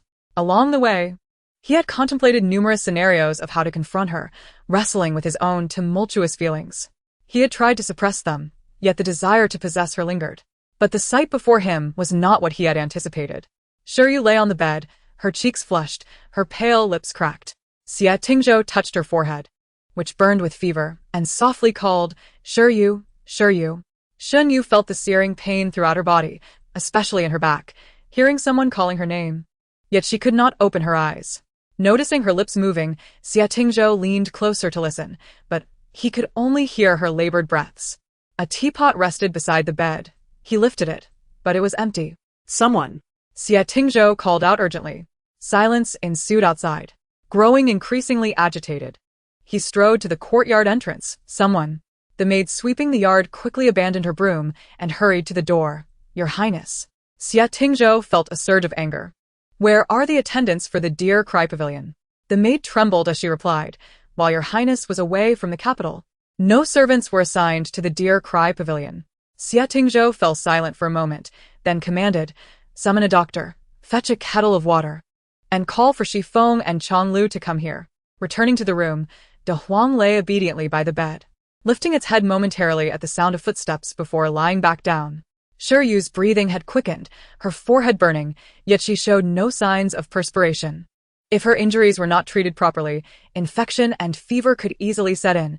Having endured such punishment, he could only wonder how long she had been lying there alone. Xie Tingzhou gazed at her blankly, for the first time regretting his decisions. How could those 20 lashes have left her in such a state? He reached out, gripping her collar, and after a moment's hesitation, he resolved to carefully pull it away. Her shoulders were narrower and paler than most men's. As he gradually lowered her garment to her waist, the scars on her back were fully revealed. The welts crisscrossed her skin, but in the center, there was a significant gap. Xie Tingzhou leaned closer, his gaze sweeping over her back, but suddenly he froze. Beneath her slender form, the curvature of her chest was remarkably pronounced. It struck him like a thunderclap, and the strings in his mind snapped. His eyes shifted from that sight to Yu's face. After sharing a bed for so long, he had never realized she was a woman. All his anguish and turmoil of recent days now seemed utterly absurd. The wall he had built around his heart had begun to crumble. Ready to embrace that part of himself, yet reality had carved a new path. In that moment, he was at a loss whether to feel sorrow or joy. Chapter 58. Regret. Knock, knock.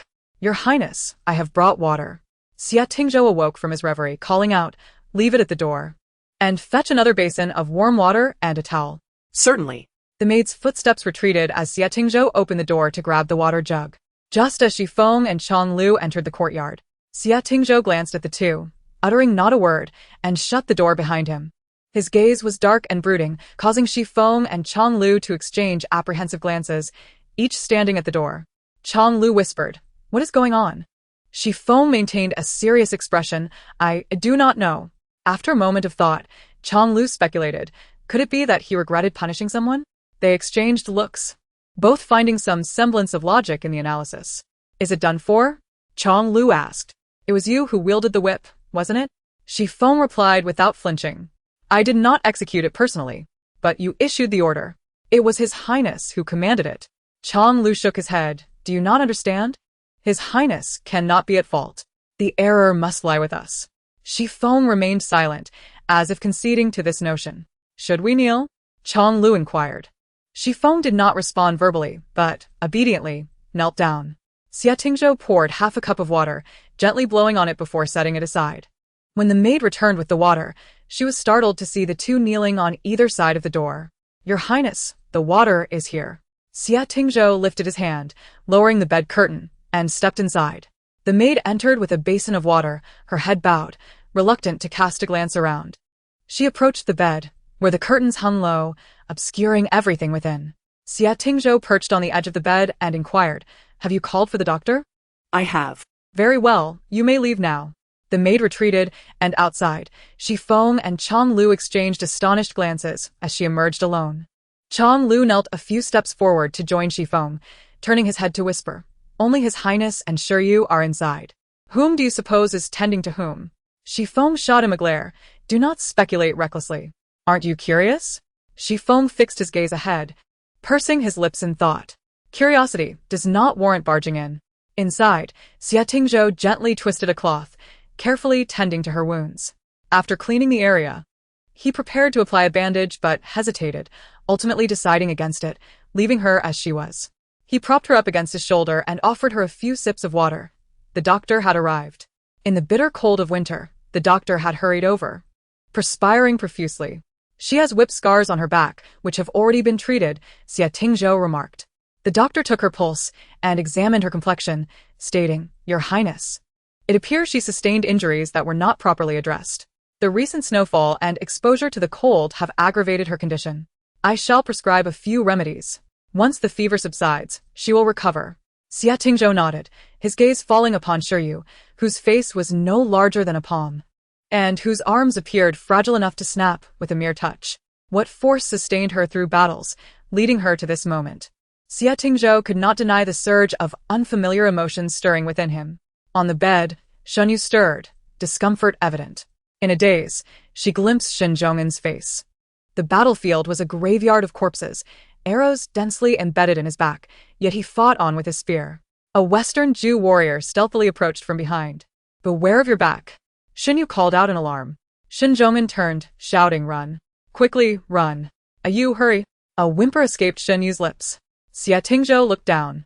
Noting her clenched teeth and furrowed brow, a solitary tear slipping from the corner of her eye. He gently brushed his fingers along her cheek and sighed deeply. Chong Lu, kneeling at the door, felt his knees grow numb and muttered, "Had I known His Highness would take so long, I wouldn't have accompanied you in kneeling." I was not in the wrong. No sooner had he spoken than the door swung open, prompting Chong Lu to straighten his posture. Xia Tingzhou closed the door behind him and coldly questioned Shifeng, "Did you notice anything unusual when you brought the dog over?" Shifeng dared not meet his gaze. Cold sweat trickling down his neck. "When I arrived, it was just dawn, and Shuri was responding within. I thought she was still asleep. So, I left the dog in the courtyard." Xia Tingzhou exhaled slowly, asking, "How long until Zhongbo arrives?" Shifeng replied, "He won't depart from Bailing until after the New Year. It will likely take another half a month." Zhongbo was the steward of the Bailing royal manor, and Xia Tingzhou's stay in the capital would not be brief, as it had been in the past. The emperor intended to keep him in the capital as a hostage, with no set date for his return. With Xia Tingzhou's prolonged stay in Shengjing, the original servants were insufficient, and every household was eager to send people to the manor. Yet those who were truly reliable were those directly from Bailing. Xia Tingzhou furrowed his brow, who is currently managing the internal affairs of the manor. It is the steward who remained behind, though he traditionally only oversees cleaning and maintenance. Since His Highness returned, Chong Lu has been responsible for daily arrangements. "That's right," Chong Lu interjected. Xia Tingzhou asked, "Why has no maid been assigned to Lu Mingxian, which is currently occupied?" Chong Lu was momentarily stunned before responding. "But he is a guard. There has never been a reason to assign maids to guards." Shifeng nudged him with his elbow, causing Chong Lu to nearly topple over. Xia Tingzhou cast a glance at the two of them before striding away. Chong Lu was perplexed. "I did not say anything wrong." Shifeng stood up, brushing off his trousers. "His Highness is not asking why. Rather, he is reminding you of what should be done." Enlightenment dawned upon Chong Lu, and he scrambled to his feet. "I shall arrange it at once." He limped out of the courtyard, nearly colliding with the returning Xia Tingzhou. Xia Tingzhou ignored him and approached the door, calling De Huang. De Huang lifted his head to glance at him before lying back down. Xia Tingzhou bent down. "Come with me. Do not disturb her." De Huang seemed to understand, following Xia Tingzhou closely. As they made their way through the courtyard, a piercing shriek suddenly echoed through the air. A white feathered creature swooped down, brushing past them, the wind ruffling Xia Tingzhou's hair, causing De Huang to cower against his leg, motionless.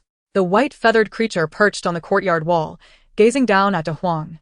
Xia Tingzhou glanced at De Huang and then at the creature, speaking softly, "Do not make a sound. You must not move." Xia Tingzhou had his own considerations. Given her current illness, extreme emotions, whether joy or sorrow, would serve no purpose in her recovery.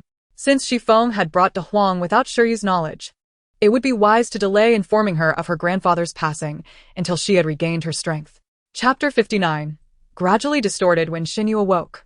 She found a young maid beside her, appearing no older than 10. Who are you? The little maid blinked. "My name is Arya. I am here to take care of you. Would you like some water?" Xinyu found her eyes appealing, clear and bright, devoid of any ulterior motives. "Yes," Xinyu replied, propping herself up in bed but inadvertently straining her back, causing her to wince in pain. The little maid hurried over with the water. "Do not move around. The doctor has already seen you and said you need to rest well." "The doctor?" Xinyu exclaimed, instinctively covering her neckline. "Yes." The little maid replied innocently. "The maid who was cleaning found that you had a high fever and informed Shifeng. The doctor came to check your pulse. He said a few days of medicine would suffice." Xinyu, now cautious, inquired, "Was there anything else besides taking my pulse?" The little maid pondered for a moment. No. After taking her pulse, the doctor prescribed medicine and then left. I have been here ever since. Arya had been specifically chosen by Xia Tingzhou, her youth and innocent demeanor ensuring she would not make Xinyu uncomfortable. Her responsibility for Xinyu's daily care was sufficient. In Qingpu-ju, Baiyu stood on the windowsill, intently observing De Huang, who was clever enough to stay closely by Xia Tingzhou's side. Two upright guards, Shifeng and Chang Lu, stood before Xia Tingzhou, with De Huang squatting at his feet, exuding an air of canine arrogance. How is Lu Mingxian? It was evident that the inquiry was not about the location itself, but rather the individual residing within, rather subtle implication. Chang Lu exchanged knowing glances with Shifeng and reported, she is better. Her appetite has improved, and she gets along well with Arya. Xia Tingzhou held a teacup, his fingertips gliding across the rim thoughtfully. Of course, she seems to get along with everyone. Throughout the journey to the capital, she has never quarreled with anyone. Even the innkeeper greets her with an extra smile. It seems she was born to be well-liked. Contemplating, Xia Tingzhou thought of Yu and Xinyu. The similarities in their names were striking. With Xinyu missing at the border and Yu appearing by his side, it was impossible not to draw connections. He set down the teacup and commanded, investigate the Xinyu. Shifeng acknowledged with a yes. Chang Lu glanced over, tentatively adding, I happen to know a few things about Miss Xin. Xia Tingzhou raised his gaze. How do you know? Chang Lu Dao, I arrived in Xingjing earlier than you. During my leisure time, I strolled through the streets and heard quite a few tales. It is said that Miss Shen is a cripple. A cripple? Xia Tingzhou furrowed his brow. Chang Lu nodded and continued. Indeed, it is said that she was injured on the battlefield. Last year, the chief minister's family sought a marriage proposal for Jiang Shirling. Had it not been for Madame Jiang discovering that she was a cripple, that union might have come to fruition. Are you certain? Absolutely. Chang Lu asserted. This matter is known by nearly everyone in the capital. Anyone you ask would confirm it. However, later reports surfaced that Jiang Shirling personally clarified that he did not reject Miss Shen but that she herself declined the proposal. He even stated that if Miss Shen agreed, he would marry her at any time. You wouldn't know, my lord, how many hearts this news shattered among young women. Xia Tingzhou swirled the cup in his hand, pondering whether he had misjudged the situation. Was it not she? Then who could it be? Li Jifeng, concerned for his dear friend, frequently visited the Wang residence whenever he had a moment to spare. It is much more comfortable here, he remarked, reclining on the soft couch, breaking a piece of pastry into small morsels to feed De Huang. Xia Tingzhou, engrossed in reviewing documents, replied without looking up, Is there anything more comfortable than Zueyun Tower? Of course not. Li Jifeng tossed a piece to De Huang and commented, Zueyun Tower is filled with delicate and soft ladies. Where did you find this dog? It is rather unattractive. I shall find you a better breed tomorrow. De Huang whimpered, abandoning the pastry to nuzzle against Xia Tingzhou's leg. Xia Tingzhou glanced down and smiled. Birds of a feather flock together. It is no wonder it is fond of Xiyu, for its temperament is indeed reminiscent of hers. It understands, Xia Tingzhou stated. And what of it? It is ugly by nature, Li Jifeng replied nonchalantly, just a mere beast. Xia Tingzhou chose not to respond, finishing another document. Li Jifeng, lost in thought, studied him for a while before suddenly exclaiming, I notice you seem to be in good spirits today, unlike the days when you sought solace in drink. Without waiting for Xia Tingzhou to answer, he brightened. Did you come to an understanding? Or have you made progress? Xia Tingzhou cast a warning glance in his direction. Li Jifeng chuckled mischievously. Chang Lu, who had been waiting at the door, poked his head in. Your Highness. Li Jifeng inquired. What of the one in prison? Chang Lu discreetly glanced at Xia Tingzhou and, finding no displeasure, replied, He has already been released. Li Jifeng smiled knowingly, then said, Bring him to me for a look. I did not get a good view that day. Xia Tingzhou set down his brush and regarded him. What do you wish to see her for? Rest assured. I have no interest in the male persuasion. I am not competing with you, Li Jifeng replied teasingly. Chang Lu interjected. Your Highness, that may not be feasible. Why? Does Xia Yin wish to keep a beauty hidden away? Am I not allowed to even gaze upon her? No. Chang Lu waved his hand. It is that he is currently unable to leave his bed. Li Jifeng appeared as if struck by lightning, beckoning Chang Lu to leave before stiffly turning to Xia Tingzhou, clapping his hands and stating, Indeed, one must not judge a book by its cover. Xia Yun. A cornered beast is indeed formidable. I thought he looked frail. Why did you not take it easy? Now, he cannot even get out of bed. It is truly a misfortune. Xie Tingzhou immediately sensed something was amiss. It was not as you think. Li Jifeng descended from the couch, slipping on his shoes, and approached with a wink. What do you mean by that? Xie Tingzhou tossed down his brush and leaned back in his chair. With a whip. Would you like to try? Li Jifeng was taken aback, pointing at Xie Tingzhou. I am your brother, and you contemplate using a whip on me? I never expected you to be such a person with such peculiar tastes. Xie Tingzhou, weary of explaining, raised his voice. Chong Lu, throw him out for me. Chapter 60. Taking the blame, Xinyu lay in bed for 2 days. The physician was remarkably skilled, and the medicinal ointment worked wonders. After the fever subsided, the wounds on her back healed swiftly. The news of her punishment had spread throughout the household, and as she passed through the east gate, the gatekeeper cheerfully inquired if she was feeling better. As soon as she stepped outside, the gatekeeper hastened to Qingpiju to relay the news. Xinyu continued her customary stroll through the streets before entering the ready-made clothing store run by the Liu family. Upon seeing her, the shopkeeper ushered her into the back room, closing the door behind her. Miss, you have finally come. I have been waiting for several days. Xinyu took a seat. Has Miss Shen Yan replied to my letter? The shopkeeper, a product of the Liu family's own training, shook his head. I delivered the letter to the second young lady on the 3rd day of the month, but there has been no response. However, I do have news from Luozhou. It is a letter from the old matriarch and Miss Hong Qiao. Quickly, give it to me. Xinyu extended her hand eagerly. The old matriarch was a legendary figure. While the Liu family was once not as prosperous, it was the old matriarch's efforts that elevated them to their current status. With no sons, she had only one daughter, who married far away. Later, the old matriarch adopted a son from the clan, hoping for assistance. This adopted son was several years older than Xinyu. The Liu family was immensely wealthy.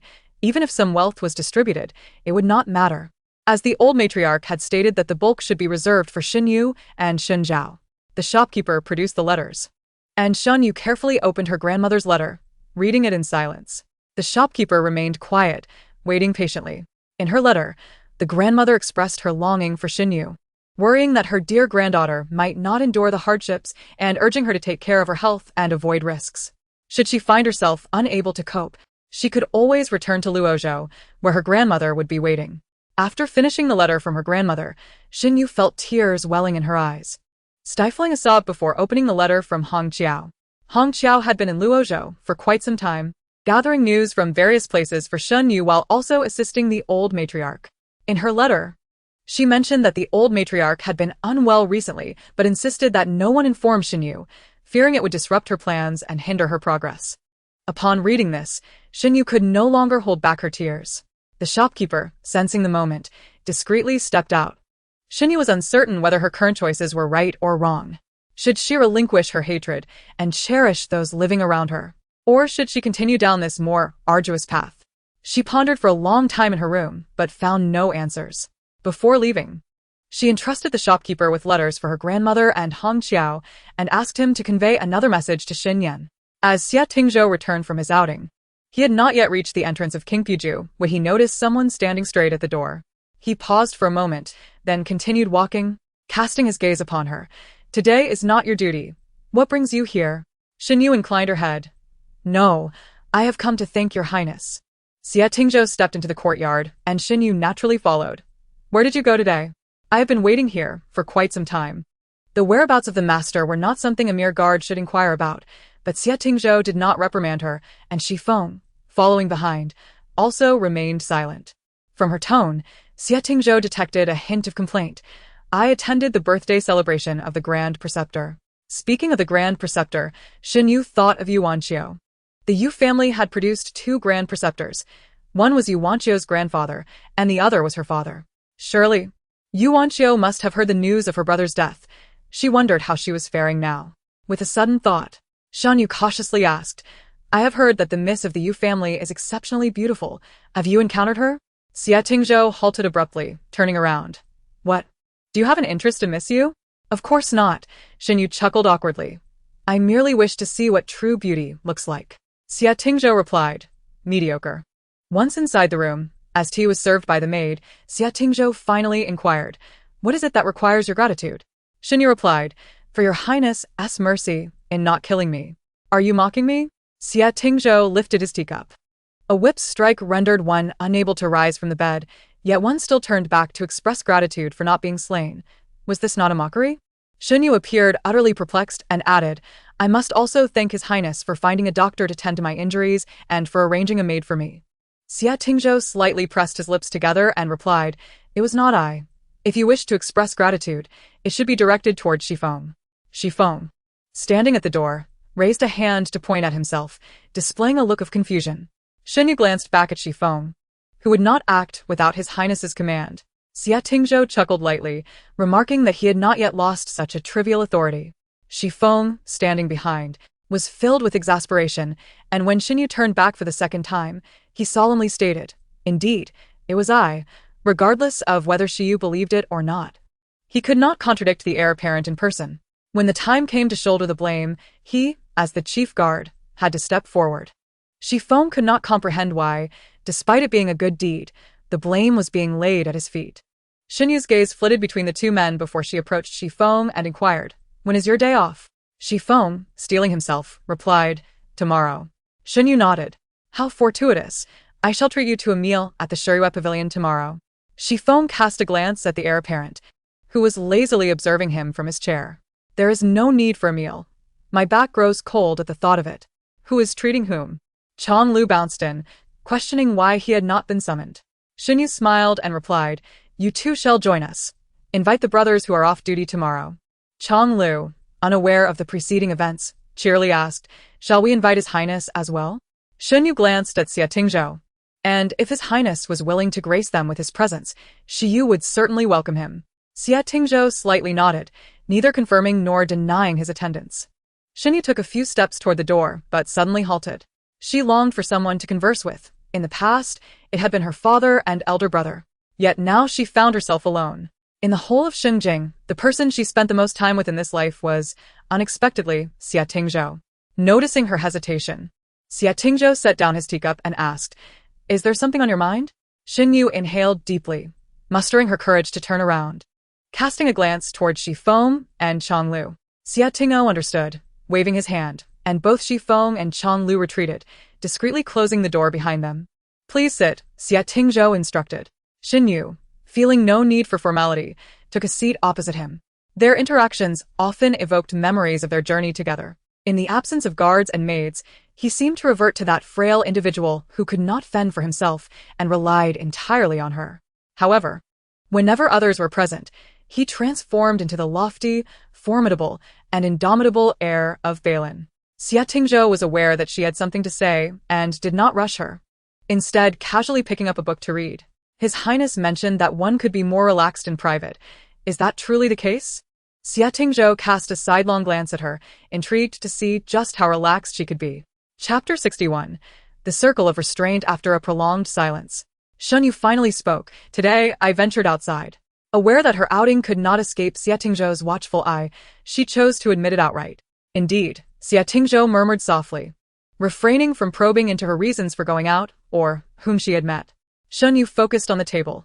I have begun to doubt myself. Only then did Xie Tingzhou lift his gaze from the book. Why is that? Xunyu's mood appeared somewhat subdued as she lowered her head and confessed, in truth, I have many matters to attend to, and I fear that by pursuing this course of action, I may not have time for the others. Hence, I am uncertain whether what I am doing is right or wrong. She feared being unable to accompany her grandmother and was equally concerned about failing to accomplish both tasks. Xie Tingzhou regarded her intently, the long lashes casting a small shadow beneath her eyes. He asked, by your standards, what is right and what is wrong? Xunyu shook her head. I do not know. You doubt yourself because you fear making a mistake. He paused momentarily before continuing, since you are uncertain. How can you define it as wrong after you have acted? Xunyu was momentarily taken aback by his question and lifted her gaze to meet his. Xie Tingzhou averted his eyes from her hopeful stare, calmly stating, Do not inquire about the rights and wrongs of this life. Do not speak of the world's disputes. He looked out the window, adding, Moreover, many matters lack clear distinctions between right and wrong. One should simply seek to act with a clear conscience. A clear conscience. Xunyu echoed softly. Indeed, in her previous life, she had lived in perpetual guilt. Her father and brother perished at the border, yet bore the blame. She had languished night and day, tormented by her inability to do anything. Now, fate had granted her a second chance, while she could not bring them back. She could ensure they departed this world untainted and make those who harmed them pay with their lives. I understand now. Shen Yu suddenly smiled, her brows lifting. As long as I act with a clear conscience. The gloom that had settled between her brows dissipated, and her smile was momentarily dazzling, prompting Xie Tingzhou to turn his face aside. Shen Yu, in a grand gesture, reserved an entire floor at the Shirue Pavilion the following day. Xie Tingzhou did not object, which implied his consent. Many from the Wang family attended, and Shen Yu brought Eryao along. Returning from Yanliang Pass, it was a rare moment of leisure, and many became intoxicated. Shen Yu, still recovering, was under Shi Feng's watchful eye, and none dared to press her to drink. Shi Feng himself refrained from indulging too much, carrying the inebriated Chang Lu back while also needing to report to Xie Tingzhou. Xie Tingzhou sat alone beneath the eaves of the adjacent courtyard, tearing meat to feed Baiyu, with Da Huang lying at his feet. Da Huang refused to eat raw meat, and even when it was offered, it turned its head away, while Baiyu, proud as ever, paid it no mind. Since Da Huang's arrival, Song had been confined to a cage and had developed a deep resentment. Hearing footsteps, Xie Tingzhou did not turn but asked, "Have they all returned?" "Yes," Shi Feng replied. "A few brothers have drunk too much.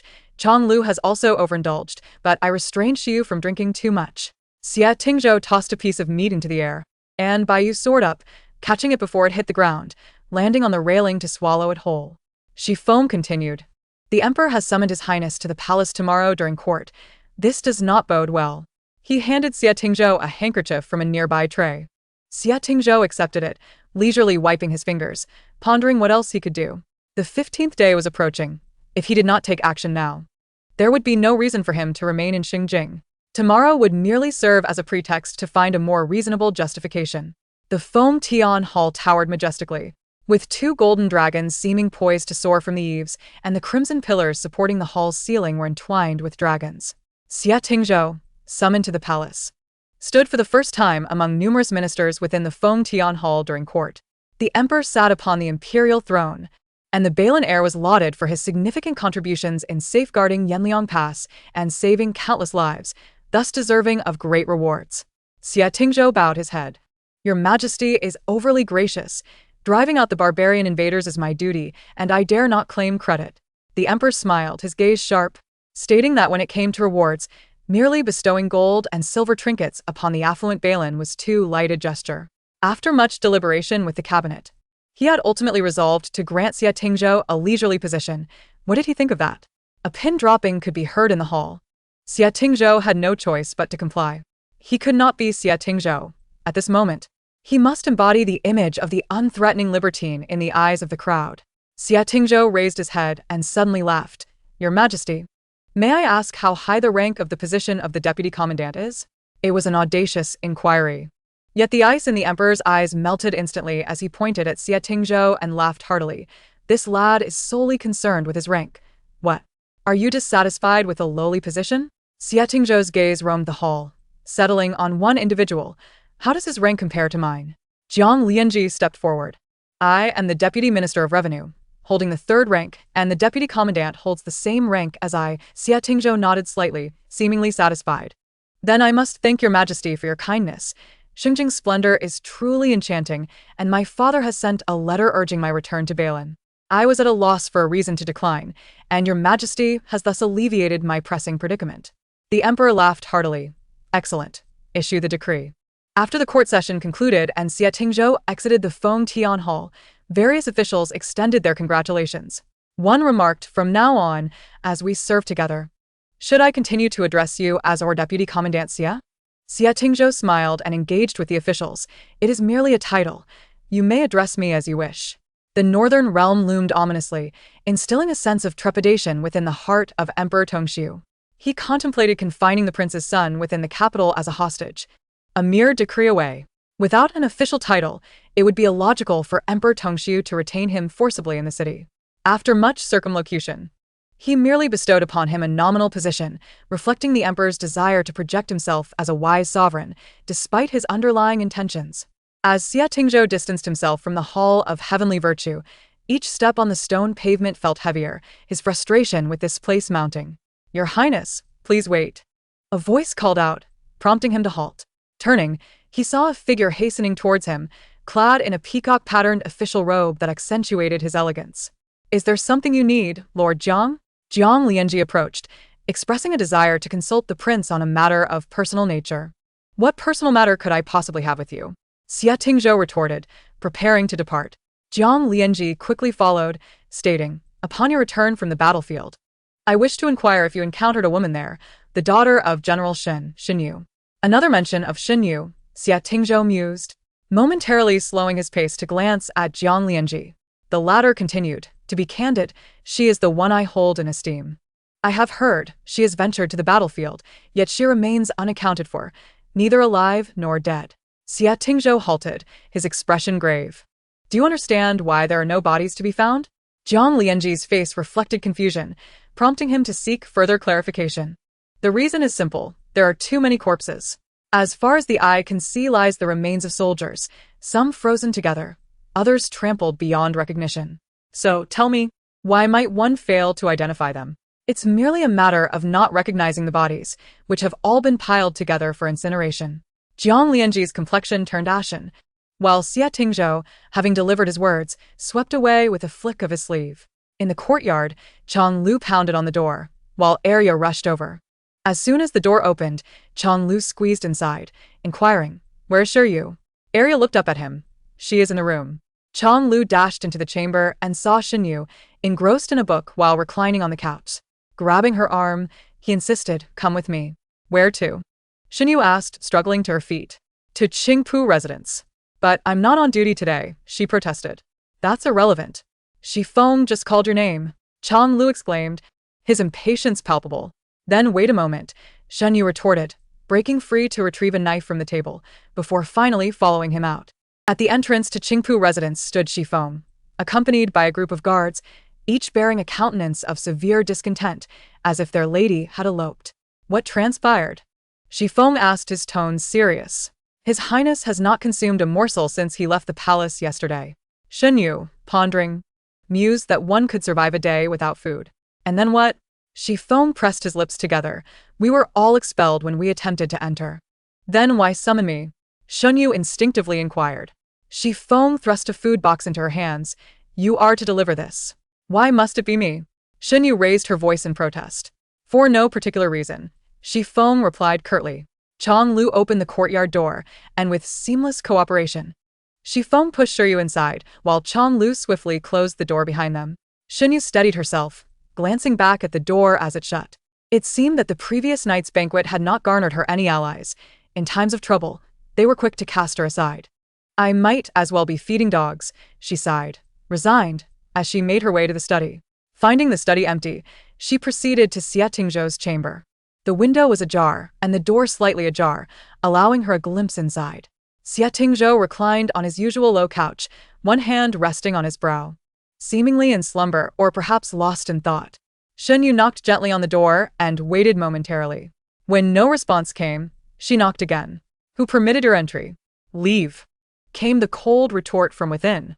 "Okay," she replied, somewhat disheartened. Inside, Xie Tingzhou slowly opened his eyes. Xin Yu, clutching the food box, turned to leave, unconcerned, for it was not her hunger that needed satiating. Before she could take more than a few steps, the door creaked open behind her. Turning back, she saw Xie Tingzhou, his raven hair disheveled, leaning against the doorframe. "Where are you going?" he inquired. "Chang Lu sent me to deliver food. Since you are awake, you should eat. Everyone outside is quite anxious." She remained unhurried, reasoning that a man of his stature would not perish from hunger. After all, during their time at the Yanliang Pass, the soldiers had often endured days without sustenance. As she entered, she began to set the meal upon the table, while Xie Tingzhou stood still. "Come eat before it cools," she urged. He approached and took a seat, but the northern dishes failed to pique his appetite. Xin Yu observed that Xie Tingzhou must have been raised under strict discipline, as he maintained silence, finishing only half a bowl before setting down his chopsticks. The stove in the chamber had long since gone cold, leaving the room as frigid as the outside. Xie Tingzhou's fingers, pale as jade, had begun to redden from the chill. He was a man accustomed to enduring discomfort, and Shan Yu was keenly aware of this. As she busied herself with kindling the fire, she noted that her hands bore the calluses of a martial artist, a testament to her noble upbringing. Yet, who was she truly? Xie Tingzhou pondered. Come sit closer, Shen Yu beckoned. He remained unmoved, today resembling an empty shell devoid of joy or sorrow. The prospect of being confined to this imperial city for a year, 3 years, 5 years, or even a decade loomed ominously over him. Xinyu leaned on the table, observing him closely. I understand your feelings, it will get better in a few days. How could you possibly understand? He queried, taken aback. I certainly do, she replied, nodding with an expression of comprehension. It's akin to imprisonment. The initial days are always uncomfortable, but with time, one grows accustomed. Indeed, it is akin to imprisonment, he acknowledged, contemplating the reality of his confinement, a vast prison masquerading as the imperial capital, adorned with a seemingly exalted yet ultimately shackling title. Xie Tingzhou scrutinized her. You have a remarkable way with metaphors. Xinyu, interpreting his words as praise, responded modestly. It's nothing special. He chuckled softly. I have never been imprisoned, but I imagine the food in the Zhao prison is not as lavish as this. Xinyu replied wistfully. I have not tasted it either, but once I do, I shall return and share my impressions with you. Xie Tingzhou recalled that the case from Yanliang Pass was currently under investigation and would inevitably lead to her questioning. In a few days, the Ministry of Justice will come to interrogate you. Have you considered how to respond? Naturally, I shall speak the truth, she affirmed, rubbing her shoulder where the lashes still smarted. I will certainly recount the events as they transpired, just as I have shared with you, in hopes of avoiding corporal punishment. Being whipped is quite painful. Understanding her implication, Xie Tingzhou pressed his lips together. That beating you received was not in vain. He added, rest assured. No one from the Ministry of Justice will harm you. As silence enveloped the room once more, Shunyu contemplated the blade at her waist, the very one she had taken from Xie Tingzhou's carriage during a moment of peril. A lover of knives, she had hesitated to return it, even fashioning a sheath for it. Xie Tingzhou did not urge her. She feigned ignorance, knowing well that the knife was still a means of protection for him. After a moment's hesitation, she unsheathed the knife and placed it on the table, gently pushing it towards him. What is this for? He inquired, puzzled. Without a word, she shifted her body, presenting him with a profile view.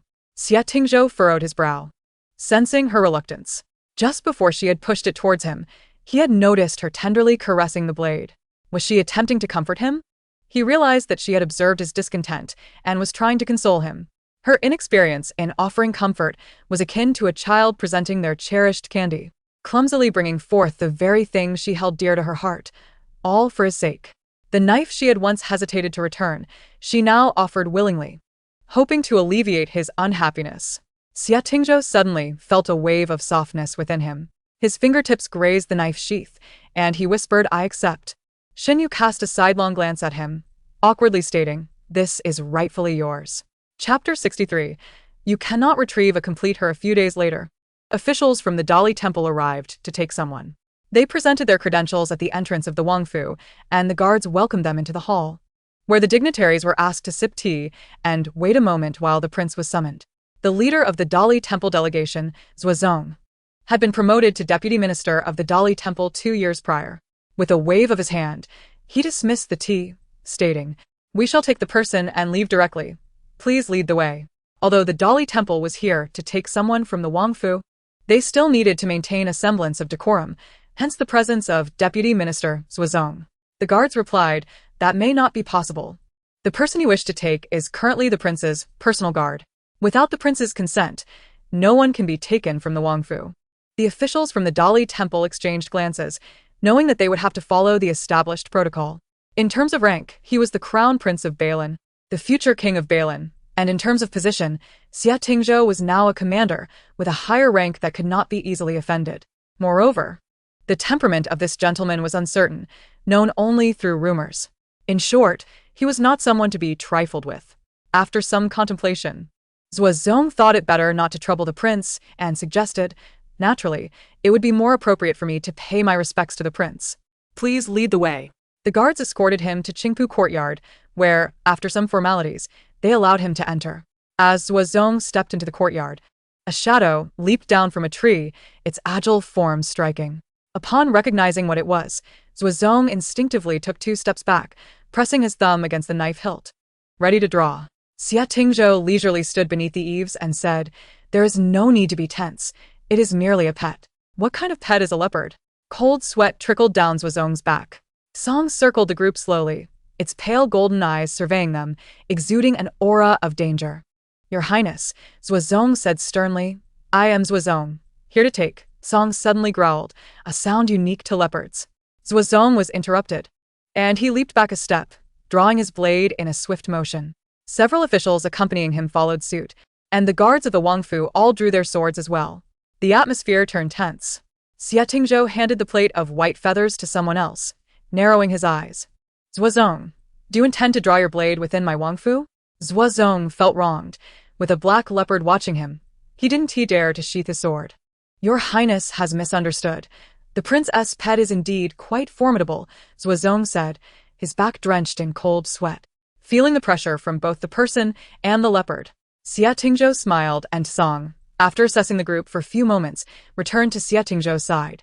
"Gentlemen, you have yet to explain the purpose of your visit," Xia Tingzhou prompted. Zhuozong, originally sent on an imperial mission, found himself overwhelmed and unable to present his case.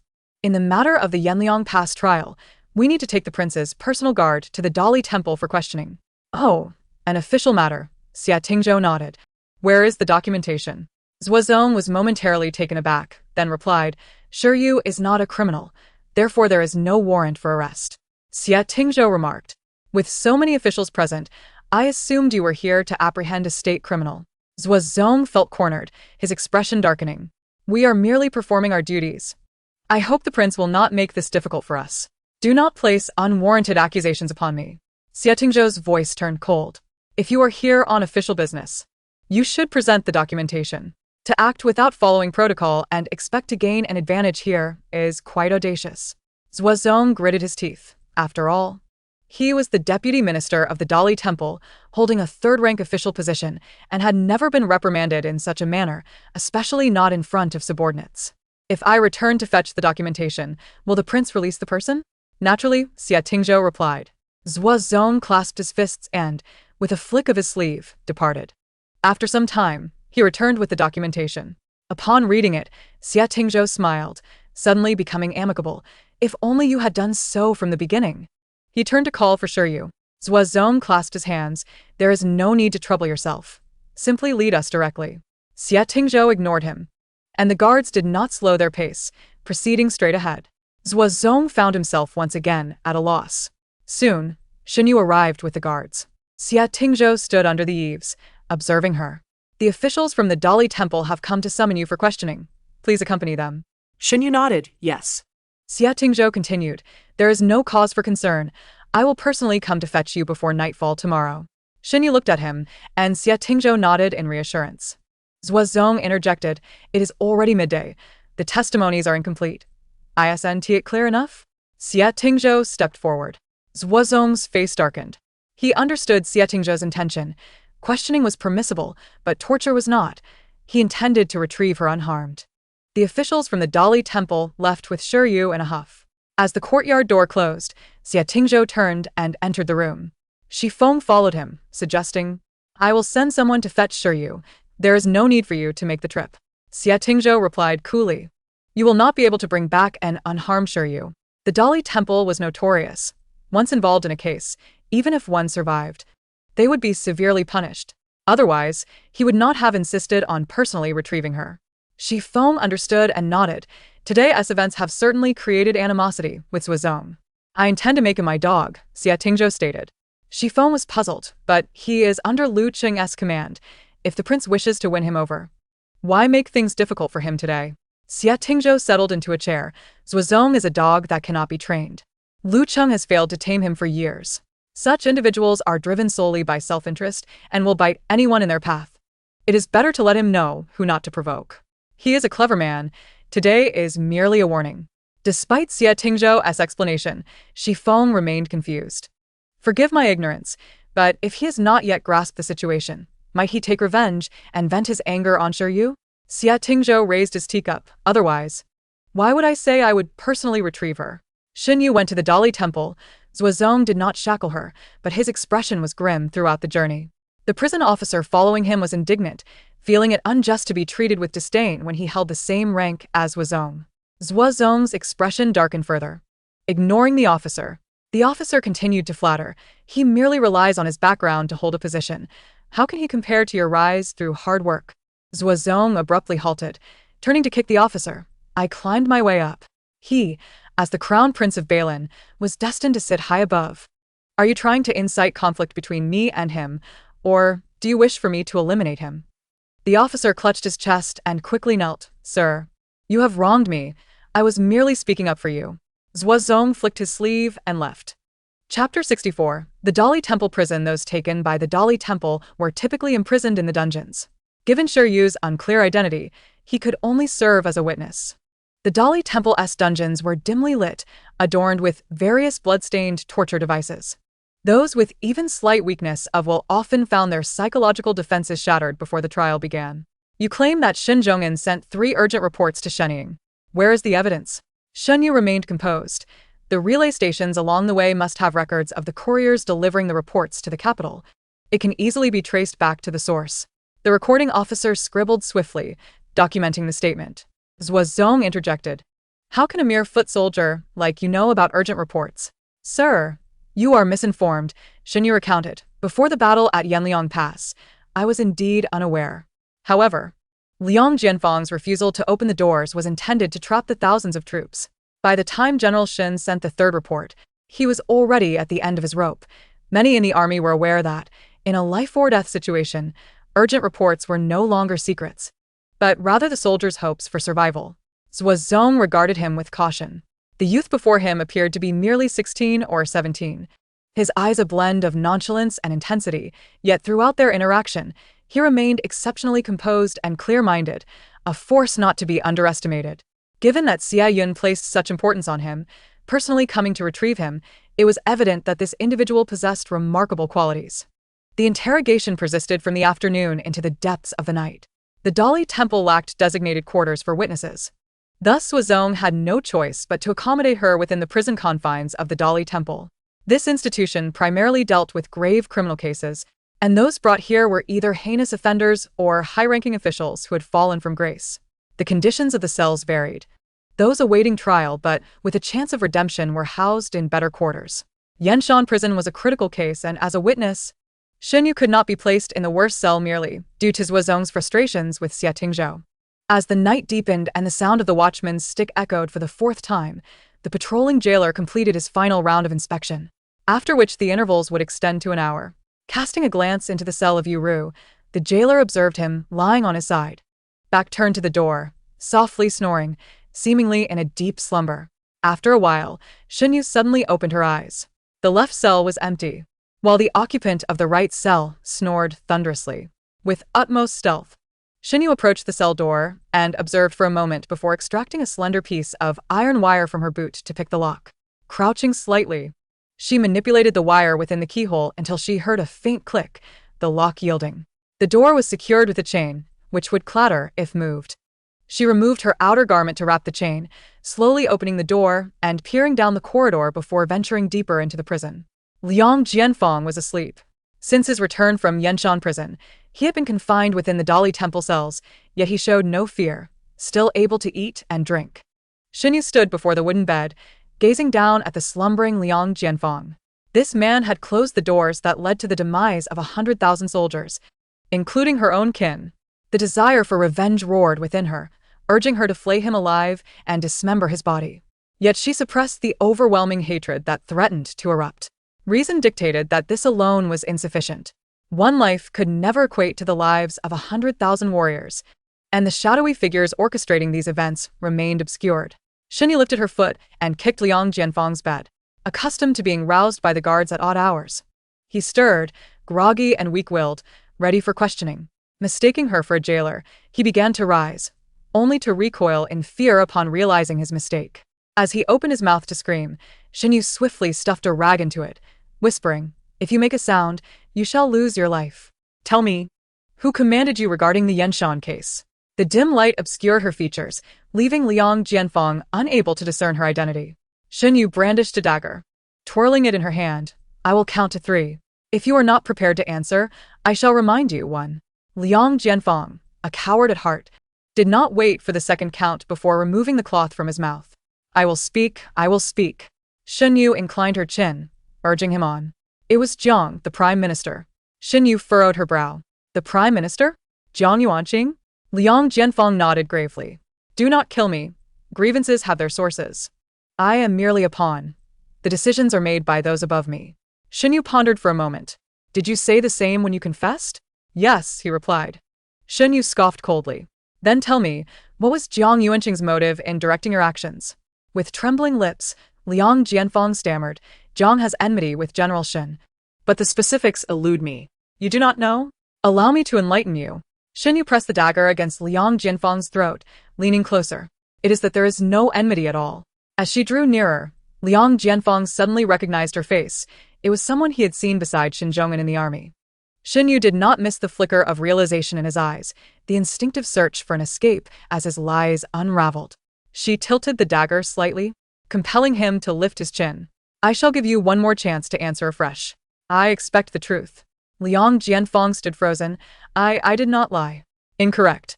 Shen Yu smiled, a dangerous glint in her eyes. He read the threat within her smile, his pupils dilating in fear. Before he could react, his pressure points were struck, and the cloth was forcibly reinserted into his mouth. Suddenly, pain shot through his leg. Liang Jianfang's eyes widened in shock, muffled groans escaping his lips. Is it worth it? Your backers wish for your demise, yet you shield them and attempt to implicate others. He began to speak against Jiang Yuanqing. But had Shen Yu not been married to Jiang Lianji in her past life, she might have been swayed. Jiang Yuanqing was one of the few virtuous individuals in the Jiang family. In her previous life, when her family was wronged, he was the first to stand in defense of Shen Zhonghan, asserting that he was no reckless opportunist. It could be said that Emperor Su's decision not to punish the Shen family was largely due to Jiang Yuanqing's influence.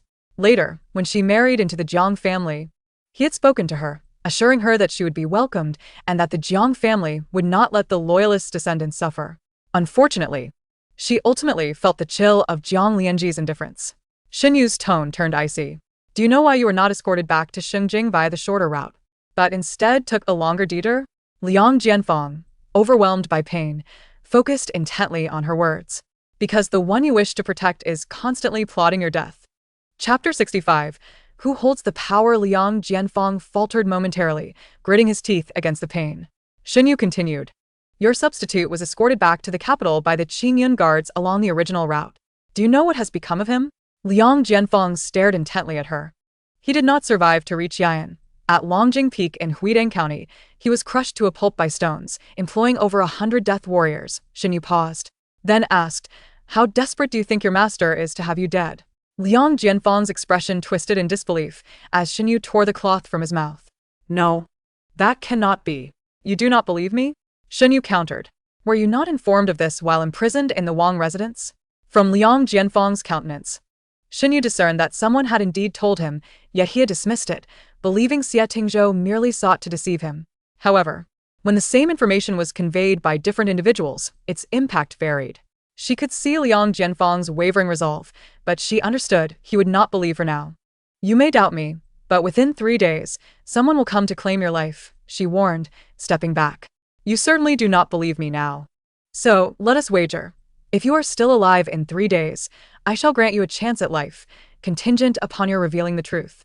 As Shen Yu withdrew, Liang Jianfang pondered for a moment before suddenly pounding on the door. Help! Someone! The night watchman, roused from sleep, approached with irritation. What are you yelling about at this hour? Someone infiltrated. They attacked me. Liang Jianfang stammered, visibly anxious. The guard, having stood at the door without witnessing anyone entering or exiting, chuckled. And where is this assailant? They fled. Liang Jianfang exclaimed. And your injuries? As Liang Jianfang inspected his robe, he realized with confusion that although he had felt a blade cut into his leg and the pain still seared, there was not a single mark to be found. The guard dismissed him as delusional. You, Liang, cannot feign madness to escape your fate. Liang Jianfang, terrified of the word death, had refrained from implicating those behind him, trusting that they would honor their promise to spare his life, at most exiling him. Yet, the specifics of that exile were dictated by them. I am not feigning madness, Liang Jianfang remarked, I have seen that individual in Xin Zhong'an's army. He appears to be a close guard of Xin Zhao. The prison guard, abruptly awakened from his slumber, hurried towards the cell where Shi Yu was held.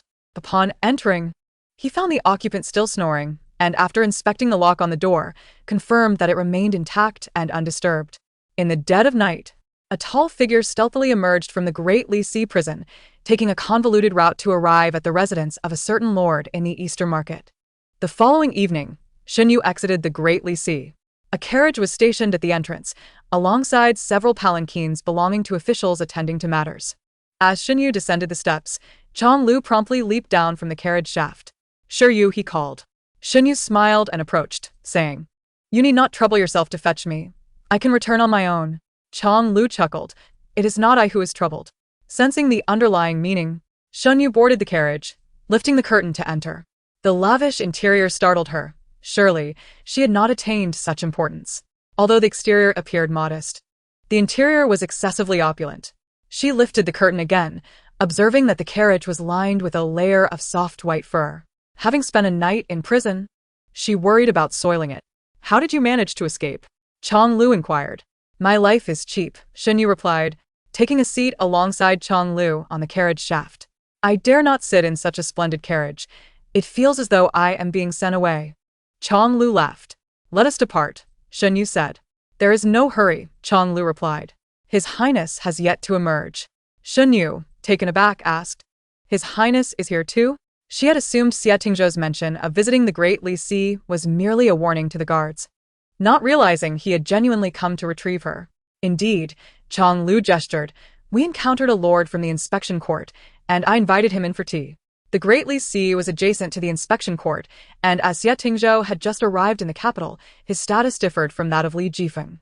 To secure a stable life here, he could not merely act as a fool.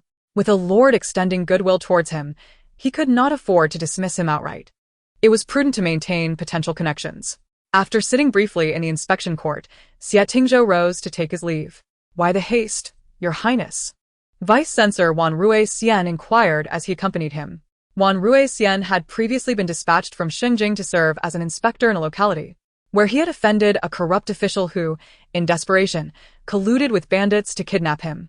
Ultimately, it was the Prince of Balin who intervened to rescue him. Since then, Wan Ruixian had enjoyed a smooth ascent in his career, eventually attaining the position of left vice censor, a development influenced by Balin's patronage. Xie Tingzhou glanced outside, noting the hour was late, and it was time to leave. Wan Ruixian walked alongside him, saying, "I am curious to see who requires the personal attention of the young master." "Just a child from the estate," Xie Tingzhou replied with a smile. "It is a matter of concern. The lord may remain." Upon stepping out of the inspection court, Wan Ruixian ceased accompanying him, standing at the entrance to observe from a distance. Just as Xie Tingzhou approached, the carriage arrived, and a handsome youth leaped down to stand before him. That prison stay was not in vain, Xin Yu remarked with a smile. Their eyes met, and Xie Tingzhou understood her implication, replying, "We shall discuss it upon our return." Xin Yu nodded, though I already know the answer. The prison food was dreadful. Wan Ruixian, unaware of the exchange between the youth and Xie Tingzhou, observed Xie Tingzhou's expression, which remained composed, though the long frozen glint in his eyes seemed to thaw slightly. They both boarded the carriage and entered the cabin, while the young boy at the carriage's helm cracked the whip, directing the vehicle toward Guanghua Gate. Xinjing's inner city encompassed the palace and official buildings, while residences and streets formed the outer city. At Guanghua Gate, a court official halted the carriage. "May I inquire if the young master is within?" Chang Lu reined in the horses. "Indeed. Is there something the eunuch requires?" The official took a few steps closer, addressing the carriage. "Young master, I have come with a message. The emperor has heard of your arrival, and given the late hour, he has specifically sent me to invite you to dine in the palace." Xie Tingzhou lifted the curtain to see that the messenger was the godson of De Fu from the Office of Rights, and in such a public setting, he could not afford to feign ignorance. He turned to Xin Yu, saying, "You and Chang Lu should return first." Xin Yu asked, "And what of you?" "Chang Lu will escort you back and then return for me. He knows how to manage it." Reluctant to cause Chang Lu further trouble, Xin Yu suggested, "It would be better if I returned alone. Let Chang Lu stay with you." Xie Tingzhou regarded her. "In the prince's residence, who holds authority, you or I?" Xin Yu pouted, turning away to avoid his gaze. Xie Tingzhou exited the carriage and stood beside it, giving instructions to Chang Lu. Jiang Lianji had just emerged from the Ministry of Revenue and happened upon Guanghua Gate, where he witnessed the official halting Xie Tingzhou's carriage. Unfamiliar with Xie Tingzhou, he merely bowed in passing. The curtain was lifted slightly again, and Xinyu whispered to Xie Tingzhou, "If you return late, should I wait for you?" "I shall not be late," Xie Tingzhou replied. "Wait for me at Qingpiju." Xinyu had discovered some matters the previous night and wished to discuss them with him today. To others, the nuances of their conversation were undetectable. The official, overhearing, lowered his head, not daring to look up. The curtain fell, and Chang Lu drove the carriage away. Jiang Lianji furrowed his brow at the departing carriage and suddenly spoke. "Your Highness, may I inquire who is aboard?" Xie Tingzhou succinctly replied, "My people." With that, he turned to leave. The court official stifled a laugh, whispering to Jiang Lianji, "Do not inquire so directly, for some matters are best left unsaid." The official followed Xie Tingzhou. Behind them, Gao Jin whispered, "Rumors abound in the capital that Xie Tingzhou favors handsome youths and has sought companionship at Zueyun Tower. The favored boy beside him is likely the subject of such tales. Refrain from spreading unfounded rumors," Jiang Lianji admonished sharply. Gao Jin bowed his head. "Yes, my lord." The carriage continued onward, exiting Guanghua Gate and merging onto Yongning Street. Jiang Lianji gazed at the direction in which the carriage had vanished, momentarily lost in thought. He had glimpsed a side profile resembling that of Ayu, yet the voice he heard belonged to a youth. Xie Tingzhou indeed returned promptly, arriving before the hour of Su. Upon entering the courtyard, he noticed Shiryu was absent and inquired, "Where is he?" Shifeng, aware of whom he referred to, replied, "He is still dining." "Why so late?" Shifeng looked exasperated. Shiryu found the prison atmosphere unsettling, so he asked Chang Lu to procure a brazier for him. Chang Lu, being rather lively, engaged in antics with the brazier and sought mugwort leaves to fumigate. "They've been causing quite the ruckus in the courtyard, prompting Arya to come complain to me in tears." Xie Tingzhou, upon hearing this, did not appear inclined to chastise them but instead smiled faintly. Chang Lu was still under 15, while Shiryu was 17, an age for youthful exuberance. "Let them be," Xie Tingzhou said. "Have Shiryu come over shortly." Xinyu arrived after finishing her meal, and Xie Tingzhou, having already refreshed himself, awaited her in the study. As Xinyu entered the study, she recalled the black leopard from that night. "Is Tsong your pet?" No, Xie Tingzhou replied. "Then how did you tame it?" "It was not a matter of taming." Xie Tingzhou reflected before saying, "That autumn, I hunted a black leopard, only later realizing it was a mother leopard that had recently given birth. Tsong is her cub. There was another that did not survive. It was not a matter of taming, but rather, I raised it from a young age. So when you ask whether Tsong is my pet, the answer is no. I would say I am its enemy." Xinyu paused, then shifted the conversation back to business. "Did you manage to track down that individual?" This was a plan they had previously discussed. Liang Jianfang, imprisoned in the Great Li Sea, had two options available to him: to silence Xie Tingzhou before he could speak, or, if Liang Jianfang remained tight-lipped, to continue utilizing him to implicate others. Clearly, both Liang Jianfang and his associate had opted for the latter course. "I did not," Xie Tingzhou replied. Did not? Xinyu raised her voice. "I took such a great risk, and you failed to catch him?" Xie Tingzhou lifted his gaze to her, stating that he had yet to finish speaking and had not managed to catch up with him. However, he discovered that he had entered the residence of Lu Cheng. Xinyu cast a glance at him, questioning whether this was not essentially the same meaning. What they desired was precisely this effect. That individual could not only suppress the grain supply to Yanliangwen, but could also create various obstacles on their journey back to the capital, undoubtedly a person with extensive connections. Thus, it was impossible for the Court of Judicial Review to lack his informants. Last night, Xinyu had clandestinely visited Liang Jianfang. It was to be expected that Liang Jianfang would begin to waver. Even if he did not falter, the person behind him would certainly not place complete trust in him. Furthermore, the court had already interrogated Xiyu, and these individuals would likely find it increasingly difficult to remain calm, as they had no idea how much Xiyu truly knew or how much Liang Jianfang had divulged to him. Would Lu Cheng send someone to silence him?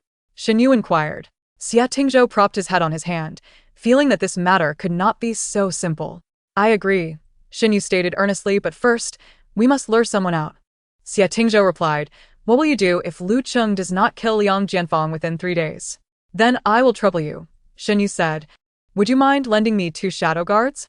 Just to intimidate Liang Jianfang." Xie Tingzhou lazily responded, "What if I refuse to lend them? Then I shall simply go myself," Shun Yu declared. Xie Tingzhou pursed his lips and after a moment said, "I have already arranged matters in the court's prison." Shun Yu feigned flattery. "Your Highness is indeed formidable, even having your people in the Court of Judicial Review." Xie Tingzhou replied, "I possess even greater resources." "What?" Shun Yu asked reflexively. Xie Tingzhou studied her face for a moment before suddenly turning away, speaking awkwardly. "The court has already been managed. The current issue is that in 3 days, you must visit the court's prison, disguising yourself as a jailer." Since that night when Xin Yu had uttered those words, Liang Jianfeng had been unable to sleep well. Living in constant fear, the slightest noise at night made him believe someone was coming to kill him. Previously, he would eat as soon as the food arrived. But now he worried someone might poison it. Each time the food was delivered, he would not eat right away. Instead, he placed a small portion in a corner, waiting for a rat to eat it first. Only then would he begin to eat. After enduring the previous 2 days, on the third morning, Liang Jianfeng awoke to find a dead rat lying beside the bowl that the jailer had forgotten to collect, and the leftover food from the night before had mysteriously vanished. Liang Jianfeng was horrified. It seemed the youth's prediction was indeed accurate. The authorities truly intended to kill him. It appeared that they had noticed his cautiousness at mealtime, thus poisoning the food from the bottom. Fortunately, he had eaten less the previous night due to a lack of appetite. Otherwise, he would have been the one lying dead on the floor. Liang Jianfeng felt he could no longer wait. He spent the entire third day without eating or even daring to drink water, anxiously anticipating the arrival of night. That person had said that as long as he spoke the truth, his life would be spared. Now, having been abandoned by the authorities, he had only that one path left to follow.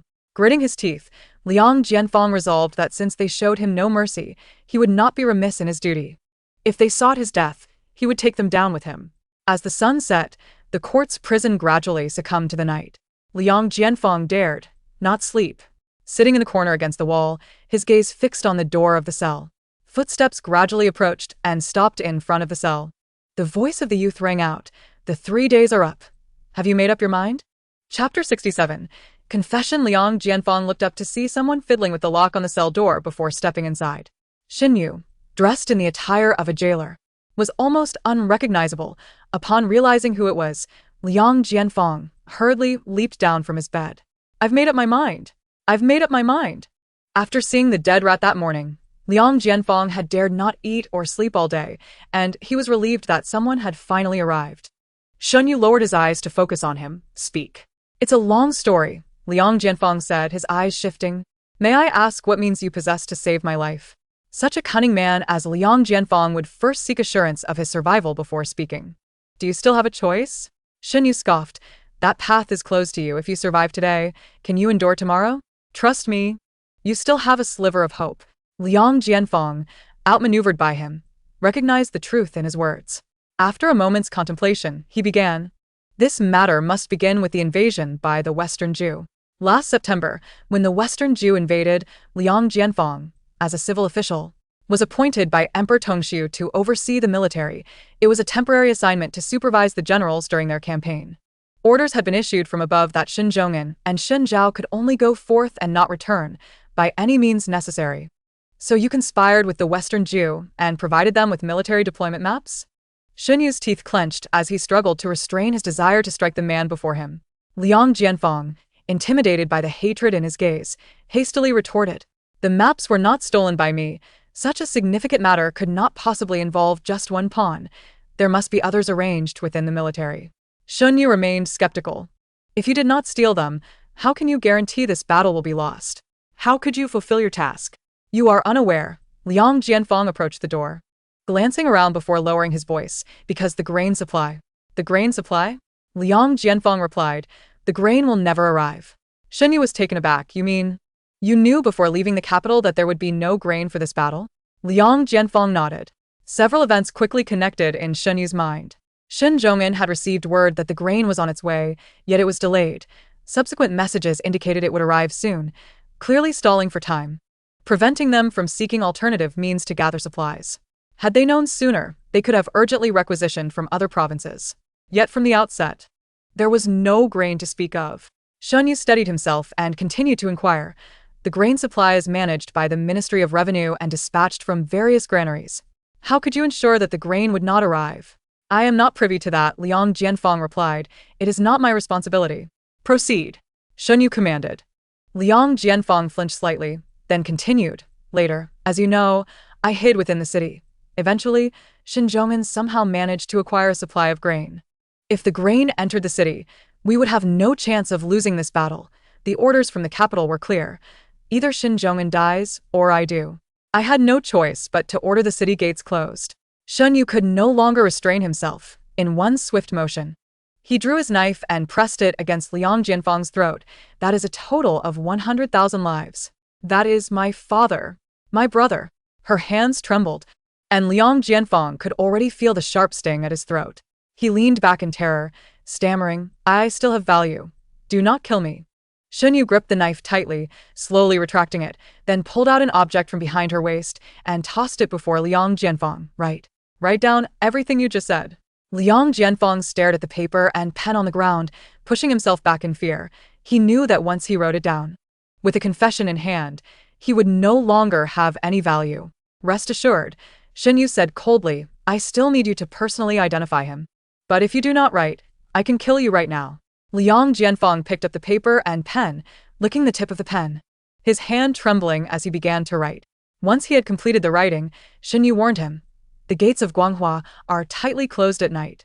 No one may enter or exit. They will open only at the hour of the tiger and during the hour of the rabbit.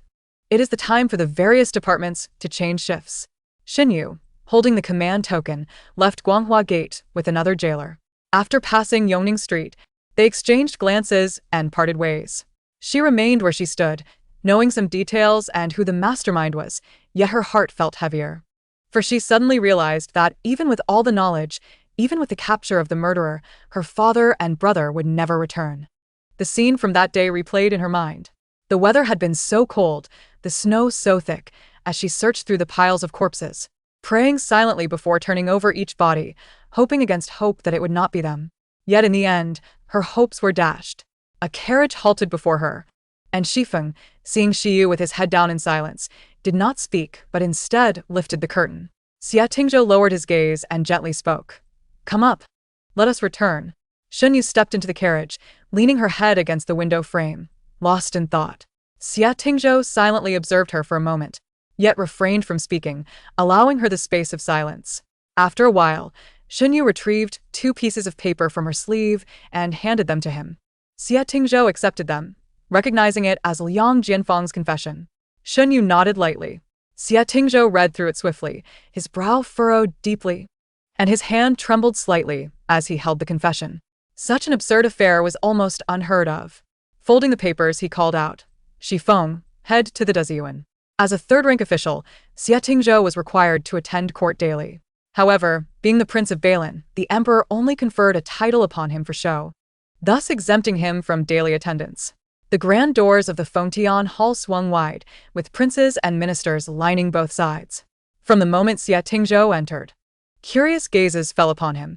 It was his first appearance in court after many days. Suddenly, a commotion erupted within the hall. The left vice-inspector of the Daziyuan, Wan Ruixian, clad in a crimson robe, strode into the hall. The Daziyuan was responsible for upholding laws and regulations, possessing the authority to impeach officials of even the highest rank, regardless of their status. His crimson robe marked the commencement of an impeachment. As the hour arrived, Emperor Tongxiu entered the hall and immediately spotted the figure in crimson among the crowd. His expression turned stern. Wan Qing, whom do you seek to impeach today?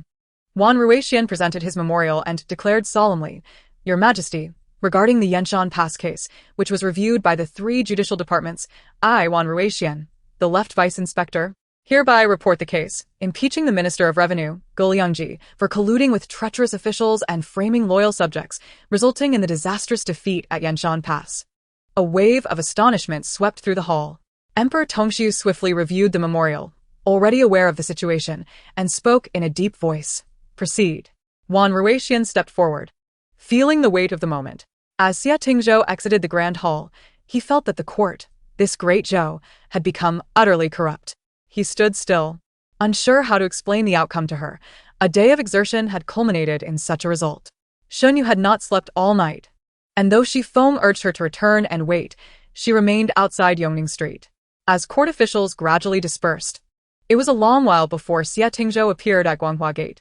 Typically composed, Xie Tingzhou's expression revealed to Xinyu that matters had not gone well today. Approaching her, he inquired, "Why haven't you returned?" "I was worried," Xinyu replied. Xie Tingzhou nodded and said, "Get in the carriage. I will hand Liang Jianfang's confession to Wan Ruixian, who will impeach Gu Liangji for colluding with him, which led to the defeat at Yanshan Pass." Xunyu scrutinized Xie Tingzhou's expression, sensing that something was amiss. After a moment, he finally said, "Liang Jianfang is dead." What? Xinyu exclaimed, her face a picture of shock. Xie Tingzhou replied coldly. After hearing the impeachment, Emperor Tongxiu intended to summon Liang Jianfang for questioning, but the messenger reported that he had committed suicide in prison out of fear for his crimes.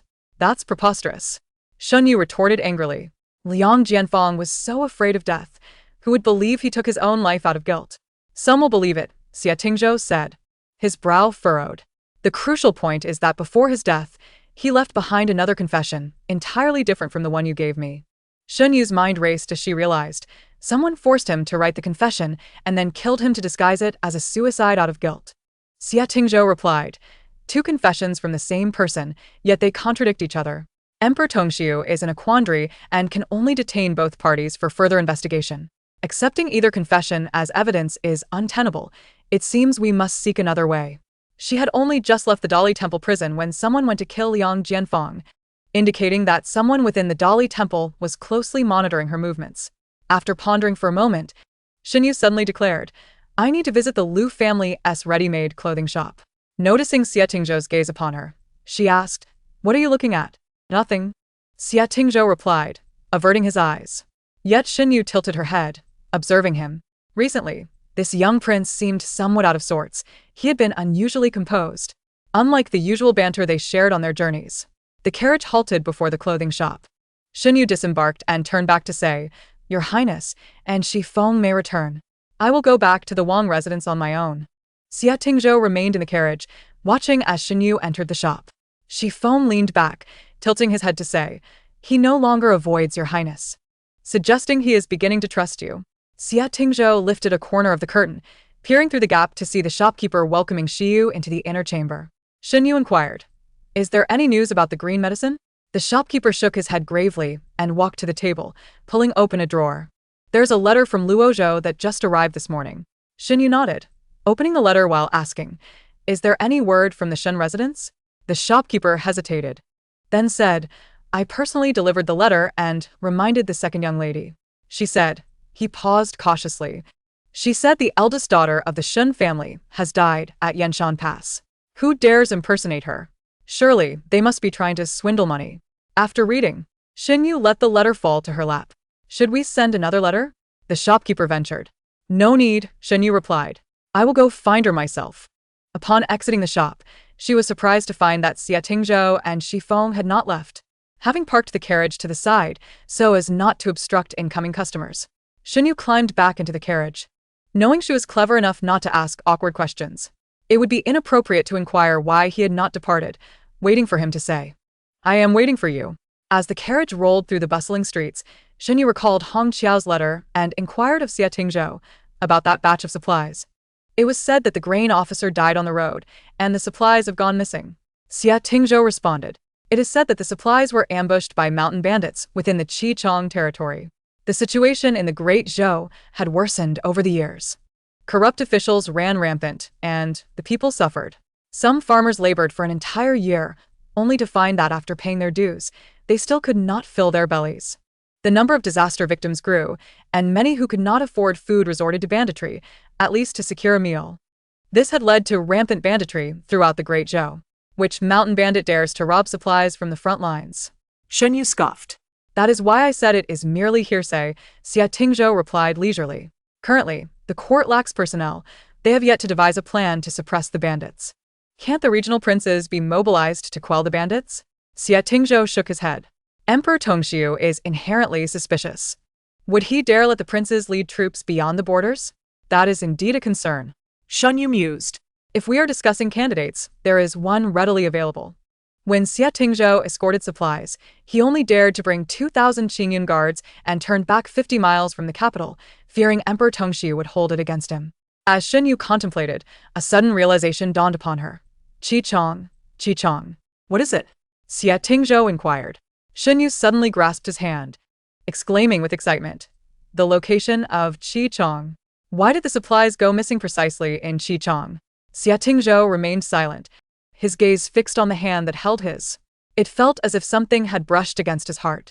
Why did her hand appear so small? How could such a diminutive hand wield such a long sword? He stared for too long, causing Shen Yu to sense the awkwardness and quickly withdraw her hand, saying, Your Highness, I apologize for the offense. Seeing her hand retract, a faint sense of loss washed over Xie Tingzhou. It is nothing. Outside. Shifeng suddenly heard the word offense and was puzzled about how Shiyu had offended the prince. What did you just say? Xie Tingzhou focused intently. Shen Yu replied, If my memory serves me right, the location of Qi Chong is quite peculiar. Xie Tingzhou contemplated for a moment and nodded. Qi Chong borders 2 principalities. And the road on the other side leads directly to Xingjing. Exactly. Shen Yu exclaimed, her excitement palpable. In such a location, losing something would prevent all 3 sides from mobilizing troops, which explains the delay in formulating a plan. From which state were the supplies dispatched? Why did they go missing specifically in Qi Chong? Xie Tingzhou fell silent for a moment. It was time to consult the Ministry of Revenue. Shen Yu recalled Jiang Lianzizi, realizing that this case was undoubtedly tied to the ministry. But had Jiang Lianzizi, the vice minister, been involved? Observing her contemplative expression, Xie Tingzhou inquired, What are you thinking about? I was considering Jiang Lianzizi, Shen Yu instinctively replied. Xie Tingzhou lifted his gaze momentarily, before pursing his lips and turning away. Shen Yu had begun to grasp some aspects of Xie Tingzhou's temperament, recognizing his displeasure, yet she couldn't discern the reason behind it. After some contemplation, she concluded that it was likely due to the mention of Jiang Lianzizi. Could they be political adversaries? What I mean is, Shen Yu carefully said, he is the vice minister, and I was pondering whether this matter involves him. No need to explain, Xie Tingzhou replied coolly, leaning against the carriage wall and closing his eyes to feign sleep. As Shen Yu gazed at his silent visage, she suddenly felt that he was behaving somewhat petulantly. Chapter 69.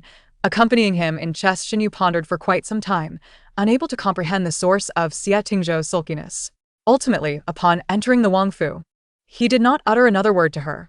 It was an inexplicable freeze. By the afternoon, Chong Lu sensed something amiss and tugged at Shifeng's neck beneath the eaves. Chong Lu was still young, barely 15 in a few months, and his height was not much greater than Shifeng's shoulders. Shifeng bent down and growled in a low voice, What are you doing? Chong Lu leaned closer to his ear and whispered, What happened to His Highness? Earlier, when he returned, Shiyu spoke to him, but he ignored her. I don't know, Shifeng responded, eyeing him skeptically. You're lying, something must have occurred. At his reminder, Shifeng suddenly recalled something he had heard earlier in the carriage. Chong Lu, noticing his expression, immediately asked, What is it? Shifeng glanced inside the window and quietly said, It seems His Highness was displeased by Shiyu's advances, which has left him somewhat irked. Oh my! Chong Lu exclaimed loudly, causing Shifeng to hastily cover his mouth. Inside, Xie Tingzhou was engaged in a game of chess against himself. Already unable to concentrate, and now interrupted, he asked, You were picked up by me. Where's your mother? Chong Lu rushed over, prying at the window frame with a grin. Your Highness, you are my real father. When will you find me a true mother? Without lifting his head, Xie Tingzhou flicked a piece, sending it flying out the window.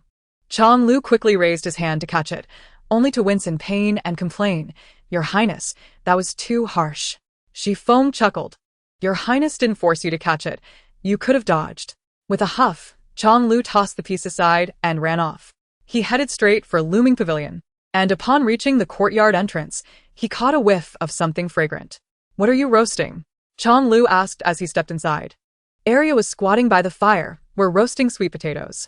Being still a young girl, Arya was somewhat capricious, especially since Shen Yu was easygoing and not a difficult mistress to please, which bolstered Arya's courage. When Shen Yu returned today, she held several sweet potatoes, calling out to her brother and asking him to help roast them. Share one with me, Chong Lu said as he squatted down. Arya pulled one out for him, but Chong Lu complained it was too small, to which Arya replied that it was meant for Shiyu. Shen Yu, amidst the calls of brother, reluctantly accepted the title of sister. In the chorus of brother, she began to question whether she had been masquerading as a man for too long, leading her to resemble one more and more. Thus, she entered the house to gaze into a mirror for a while. When she emerged, she found the two children squatting in the courtyard, munching on roasted sweet potatoes. Upon seeing Xiu come out, Chang Lu tossed something her way. Shenyu caught it midair and opened her hand to reveal a chess piece, asking, "Does His Highness wish to play chess with me?" It had been quite some time since Xie Tingzhou had invited her for a game. Chang Lu, with his mouth full of sweet potato, nodded incoherently.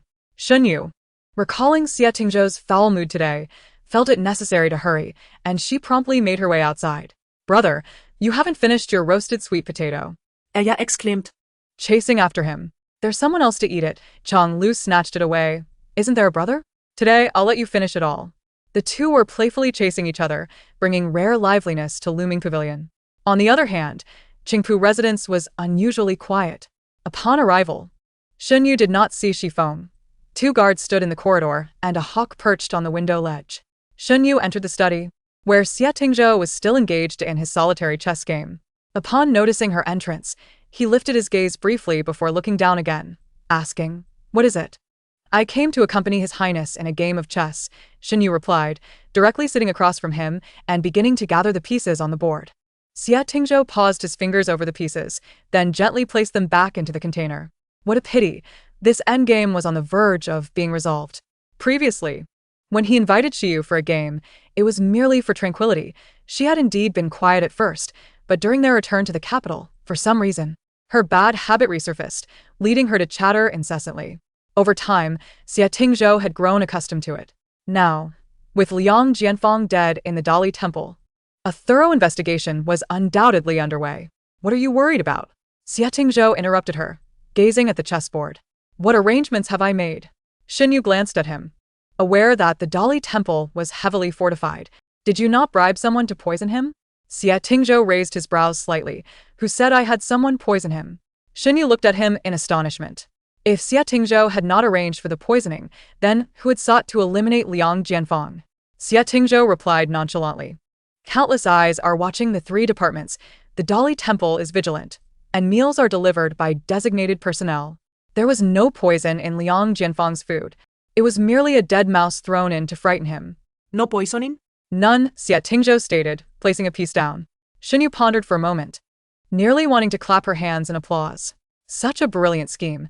She had only set a trap for Liang Jianfang that night, and he had frightened himself into breaking his defenses.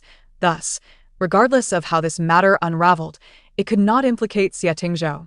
Her methods had always been straightforward and blunt, whereas Xie Tingzhou was far more skilled at manipulating human emotions, first with Zuozong, the Dali Temple's deputy minister, and then with Liang Jianfang, capturing them without a single soldier being deployed. If she were to truly engage in a contest against Xie Tingzhou, she would likely not even know how she met her demise. "What are you scheming now?" Xie Tingzhou inquired, holding a piece. Shenyu replied, "I was contemplating that I must not become your enemy." Xie Tingzhou regarded her. "Then what do you wish to be?" "An ally," Shenyu stated matter-of-factly. "An ally who supports one another." Xie Tingzhou chuckled lightly, propping his elbow on the table and leaning closer. "I am not one to harbor aspirations for the world. This case has nothing to do with me. Ultimately, I am assisting you. What sincerity can you offer in return?" "Perhaps not," Shenyu replied. "If not for the greater good, how could the Qingyun Guard have rescued Yanliang Pass?" Regardless of past lives or the present, Shenyu firmly believed in Xie Tingzhou's concern for the populace, for in every lifetime he had ventured to Yanliang Pass to save lives. Only this time, it was earlier. Revealing one's brilliance was inherently disadvantageous for him. With a piercing gaze, Xie Tingzhou, halfway through their chess game, discarded a piece and said, "You mentioned earlier that you were pondering whether Jiang Lianzizi is involved. Let me tell you, he is." Chapter 70. Deepening doubts, it seemed the game of chess could not proceed any further. Shen Yu's heart trembled, astonished. Is there any evidence? What had started as an ordinary question struck Xie Tingzhou's ears as somewhat jarring. Was she questioning him? Or did she place more trust in Jiang Lianzizi? "Your Highness?" Xie Tingzhou suppressed his irritation and replied coolly, "While I was in Bailin, I received a secret letter mentioning that there were issues concerning the battle at Yanliang Pass, urging me to provide support." Shen Yu frowned, but you previously stated that the reason for aiding Yanliang Pass was because you discovered the Liu family was hoarding supplies. Initially, she had assumed someone was attempting to orchestrate a scheme to provoke Xie Tingzhou into military action. If he acted without authorization, he would become a pawn in Emperor Su's hands, so they had only sent someone to investigate. Indeed, Xie Tingzhou remarked, it was only upon discovering that the Liu family was transporting grain that I began to believe the authenticity of that letter. Shen Yu pondered for a moment. The implication was clear. The letter originated from Jiang Lianji. Rising from his seat, Xie Tingzhou approached the desk and retrieved a letter from the drawer. Shen Yu stepped forward to accept the letter, finding its contents identical to what Xie Tingzhou had just conveyed, yet it was unmistakably not in Jiang Lianji's handwriting. Having been married for several years, she could easily recognize his script. Xie Tingzhou's gaze shifted to Shiyu, a deepening perplexity evident in his eyes. However, he refrained from questioning her immediately, stating, Jiang Lianji's ascension to his current position was not by chance. He is a man of caution and would not easily reveal his intentions. It took my people 3 months to trace this back to him. At that moment, Shen Yu felt her mind tangled in confusion. If Jiang Lianji was implicated in the Yanliang Pass case, why would he write that letter to alert Xie Tingzhou? Conversely, if he was uninvolved, how could he possibly know that something was amiss with the case? As the investigation deepened, the case seemed increasingly enigmatic, shrouded in a dense fog. The Renan Marquis' household hosted a banquet, sending invitations to many prominent families in the capital. The Shun general's residence was represented by 3 individuals, while the remaining stepmother and second daughter were ensnared by rumors, seemingly on the verge of collapse, yet they still received an invitation from the Renan Marquis. Shun Yan arrived late. The hall was already filled with esteemed young ladies from various families, with only a single seat left at the end of the table. Upon her arrival, whispers erupted among the young ladies. A voice from the crowd scoffed, questioning her presence. Who knows? Look at her, wearing mourning garb. Who is she trying to impress with that sorrowful visage? She must be secretly delighted. Another chimed in, after all. Her elder sister is a granddaughter of the Liu family from Luozhou, with wealth beyond measure. Now, all of that will benefit her and her mother. These remarks pierced Shun Yan's ears, but she had anticipated such reactions and calmly took her seat near the entrance. The Marquis' legitimate daughter, favored by the Empress Dowager and bestowed the title of Princess Rumin, stood out among the other young ladies. Initially engrossed in conversation, upon noticing Shun Yan, she exclaimed, At last, second Miss Shen has arrived. I was concerned you might not come. Shun Yan bowed her head in greeting, acutely aware of the princess's regard for her. Feeling compelled to attend. Noticing her sitting at the far end, Princess Rumin summoned her maid to move Shen Yan's place closer beside her. The two had little acquaintance, and such warmth from the princess made Shun Yan uneasy. Once reseated, Princess Rumin grasped Shen Yan's hand in a comforting manner, saying, Do not mind the idle chatter of others. With your father and elder sister gone, you bear the heaviest burden. Tears brimmed in Shen Yan's eyes as she choked out, Thank you, Your Highness. The princess leaned in and whispered, I arranged this banquet to inform everyone that you are under my protection, and they shall not dare to disrespect you henceforth. Why would the princess? Shun Yan began, but a maid serving tea interjected. Our princess has admired Miss Shen for a long time and sought an opportunity to befriend her. Unfortunately, Miss Shen has rarely been in the capital and does not attend the gatherings of noble ladies. Indeed, Princess Rumin mused, I have often wondered why women cannot traverse the world as men do. Miss Shen, being a woman, has shown she can fight in battle. Shen Yan's eyes reddened further, her fingers clenching the fabric of her skirt. Her elder sister was no ordinary woman. It was a pity she could not witness her splendor. Princess Rumin eagerly grasped Shen Yan's hand. Do tell me more about her. Shen Yan hesitated.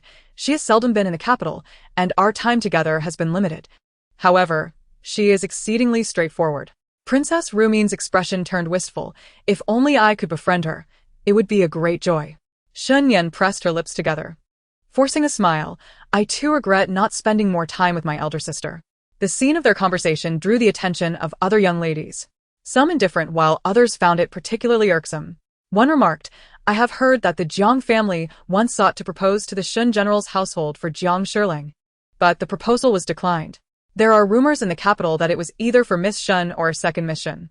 Since second Miss Shun is here today, why not clarify this for everyone?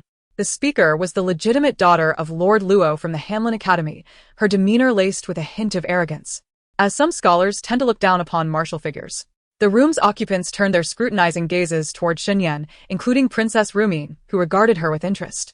Shen Yan lowered her eyes, feeling unworthy of Jiang Shilong's attention. With these words, the atmosphere in the hall intensified.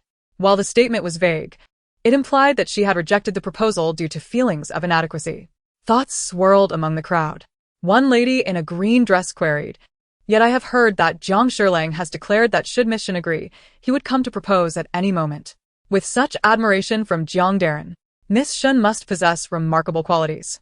Shen Yan replied softly, "Currently, I am still in mourning and have not entertained such thoughts. In fact, the mourning period for women in the Great Zhou differs from that of men. If a daughter were to observe the same 3-year period, she might miss the opportunity for marriage, thus varying across regions." A voice sneered, "If you have no such intentions, you might as well state it plainly to avoid wasting others' time." Laughter erupted in the hall, with some offering mocking remarks. After navigating the conversation with the young ladies, Shen Yan felt utterly drained. Times had changed, with Shun Zhong'an and Shun Zhao no longer present. The young ladies of the capital no longer felt obliged to show her any respect. Her future standing among the noble women would now depend solely on her own efforts. Upon returning to the general's residence, everything appeared unchanged. Her mother and herself remained the only masters, yet an unsettling feeling lingered. She walked inside, finding the courtyard devoid of any servants. A maid called out, "Mrs. Back, where is everyone?" When the miss was away, they seemed to have taken a break. The maid promptly rushed ahead to open the door for Shen Yan. As they entered the room, they were taken aback to find someone seated in a chair.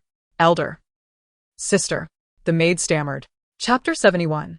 The mask is torn. Shen Yu sat high above, facing the doorway, her gaze locking with Shen Yan's. She regarded Shen Yan coldly, seeing only shock and fear in her eyes, devoid of any joy. Shen Yan had not wished for her return. This was the answer she had anticipated. Yet it still sent a chill down her spine. Though they were of the same family, their hearts had drifted apart. Perhaps they had never been in sync to begin with. Under Shen Yu's unwavering gaze, Shen Yan instinctively clenched her fingers, striving to maintain a steady voice. "Zikui, you may leave." "No need." Shen Yu gestured dismissively towards the inner chamber. In there, 2 maids knelt trembling, not daring to utter a sound. Zikui approached and knelt beside them. Shen Yan took a deep breath, lifted her skirts, and knelt, her voice trembling as she called out, "Elder sister." Shen Yu's gaze remained fixed on her, as if she were trying to see through her sister's facade anew. After a pause, she finally spoke. "I thought my elder sister could no longer enter the Shen family. Are you blaming me?" Shen Yan questioned. "Why would I blame you?" Shen Yu replied, her voice cold.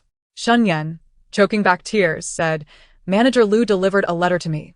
I did not come to see you." Shen Yu scoffed. "So you were aware I was still alive?" "When Manager Lu first sent the letter, I thought it was a deception, so I did not believe it." Shen Yan paused before continuing. "It was only the second time that I reluctantly accepted it, yet I did not dare to meet with you." "Such nonsense." Shen Yu retorted sharply. "I clearly explained the situation in the letter I sent with the green medicine." Shen Yan looked up in shock. "What is my elder sister speaking of? The green medicine has never provided me with any letters, ever since she departed from the capital with you. I have not laid eyes on her again." Shen Yu's heart jolted. Could it be that green medicine's disappearance occurred before any letters were delivered? Or had Shen Yan's deceptive skills reached an extraordinary level? She scrutinized Shen Yan's face, but discerned no hint of falsehood in her expression.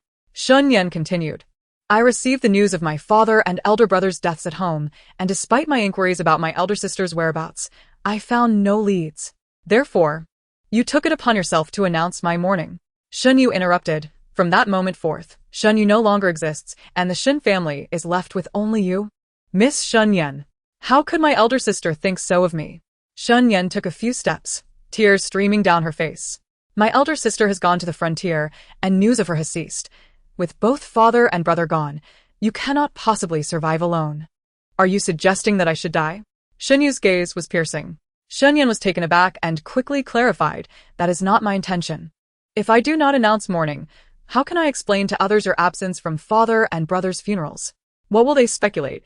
Moreover, I have heard of the tragic state at Yanliang Pass, where so many have perished. I never imagined my elder sister could return alive. At that moment, I merely thought that even if my elder sister were to leave, I wished to preserve her good name." Shen Yu internally scoffed. So, you are doing this for my benefit? Shan Yan replied, to be fair, if my elder sister truly did not survive, would not my approach be the most appropriate? Shan Yu leaned down, coldly glaring at Shen Yan on the ground. For you, this is indeed the best outcome. It is just unfortunate that I have returned. The pampered young lady raised in a boudoir could not be compared to one who had forged her way through the battlefield. She exuded an aura of ferocity. And in that moment, it seemed one could almost smell the blood of the battlefield. Shen Yan was intimidated by this aura for the first time. She realized that the seemingly gentle Shen Yu harbored such a commanding presence. Shen Yan attempted to rise but felt her entire back tense, rendering her unable to move. Sister? You have truly misjudged me, Shen Yan cried. I am not yet 16. Indeed, Shen Yu replied with disappointment. I too wish to know where such deep scheming comes from in one so young. In her past life, she had been confined within the Jiang residence. And Shen Yan had yet to marry. She would come to visit every 10 days or so to converse with her. For this, she had felt grateful. And when her stepmother later proposed that she help Shen Yan find a good husband, she had devoted herself wholeheartedly to the task. Now it seemed that Shen Yan's frequent visits to the Jiang residence had not been without ulterior motives. By that time, the Shun family was in decline, while the Jiang family was still thriving. If Shen Yan did not attach herself to the Jiang family, to whom could she cling? It was laughable that Shen Yu, having survived life and death, had only just learned to see through people's true natures. Shen Yan took a breath, wanting to say something, but softened her tone. If my elder sister wishes to misunderstand me, so be it. I, Yan, have no way to defend myself. Shen Yu's voice brimmed with disappointment. Do not display such a demeanor before me. I am not swayed by this act, and I have no time to indulge you in a performance of sisterly affection. Shen Yan clenched her lips in frustration. Since no explanation would suffice to convince Shen Yu, why should she continue to play the role? They were both daughters of the Shen family. Why should she kneel before Shen Yu? It would be better to sever all ties. She was exhausted from the pretense. After a moment of silence, Shen Yan suddenly laughed, leaning back and softly kneeling on the ground. She looked up at Shen Yu and said, Why are you so clever? Sometimes I wonder why when people mention you they call you Miss Shen, while I am only referred to as the second Miss Shen. When I too am a legitimate daughter of the general's household. Does the title matter? Shen Yu inquired. It does. Shen Yan glared at her with bitterness. Without a proper name, there can be no proper words. You have been cherished by father and brother since childhood. How could you understand my feelings? Father is a just official. How much could his salary and rewards amount to? My mother holds the title of general's wife, yet lives in the general's household worse than a merchant's concubine. And you? Shen Yu replied, That is because my maternal grandmother dotes on me. Indeed. Shen Yan sobbed and smiled. Each time I received your gifts, I console myself in this way. If only you did not have such a grandmother. Then I would not have to witness our differences time and again. Shen Yu shook her head in disappointment. You always blame others. Why not seek the cause within yourself? I have, Shan Yan shouted, and thus I realized that the opportunity has come. As long as I ensure your demise at the frontier, everything here will belong to me. With no Shen Yu left in this world, when people mention the Shen family as daughter, they will only know me, Shen Yan. Shen Yu stood up, and Shen Yan immediately braced herself and retreated in terror. What do you intend to do? A nearby maid finally could no longer contain herself, crawling over to shield Shen Yan, but was swiftly kicked aside by Shen Yu. Shen Yu looked down at her. I ask you, where is green medicine? Shen Yan stubbornly held her neck high. I have already told you, I have never seen her. If you do not believe me, you know the general's residence well. You may search anywhere. Shen Yu had already searched and found no trace of her. Her maid had also firmly denied ever seeing green medicine. She advanced step by step toward Shen Yan, aiming to break through her psychological defenses. Upon reaching the door, Shen Yu halted, her voice suddenly halting as her gaze fell upon a particular tile on the right side outside the door. Chapter 72. Heart stirred that tile was no different from the others in the courtyard. If one were to insist on noting a distinction, it was that this tile appeared to be slightly newer in color than the rest. A terrifying thought crossed Shen Yu's mind. Her gaze fixated on Shen Yan as she asked, Why has the tile at your entrance been replaced? Shen Yan's expression abruptly stiffened. You wish to meddle in the replacement of a tile? Her reaction confirmed Shen Yu's suspicions. She crouched down and, with lightning speed, grasped Shen Yan's neck. I will ask you once more, Where is green medicine? Shunyan struggled to breathe, desperately prying at Xinyu's hand, gasping, I do not know. Several maids rushed in but were swiftly knocked to the ground by Xinyu. Do not call for help. Shunyan managed to choke out as she saw a maid preparing to shout. Xinyu knocked her to the ground. Have you been to my courtyard? The tile at the entrance is covered in drawings. Green medicine enjoys sitting at the door and drawing when she has free time. Do not tell me your maid shares this hobby. Green medicine must have come to find Xinyan and delivered a letter to her. Yet Xinyan had still stubbornly proceeded to announce a mourning. Then where is green medicine now? Where could she be? Xinyu dared not think further. Green medicine possesses skills. The maids beside Xinyan would certainly not be her match. Perhaps she had taken advantage of her moment of relaxation to drug her. If you desire money or status, I do not mind. I can provide you with both. But you should not scheme against me, nor harm those close to me. I give you a deadline. Within 3 days, I must see green medicine. This is your final opportunity, for you are still the bloodline my father left in this world. Should I not see her in 3 days, you shall discover what kind of person I am. The sound of footsteps gradually receded. Shunyan suddenly scrambled to her feet, stumbling after her. Aren't you afraid I will expose you? Very well, Xinyu paused, turning to look back. Do not forget that you took it upon yourself to announce my mourning. You too share the blame for deceiving the emperor. A punishment of extermination of 9 clans is but a small price to pay. Do you, Xinyan, not belong to one of those clans? It is fitting for us to jointly seek forgiveness from father. Xinyan's complexion instantly turned pale. They were now mutually grasping each other as weaknesses. She should not fear Xinyu, yet Xinyan knew she could not compete against her. As Xinyu left the Shun residence, the moon was no longer visible in the sky, and a light drizzle fell. She cast a glance back.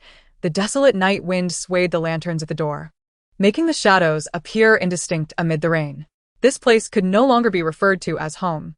With a sigh, she turned and slowly walked back. But in a fleeting moment, a shadow flashed across the eaves, vanishing into the darkness. Looming Pavilion is situated adjacent to the eastern gate of the Wangfu. After entering, one need only walk a short distance to arrive. At the end of the path, a sudden bark of a dog resounded. Xinyu raised her eyes and saw a dog bounding excitedly towards her from the entrance of Looming Pavilion. Da Huang. Xinyu joyfully took a couple of steps forward and crouched down to let Da Huang leap into her embrace. The dog rubbed against her leg, its tail wagging with fervor. What are you doing here? Xinyu asked as she affectionately patted Da Huang's head, listening to its excited barks. Standing at the entrance was another figure. She glanced up at Xia Tingzhou, and they exchanged a knowing look that conveyed unspoken sentiments. Xinyu lowered her gaze, holding Da Huang tightly, unable to believe the reality she faced. Grandfather, he has entered the house, Xia Tingzhou said. As night fell, Arya sat dozing in the corridor. Upon seeing the two enter, she rubbed her eyes and began to prepare tea and water. Xinyu kept her head down, as if since her rebirth, she had been bidding farewell to various individuals, first her father, then her brother, and now her grandfather.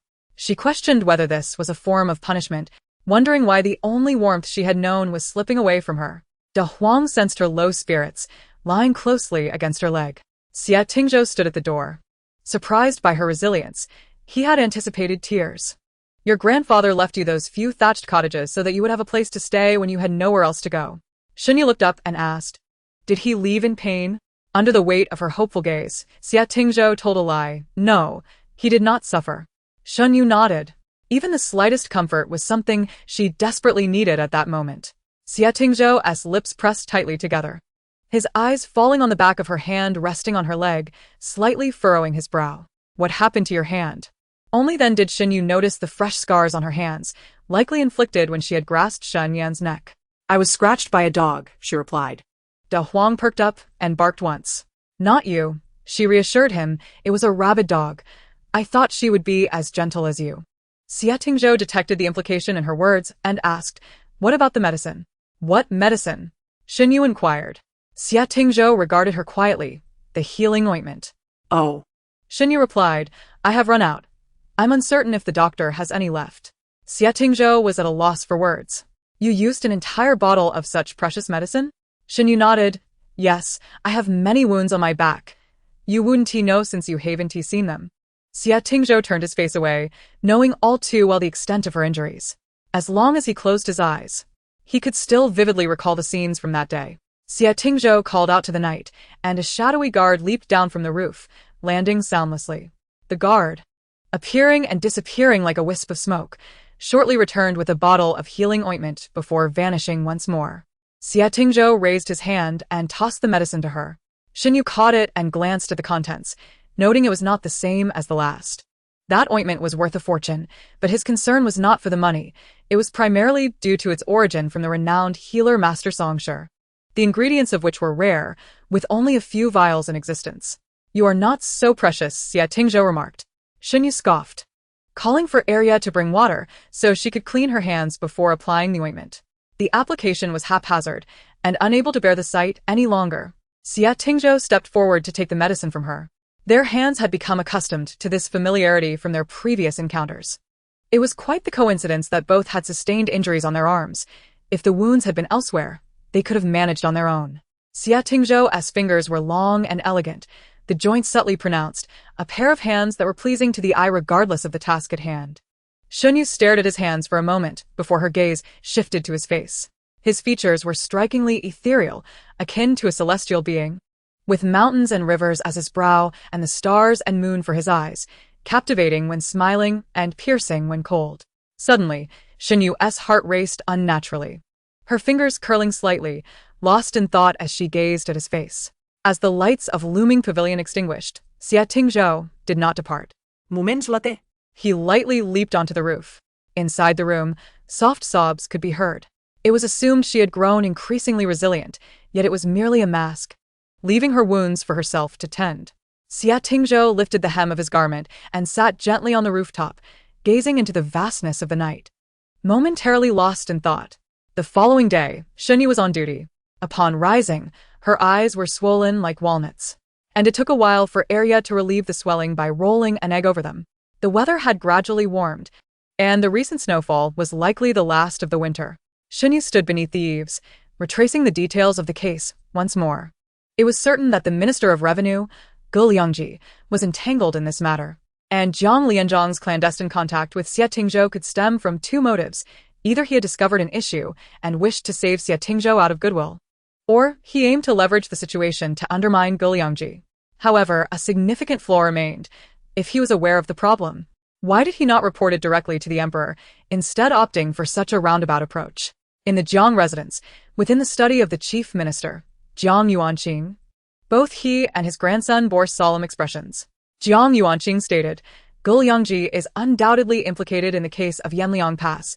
It now rests upon His Majesty's judgment. With the defeat at Yanliang Pass, someone must bear the blame." Jiang Lianzhang understood this well.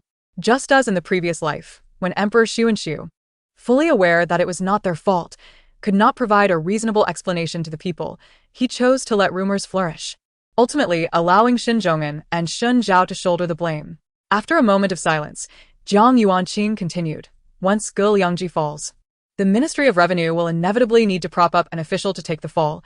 As the Deputy Minister of Revenue, you are the prime candidate." He paused, taking a sip of tea before adding, "Achieving the position of Deputy Minister at your age is unprecedented since the founding of the Great Zhou. Such rapid promotion may not be a blessing. What are your thoughts?" Jiang Lianzhang remained silent for a moment before responding. "Lianzhang harbors no desire for promotion." Jiang Yuanqing nodded, stroking his long beard. "In that case, I shall suppress this matter for the time being. However, it is advisable for you to temporarily act in the capacity of minister." If Jiang Lianzhang possessed enough wisdom, he would avoid standing out and refrain from taking the ministerial position at this juncture. As Xunyu played chess, she remarked, "Xie Tingzhou, you are quite bold." He glanced at her and she continued, "His experience is still somewhat lacking. After all, he has only just been appointed as Deputy Minister of Revenue." With a snap, Xie Tingzhou tossed a piece back into the container. Xinyu, interrupted, raised her head and asked, "Is it over already? We have only just begun." He pointed at the board. "Is there any more to play?" Xinyu stared at the board for a while, frowning. "Why does it end so quickly? This isn't my usual standard. I can normally last at least half an hour." Xie Tingzhou looked at her. "Are you using your head?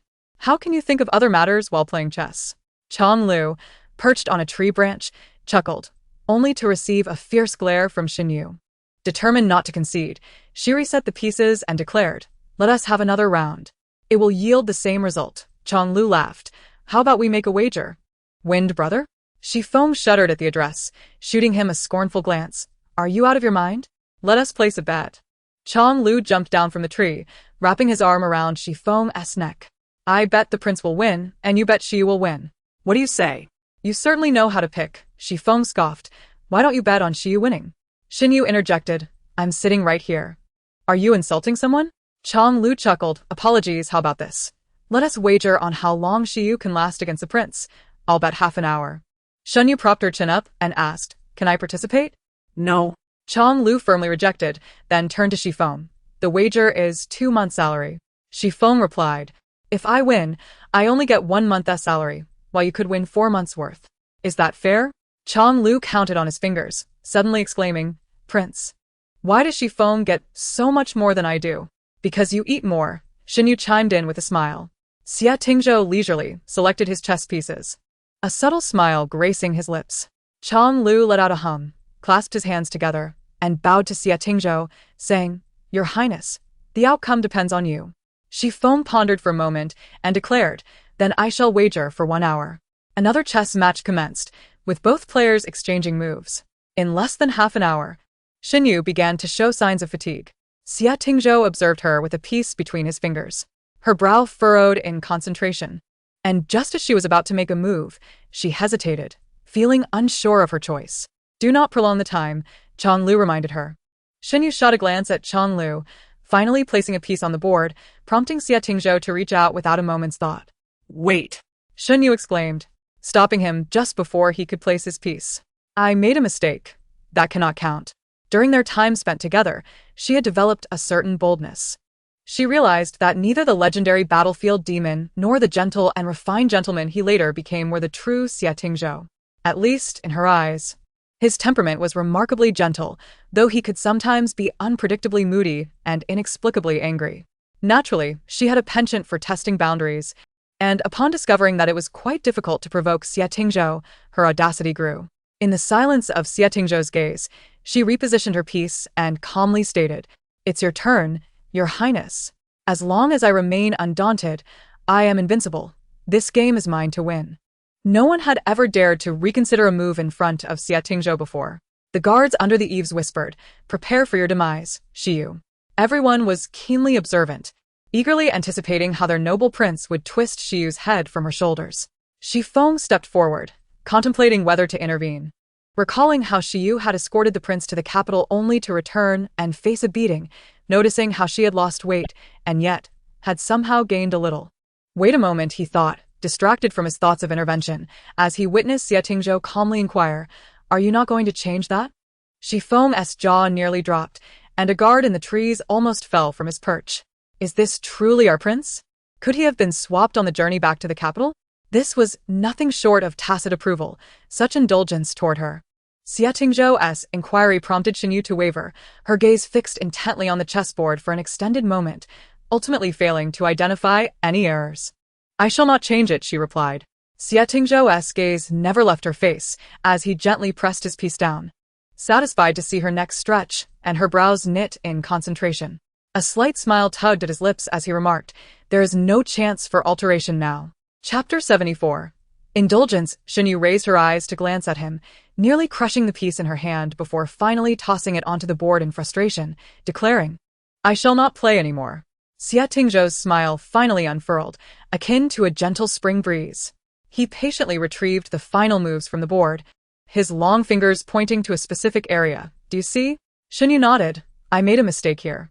Xia Tingzhou opened his palm, revealing several white pieces, indicating his intention to offer her an opportunity to continue from where she had faltered. This cannot be, Chong Lu roared. But the latter half of his sentence was silenced as Shifeng covered his mouth and dragged him to the corridor, gesturing for him to observe. Upon closer inspection, Chong Lu noticed the prince's expression was unusually gentle and relaxed, even somewhat indulgent. It's over, Chong Lu lamented quietly, with his highness being so lenient. I am certain to lose this game. Indeed, Shifeng, arms crossed, stated calmly, None of us stand a chance. Xinyu struggled to suppress the corners of her mouth that threatened to rise, reaching for the white pieces from Xia Tingzhou's palm. The tingling sensation coursed through her fingers and upper arm. Xie Tingzhou's gaze flickered slightly as he observed his palm, slowly forming a fist and resting it on the table. Suddenly, a commotion erupted outside. Without lifting his head, Xie Tingzhou commanded, "Go check." Shifeng promptly left. "Moment latte." Li Jifeng arrived, his voice preceding him. "I've been unwell for several days, and you didn't even bother to check on me. How disheartening." Shenyu glanced back, noticing Xie Tingzhou tapping the table to remind her to focus. "Oh," Shenyu replied. Li Jifeng scoffed. "For a prince to visit, you don't even greet him. Not even offering a chair." Realizing he was a prince, Shenyu attempted to rise to pay her respects, but Xie Tingzhou, still not looking up, instructed, "Just sit." "He is the 9th prince," he added. Shenyu nodded, acknowledging, "I have met the 9th prince." "No need for formalities," Li Jifeng waved dismissively, then turned to ask, "Who is this master?" Implicitly questioning how someone could command such seriousness from Xie Tingzhou. Chang Lu stifled a laugh. "This is our master Xiyu." Upon hearing this, Li Jifeng perked up, moving beside Xie Tingzhou to scrutinize Xiyu. Li Jifeng had previously encountered Xiyu, but the dim lighting in the prison had obscured his view. Now, he could appreciate her striking features. If she were to don female attire, she would certainly exude charm. Shaking off such thoughts, Li Jifeng hastily took a seat as his mind wandered. "Xie Tingzhou," he began, but was interrupted by Xie Tingzhou's reminder, "Silence is golden while observing the game." Li Jifeng, feeling discomfort, closed his mouth. He had never been fond of such refined pursuits, finding them exceedingly dull, and thus called for refreshments while munching and watching. What he witnessed was astonishing. It was nothing like the usual back and forth of chess. Watching Xie Tingzhou play was truly an eye-opener. Was it possible to play chess with such flirtation? Xiyu would place a piece, then discreetly retrieve it, or subtly hook Xie Tingzhou's piece with her pinky finger. Yet, Xie Tingzhou appeared to feign ignorance, allowing her to indulge. Li Jifeng, speechless, turned to Chang Lu, silently asking, "What is going on?" Chang Lu nodded gravely in response. "It has always been this way." Li Jifeng couldn't help but admire Xiyu. To have smoothed out the rough edges of someone as stoic as Xie Tingzhou was no small feat. Just as he was lost in thought, a sudden cold object struck his eyelid. "Ah!" Li Jifeng cried out, quickly covering his eyes, glancing down to find it was a black piece. With Xie Tingzhou's hand still retracting. "What are you doing, Xie Yun? Are you trying to blind me? Will you compensate?" Xie Tingzhou pointed to Shenyu, saying, "Have her pay. She has the means." Shenyu, taken aback, protested, "But I didn't hit it. Why should I pay?" Xie Tingzhou's gaze bore a deeper meaning. "Do you not enjoy robbing the rich to aid the poor?" Shenyu recognized his sarcasm, recalling how she had once proclaimed her intent to do just that. "You are not poor," she retorted softly. Li Jifeng observed their unusual dynamic, one indulging silently while the other felt perfectly justified. He couldn't help but sigh inwardly at Xie Tingzhou's transformation. In the afternoon, after Shenyu exchanged shifts with the guards and stepped outside, it marked the 3rd day since her return to the Shun residence, and she needed to seek out Xinyan. By the wall at the east gate stood a figure anxiously rubbing his hands. It was a servant from the tailor shop, who approached Shenyu upon seeing her. She exchanged a glance with him, and they discreetly moved around the street corner. The servant then said, "I've been waiting for quite a while. The shopkeeper has urgent matters to discuss with you." "What matters?" Shenyu inquired. "This morning, a servant from the Shun residence delivered a letter. It was likely regarding the whereabouts of the green herbs," Shenyu thought, hastening her steps toward the tailor shop. Just as they reached the entrance of an inn, a well-dressed young man on horseback thundered down the street, causing pedestrians to scatter as the horse careened through the market, toppling stalls and people alike. The rider shouted, "Get out of my way!" Shenyu furrowed her brows, just about to step forward, when she was abruptly grabbed by a shop assistant. In a hushed tone, he warned, "This is Do Chong, the infamous tyrant of the Do family. He has powerful connections. It would be wise for you to refrain from intervening." As Do Chong approached rapidly, a child in the middle of the road was in imminent danger. Without hesitation, Shenyu darted forward, drawing the dagger from her waist and swinging it horizontally just as she sidestepped the horse. The horse stumbled violently, collapsing to its knees. Do Chong was thrown off, rolling on the ground before rising and wiping the blood from a scratch on his face. Furious, Do Chong shouted, "Who the hell are you to block my path?" Shenyu, having reassured the frightened child, turned to face Do Chong. "I did not obstruct your way. I merely saved a life." The child's mother hurried over, snatching her child from Shen Yu's arms, fearful of the tyrant, and retreated into the crowd. Do Chang glanced at the fallen horse, cracking his whip. I don't care what you were doing. You blocked my way, injured my horse, and hurt me. You won't see the sun rise tomorrow. Shen Yu scoffed, as if she had heard a ridiculous joke, and turned to leave. Enraged, Do Chang lashed out with his whip, but Shen Yu deftly caught the end, wrapping it around her wrist and yanking it forcefully. Do Chang, taken aback by the strength of this seemingly frail youth, nearly lost his footing and quickly let go. Chapter 75, A Narrow Path of Enmity. Shen Yu seized the whip and tossed it aside. At that moment, the bodyguards, previously left behind by Do Chang, rushed forward, surrounding Shen Yu with a dozen men. Across the street stood a prominent tavern in Shengjing, bustling with activity. On the second floor, a young gentleman leaned out of the window, observing the commotion below. Ah, it's that Do imbecile causing a ruckus again, exploiting his cousin's influence. A man in the room sipped his tea and replied, let him make a scene. The louder, the better. The Jiang family has had it too easy these years. If they cannot be of use to me, then let them be burdened with more troubles. The young gentleman, still peering down, suddenly exclaimed, wait. The person Do is bullying seems oddly familiar. Below, Do Chang, pointing at Shen Yu, seethed with rage.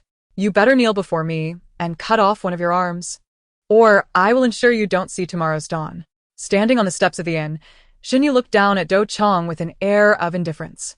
Unfortunately, I rather like this arm and intend to keep it. Surely, we can negotiate a different solution. Do Chang initially paused, scrutinizing her, and was struck by her striking features, rosy lips, white teeth, and enchanting eyes. It was the first time he had encountered such an exquisite youth, aside from his cousin. The haughty gleam in her eyes tightened Do Chang's throat. How about this? If you accompany me back to the Do residence to discuss a resolution, I might let you off the hook, Do Chang proposed playfully. The shop assistant gently tugged at Shen Yu's sleeve, whispering, be careful, Do Chang has no regard for gender. Shen Yu understood all too well the lascivious glint in Do Chang's gaze and his teasing tone. Were it not for the public setting, she would have already dealt with him. I will compensate you for your horse and your injuries, and we can consider this matter settled. I would prefer to avoid escalating this situation. If not for her fear of repercussions, she would never have made such concessions. It was unthinkable for her to stand by and do nothing while others were in peril. Do Chang tilted his head, suddenly turning to extract a knife from one of the bodyguards, and without hesitation, he struck the horse's neck. Blood sprayed forth as the horse collapsed, convulsing before lying still. Do Chang turned back, chin held high in defiance. Now that your horse is dead, and I am not short on silver, you must decide, will you come with me willingly? Or shall I force you? Shen Yu clenched her jaw. A battlefield veteran knows that a horse is a warrior's companion, and one does not slay a horse unless absolutely necessary. Do Chang's brazen act of slaughtering the horse extinguished any amusement from Shen Yu's expression. She lowered her gaze slightly, her eyes glancing over the dagger in her hand, a flash of murderous intent igniting within her. The bodyguards swiftly encircled her, drawing their weapons, while the onlookers, wary of being caught in the crossfire, retreated to leave a wide space in the street. Go to Shuntian Prefecture and summon reinforcements, Do Chang commanded one of the bodyguards. Do Chang planted his knife into the ground, raising his chin defiantly. Do you know who I am? My cousin holds a high office. With a stamp of his foot, the entire dojo trembles. You are not an ordinary person, but today your luck has run out. I will give you one more chance. Come quietly with me, and I shall let bygones be bygones. Shen Yu scoffed. Shengjing is the capital. A mere brick dropped could strike 3 officials. To declare that one's relative could shake the capital with a stomp is a foolish boast only Do Chang could muster. One wonders how his high-ranking cousin would react upon hearing such words, perhaps contemplating silencing Do Chang for good. And do you know who I am? Shen Yu inquired, a challenging glint in her eyes. Do Chang scrutinized her cautiously. Many young gentlemen roamed the capital, but this youth exuded a distinct aura, suggesting a formidable background. And who might you be? I am your father, Shen Yu declared. Her words elicited a moment of stunned silence from the crowd, followed by laughter from several onlookers. Do Chang's face contorted with rage. How dare you disrespect me? My cousin is a third-rank official. I could have him confiscate your property, obliterate your lineage, and imprison you as a plaything. A third-rank official of the Ministry of Revenue, Shen Yu felt a jolt of anxiety. Could it possibly be? She narrowed her eyes, Realizing he must be referring to Jiang Shilang, Dou Chong, brimming with pride, proclaimed, "Indeed. Are you scared now?" Seeing Shen Yu's complexion change, Dou Chong couldn't help but gloat. "Scared? Then come with me." Shen Yu pursed her lips, acknowledging her unfortunate predicament, her mind racing to make sense of it all. She scrutinized Dou Chong, recognition dawning upon her.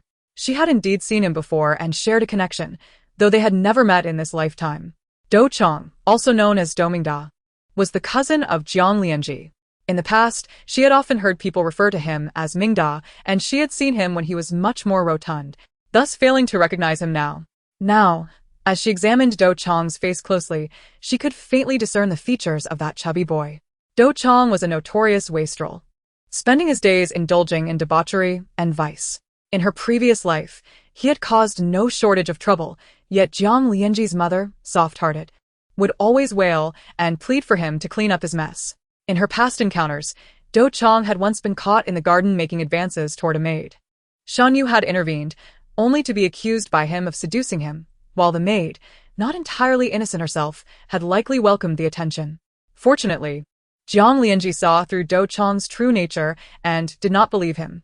However, her mother-in-law had remarked that a fly does not alight on an egg without cracks, punishing her by making her transcribe lessons for women 10 times. What a tangled web of enmity! As this realization dawned upon her, a surge of anger ignited within Shen Yu. Should she confront Dou Chong head-on, it could escalate the situation. If Jiang Lianji became involved, it would undoubtedly lead to complications. Given Dou Chong's avarice, it seemed her only option was to buy her way out. "I will compensate you 500 taels of silver for your horse and your injuries," Shen Yu offered.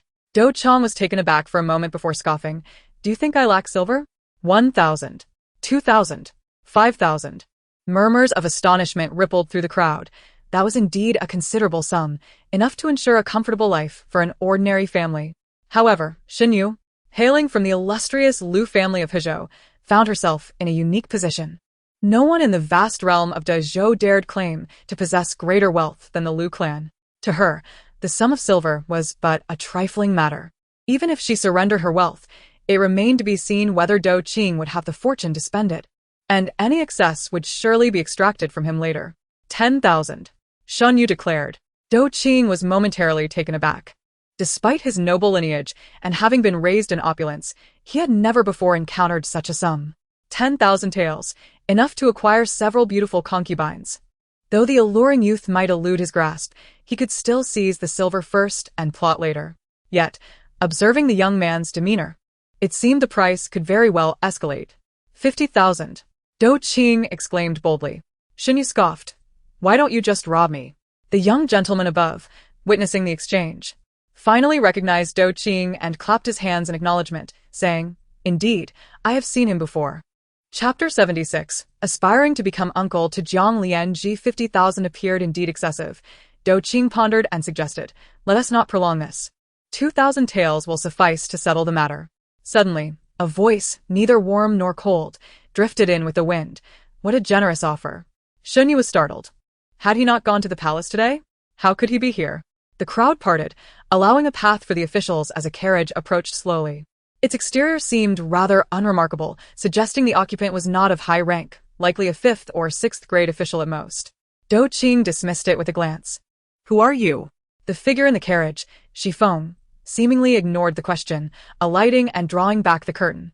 Inside sat Xie Tingzhou, clad in a simple blue robe, his complexion pale, reclining against the carriage wall, casting a cool gaze toward Shen Yu. After a moment's hesitation, she lowered her voice. "Your Highness." Dou Qing gasped, stammering. "Which prince?" There were numerous princes in the capital, most of whom Dou Qing had never encountered, and he could not be certain which royal he had stumbled upon. Xie Tingzhou turned slightly, behind him. Shen Yu was taken aback. In the next moment, she witnessed Dou Qing's hands being tied behind his back. "Hey, "You've got the wrong person." "Ouch, that hurts." Dou Qing howled in protest, akin to a pig being slaughtered. Xie Tingzhou raised a hand to press his forehead, silencing him. The constables soon handled the matter, leaving only Dou Qing's muffled whimpers. Xie Tingzhou had initially entered the palace, but, feeling unwell at the banquet, decided to return to the Wangfu. On the way, he coincidentally encountered the constables who had received reports of a disturbance. This route was customary for Xie Tingzhou's return, and he had not anticipated the troublemaker would be Xiu. The officers had already recognized the individual as being acquainted with the heir of Balin. One officer approached Xinyu, requesting, "Might this young gentleman accompany us to the magistrate's office, so we can clarify this matter?" Sensing Xie Tingzhou's piercing gaze upon her, Xinyu slowly extended her hand to allow the constable to bind her, saying, "I apologize for the trouble, my good sir." Xie Tingzhou's eyes were icy as he pressed his lips into a thin line. "Get in the carriage." Xinyu hesitated. "Do I need to request it?" His tone grew increasingly frigid, and after a moment, he turned his head and coughed lightly. Today, Xie Tingzhou's pallor was striking. Xinyu feared he might become enraged. Hastily climbing into the carriage and seating herself at the door, too anxious to meet his gaze. As the curtain fell, the light dimmed slightly, revealing a spacious interior with a small table and a little warming stove exuding warmth. She foam-cracked the whip, and the carriage began to sway gently. Silence enveloped the carriage, compelling Xinyu to lift a corner of the curtain, feigning interest in the scenery outside. "Where will you find the means to rob the rich and assist the poor with tens of thousands of taels?" Xie Tingzhou inquired. Xinyu lowered the curtain and sat upright, stammering, "You are well aware of the source of the silver." A soft snort from Xie Tingzhou echoed, suggesting his displeasure. Though she could not discern who had provoked him, he remained silent, merely observing her, before eventually asking, "I have heard you aspire to become an uncle to Jiang Lianji?" Xinyu gazed at Xie Tingzhou, bewildered. "What?" Xie Tingzhou explained. "Dou Qing's father is Jiang Lianji's uncle. If you wish to be his father, does that not make you Jiang Lianji's uncle?" Xinyu retorted. "If I were his father, I would surely vex him to death." Xie Tingzhou's expression was devoid of mirth. "Why did your attitude shift upon learning his cousin is Jiang Lianji?" Xinyu had not expected him to arrive so soon and overhear such details. After a moment of contemplation, she replied, "His cousin is a third-grade official, and I am merely an ordinary citizen. Naturally, one must not contend with authority." Xie Tingzhou narrowed his eyes slightly, his expression stern, his lips pressed into a straight line. She truly was audacious, daring to fabricate tales before him. Confident he would not directly expose her deceit. Meeting his heavy stare, Xinyu realized Xie Tingzhou did not believe her pretense. Suddenly, a flash of inspiration struck her, and she smiled brightly. "Your Highness possesses keen insight. Nothing escapes your notice." As she flattered him, Xie Tingzhou replied, "Speak plainly." "Certainly." Xinyu straightened her posture, saying, "I wonder if your Highness remembers our encounter in the inn's woodshed. I was not feigning a preference for men. I genuinely am. A beauty such as yourself would never be swayed by me, so I sought a second option. I heard that Lord Jiang is quite respectable. Hence my desire to leave a good impression." Her talent for flattery was on the rise, yet her fabrications had reached new heights. How could a lady claim to be inclined towards women? From where had she been severed? By what means? Xie Tingzhou's face darkened, visibly irritated, and he pressed his eyes shut, massaging his forehead. "Get out." "Understood." Xinyu lifted the curtain only to discover they had already arrived at the magistrate's office. Having become embroiled in this affair, a court appearance was inevitable. Upon entering the court, Xinyu and Xie Tingzhou found Dou Qing already untied and seated comfortably at one side, sipping tea, with his legs crossed. The presiding official was a gaunt, silver-haired elder, donned in a faded official robe, giving the impression of a just magistrate. However, his actions of unbinding Dou Qing and serving him tea suggested otherwise. Upon noticing Xie Tingzhou, the magistrate Lu Fu hurriedly approached, bowing respectfully. "Greetings, your highness. Please take a seat." Xie Tingzhou politely declined. "Lu Darren may proceed with the interrogation. This prince is merely here to observe." With that, he turned his attention to Dou Qing, prompting the latter to hastily place his tea down and rise. Having just heard Dou Qing refer to him as your highness, the only noble in the capital with such a disheveled demeanor was none other than Xie Tingzhou. Today appeared to be dire. He quickly signaled to a servant standing by the door to summon reinforcements. Lu Fu returned to his seat and struck the gavel. "Who stands before the court?" Xinyu raised her gaze to Xie Tingzhou before clasping her hands. "I greet you, my lord. I am Xiu." Dou Qing, meeting Xie Tingzhou's cold gaze, quickly added, "My name is Dou Qing." Without a drumbeat or a formal complaint, one was the cousin of an official, and the other seemingly familiar with the heir. Both were formidable figures. Thus Lu Fu did not adhere to the usual protocol and directly inquired, "What brings you two here?" Dou Qing immediately retorted, I was peacefully walking down the street when he charged at me and killed my horse. Not only did he injure me, but he also drew his sword against me. My lord, such arrogance must not go unpunished. Chapter 77. Settling scores after the harvest. Shinyu maintained her composure. My lord, the facts are not as he describes. He was recklessly galloping through the streets, nearly injuring innocent bystanders. I acted in self-defense, and I merely injured his horse's leg.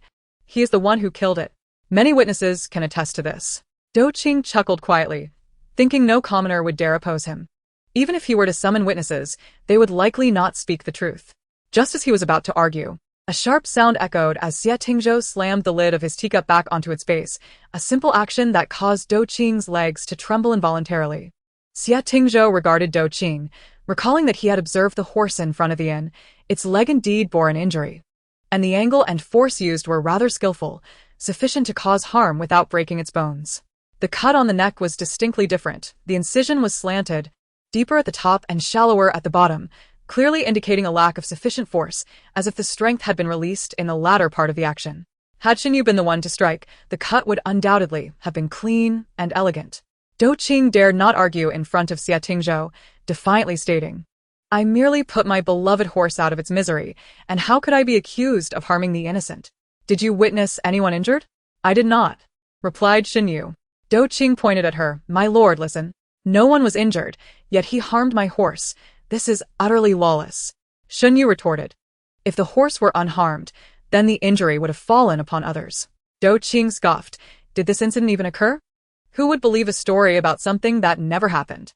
Having previously witnessed Dou Qing's unscrupulousness, Shinyu was now tempted to deliver a couple of sharp slaps to him. My lord, you can call witnesses. Just grab anyone from the street to attest. Shinyu gritted her teeth, frustrated by their back and forth. Is there not a problem that could not be resolved with a fight? Must we waste time here? Dou Qing challenged. Then you go ahead and summon them. Regardless of whether I harmed anyone, you injured my horse, causing me to fall. That is an undeniable fact.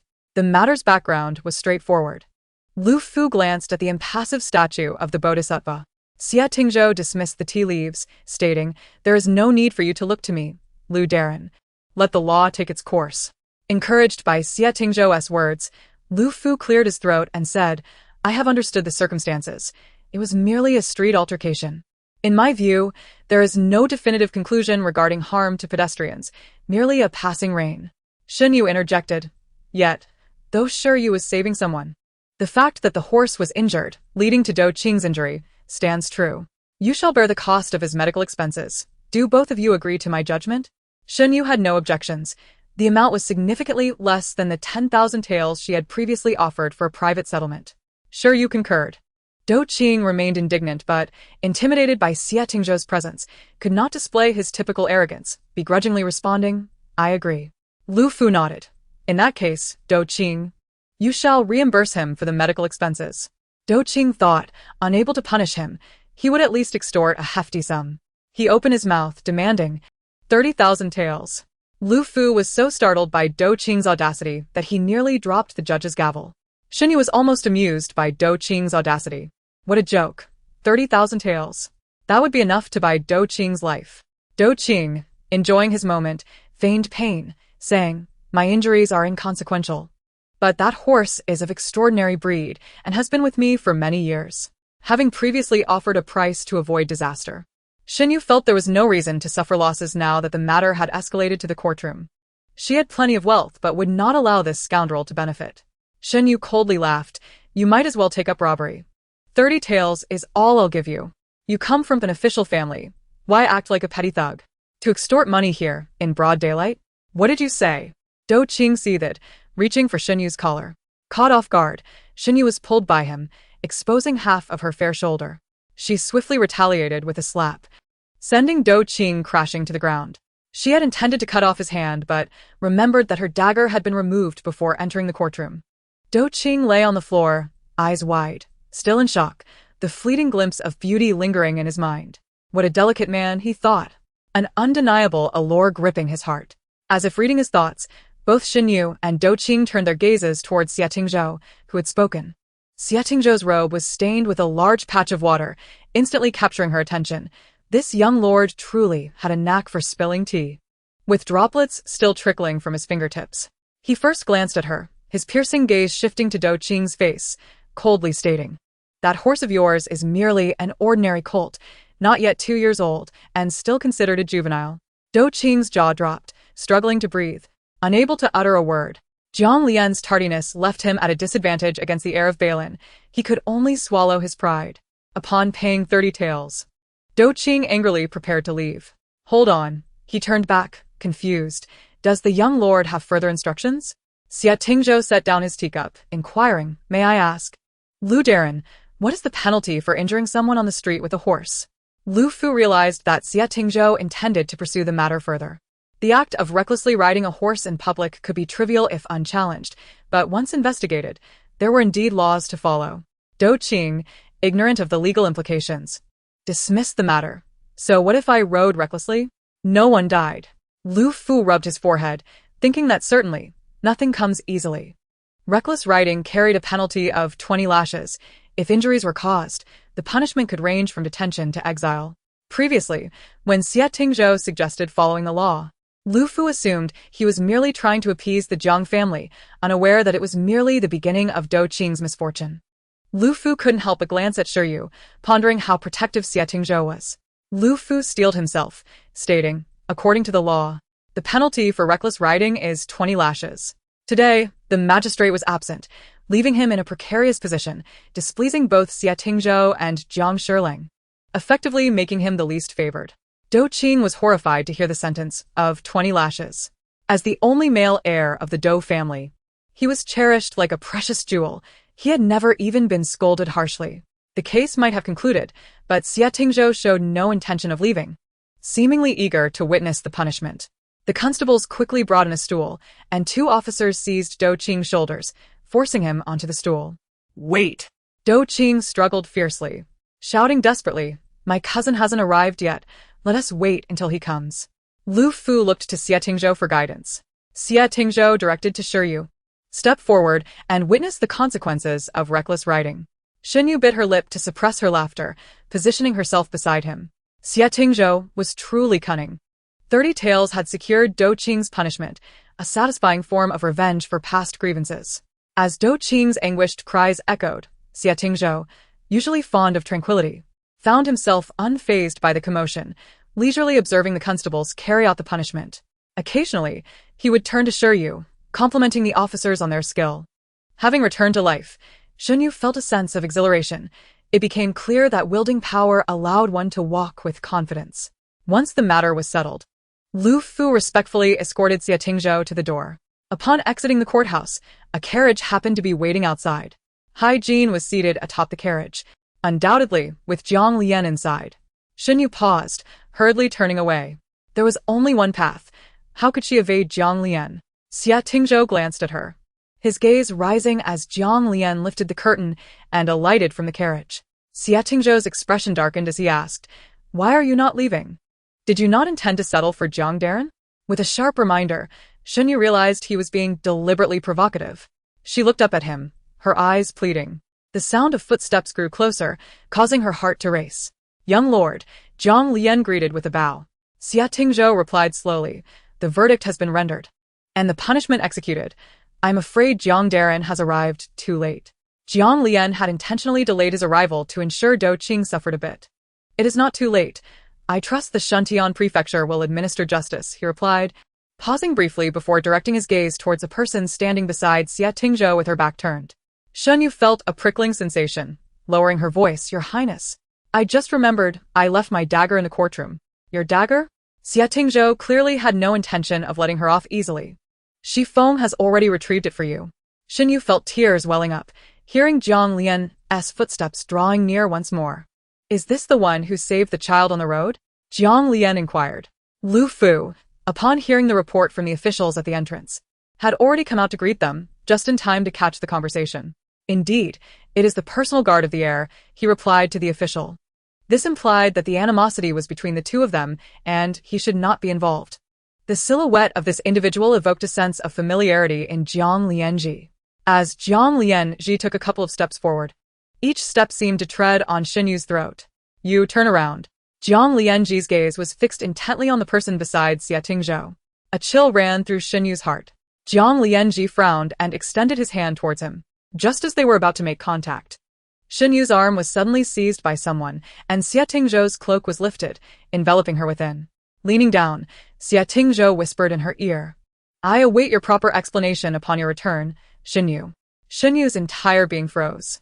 When had he discovered this? Xia Tingzhou pressed her head against his chest, looking down at her with a smile. "It is merely a scratch on your face. What is there to be ashamed of? You still look as lovely as ever."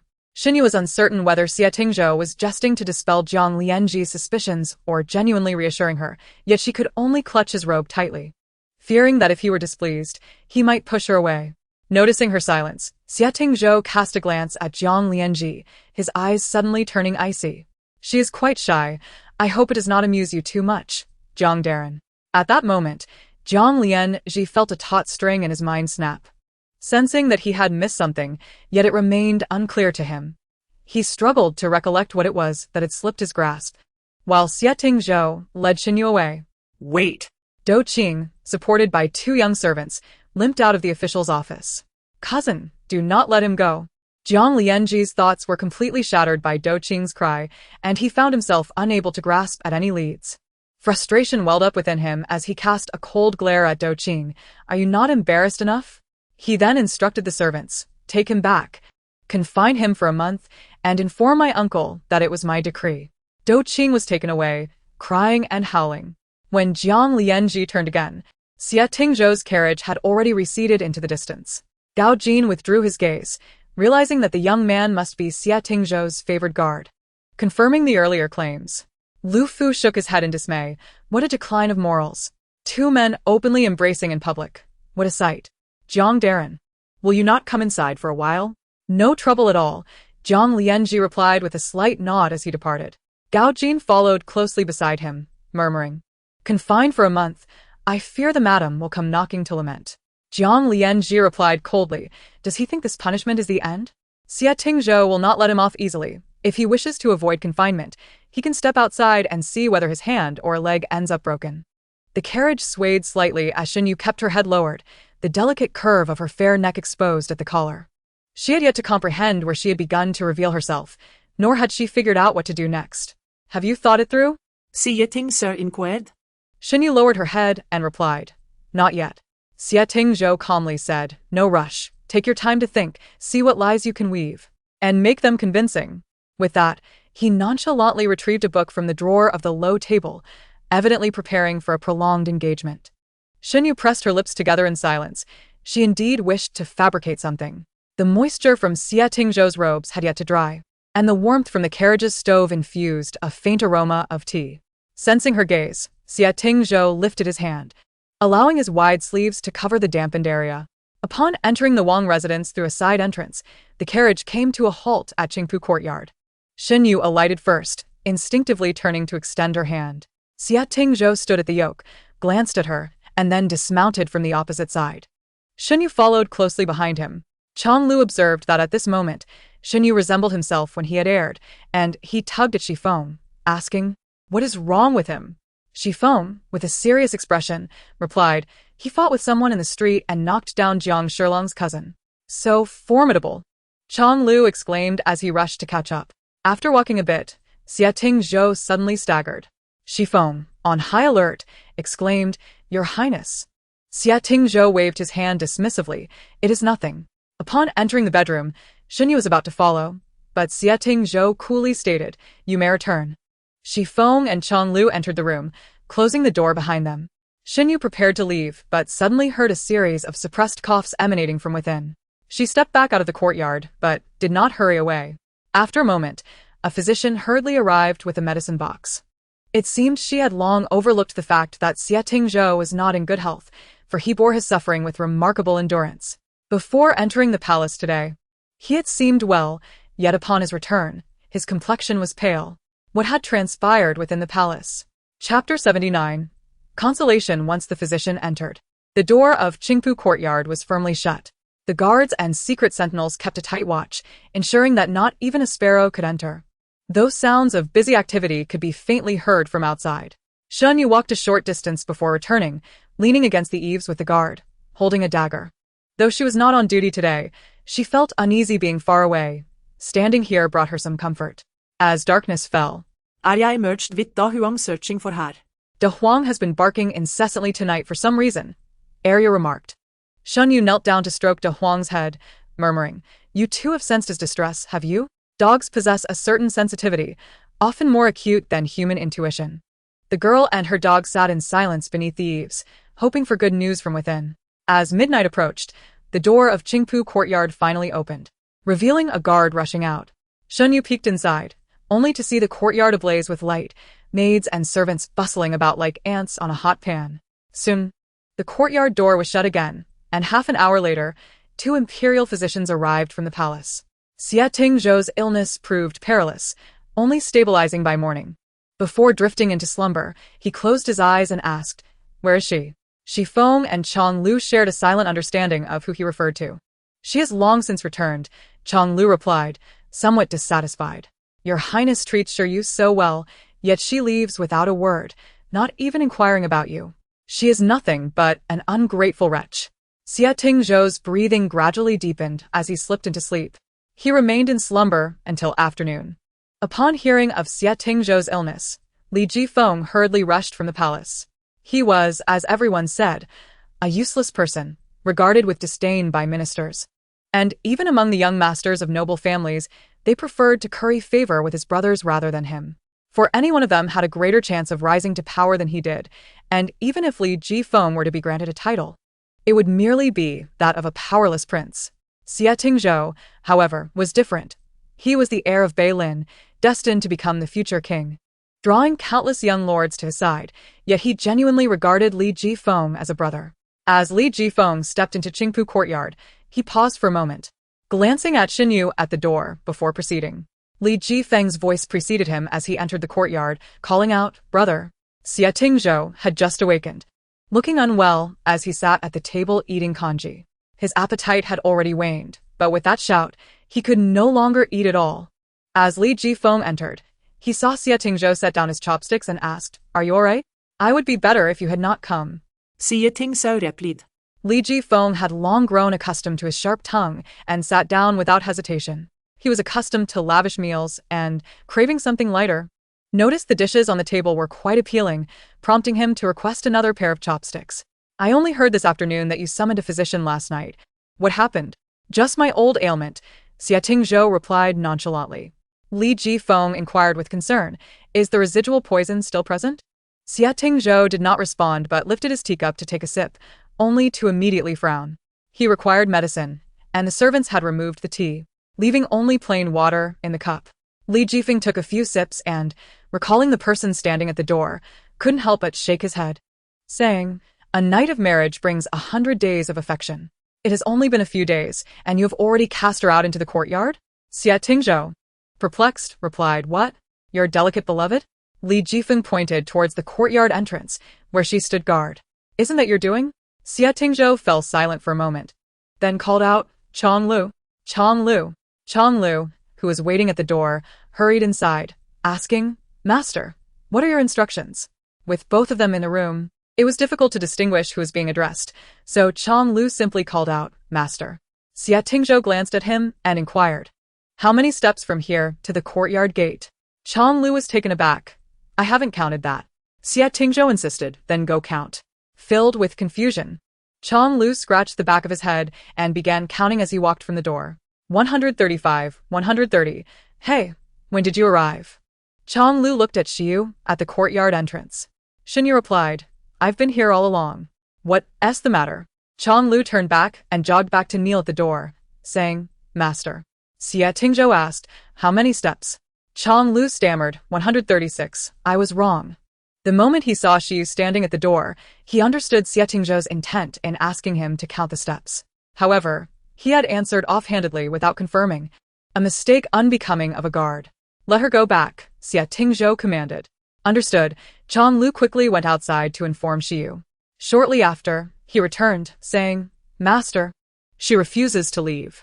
Look at that, Li Jifeng exclaimed. What loyalty! In this cold weather, her beloved is not even permitted to meet her, yet she stands guard outside. You, sir, are truly heartless. Xie Tingzhou raised his eyelids to glance at him, asking, "Have you eaten?" Li Jifeng replied, "Not yet." "But you—" A piece of pastry was shoved into his mouth, causing him to choke momentarily until he managed to extricate it, pointing accusatorily. "You are attempting to harm the heir." Xie Tingzhou pretended not to hear and instructed Chong Lu, "Let her in. It's windy today, and it's quite cold outside." If it weren't for Xin Yu's years of martial training, her health might not withstand this. Xie Tingzhou watched her hastily enter, with the large yellow dog following at her heels.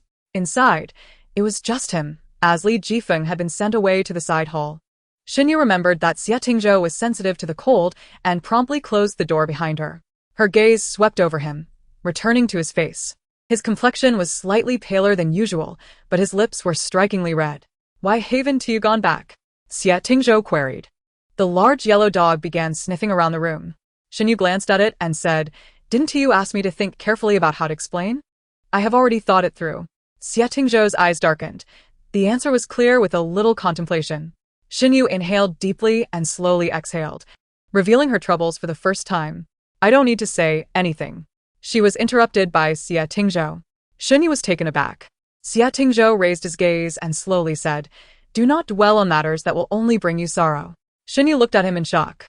It seemed that his words provided gentle comfort, and for the first time, she felt how deeply wronged she truly was. Chapter 80. Sister-in-law. Sometimes one feels capable of bearing everything when no one shows concern, but the moment someone inquires if one is tired, it feels as if every bone in their body is ready to crumble. Xin Yu hung her head in silence. She could not tolerate her own weakness. Yet in the face of Xie Tingzhou's light-hearted remarks, she found herself undeniably vulnerable. Xie Tingzhou glanced at her and said, "This case has lingered for too long. If it continues, it will incite public outrage. The 3 judicial offices will conclude the matter promptly. Regardless of the outcome, prepare yourself." Xin Yu raised her head to look at him, asking, "What do you mean, Your Highness?" Xie Tingzhou turned his head to gaze out the window. "This case will be judged, but it may not align entirely with your wishes." Xin Yu furrowed her brow in contemplation. All she sought was for those involved in the case to receive their due punishment. Could that not be achieved? "Just a conjecture for now." Xie Tingzhou softened his tone. Xin Yu nodded and, looking at him, asked, "Are you feeling better?" Xie Tingzhou's gaze lingered on her face for a moment. "It's nothing serious." Xin Yu understood how resolute Xie Tingzhou was. As long as he drew breath, for him, it would be nothing. "Return now," Xie Tingzhou instructed again. Xin Yu approached the door, hesitated, and turned back to say, "I wish to step out for a while, to the Liu family's shop. There are some matters I wish to confirm." She was unsure why she felt compelled to inform him, but it seemed necessary to voice it. Xie Tingzhou nodded, "Go ahead." Xin Yu exited and closed the door behind her, glancing around. Upon turning a corner, she spotted Shifeng speaking with the guards. She vaguely heard Shifeng discussing rare, medicinal herbs, presumably in search of something for Xie Tingzhou. Xin Yu approached and Shifeng, sensing her intent to inquire, waved away the guards, asking, "What is it?" "Are you looking for medicinal herbs for His Highness?" Shifeng cautiously glanced at her, nodding. "His Highness still has lingering poison and is missing a few ingredients." Xin Yu replied, "I'm not sure what is needed. I have some connections with the Liu family. I'll see if they can find them." Shifeng produced a piece of paper from her sleeve, on which the missing herbs were circled in red, totaling 3 or 4 items. Xin Yu memorized them, glancing at the door not far away, and quietly asked, "He was well when he entered the palace, but he returned like this. Did something happen in the palace?" Shifeng replied in a low voice, "That is not something you should be inquiring about. If you wish to know, you might as well ask His Highness directly." Xin Yu returned disappointedly, walking a short distance outside when hurried footsteps sounded behind her. "Hey, you there?" Li Jifeng called after her. "You, the one named you. Stop." Xin Yu halted and turned to Li Jifeng, performing a slight bow. "Ninth Prince." Li Jifeng stepped forward, pulling Xin Yu behind a rockery, speaking in a conspiratorial tone. "You were just asking Xiao Yin what was going on, but you asked the wrong person. Why not ask me?" Xin Yu replied, "Please, Your Highness, enlighten me." Li Jifeng settled on a stone bench, opened his folding fan, and began. This story dates back 23 years. In that year, the Princess of Balin was diagnosed with pregnancy, and the Prince of Balin was naturally overjoyed. The princess carried the child for 10 months and gave birth to a son, named Xiayun. Xin Yu felt drowsy. Thinking how the rumors were indeed true, he was utterly unreliable. Why not start from the very creation of the world? The day was already late. Shinyu had intended to visit the shop yesterday, but was interrupted by Do Qing's antics. If she didn't go today, it would likely lead to more trouble. Xia Yun was exceptionally intelligent from a young age. Ninth Prince, Shen Yu couldn't help but interrupt. At this rate, you'll still be talking when tomorrow dawns. And Xia Tingzhou won't even be of age. Shen Yu offered a bow, saying, Shiyu has duties to attend to. So it would be better to come back another day to hear your highness's tales, or rather, to seek your wisdom.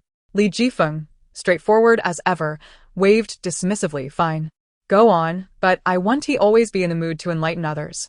You'll have to rely on luck in the future. Shen Yu thought it better to forgo that luck. Whoever desired it could take it. She smiled and said, Of course, your highness has many matters to attend to.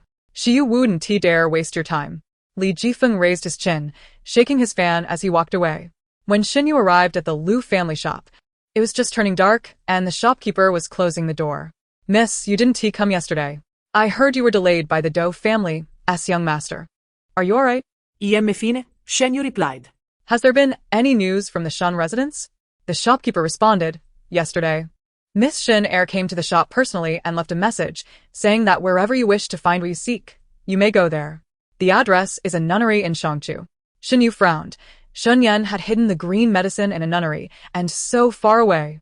Lubo. The shopkeeper quickly bowed. Miss, you flatter me. Shin Yu said, I trouble you, Lu Bo, to visit the Wantong escort agency tomorrow and seek out their young lady, Hishuehui. Please ask her to bring as many people as possible to Shangchu. The more, the better. The price is negotiable. Just inform them it's a substantial order. Manager Lu pondered for a moment, then nodded, acknowledging that this method proposed by the young lady was indeed prudent. In the capital, there are 4 major escort agencies, and Wantong is one of them. The Lu family business spans across the Great Zhou, frequently transporting goods north and south. For particularly significant shipments, they would also seek the assistance of an escort agency, hence they had collaborated with Wantong several times. It is essential for an escort agency to possess influence in both the underworld and the court, demonstrating formidable strength. Shen Yan, sheltered in her boudoir, posed no threat.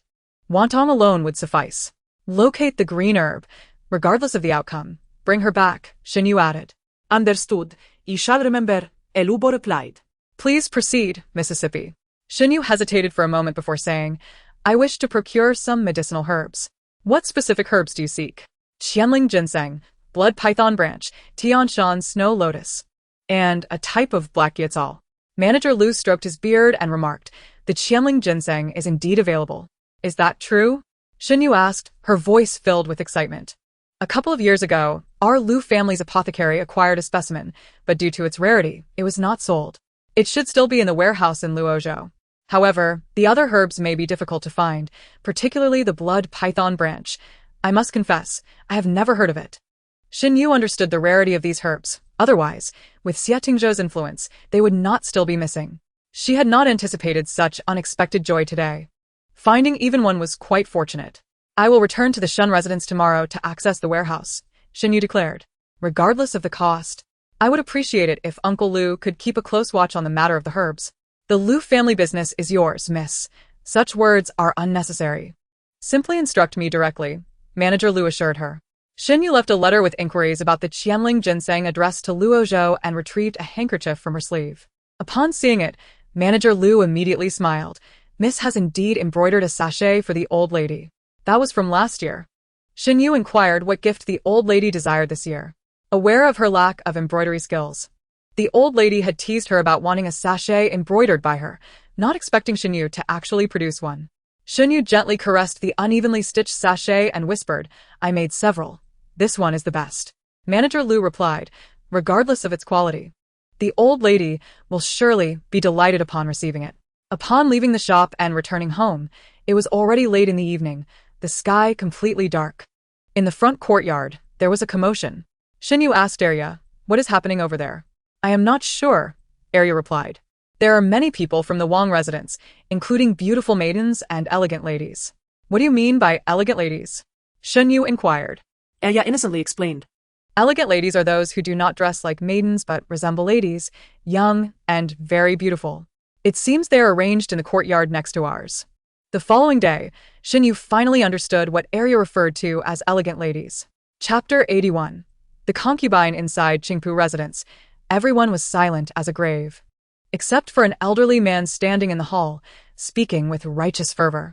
Although the outcome was ultimately favorable, the heir should not have put himself in danger. His singular existence was critical to the entire Bailing. One should think thrice before acting. Chang Lu stealthily approached the door and quietly asked Shifeng, "What is being discussed?"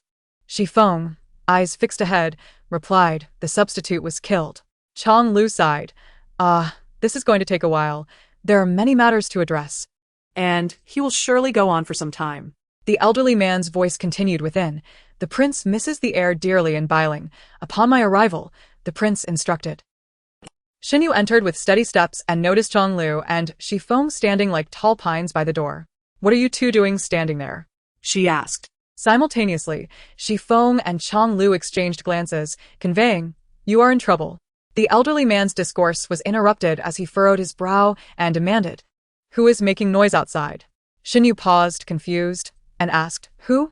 "The steward of the Wang residence, Zhongbo," Chang Lu whispered. Xin Yu acknowledged with an "oh," stepping forward to say, "Your Highness, I am on duty today." She then bowed to Zhongbo, greeting him.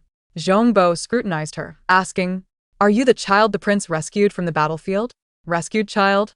Xin Yu thought, if one did not know better, they might assume Xia Tingzhou is my adoptive father. She glanced at Xia Tingzhou, uncertain, and replied, "That should be me." As she prepared to sit on a nearby chair, before she could settle, Zhongbo chastised, "The prince has yet to speak. How dare you act so recklessly?" Xin Yu was caught between a rock and a hard place, bending slightly before finally standing upright. She was accustomed to such treatment in front of Xia Tingzhou, where no one ever reprimanded her for taking a seat. Zhongbo sternly declared, "The Wang residence requires proper management. The guards are Shifeng's responsibility, and it is not appropriate for me to overstep." However, it seems Shifeng has not managed well. Shifeng responded affirmatively, but internally mused that the prince had warned him from the start that he could not control this person, and with the prince's protection, how could he manage? Xia Tingzhou cleared his throat lightly, suggesting, "Steward Zhong, you have traveled a long way. It would be best to rest for a few days before attending to the affairs of the residence." Zhongbo immediately agreed, "Your Highness is currently unwell. I shall refrain from disturbing you and attend to other matters first." Xia Tingzhou nodded slightly. "All of you, step back," Zhongbo commanded. Xin Yu contemplated whether she was included in all of you. Seeing everyone else retreating, she followed suit. "Stay, Shiyu," Xia Tingzhou suddenly interjected. Zhongbo glanced at Shiyu, but did not respond. Only Xia Tingzhou and Xin Yu remained in the room. Today, Xia Tingzhou appeared to be in better spirits than the previous day, suggesting he was gradually recovering. Zhongbo was a veteran of the Bailing Wang residence. Xia Tingzhou slowly explained, "He has come specifically from Bailing to manage affairs here. He is somewhat stern but possesses a kind heart. Shifeng and Chang Lu are orphans he raised." What Xia Tingzhou did not mention was that he too had been raised by Zhongbo, a secret not meant for outsiders. Xin Yu nodded, "I told you I am quite likable. Within 3 days, he will surely take a liking to me." Xia Tingzhou smiled faintly. He refrained from mentioning that Zhongbo had also said something else, regardless of how likable she was. It was likely that Zhongbo would never warm to her. Xin Yu suddenly recalled something and asked, "Are those elegant ladies also brought by Zhongbo?" "Elegant ladies?" Xia Tingzhou inquired, puzzled. "Oh," Xin Yu clarified, "it is the name Arya gave them. Those girls are in the courtyard next to mine, and they seem to dress and appear differently than maidens." Xia Tingzhou's expression stiffened slightly. "Zhongbo has arranged them next to you?" "Yes," Xin Yu confirmed. Who are they? Xia Tingzhou paused. "Just inconsequential individuals. There's no need to concern yourself." Xin Yu sensed that Xia Tingzhou's gaze was less than sincere, suspecting he had not told the whole truth. After their conversation, she left the room and caught up with Chang Lu to inquire once more. Chang Lu, speaking rapidly, divulged, "Those are the concubines the prince received as gifts from the king." "Concubines?" Xin Yu exclaimed. "Yes, concubines," Chang Lu replied matter-of-factly. "The prince is already 22. It is only natural for him to have concubines in the Wang residence."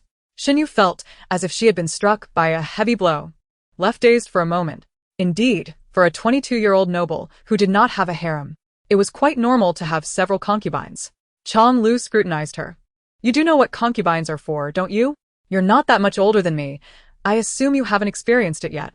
A strange sensation welled up within Xinyu, a mix of sourness and bitterness. She pondered for a moment, recalling a faint semblance of the feelings she had when Jiang Lianji spoke of taking concubines in her previous life, but this time it was far more intense. Xinyu's heart was suddenly alarmed, and she turned to Xia Tingzhou, feeling a bit wronged as she said, "Actually, I've never tried it either. His Highness once gifted me one, but when I saw that sister, I was terrified. She came over and started to pull at my clothes, so I drove her away. I heard that when a man and a woman are at their best, they will sleep together at night. I am not close to her. And she was pulling at my clothes. It was too much." Xinyu was on duty at Qingpu residence when guests arrived at the front of the Wangfu. Although they did not name anyone, the servants understood that they were looking for Shiyu.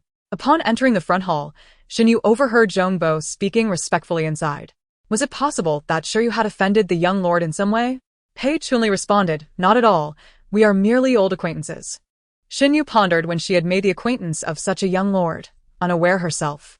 Peering into the hall, she saw Pei Chunli lifting his head from a teacup, and their eyes met. Pei Chunli's eyes sparkled, "Brother." Xinyu was genuinely unaware of having such a brother. Hurriedly entering to bow, "Young lord." Pei Chunli set down the teacup, stood up, and circled around Xinyu, suddenly saying, "It has been a year. Why haven't you grown?" Zhongbo observed the two, with a scrutinizing gaze. Seeing her look of confusion, Pei Chunli gestured to explain, "You forgot? Last spring, we met in the same room. I was lying on the couch, and you were right above me." Xinyu quickly covered Pei Chunli's mouth, fearing he might utter something outrageous. Looking back at Zhongbo, she noticed a look of disdain on his face. Chapter 82. "I miss you." Xinyu pulled Pei Chunli outside, faintly hearing Zhongbo scolding them for their impropriety. She recalled how it all happened last spring. Having just turned 16, she was at an age filled with curiosity. Hearing about the courtesans' bidding in the city, she found it intriguing and went to the flower house with Liu Yao. That day, the courtesan was won by a young master, and Xinyu, wanting a clearer view, sneaked into the young master's room and peered from the beam, only to find him collapsing onto the small couch, directly facing her. Both being playful, they ended up chatting. The courtesan sang for them half the night until her voice was hoarse. That young master was none other than Pei Chunli before her. Xinyu had introduced herself as the young master of General Shin's family, but when Pei Chunli came looking for her once, she thought he was merely boasting under a borrowed name, as Xinzhou, the young master of the Shin family, was vastly different from the person she met. Unexpectedly, nearly a year later, she saw him arguing with Do Qing on the street while at a tavern, and she intended to help, but Xia Tingzhou beat her to it. For Pei Chunli, the time from last spring to now was merely a year, but for Xinyu, considering her previous life married to Jiang Lianji, it had been 4 springs, thus her memories were not as vivid as his. In a lowered voice, Xinyu asked, "How did you find this place?" "I missed you," Pei Chunli replied. "I missed you so much. No one else was as enjoyable as that night." Xinyu pressed her lips together. "Even if you miss me, I don't miss you. Young lord, you should leave quickly. You are utterly heartless." Pei Chunli pointed at her. "We agreed to enjoy life together from now on. How can you go back on your word?" Xinyu found it amusing and exasperating. After such a long time, Pei Chunli was still like a child, while Li Jifeng, though unlearned, was quite clever, whereas Pei Chunli was genuinely foolish. With a serious tone, Xinyu said, "It's not that I don't want to, but now I have duties to fulfill, unlike the freedom of the past. I used to be carefree, with my father and brother protecting me. With the Shin family and the Liu family, all I needed was to enjoy life. Marrying or not was inconsequential. But now it's different. I have no time to waste, and many things await my attention." Pei Chunli clapped his hands. "Oh, how simple. I can just ask the heir to bring you over. From now on, you can stay by my side, enjoying life with me." Xia Tingzhou stood in the corridor, raising his hand to stop Shifeng, who was about to speak. Hearing that the young lord was looking for someone, he thought it was likely Shen Yu had caused some trouble and was preparing to intervene. Pei Chunli, always one to act promptly, seized Shen Yu's hand and began to lead her away, just as they rounded the rockery and unexpectedly bumped into Xia Tingzhou. "Ah, young master, I was just looking for you," Pei Chunli exclaimed. Xia Tingzhou's gaze flickered over Shen Yu's wrist, his voice cold. "What do you want with me?" Shen Yu sensed something was off from Xia Tingzhou's expression and quickly tugged at Pei Chunli, signaling him to stop. However, she forgot that Pei Chunli was rather dull and interpreted her gesture as a prompt. Don't worry, Pei Chunli reassured her. I will ask him for you right now. This child was quite charming, but unfortunately, he had a big mouth. Shenyu realized she was in a situation that she couldn't easily escape. Xia Tingzhou exhaled deeply and strode toward the main hall. Pei Chunli hurriedly followed Shenyu, who pulled her hand away from his grasp. In the hall, Xia Tingzhou and Pei Chunli took their seats one after another, while Shenyu stood in the center. Pei Chunli, in his foolishness, patted the chair beside him.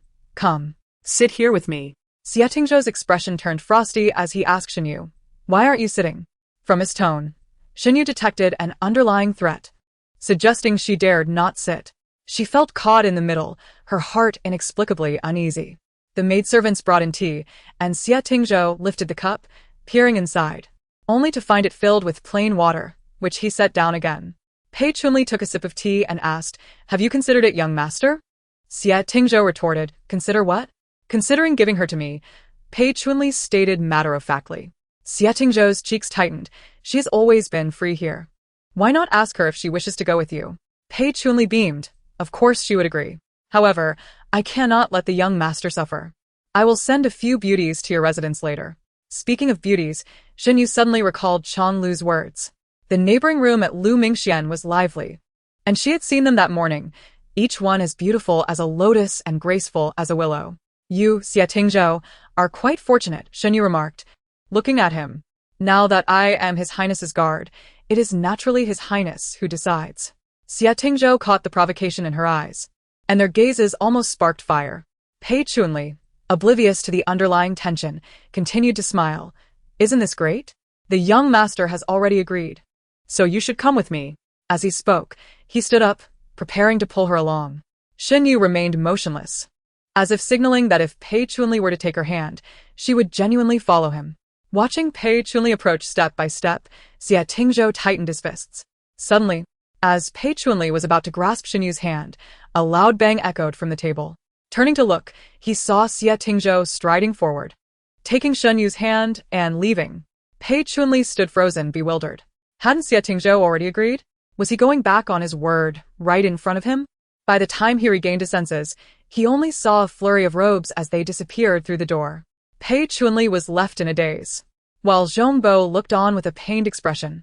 Xia Tingzhou hurriedly pulled Shenyu away, and the servants along the way quickly knelt aside, avoiding them. His long legs covered ground quickly, and Shenyu had to almost jog to keep pace. Xia Tingzhou was unaware of where he was headed, only just realizing that his feelings for her ran deeper than he had initially thought. He understood that he was merely a means to her end. Ultimately, things would conclude, and she would leave, returning to being Shenyu, or becoming a wealthy heiress. The only certainty was that she could never remain his guard. He believed that when that day arrived, he could let go. It turned out it was merely a delusion. Just moments ago, he was testing her, testing Pei Chunli. Yet in the end, he only tested himself. Chapter 83. Why are you so fragile? The frustration within Xia Tingzhou ignited into fierce flames at this moment, burning all the way to his throat. Your Highness, Xia Tingzhou. Shenyu could not help but call out his name. Xia Tingzhou abruptly turned, his gaze sharp as a hawk fixated on her. With each step he took forward, she retreated, until there was no more room to back away, her back pressed against the pillar. Sometimes, he truly wished to tear her apart, to uncover what was so special about her. Yet at the same time he hesitated, for that smile on her face and her chattering voice stirred feelings in his long silent heart. Xia Tingzhou found himself in a predicament. He lowered his brows and said, I remember you once said your life belongs to me. A faint scent of pine lingered around him, enveloping her senses. In the past, Shenyu found nothing wrong with it, but now she felt that the fragrance could easily lead one to despondency and weaken one's resolve. She turned her head and said, Once I am done, your Highness may take what you desire. Xia Tingzhou snorted lightly. Weren't you just calling me by my name? Quite bold of you. Shenyu frowned, her tone laced with complaint. If you had agreed when I first called you, there would have been no need to use your name. The sound of hurried footsteps echoed down the corridor, and Xia Tingzhou glanced toward the end of the passage, where Uncle Zhong was struggling to catch up, two young servants trailing behind, fearful he might stumble. Xia Tingzhou stepped back slightly, saying, I will not interfere with your friendships, but it would be wise not to get too close to Pei Chunli. Shenyu lifted her head, puzzled. Why? His father is the Marquis of Xianping. Xia Tingzhou replied slowly. The Marquis is part of the Crown Prince's faction, and with Emperor Su nearing his end, you should understand the implications. Xinyu pondered for a moment, nodding half understanding. Xia Tingzhou continued, with Emperor Su's condition deteriorating, the court is rife with open strife and covert battles. With so many princes, is it not possible that one or two harbors ambitions to usurp? Uncle Zhong, having hurried over, was startled to overhear such critical talk regarding the court, his legs weakening at the thought. Could such words be spoken? That was a matter worth a death sentence. He quickly turned to leave, cautioning his companions to keep silent. Fortunately, they were all brought from Balin, trustworthy individuals. Xia Tingzhou's gaze drifted over Xinyu's head, noting Uncle Zhong's departure. He remarked nonchalantly, currently, all factions are merely spectators. Aligning too early signifies risk. So, which side does your highness stand on? Xinyu suddenly inquired. Your highness has Balin behind you, with 100,000 Xingyan guards. Surely many wish to win you over. Xia Tingzhou narrowed his eyes, retracting his gaze. What if I say, I stand only by my side? Xinyu was taken aback, her eyes widening in surprise. Xia Tingzhou suddenly turned and smiled. Just teasing you. The court is already in disarray. Who would want to deal with such a mess? Shanyu quickly covered his mouth, glancing around cautiously, and said in a hushed tone, You must be mad to speak so freely. Her palm was slightly warm, calloused from years of wielding a blade, while the rest of her hand was soft. Xia Tingzhou parted his lips, speaking gently. Only you can hear this. As he spoke, his warm breath brushed against her palm. Xinyu abruptly withdrew her hand, rubbing it behind her back, feeling an inexplicable itch that seemed to penetrate her heart. Surely his lips harbored some poison. Observing her reaction, Xia Tingzhou lowered his head and said, I do not mind if you wish to befriend Pei Chunli. But do not drag the Balin Prince's residence into the mire. What a heavy accusation to lay upon her. Such a direct warning made her hesitant to act. It was far more effective than any curse. Xinyu huffed, I cannot bear such a crime. A gust of wind swept by, and Xia Tingzhou coughed lightly into his hand. Xinyu stood against the wind and could not help but complain, Why are you so fragile? Her instinctive action made Xia Tingzhou's heart soften unexpectedly. A light laugh escaped his throat. If you were to grow a bit taller, perhaps you could shield me from the wind. Wasn't that just a roundabout way of calling her short? Xinyu replied, You should go back. Xia Tingzhou spoke softly. I have noticed Uncle Zhong has been standing at a distance for quite some time, as if he has something to say. Xinyu glanced over, receiving a fierce glare from Uncle Zhong, which further darkened her expression. Uncle Zhong seems to dislike me even more now. This time, the once charming and invincible Xinyu finally encountered a wall in Uncle Zhong. As she brushed past him, he shot her a harsh glare, as if he wished to skewer her. She had no idea how she had offended Uncle Zhong. It seemed he had harbored reservations about her since her arrival at the residence. Uncle Zhong approached, advising, The wind is strong outside. Your highness is still unwell. It would be best to return indoors and rest. Xia Tingzhou nodded, and Uncle Zhong followed him back to Qingpu residence. After some contemplation, he felt compelled to speak up. Your highness, Uncle Zhong said respectfully, that Xiyu is untrustworthy and has unclear relations with that young marquis. Xia Tingzhou lifted his gaze slightly. What do you mean by unclear? Uncle Zhong, a man of propriety and duty, should not have spoken ill of others behind their backs. However, the late lord's words echoed in his mind. The old lord had said, in Balin, only Tingzhou is worthy of great responsibility. If he were to take a path of no return, I would be unworthy of my ancestors. It would be better to die. At that time, the lord had even pretended to wipe away tears. Though Uncle Zhong noticed his eyes were dry and chose not to expose him, the old lord had also instructed, You must convey this sentiment to him, telling him that he must keep those concubines, and if he dares to dismiss them, I will personally go to the capital to find him. Furthermore, before departing, the lord had grasped Uncle Zhong's arm, saying, Find a way to remove that guard by his side. You know he was fine in Balin, though not drawn to women. He was not attracted to men either. How could he change so drastically in just a few months? Uncle Zhong had served in the prince's residence since youth, rising from a servant to the position of steward. Now entrusted with such an important responsibility, he was determined to fulfill the lord's expectations. With this in mind, Uncle Zhong's spirit was lifted, and he declared earnestly, He and that young marquis have been clandestinely communicating. I heard the young marquis himself say they shared a room. With the young marquis, lying on the couch, and Xiu above him. Uncle Zhong glanced at Xie Tingzhou's expression, fearing he might be overwhelmed with anger, and hurriedly poured him a cup of water. Your Highness, do not be overly agitated. It is good to know what kind of person Xiu is. This way, you can awaken quickly and cut through the chaos. Though Xie Tingzhou was unaware of what could transpire between two individuals in such a position, knowing Xinyu, she would be lucky if she managed to keep Pei Chunli from overpowering her. She certainly would not develop any improper feelings. Yet, the thought remained unpleasant. That fool had known Xinyu even before he did. Uncle Zhong awaited a command from the prince to expel that young marquis from the residence, thus fulfilling his mission. Xie Tingzhou accepted the teacup and, with a calm demeanor, said, "Rise." The maid glanced up, slowly getting to her feet, recalling the words of Zhong Bo. She whispered, "There is one more thing I forgot to mention." Xie Tingzhou gestured for her to continue. The maid spoke before Xiu arrived in the front hall. The young marquis claimed that the two of them had already pledged their lives to each other.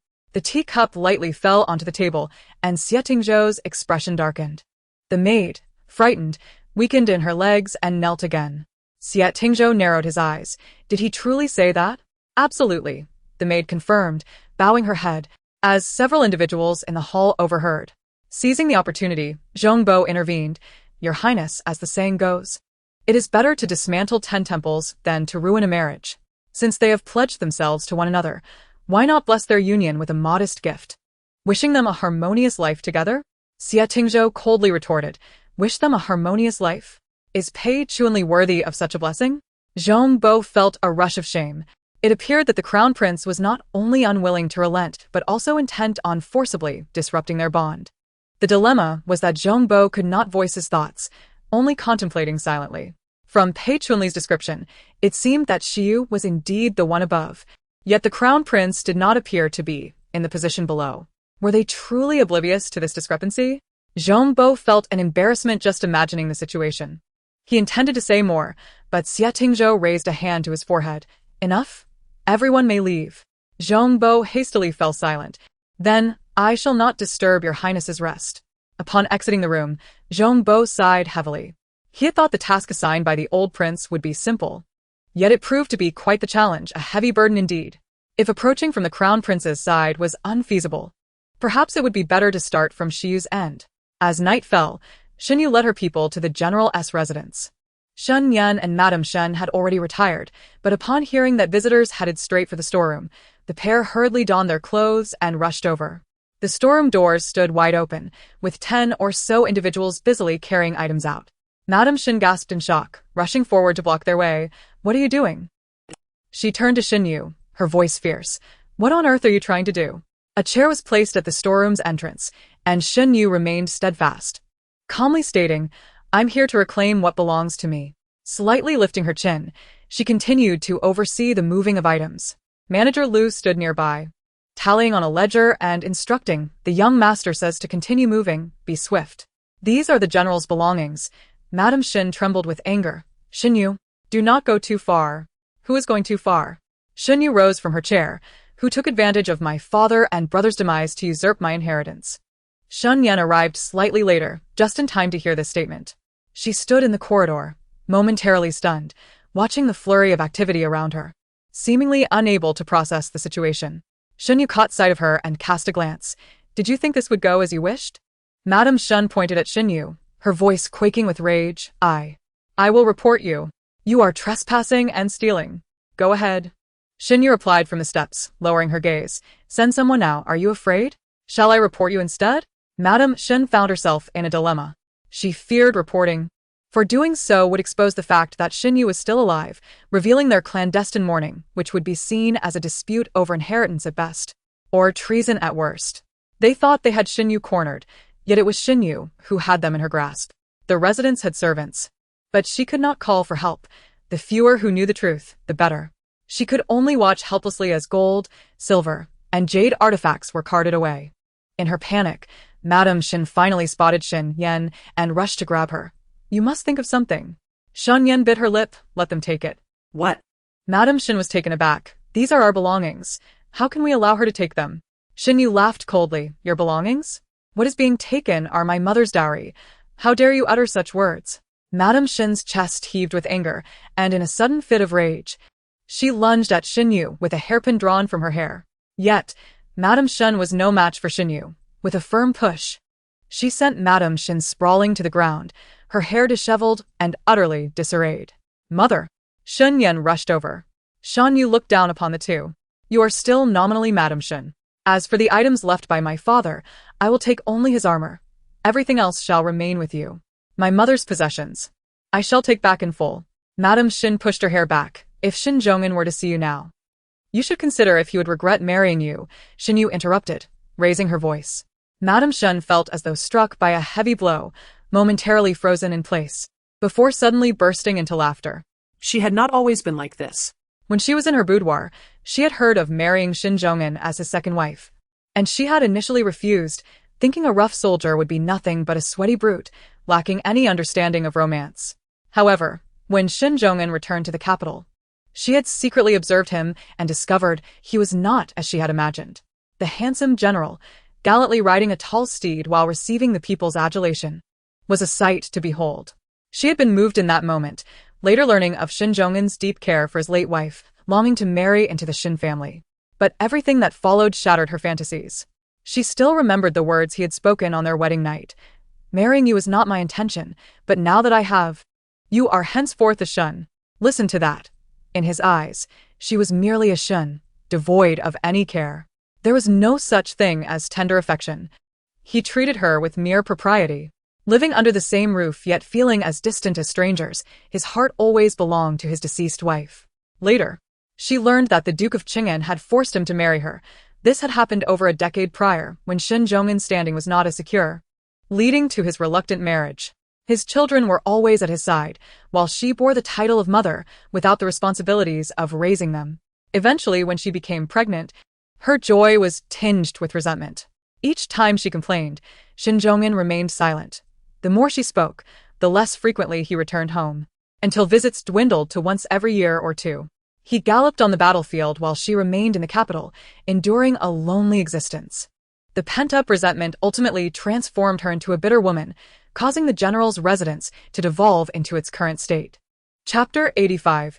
Madness. Seeing Madame Shin vacillate between laughter and tears, seemingly lost in memories, Shun Yan held her tightly, calling out, "Mother, what is wrong? Please do not frighten me." Finally, Madame Shin was brought back to reality by Shun Yan's voice.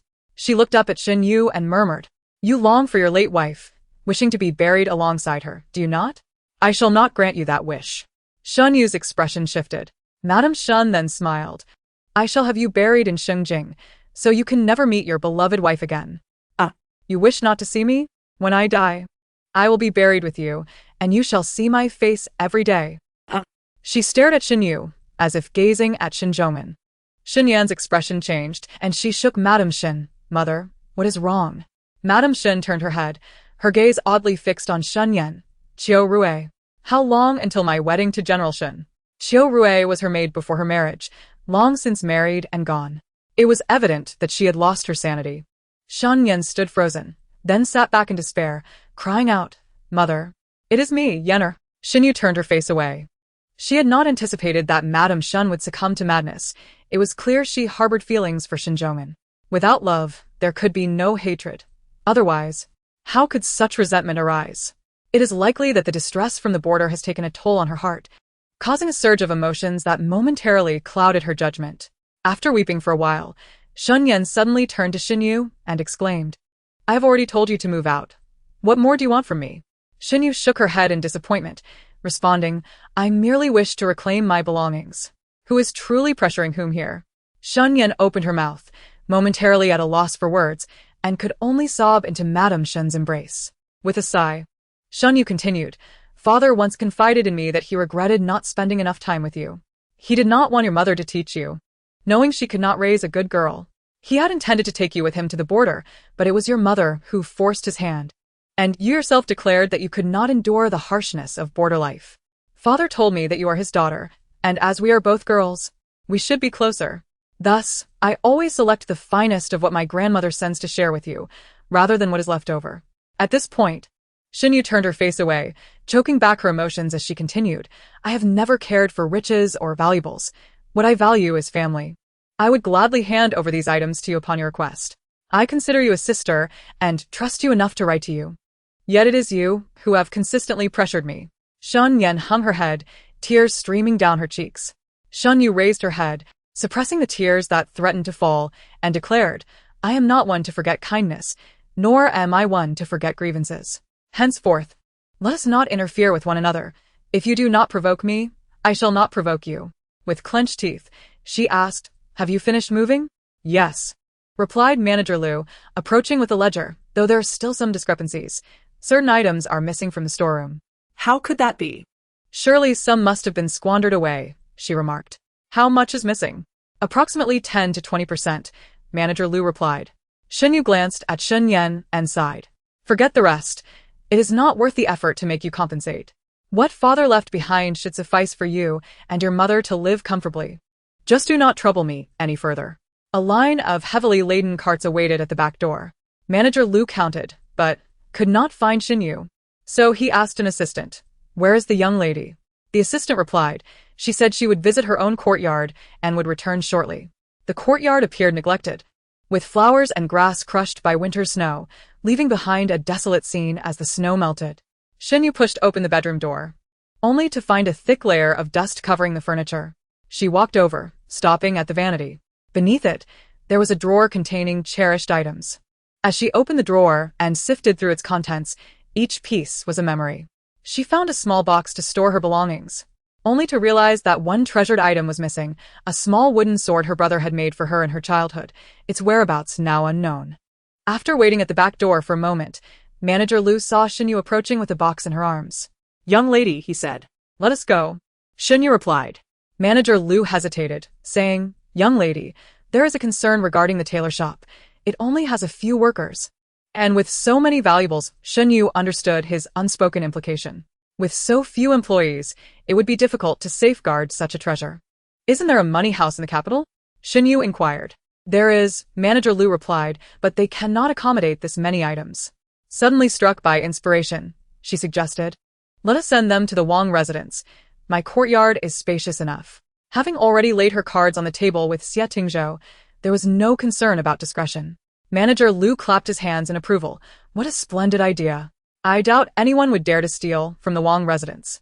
Without delay, a long line of carts did not head directly to the Wang residence, but instead made a detour to Liu's shop, disguising themselves as delivery vehicles before proceeding to the northern Lin Wang's manor. Shen Yu instructed the carts to wait outside while she first sought permission from Xie Tingzhou at Qingpu residence, as it was his household, and she could not act too casually. Upon arriving at Qingpu residence, she found guards stationed both inside and out. The guards recognized her, as they were aware of the arrival of Xiu, and thus did not impede her entry, even opening the door for her. As she approached, she discovered that both the study and bedroom lights were extinguished. She pulled a guard aside and inquired softly, Has His Highness retired for the night? The guard confirmed, Yes, he has. Xie Tingzhou needed rest, as the doctor had prescribed a sedative to be mixed with his medicine, ensuring he would sleep early. Shen Yu nodded. Then I shall return tomorrow. Under the eaves, the white-feathered bird had not yet slept. Upon hearing the commotion, it paused for a moment before suddenly taking flight. Its wings brushed against the iron horse hanging above, producing a clattering sound that stirred Xie Tingzhou from his slumber. Chapter 86. Not particularly fond of it, Xie Tingzhou was not in deep sleep. Upon hearing the noise, he rose from his bed, opening the window to glance outside, just in time to see Shen Yu departing. What was her purpose? He pondered. The guard stationed at night replied, I did not inquire further.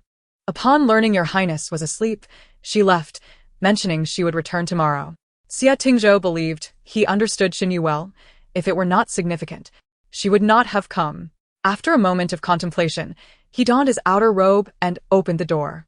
Noticing his intention to go out, the guard quickly fetched a cloak.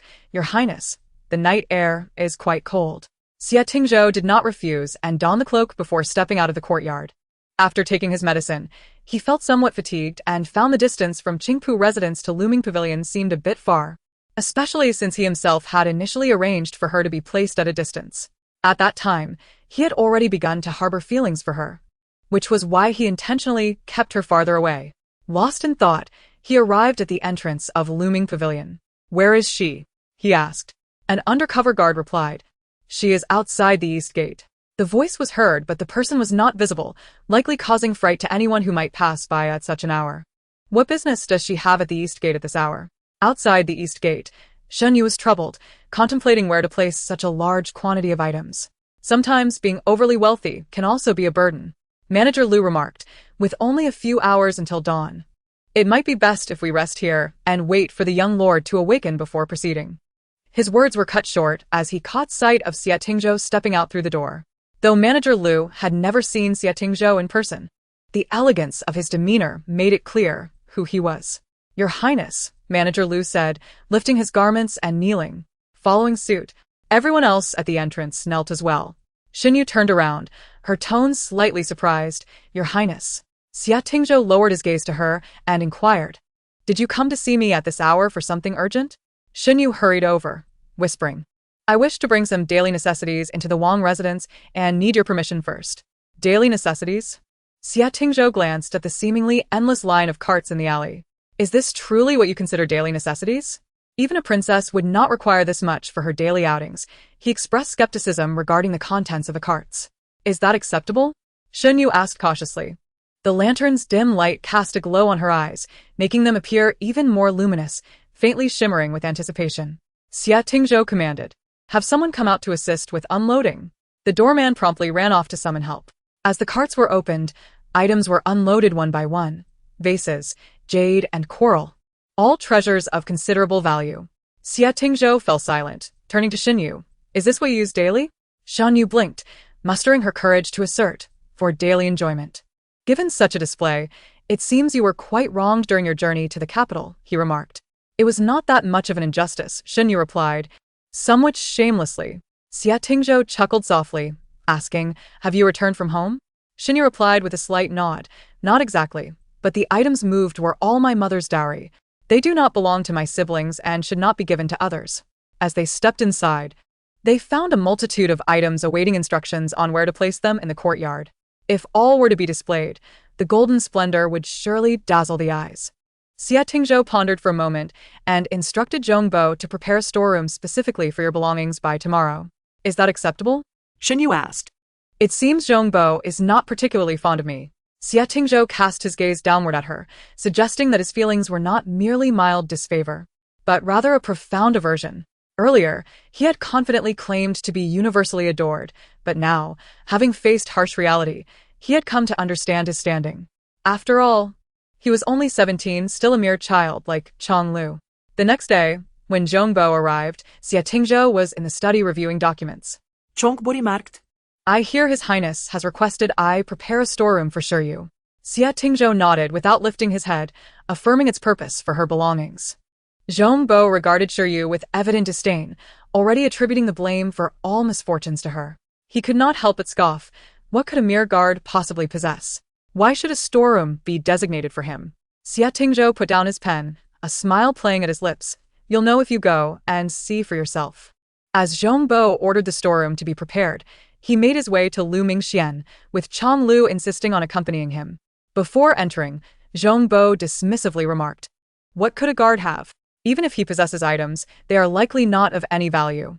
If he were to store a cart or a donkey cart, it would be quite absurd. As he pushed open the door, he gasped in astonishment at the sight before him, nearly stumbling as Chong Lu swiftly caught him. Both stood frozen at the entrance like wooden posts. Zhongbo, the steward of the Northern Lin Prince's residence, had seen his fair share of grandeur, but was momentarily rendered speechless by the spectacle. The arrangement rivaled half of the storeroom at the Northern Lin Prince's estate. Rows of antique shelves filled the courtyard, resembling a labyrinth, adorned with various treasures that were clearly priceless. Chong Lu's jaw dropped as he took a few steps forward, reaching out to touch, only to be slapped away by Zhongbo. If you break something, can you afford to pay for it? Chong Lu rubbed his hands together, exclaiming, Are these all real? They are magnificent. Just then, Xinyu emerged from within and graciously offered, Choose one you like, and I shall gift it to you. Really? Chong Lu's eyes sparkled with excitement. As he prepared to rush over to select, Zhongbo yanked him back. No reward without effort. Can you truly take something like this with peace of mind? Of course, Chong Lu replied innocently. Shiryu is giving it to me, not stealing it. Why wouldn't I feel at ease? Zhongbo was taken aback by his naivety. Shen Yu had walked past the antique shelves and approached Zhong Bo, bowing respectfully. Thank you for your assistance. Zhong Bo grunted in acknowledgement, but did not forget his duties as instructed by His Highness. He turned, flicking his sleeve. Ensure you count the items with someone from the storeroom. Both sides must agree on the numbers, or else we cannot account for any losses during transport.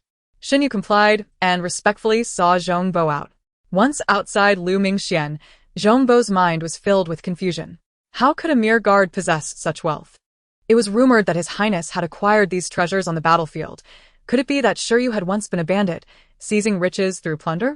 In recent years, with the rise of banditry among the impoverished, this was not entirely out of the realm of possibility. Just as Chong Lu was contemplating his newfound fortune, Zhong Bo abruptly pulled him back. What now? Chong Lu asked, feeling dejected. Zhong Bo's brow furrowed deeply as he inquired, what is Shiryu's true background? Could he possibly be a bandit? Chong Lu thought Shiryu to be quite amiable, handsome, and easy to get along with. And he did not appreciate Zhong Bo's disparaging remarks behind her back. Thus, he replied with indignation, Shiryu is the guard of the late General Shen, a fierce warrior on the battlefield, reputed to have slain over 300 enemies. Zhong Bo stroked his beard, skeptical. That frame of his could hardly accomplish that. Indeed. Chong Lu insisted. Even General Chong has taken a liking to him, competing for his favor. Chapter 87. The Betrothal. Zhong Bo fell silent for a moment, contemplating that if Shiryu could indeed slay 300 foes, he would be on par with His Highness. Wait. How did this return to the hierarchy of who is above and who is below? As they continued their conversation, Zhong Bo shook his head. But where did these treasures come from? And why move them to the palace? Chong Lu's mind raced, and with excitement, he declared, I figured it out. What do you mean? Chong Bo inquired. Chong Lu, assuming a serious demeanor, explained, when it comes to marriage, there are always betrothal gifts and dowries, right? I suspect this is the intention. Shiryu is here with gifts to propose to our family. Before he could finish, Zhong Bo smacked him, exclaiming, nonsense. How could our highness be marrying? It must be the other way around. Chong Lu, somewhat confused, mused, so, Shiryu is to be a consort? That's one way to look at it, Zhong Bo replied, but then quickly corrected himself. No, absolutely not. Our highness and Shiryu have no such connection, and in the future, they shall marry their respective partners. As they idly conversed, they arrived at Qingpu residence. Upon seeing the two return, Xia Tingzhou looked up and asked, is everything arranged? Both Zhong Bo and Chong Lu wore somber expressions. Zhong Bo respectfully replied, all is set. Shiryu has arranged for someone to count the items with the storeroom staff to avoid any discrepancies later. Very well, Xia Tingzhou said, closing one document and opening another. Upon noticing they remained standing, he inquired, is there anything else? Zhong Bo thought for a moment, realizing that Xia Tingzhou would not be receptive to any pressing matters at this time, so he replied, nothing of consequence. What is wrong with him? Xia Tingzhou pointed to the dejected Chong Lu, who leaned against the door as if he had lost a fortune. Chong Lu lamented. I had my eye on a jar from Shiryu's collection, and he said he would give it to me, but Zhong Bo wouldn't let me have it. Xia Tingzhou set down his pen. Not taking it as wise. What would you do with the jar? Chong Lu blinked. I wanted to catch 2 turtles from the pond to keep. Zhong Bo looked at him with exasperation. Our highness raises eagles and leopards, and you wish to keep turtles? Chong Lu shrank back. Xia Tingzhou suggested, let Zhong Bo accompany you to find a jar. Chong Lu hesitated and murmured, but it wouldn't be as beautiful as Shiryu's. I prefer pink. Xia Tingzhou was momentarily at a loss for words.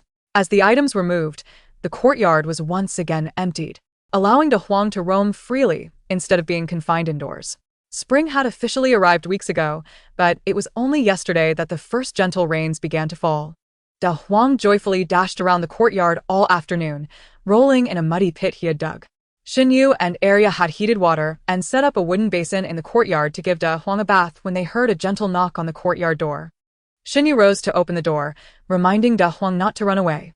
Upon opening the door, several lively young women stood there, the very maids from the neighboring residence who had come from northern Lin. Since their arrival, there had been no disturbances.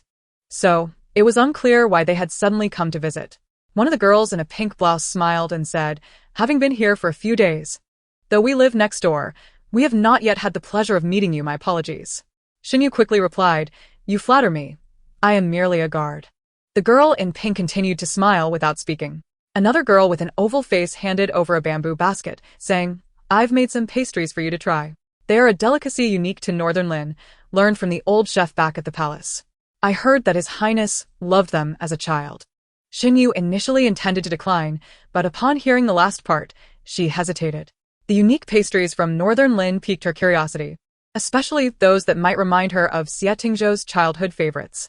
Seeing that she did not refuse, the oval-faced girl offered, "Shall I take them inside for you?" As she gently pushed open another door, they were met with the sight of the young maid and an unkempt dog. Xinyu graciously stepped aside, "Please come in," and then approached Arya, instructing, "Don't play for too long. You must go inside to dry off within the time it takes to brew a cup of tea." "Understood?" Arya nodded obediently, cradling the damp golden dog, and said, "We shall only play for the duration of half a tea." Xinyu gently patted Arya's head and praised, "Good girl." Golden Dog barked twice, seemingly displeased with the praise directed solely at Arya. Xinyu then patted Golden Dog, saying, "You're also good." This courtyard appeared even larger than ours. Indeed, it seems there is a pavilion at the back. His Highness is truly generous. Several young ladies had already begun to glance around as they entered the small hall. The lady in the pink attire looked back and whispered, "Is it safe?" The one with the oval face replied, "Of course, I specifically added a colorless and tasteless powder. He surely cannot detect it." However, the lady in pink still felt uneasy. What if he seeks out the young master after consuming it? "We can simply lock the door," another remarked, her almond-shaped eyes widening. Hearing footsteps approaching, the group quickly fell silent. "Apologies for my tardiness," Xinyu announced as he stepped through the door, carrying a teapot. The ladies exchanged glances. And the one in pink jested, "If you don't bring some pastries soon, they will grow cold." Xinyu took his seat and watched as the oval-faced lady arranged the exquisite pastries on the table. The pastries were indeed delightful, crafted into the shape of lotus flowers, with delicate petals tinted a soft pink, appearing lifelike. "Please, young master, do have a taste," the oval-faced lady said as she placed a piece into a small dish. Xinyu cast her a glance, causing the oval-faced lady's heart to quiver with apprehension. Fearing exposure, she averted her gaze and timidly smiled. "It may not be appropriate for you to look at me this way. After all, I am merely your humble servant." "How rude," Xinyu remarked, lifting the dish. The others watched anxiously, holding their breath. When Shiryu took a gentle bite, they all exhaled in relief. Xinyu nodded slightly. "The taste is quite pleasant." The oval-faced lady beamed. "If you find it agreeable, do indulge further." As they encouraged him, Xinyu continued to eat. After finishing a piece, he gestured, slowly leaning toward the table, bowing his head and closing his eyes. "Young master? Young master?" When Shiryu did not respond, the lady in pink queried, "What exactly did you administer?" The oval-faced lady replied, "What else could it be? It is, of course, a potion to awaken his romantic inclinations." "But how could he fall asleep after consuming it?" "You haven't mistakenly given him a soporific, have you?" Upon her words, the oval-faced lady felt uncertain. "I distinctly remember the two vials being different. I did not mix them up." "What shall we do now?" one asked. Chapter 88. Impropriety after a moment of contemplation. They realized they could only proceed with the plan as is. Otherwise, he might become guarded in the future, making it difficult to execute their scheme. The lady in pink exchanged a look with the almond-eyed one and said to the oval-faced lady, "Chiu Yun, since you misadministered the potion, the subsequent matters will fall upon you." The oval-faced lady protested, "Why must it be my responsibility?" The lady in pink replied, "If you do not take charge, everything will fall apart. When the young master investigates, it will be evident that you were the one who administered the potion and prepared the pastries. We too have not laid a finger on him." The almond-eyed one chimed in, "Indeed, neither Chun Fu nor I have done anything." The oval-faced lady, flustered, retorted, "How can you do this to me?" Realizing her voice had risen too high, she lowered it. "How can you be so treacherous? One must look after their own interests. Now, do you agree to proceed or not?" Chun Fu remarked dismissively. The oval-faced lady, her face flushed with anger, found herself in a predicament and finally gritted her teeth. "Then do not turn your backs on me. I will drag you down with me if I must." Chun Fu wrapped her arm around her, softening her tone, "Of course. He will not remain under the influence for long. The soporific should wear off soon.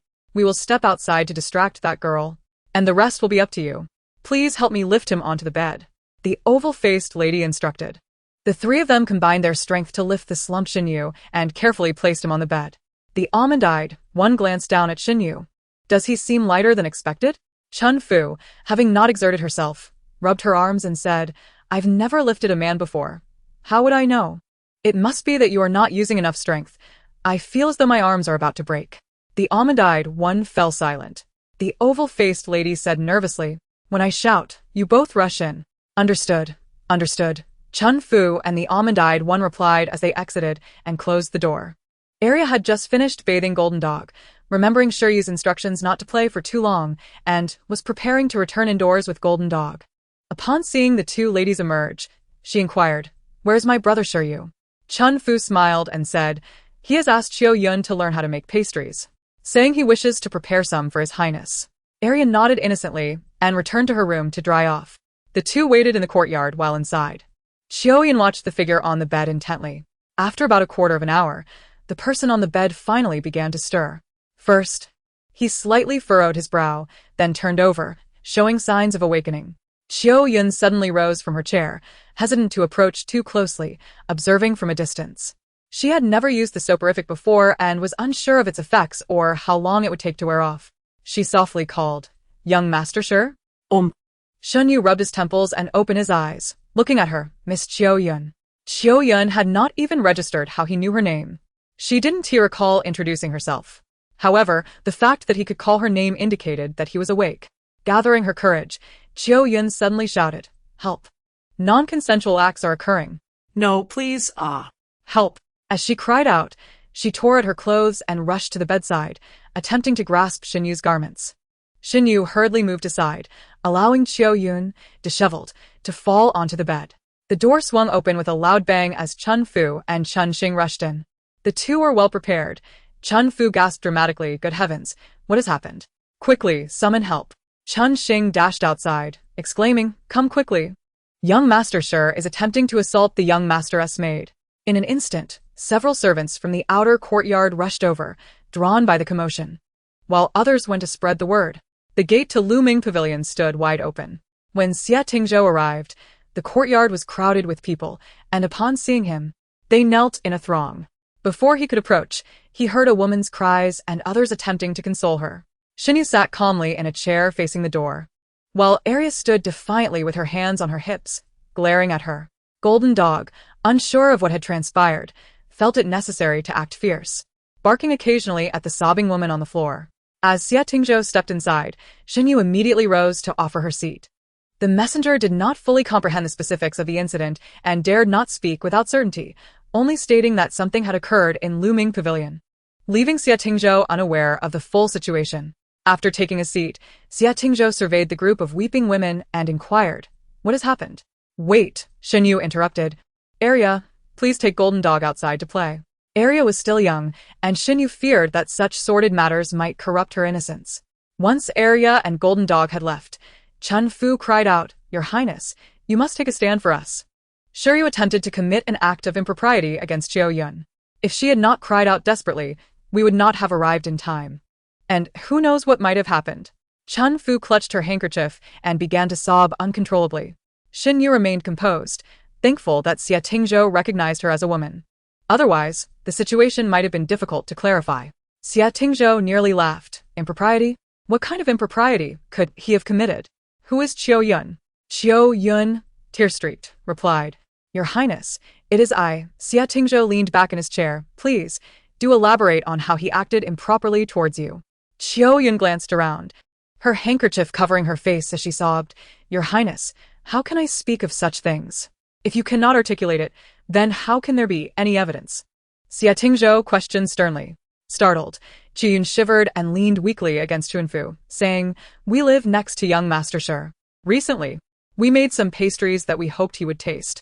After trying the ones I prepared, he expressed a desire to learn, so I stayed to teach him. Unexpectedly, after a brief conversation, he began to touch me inappropriately. As a servant of His Highness, how could I submit to another? Thus I fought back, but alas. She stifled a few sobs and continued, Alas, he was too strong. I, a frail girl incapable of harming even a chicken, was thus overpowered and pressed down on the couch. Xie Tingzhou nodded thoughtfully. So, the rice has been cooked? If that is the case, perhaps I should gift you to him. Shinyu cast an unhappy glance at Xie Tingzhou, who feigned ignorance.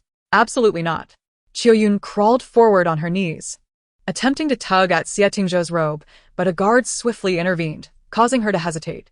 In truth, the deed has not been done, my lady, Qiuyun added, a hint of shyness in her tone. I remain intact. Shinyu rolled her eyes, and Xie Tingzhou distinctly heard her scoff. Holding back laughter, Xie Tingzhou inquired, is there any witness? Certainly, Chuan Fu interjected. Both Chuanxing and I can attest. We heard Qiuyun's cries for help and saw her in disarray with him on the couch. Isn't that right, Chuanxing? Chapter 89. What of favoritism? Chuanxing glanced at Xie Tingzhou. She had ceased her sobbing when he spoke and cautiously replied, I did hear Qiuyun's cries for help, but I did not see the two of them lying together on the couch. Chuanfu was taken aback and pushed Chuanxing hard. You speak nonsense. You clearly entered with me. Chuanxing, kneeling, moved aside and whispered, I genuinely did not see anything. I only heard the cries. Sister, I cannot lie to His Highness. Qiuyun lamented. Regardless of whether Chuanxing saw it, she certainly heard my cries. The fact remains that Shiyu harbored ill intentions towards me. Is that truly the case? Xie Tingzhou directed his gaze at Shinyu. No, Senju replied. Xie Tingzhou idly rubbed his ring, casually stating, You heard her say no. So, it must not be true. He is lying. Qiuyun suddenly became agitated. His Highness cannot favor him simply because he is your guard. Xie Tingzhou halted his movements and slowly asked, What if I choose to favor her? Just as Shinyu was about to speak, Xie Tingzhou raised a hand to silence her. His gaze was piercing as he addressed Qiuyun. What of my favoritism toward her? Feeling the weight of his stare, Qiuyun's heart sank, and she trembled as she said, Your Highness, how can you be so blind? How will you command respect in the future? If word spreads that a guard can freely harass a concubine of yours, what will become of your reputation? She deliberately aimed to escalate the situation, hoping to create a larger uproar. Xie Tingzhou scoffed, just a few maidservants daring to call themselves concubines. Qiuyun and Chuanfu's expressions shifted simultaneously. They bore the title of concubines in the northern Lin prince's residence, but had never truly served Xie Tingzhou. Qiuyun wept, even if I am not a concubine, merely a maidservant, I cannot allow myself to be so wantonly disrespected. It would be better to die. She moved as if to strike her head against a pillar. The guards gently blocked her with the hilt of their swords, pushing her back to the ground. Chuanxing glanced at the young master and Shiyu beside him, studying her resolve. Her choice had indeed been wise. Upon entering with the young master, Shiyu displayed no fear, which was peculiar, indicating he was fully confident in the situation. Furthermore, the young master had clearly expressed a desire to protect Shiyu. It was laughable that these two fools continued to act their parts. Chuanxing felt relieved she had turned against her former allies, allowing her to distance herself. Xie Tingzhou turned to Shinyu. It appears they are unwilling to yield. What do you suggest we do? Shinyu, detached, replied, How would I know? Xie Tingzhou sighed. You do not wish to defend yourself? Shinyu pursed her lips and said, They came to deliver pastries laced with drugs. They are unaware that the hearing of martial artists is superior to that of common folk, and their conversations were overheard by me. So, I devised a plan to see what they truly intended. You lie. Qiuyun glared. The pastries were made by my own hands. There is no poison in them. If you do not believe me, summon a physician for verification. Confident, Qiuyun knew the pastries had already been switched, the poisoned ones buried secretly in the courtyard. Shinyu chuckled lightly, producing a crumpled handkerchief from her sleeve and tossing it before them. As the handkerchief unfolded on the ground, its contents spilled everywhere. Upon seeing the remnants of the pastries, Chuanfu, Qiuyun, and Chuanxing gasped in shock. The handkerchief contained the crumbs of the pastries. She had not consumed any. Shinyu calmly stated, Perhaps we should have a physician examine this. Xie Tingzhou had previously warned against consuming unknown items. The incident with the chicken had taught her a lesson, so she had cleverly hidden the pastries in the handkerchief while the others conspired. Qiuyun collapsed to the ground. Chuanfu's heart raced as she realized the gravity of the situation and could only think of self-preservation. She grasped Qiuyun's arm tightly. Sister, did you truly poison the pastries? You foolish girl. Qiuyun widened her eyes and pointed at her. It was our plan to discuss this together. Now you wish to distance yourself and leave me to bear the blame alone? You are mistaken. Shinyu, disinterested in their quarrel, remarked, I have not fainted at any point. I have naturally heard everything you discussed. What charade are you still performing? Suddenly, Chuyun crawled a few steps forward. Your Highness. I was left with no choice. Da Huang. Da Huang, what is wrong? A worried voice echoed from the courtyard. Shen Yu ignored the scene before her and stepped outside, finding Da Huang anxiously pacing. When she called to it, it paid her no heed. What has happened? Ernyang asked, eyes reddened. I do not know, she replied. Weren't you playing with Da Huang? Shen Yu inquired. Ernyang timidly confessed, I was eavesdropping at the door. I lost track of it for a moment. And now it is like this. Xia Tingzhou emerged as well, glancing at the frantically darting Da Huang and ordering the guards to capture it. Da Huang was soon caught by several guards, who observed it for a moment before one whispered, Your Highness, it seems to be in heat. Under normal circumstances, a dog in heat should not behave so erratically. Another guard arrived, holding a half-eaten pastry. Your Highness, there are traces of digging in the flower bed over there. And we discovered this. It was indeed the pastry they had buried. Shen Yu looked at Xia Tingzhou and tentatively asked, Did you bring back its mate? Xia Tingzhou was rendered speechless. Do I seem like the kind of person who thinks so far ahead? Are there no other dogs in the estate? None. Shen Yu frowned. What shall we do now? Should we find another mate for Da Huang in the capital? Leave it to Chonglu, Xia Tingzhou suggested. He will know what to do. Shen Yu immediately protested. Chonglu is still so young. How would he understand? Xia Tingzhou chuckled half-heartedly. He has already arranged for a mate for the turtle eye entrusted to him. What began as a farce eventually turned into a comedy. Last time it was a roasted chicken. This time it was pastries. In the end, Da Huang bore the brunt of it all. As the commotion subsided, Zhong Bo hurried over to inquire how Xia Tingzhou wished to handle the situation.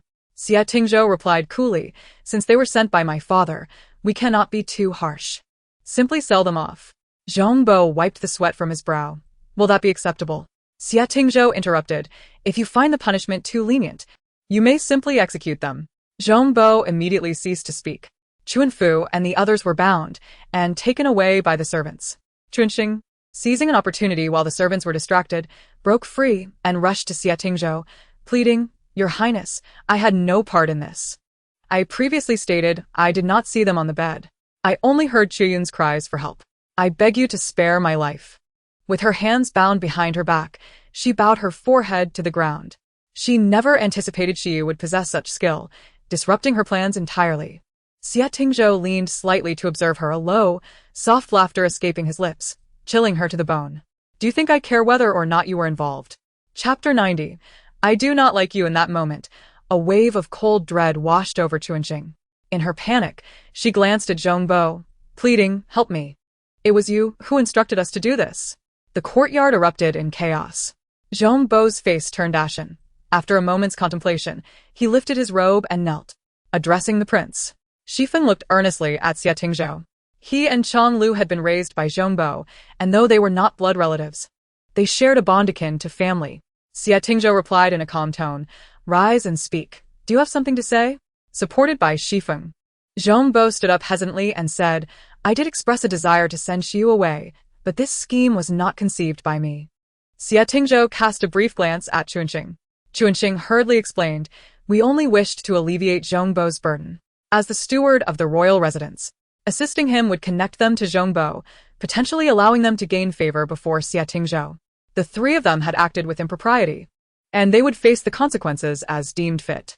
After speaking, Xia Tingzhou turned to leave. If their actions were merely improper, they could be sold off. But if they spoke out of turn, it indicated they might not be able to restrain their tongues even after leaving the estate. Wealthy families typically had several methods of handling such matters, either silencing them through poison before selling them off, or executing them outright. Xia Tingzhou fell ill and was unable to hunt with Song, thus the task fell to Chong Lu. Upon returning from his assignment, Chong Lu was alarmed to find Zhong Bo kneeling in the courtyard. Grandfather, why are you kneeling? Zhong Bo shook his head, feeling faint from the prolonged kneeling. Despite Chong Lu's urgent attempts to help him up, he hurried off to find Xia Tingzhou, only to be halted by Shifeng before he could enter the room. Come back. Chong Lu stomped his feet anxiously. Grandfather is still kneeling. What on earth is going on? Shifeng pulled Chong Lu aside and briefly explained the situation. As the steward, Zhong Bo had been spared public reprimand by Xia Tingzhou, who chose not to let him lose face. Zhongbo's loyalty stemmed from the late prince. He had once taken a blade for him, nearly losing a hand. The late prince had honored him with the name Xiazhong. Zhongbo felt unworthy of the family name, preferring to be called Azhong, and so everyone referred to him as Zhongbo. This name was not misplaced. He was indeed a loyal servant, having devoted himself to his master without fail, and Xie Tingzhou suspected he acted on the late prince's behalf. Zhongbo knelt of his own volition. While he was not the instigator, the situation arose because of him. As the steward, he was meant to be discreet, and such words should not have escaped his lips. The more Xie Tingzhou refrained from punishing him, the more troubled Zhongbo felt. Chang Lu, his nose wrinkled in worry, lamented the chilly ground of early spring, knowing Zhongbo's age made him susceptible to such discomfort. What are we to do? Shifeng, equally anxious, found himself at a loss. You're usually so clever. What do you propose? After a moment's thought, Chang Lu said, I will seek the prince. Xie Tingzhou, having just finished his medicine, looked up to see Chang Lu kneeling at the entrance. He inquired slowly, is kneeling contagious? Chang Lu pouted, on the verge of tears. Your Highness, may I take the punishment for Zhongbo? Xie Tingzhou took a handkerchief to wipe his hands. I have not punished him, but he feels worse than if he were punished, Chang Lu stammered. At the door, Shifeng overheard and expected Chang Lu to devise a clever plan, only to be disappointed. He strode into the room, yanking Chang Lu off the ground and chiding, are you trying to pressure the prince with your own self-sacrifice? What can the prince do? He did not punish Zhongbo. Should he bow down to him now? Awakened to his folly, Chang Lu quickly clarified, I meant no such thing. I'm just worried. After a lengthy silence, Xie Tingzhou finally spoke, tell Zhongbo that he owes me nothing. Chang Lu, bewildered, looked to Shifeng, who, older and wiser, quickly understood and dragged him out.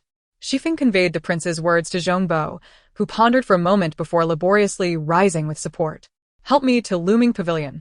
Zhongbo requested weakly. He understood the prince's message. His lack of punishment signified that Zhongbo owed him no debt, though he held a disdain for Xiu. Zhongbo prided himself on his integrity and would never conspire against another. As twilight approached, the once quiet doors of Looming Pavilion were knocked upon once more.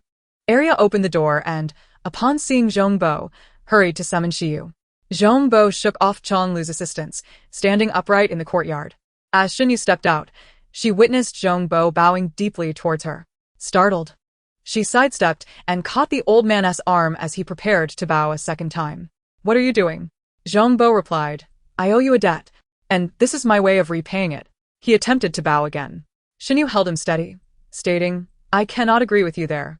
It is often said that misfortunes do not befall one's spouse or children, nor should the innocent suffer for the guilty. This matter does not concern you. Zhongbo retorted. But did you conspire with them? Zhongbo's expression was stern. I did not. Did you subtly hint to them? Never. Did you ever consider using schemes to expel me from the estate? Zhongbo, standing resolutely, replied, I am not that kind of person. I intended to speak with you sincerely, hoping to persuade you to leave willingly. Then that is correct, Xinyu smiled. I have heard Shifeng say you might as well die of frustration, but if Chang Lu truly did perish, it would have nothing to do with Shifeng. Chang Lu, feeling wronged, exclaimed, how could you wish for my death? Could you not use a different metaphor? Xinyu laughed, releasing Zhongbo's arm and stepping back. It was merely a jest. I will not hold it against you, but I am also not one to repay kindness with malice. You do not like me, and I, in turn, do not like you. However, Xinyu paused before continuing, I am unworthy of your bow, but I return it nonetheless. She bowed deeply in response. Zhongbo, respected within the royal residence, had often received such displays of respect from the younger generation. Yet this was the first time he felt his dignity restored through such a gesture. His eyes glistened with unshed tears, but he quickly regained his composure. Though I accept your courtesy today, I still do not consent to your remaining in the royal residence. We must discuss this matter further. As the three departed Looming Pavilion, Zhongbo's heart was filled with myriad emotions. The youth had maintained a dignified composure throughout, exhibiting a noble demeanor that suggested a well-regarded family background. Yet he could not fathom how such a young person had found himself in such a predicament. Zhongbo contemplated that had Xiu not been entangled with the prince, he would not have sought to expel him from the royal residence. Where could such a young child go if they left? In that moment, he entirely forgot about Xiu's vast wealth. Chang Lu inquired, Grandfather, Have you suddenly realized that Xiyu is quite amiable and likable? As soon as he finished speaking, the gate of looming pavilion creaked open once more. Shinyu peered out, saying, I forgot to mention, there's no need to discuss anything further. I am rather stubborn. You cannot drive me away, so do not waste your efforts. Zhongbo, exasperated, pointed at the door as she retreated, slamming it shut. He fumed, what a nuisance. Not likable at all. However, Chonglu and Shifeng erupted into laughter. Chapter 91. A chance encounter. Shen Yu was not one to sit idly. When not on duty, she would wander the streets, gathering tidbits of information. The capital's gambling houses were a melting pot of society, bustling with all manner of people, making it a hub for news. To avoid drawing attention, Shen Yu only engaged in small bets, never involving large sums of money. Pei Chunli was preparing to return home, nestled in the carriage and feeling drowsy. Suddenly struck by an unforeseen inspiration, he lifted the curtain and spotted Shiryu, who had just emerged from the gambling house. Overjoyed, Pei Chunli hastily jumped down from the carriage and pursued him. Brother, brother, he called out multiple times, chasing for quite a distance before finally catching up, panting as he blocked Shiryu's path. Why are you avoiding me? I'm not avoiding you. I simply didn't hear you, Shiryu replied. Indeed. He had heard someone shouting brother in the street, but who could have guessed that the hoarse voice belonged to Pei Chunli, who was followed by two young attendants. Pei Chunli, catching his breath, said, At last, I've found you. Did you seek me for something? Can I seek you out if there is nothing? Pei Chunli countered, to which Shiryu responded, If there is nothing, then I'll be on my way. Wait. Pei Chunli exclaimed, grabbing her arm. I haven't eaten yet, and ahead lies the Shirwa Pavilion. What do you say to a meal, dear young lady? Unfortunately, I'm not hungry, Shiryu replied. Recalling what Xie Tingzhou had said, Pei Chunli's father belonged to the Prince's faction. I don't care, Pei Chunli insisted stubbornly. The northern Linwangfu is closed to visitors, preventing me from seeking you out. Moreover, why is Li Jifeng allowed to visit? Is it only I, Xie Tingzhou, who is unwelcome? Mention of Xie Tingzhou suddenly reminded Shiryu of something. A few days ago, Chong Lu had abruptly asked whether she had secretly promised a lifelong commitment to Pei Chunli, and Xie Tingzhou had been present at the time. Shiryu halted, crossing her arms as she asked, Do explain when I ever made such a promise to you? Pei Chunli retorted with confidence, Last year. We secretly agreed in the flower house to enjoy life together henceforth. In simpler terms, isn't that a lifelong commitment? Shiryu nearly leaned against the wall in exasperation.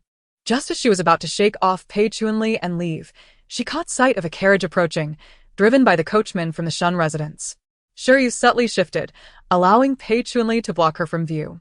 Since the day the granary was opened at the Shun residence, she had thought Shen Yan would lay low for a while, but today she had heard some news at the gambling house. Rumor had it that the second young lady of the Shin family had been visiting General Shin's grave daily and was actively acquiring medicinal herbs and grain throughout the city, purportedly to send to Dan Prefecture, which was suffering from a snow famine this year, in a bid to gain a good reputation in the capital. In the past, Shiryu might have believed that Shen Yan acted out of genuine kindness, but now she could only ponder what scheme Shen Yan might be concocting. Once trust between people is shattered, it is challenging to rebuild. The Shun carriage halted in front of a medicinal herb shop, confirming the rumors. After a moment's contemplation, Shiryu stepped into a nearby tea house. The maid dismounted first, then turned to assist Shen Yan down. Shen Zhong and was handsome, and all his children bore his likeness. While Shiryu resembled Shen Zhong, and she also possessed a pair of radiant eyes akin to her mother's, exuding a hint of vigor. Shen Yan, in contrast, appeared gentle and seemed slightly thinner, enhancing her frail demeanor. Shiryu lingered by the window for a moment, watching as the two entered the herb shop. When she turned around, she nearly collided with Pei Chunli's chin. What are you following me for? She asked irritably. Pei Chunli pondered, stroking his chin. You can't possibly favor such a girl, can you? Shiryu rolled her eyes. His thought process was perpetually peculiar. I detest such girls. Pei Chunli imitated her posture, finding it rather charming, and resolved to adopt it more often. Since you don't like her, then neither do I. Shiryu shot him an incredulous glance. Can't you have a little opinion of your own? Not at all, Pei Chunli replied defiantly. As his gaze shifted, he suddenly noted their coming out. Upon seeing Shen Yan and her maid exiting the herb shop, Pei Chunli observed as the shopkeeper cheerfully bid them farewell. Miss Shun, Take care. The herbs you ordered will be delivered to your residence by tomorrow.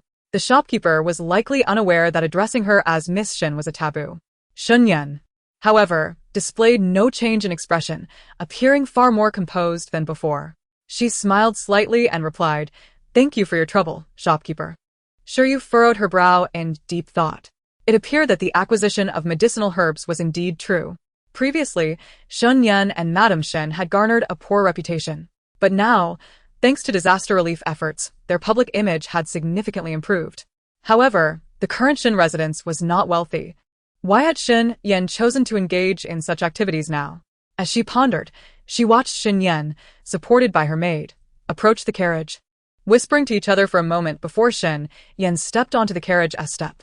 In the next instant, she seemingly lost her strength, collapsing from the carriage into her maid's arms, instantly unconscious. Miss. The maid cried out, "What is wrong with you?" She shook Shen Yan a few times, but Shen Yan remained unresponsive. Alarmed, the maid shouted, "Help! Someone help!" The shopkeeper and the staff from the herb shop rushed out, and the surrounding crowd began to gather. Pei Chunli crossed his arms, sighing, "She truly is delicate and feeble." Shiryu shot him a glare. "Why don't you go down and perform a heroic rescue?" The scene outside the herb shop descended into chaos. Unlike a medical clinic, a herb shop might have remedies but lacked a resident doctor, and by chance, this one had none. A woman stepped forward to assist, attempting to pinch Shen Yan's nose and squeeze her acupoint. The maid held Shen Yan tightly, tears streaming down her face. The shopkeeper suggested, "Perhaps we should first carry Miss Shen into the carriage. There's a clinic nearby that can take a look." The crowd grew larger, blocking the street entirely. Jiang Lianji's carriage became ensnared in the throng. "Let us see what is happening up ahead," Jiang Lianji said. A young servant quickly squeezed through the crowd and returned with news. "Miss Shen has fainted at the door of the herb shop." Jiang Lianji frowned. In his previous life, Shiryu had treated this sister with much kindness, but he found it hard to feel affection for her. Perhaps because her eyes starkly contrasted with Shiryu's, one clear, the other bearing an unusual depth for her age. If Yu had shown such affection for this sister in her past life, would she not resent him for remaining indifferent? "Let us go take a look," Jiang Lianji decided. In the crowd, someone recognized Jiang Lianji and recalled rumors circulating in the capital. It was said that this esteemed official had once sought to propose marriage, presenting an ideal opportunity for a heroic rescue. Consequently, a path was cleared for him. From her advantageous position on the upper floor, Shiryu observed the scene below. It was a curious coincidence that, although this herb shop was not the largest in Xinjiang, it lay on Jiang Lianji's regular route home from court.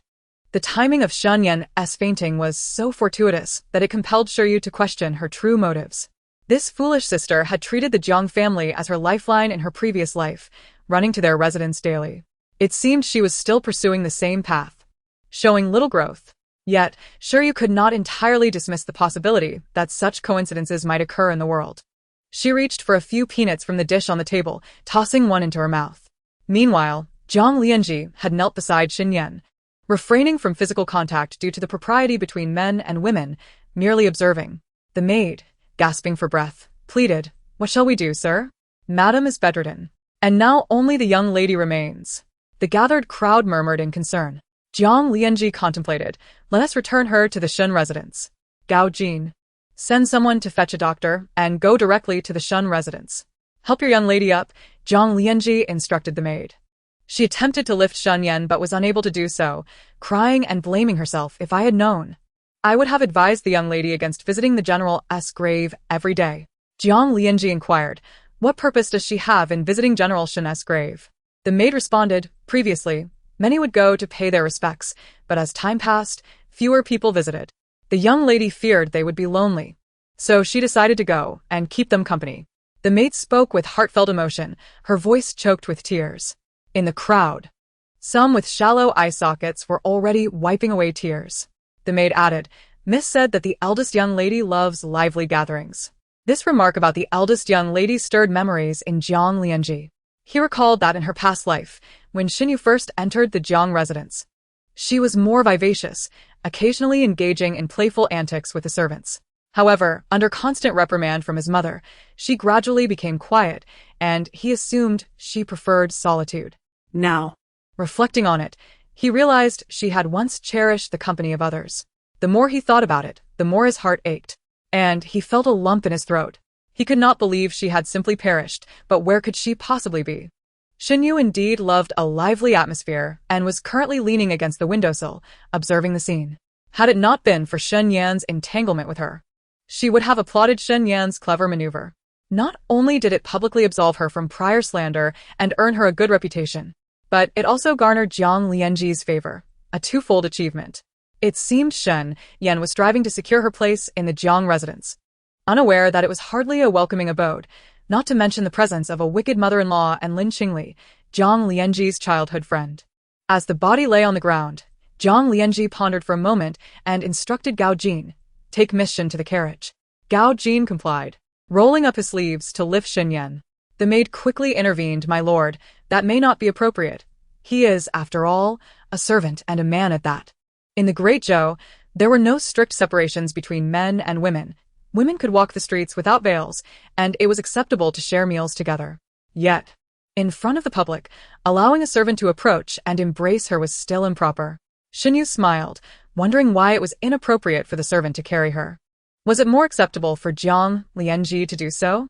This girl had devised a fine scheme, pulling Jiang Lianji into the spotlight with a public embrace. Shenyu tossed a peanut into her mouth, contemplating whether to subtly encourage their union. Yet, Shen Yan dared to use her as a stepping stone, which suggested she had not yet learned her lesson. A saying goes, "When you thrive, I shall suffer," and she was determined not to let Shen Yan have her way. Shen Yu threw another peanut into her mouth, keeping one in hand. Without hesitation, she flicked it, and it shot forth, striking Shen Yan in the abdomen. Shen Yan gasped in pain, springing up abruptly. The crowd erupted into excitement. "Oh, she's awake. That's good." Shen Yan, suppressing her pain, wondered if Jiang Lianji had noticed. Avoiding his gaze, Jiang Lianji rose, stating, "Since Miss Shen has awakened, you may return to your residence." The maid assisted Shen Yan to her feet, who coughed discreetly, claiming she had felt dizzy all of a sudden. The maid quickly covered for her, saying, "Miss has been neglecting her meals these past few days. She appears to have lost weight, and she hadn't eaten breakfast. It's no wonder she fainted. You must take care to eat well from now on." "I understand," Shen Yan replied softly, then bowed to Jiang Lianji, thanking him for his assistance. Jiang Lianji replied coolly, "Since Miss Shen is unwell, it would be best for her to return home early." He glanced at the inconspicuous peanut on the ground, then raised his gaze towards the tea house diagonally across the street, where the window on the second floor was partially open. Jiang Lianji strode toward the tea house, followed by Gao Jin, and ascended the stairs directly. The waiter hurriedly followed, asking, "What tea would you like, sir? We have private rooms available." Jiang Lianji feigned ignorance, walking along the corridor until he paused at a door, pointing to it. "I want this room." The waiter replied, "Unfortunately, this room is already occupied. Perhaps you would like to choose another?" "I want this room," Jiang Lianji insisted, pushing the door open. The waiter could not stop him and retreated to the side. Jiang Lianji surveyed the room. It was not one of the finest tea houses in Shengjing, and the private room was simply decorated, with only one man standing by the window. The man turned, holding a cup of tea, and spoke irritably, "What do you want? Don't you see your young lord is here enjoying tea?" The waiter immediately apologized, "I'm so sorry. I'll take this guest out right away." "No need." Pei Chunli raised his hand to stop him, glancing at Jiang Lianji. "This is our esteemed Minister Jiang. Would you like to stay for a cup of tea?" Jiang Lianji smiled. "Ah, it is the young lord. What brings you here alone for tea?" Pei Chunli replied nonchalantly, "I hadn't planned on drinking tea, but seeing someone faint in the street, I came up to enjoy the spectacle. Your heroic act of saving a damsel in distress has certainly made me envious." Jiang Lianji lowered his gaze. "I shall not disturb the young lord's enjoyment. I bid you farewell." The waiter closed the door behind him and followed Jiang Lianji downstairs. At the foot of the stairs, Jiang Lianji suddenly halted and asked, "Was there only one person in that private room?" The waiter responded, "Yes, my lord. Just the young lord. He hurried in, requesting the best spot, and I led him to that room." Jiang Lianji nodded slightly and departed. "Do you suspect it was young Lord Pei?" Gao Jin inquired. Jiang Lianji replied, "If there was indeed only him in that room, it must have been him." Gao Jin was puzzled, but there were no peanuts in that room. Jiang Lianji turned his head, looked back at the tea house. Gao Jin glanced back. The first floor of the tea house was filled with tables, and every occupied table had a dish of peanuts. Gao Jin immediately understood. Many tea houses offered such complimentary snacks. and their absence would seem deliberate. Regardless of who it was, it indicates that person harbors no ill intentions, perhaps even a kind reminder. Jiang Lianji lifted his gaze once more. But if Pei Chunli was alone, it suggests he has been quite adept at concealing himself. In the private room, Pei Chunli patted his chest and murmured, "Drinking tea alone is so dull." No one responded. He raised his voice, "Drinking tea alone is utterly boring." Still, no reply came. Pei Chunli paced around the room and suddenly shouted, "Drinking tea alone is so boring." Outside the door, the waiter knocked and said, "Young lord, if you're bored, would you like me to find someone to sing for you?" Just as the words left his mouth, a figure climbed in through the window. Pei Chunli directed his words at the door, "Get lost, I'm merely venting, it's none of your concern." Turning back, he whispered, "Why did you arrive so late? I've called the secret signal 3 times. If you hadn't come, they might think I'm unwell." Xinyu rolled her eyes at Pei Chunli's foolish secret signal. His original idea was even more absurd, suggesting he be called Young Lord, the beloved by all, which she found utterly repulsive and insisted he change. Xinyu ignored him, glancing out the window to see the crowd had dispersed and Jiang Lianji's carriage had already departed. Turning back, she casually scanned the table and suddenly asked, "Where are the peanuts? Do you still want to eat?" Pei Chunli replied smugly, "I was afraid Jiang Ji would discover them, so I put them away." "You should thank me. You were careless, forgetting something so important." Xinyu retorted, "I thank you. You're welcome." Pei Chunli said, "Shall we go? Up to the tavern?" Xinyu replied, "You go ahead. Jiang Lianji is cautious, and I fear he may have left someone to watch. I will come find you later." It was evident that Jiang Lianji had grown suspicious, prompting his investigation. It must be said that while Pei Chunli was not particularly clever, he was simple-minded and could still be of use in critical moments. After Pei Chunli left, a moment later, a man slipped into the alley across from the tea house, reporting to a figure lurking in the shadows. Only young Lord Pei left. No one accompanied him. "Should we continue watching?" Gao Jin pondered and replied, "No need." After Pei Chunli departed, Xinyu summoned the waiter, tossing him a silver ingot. "You did well." The waiter took the silver, beaming, "It is my fortune to serve the young master." This establishment was indeed the same one Xinyu had visited on New Year's Eve, the very place where she had gathered information through the informant, Si Shi. "By the way, I heard something peculiar," the waiter said. Xinyu inquired, "What is it?" The young attendant leaned closer and, lowering his voice cautiously, said, "I heard this news from elsewhere. My brother works at the Tongfu Inn, and a few days ago, several guests with accents from Chichong Prefecture arrived. My brother accidentally overheard something. Those men mentioned they were coming to the capital to lodge a complaint." Xinyu, puzzled, asked, "Lodging a complaint?" The attendant continued, "But that's not the crux of the matter. Every year, people come to the capital to lodge complaints. It's not uncommon. The issue is..." The next day, those men vanished after leaving the inn. "They left?" Xinyu inquired. The attendant shook his head, explaining that their bundles were still there. Yet the men were nowhere to be found. Days passed without their return, and later, when the inn reported to the authorities, the officials dismissed it, claiming it was normal for people to leave behind worthless items. Xinyu pondered this. In these tumultuous times, matters were rarely addressed unless they were significant, and the authorities preferred to avoid trouble. The attendant added, "My brother dared not speak of what he overheard to the officials and only confided in me. He even peeked at the men's bundles, and their travel permits were still there. How could they have just vanished? What's even stranger is that after the report was made, thieves appeared at the inn in the middle of the night." "What was stolen?" Xinyu asked. "Nothing was taken," the attendant replied. "However, the bundles were rummaged through, which is quite peculiar. This indeed constituted a curious case. But what troubled Xinyu was the origin of those men. Are you certain they hailed from Chichong Prefecture?" Xinyu pressed. "Absolutely," the attendant affirmed. "My brother has worked at the inn since he was 9. Serving guests from all directions, he can easily discern accents. Chichong Prefecture has been on Xinyu's mind repeatedly of late. Supplies had been lost in Chichong, and whether or not there was a connection, the place was a taboo for her. The team sent to Chichong had yet to return.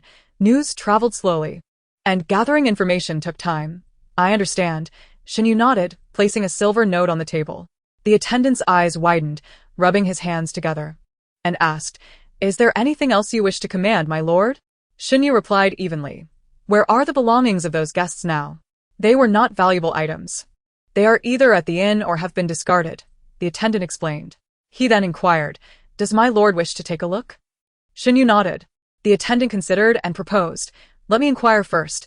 If I find out anything, I will inform you. Shin Yu glanced at the sky. If the information was confirmed, he should meet her at Sherwa Pavilion in an hour. Pei Chunli was still waiting at Sherwa Pavilion for Shin Yu, his hunger pressing against his back. It was only then that Shin Yu arrived. Pei Chunli had thought through several ideas and, upon seeing her, immediately unloaded his questions. Did you not assist Jiang Ji? Why are you avoiding him? Shin Yu dismissively replied, Is it wrong for me to harbor a grudge against him? Of course not, Pei Chunli declared. If that's the case, Jiang Ji is now my enemy too. He nudged Shin Yu with his shoulder, asking, How about that? Am I not loyal? Are you not moved to tears?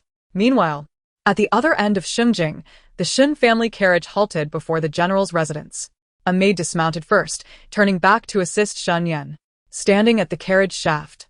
Shen Yan glanced at her before placing her hand on Zikui's arm and stepping down. Entering the general's residence, Shen Yan hurried along, her earlier frailties seemingly vanished. Upon reaching her bedroom, she suddenly halted. Zikui stood tensely behind her. Throughout the journey, Shen Yan had not uttered a word, yet her expression was grim. Having seized such a rare opportunity, just on the brink of success, she was now unaware of who had disrupted her plans. Zikui thought for a moment and stepped forward to comfort her. Miss, if this attempt fails, we still have. A resounding slap struck Zikui's face as Shen Yan yelled. Who told you to mention Shin Yu? Zikui covered her face and fell to her knees, sobbing. Miss, I only thought Jiang Darren was hesitating and wanted to fan the flames. Shen Yan swept her hand, sending items from the table crashing to the ground. It must be Shin Yu, she hissed. It has to be her. She cannot bear to see me succeed and seeks to ruin my plans. Zikui, crawling a few steps, grasped Shin Yan's skirt, pleading, Miss, do not be angry. It is not worth it to harm your health. I still have a plan. What plan do you have? Zikui whispered a few words, and Shen Yan's eyes showed hesitation. Do you think it will work? Zikui replied, I believe it is worth a try. Shen Yan looked down at Zikui, raising her hand to stroke her hair. Zikui, do not take it to heart that I struck you. You know I have a particular aversion to those who act on their own. I understand. Zikui nodded earnestly. Shen Yan removed a bracelet from her wrist and handed it to Zikui, saying, Take this. I promise that whatever good I have, you shall have a share too. Chapter 94. The case. After finishing their meal, Shin Yu calculated the time and dispersed from Sherwa Pavilion with Pei Chunli. As they exited, the young attendant emerged from a nearby alley, looking as though the items were still there. Night had fully fallen, and the streets were considerably emptier. Fortunately, there was no curfew, allowing for unimpeded movement. The attendant's brother, Sanfu, worked at an inconspicuous inn in the capital, popular among travelers for its affordable prices and decent location. Upon arriving at the inn, Sanfu led the two to a room in the back courtyard. Inside were items left behind by guests. And Sanfu explained, sometimes guests return for their things. Other times, they are left here, and if not claimed in time, they are discarded, navigating around the shelves. Sanfu pointed to a row, saying, There, those are their belongings, all right here. Shin Yu picked up a dagger and gently opened one bundle, then a second and a third, soon discovering something amiss. She turned to Sanfu and asked, What did those men look like? Sanfu recalled, there were 4 in total. 3 appeared to be around 30, while 1 was older. But they were all quite tall, about this high. He gestured to indicate their height, which was roughly a head and a half taller than himself. They were quite robust. Like, Shin Yu interjected, like martial artists? Exactly, Sanfu affirmed. They looked fierce and unapproachable, speaking quite roughly and barking orders at the staff. Shin Yu frowned. This was peculiar. These men did not seem like the type to be easily intimidated, yet they had come to the capital to lodge a complaint? Logically, it should have been the other way around. Shin Yu's thoughts shifted. She had heard that someone had previously attempted to steal. Sanfu had heard of this extravagant young master from his brother, Sushi, and thought that today the good fortune had finally come to him. He quickly replied, Yes, there was a theft. Only these bundles were disturbed. Shin Yu inquired, Yes, just these. Was anything stolen? Sushi started to speak but was silenced by a glance from Shin Yu. No, Sanfu answered. Shin Yu pressed. How can you be so certain? My lord may not know, Sanfu said, slightly bowing, but I checked these items before bringing them in. I can assure you nothing is missing. Are you certain? Shin Yu's gaze remained fixed on Sanfu's eyes, yet it was clear that an item was indeed absent. Sanfu's brows twitched as he asked, "My lord, what do you mean?"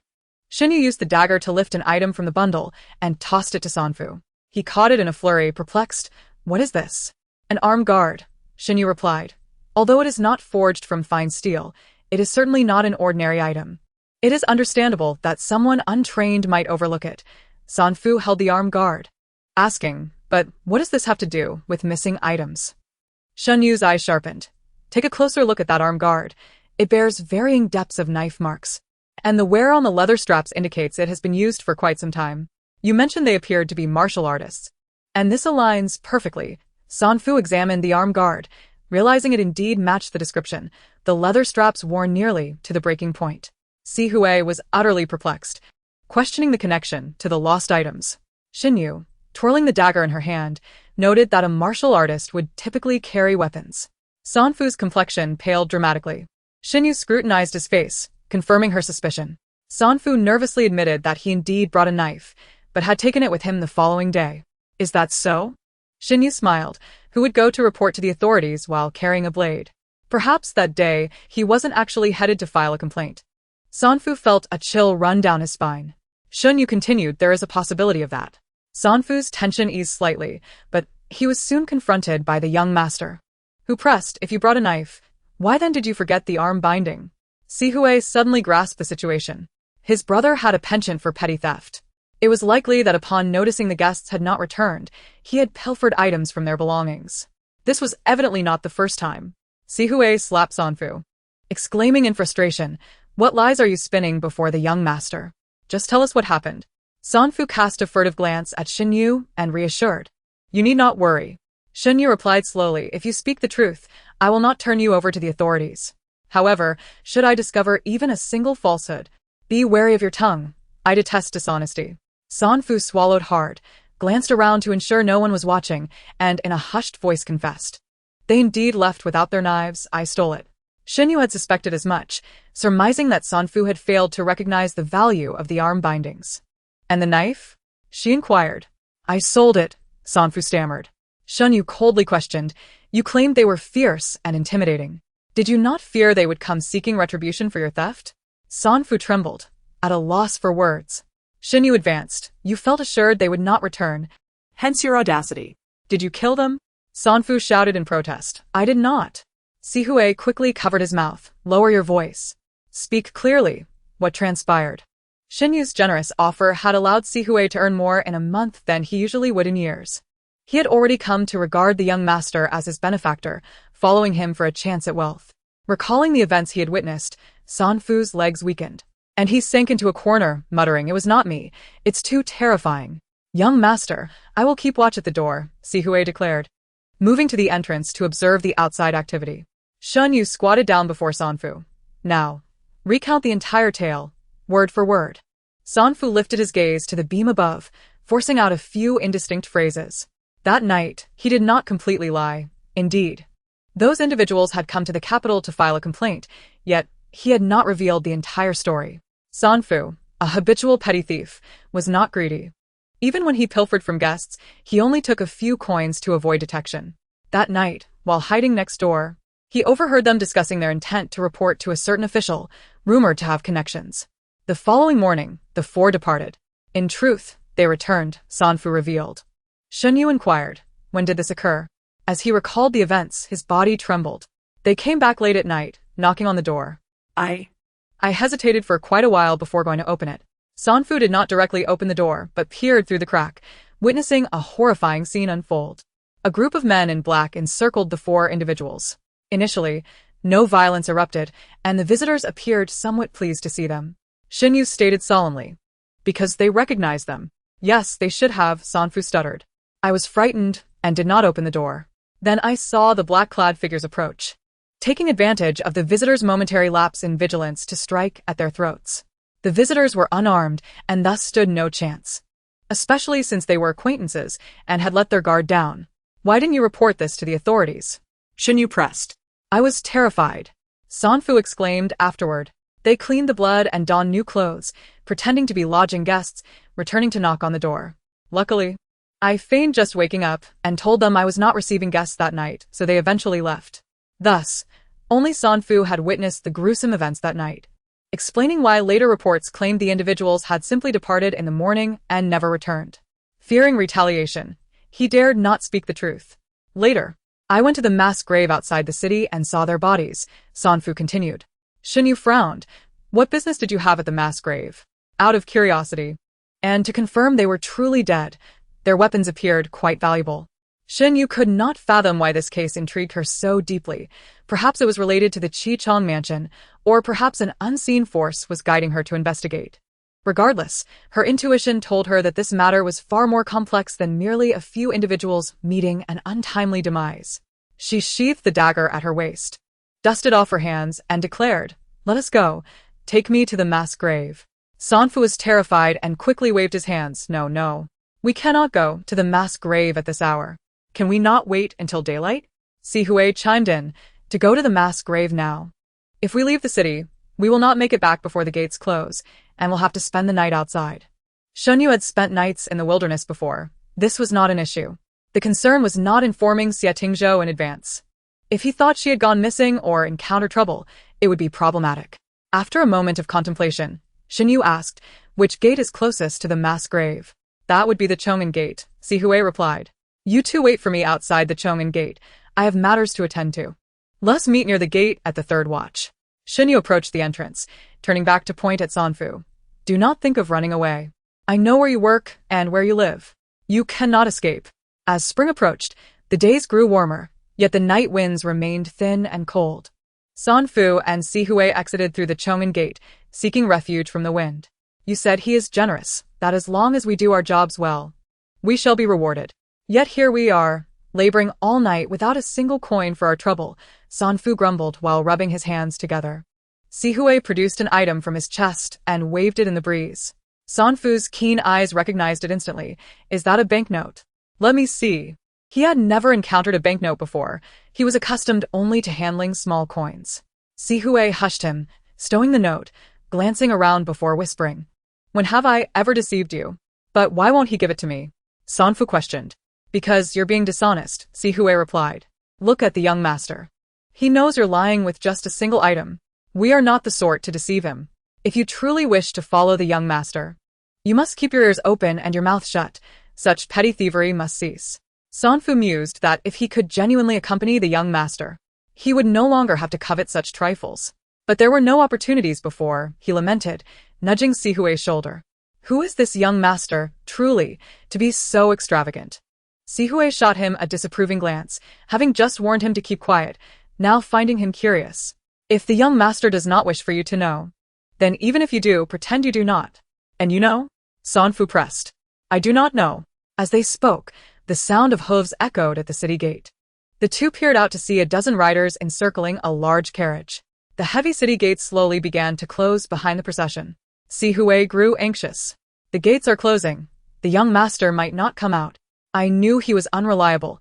Who goes to a mass grave in the dead of night?" Suddenly, a sharp cry pierced the wind.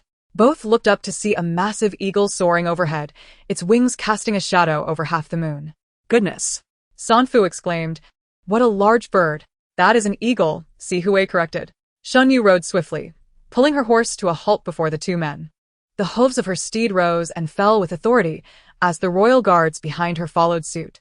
From her elevated position, Shenyu commanded, "Lead the way to the mass grave." The site lay several miles from Chong'an Gate, nestled within a valley surrounded by mountains. The night wind whistled ominously through the hollow, creating an unsettling atmosphere. Even the incense burning in the carriage could not mask the stench of decay wafting from the corpses. Earlier, Shenyu had informed Xie Tingzhou of her intentions, only to learn that he too planned to accompany her. Among Xie Tingzhou's ranks were many capable individuals, including Feng Yang, a skilled coroner. Feng Yang presented Shenyu with a small vial. "Here, my lady, take a whiff. It will mask the odor." Before Shenyu could inquire why he did not use it himself, Feng Yang had already turned away to distribute similar vials to the other guards. They crushed garlic and ginger, then soaked them in vinegar, using the mixture to cover their mouths and noses. Though the scent was unpleasant, it served to ward off the foul smell of decay and the threat of disease. Shenyu reluctantly climbed into the carriage, her face concealed by a fragrant cloth, leaving only her clear, bright eyes visible. After sniffing the vial, Xia Tingzhou remarked that the stench had dissipated. The wind is strong tonight, and you have yet to fully recover. It's best you remain here, Xinyu advised. And you should not go either, Xia Tingzhou replied, sealing the vial. A heap of corpses offers no spectacle. Still, I wish to see. Perhaps I might make some discoveries. Xia Tingzhou recognized her determination and after a moment of contemplation nodded. Let Fengyang handle it. You must not interfere. Xinyu nodded, pushing open the carriage door in preparation to disembark. Come back, Xia Tingzhou called after her. She turned, effortlessly catching the object he had thrown her. She examined it as he said, "It will ease your discomfort." Each guard held a torch, illuminating the grave pit as brightly as daylight. The bodies discarded before spring had frozen in the snow, and as the warmth melted the snow, they began to rot, mingling with more recently discarded corpses, nearly filling the vast pit. The sight was enough to chill one's heart. Xinyu gazed into the pit, memories of the blood-soaked mountains of Yanliang Pass flooding her mind. Sanfu, overwhelmed, clung to a tree, retching violently. Sihui, with cloth stuffed in his nostrils, questioned him. Have you not been here before? I was sick then too, Sanfu managed between heaves. Once I'm finished, it will be better. The medicine was precious, requiring over 1,000 taels of silver and herbs to concoct just one vial, and Fengyang was reluctant to share it with them. Come closer and identify the individuals you recognize, Xinyu commanded in a low voice. Sanfu wiped his mouth and approached for a closer look. Chapter 96. Autopsy. The bodies lay piled together. The lowest had already become skeletal, while the uppermost still bore human form. After a cursory glance, Sanfu pointed and declared, "Those in the blue garments. Are you certain?" Xinyu asked, turning her head, concerned that his selection was too casual. "I am certain," Sanfu insisted. "The clothing is unmistakable." Fortunately, only a few days had passed. Shencheng did not see a constant stream of deaths. Besides the one fresh corpse atop, there were indeed the individuals Sanfu identified. Fengyang signaled the guards to carefully lift the bodies, cautioning, "Be gentle. Do not jostle them. We do not want them to explode." "Will they explode?" Sanfu stammered. "Would you like to find out?" Fengyang teased. "If they do, organs and eyeballs will scatter, like flowers in the wind." Sanfu recoiled, shaking his head vehemently. The guards, well-trained, moved with composure, carefully laying the corpses out in a line. Xinyu frowned at the ground. "Why are there only 3? What of the 4th? Sanfu also appeared perplexed, scanning the mass grave again. I don't see the old man. Xinyu warned, "Look closely. If you do not, I shall kick you in and make you search each one." Sanfu trembled at her words, quickly hiding behind Sihui, stretching his neck to look. "I am looking closely. I assure you I am." Fengyang nodded at Xinyu, confirming that the decomposition and timing did not match, nor were there signs of scavenging by wild dogs. Xinyu inquired, "Did you not say all 4 were dead?" "You confirmed it yourself." Sanfu was on the verge of tears. "I saw those men in black attack. I thought they were all dead. How could one be missing?" Xinyu furrowed her brow. There was another possibility. Sanfu had not examined closely, seeing murder. He assumed all were slain, and seeing corpses, he believed they were all there. But what if that individual had not perished at all? Or worse, what if that person was in league with the men in black? Fengyang had opened his toolkit. White silk, cloth bags, gloves, bamboo skewers, and an array of finely crafted iron instruments for dissecting the body lay neatly arranged. Once the autopsy commenced, Fengyang's demeanor shifted from casual to exceedingly meticulous. Silence enveloped the gathering. Everyone held their breath, fearful of disturbing Fengyang. Xinyu crouched before one of the corpses, her gaze fixated on its legs. Noticing her attention, Fengyang apro achet. Xinyu pointed at the body, asking, "Is it normal for a corpse to swell like this?" The legs of this particular corpse were noticeably more swollen than the others, although exposure could affect decomposition. Fengyang had just begun to respond when Xia Tingzhou's voice interrupted from behind. "What have you discerned?" Xinyu glanced back, uncertain. "I am not entirely sure." "Speak freely," Xia Tingzhou encouraged. Xinyu continued, "Have you heard of the 3 absolute legs?" Xia Tingzhou nodded slightly. The 3 absolute legs originated from the Ghost Clan, also known as the Ghost Clan's 3 absolute legs, but the clan fell into disgrace after being embroiled in a case, leading to the technique's loss. He paused, adding that he had heard rumors of the Ghost Clan turning to banditry in dissatisfaction with the court's judgment. However, such tales should not be taken at face value. Xinyu affirmed, The three absolute legs have not been lost. A guard from the Liu family in Luozhou hails from the Ghost Clan, and the rumors of their banditry are indeed true. Unaware of the backgrounds of these individuals, Xie Tingzhou was puzzled by the connection. Shen Yu rose, stating, "These individuals' legs seem distinct from those of ordinary people." She pointed out that the binding method for the three absolute legs differed from others. But the swelling obscured this detail. "How do you know so much?" Fengyang inquired without looking up. Shen Yu remained silent, and Fengyang understood there were matters left unspoken and did not press further. As Fengyang began the autopsy, Xie Tingzhou grasped her arm, pulling her to a safer distance. Shen Yu, engrossed in thought, was unaware of the movement. If only we had discovered this sooner. We could ascertain if these were indeed the three absolute legs. Those who practice it have a stable stance, their legs differing from those of ordinary martial artists. Fengyang pressed his fingers against the calf, intently observing. They are more robust. The calves are as firm as a waist. Exactly, Shen Yu affirmed. And the knees may also become deformed from constant practice. She had loved martial arts since childhood and wished to try everything. But she steered clear of the three absolute legs, for the practice made one's lower body resemble that of an ox, too bulky for a lady who naturally cherishes grace. Xie Tingzhou watched her profile, her eyes reflecting the flickering torchlight. When she focused, a radiant glow emanated from her entire being. Fengyang began to unveil the body's garments. Xie Tingzhou's gaze swept across, stepping subtly to block her view.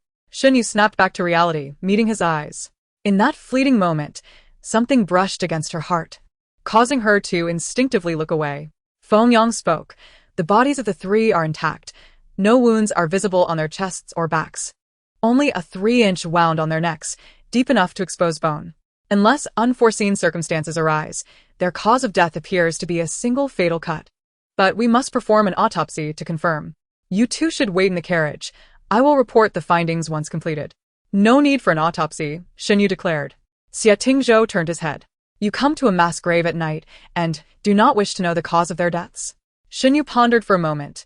Her visit late at night was merely to ascertain the identities of these individuals, while their manner of death held no interest for her. It was time to return. The corpses were unceremoniously tossed back into the mass grave, and the group made their way home. As Xie Tingzhou mounted the carriage, he suddenly turned back and said to Shen Yu, "Get in." Having arrived on horseback, Shen Yu surmised that Xie Tingzhou must have many questions. So she handed the reins to another guard and gracefully climbed into the carriage. The vehicle swayed as it headed toward Shengjing City, leaning against the carriage wall. Shen Yu recounted all the information she possessed to Xie Tingzhou. In Huitang County, bandits roamed freely. Despite numerous attempts to eradicate them over the years, they remained. Qichong Prefecture, like Huitang County, was not a prosperous area, and it was certain that there were many bandits who had turned to a life of crime. Yet, for years, there had been no disturbance reported in Qichong Prefecture regarding banditry. This left two possibilities. Either the local officials were colluding with them and concealing their activities, or they were righteous bandits. Bandits could be divided into two categories, one that engaged in heinous acts of burning, killing, and plunder purely for profit, and another that, though reduced to banditry out of desperation, retained a sense of morality, robbing only the wicked and corrupt while occasionally aiding the impoverished. Years ago, a group of such bandits was tolerated by the authorities due to their good intentions, with some integrated into the military and others granted land to cultivate.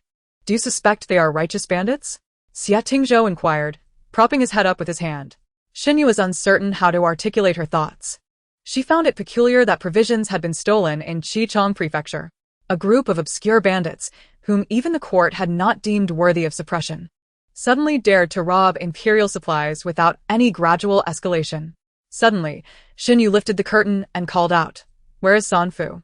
Bring him here." Sanfu was brought over by the guards. Neither he nor his companion could ride, so they were escorted on horseback. Once Sanfu was set down, Shen Yu leapt from the carriage, swiftly drawing a knife from a guard's waist. Terrified, Sanfu attempted to flee, but was seized by the guards and thrown to the ground.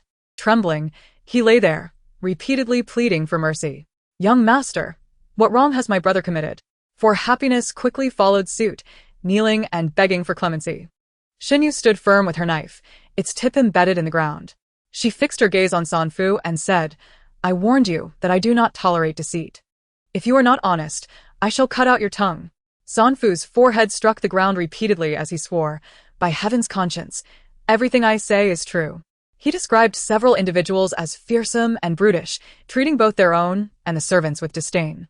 Sanfu fell silent, surprised that she had remembered his careless words so vividly. He hastily bowed his head. "Young master, please spare me. I merely spoke without thought." Xinyu narrowed her eyes. "I shall grant you one opportunity to speak again." It was not difficult to guess Sanfu's intentions. He aimed to paint the men in a more sinister light so that no one would defend them, nor pursue him for stealing weapons. Sanfu remained prostrate, unable to rise. Though they appear fearsome, they are actually quite kind and have not mistreated our servants. "Is there anything else you have overlooked?"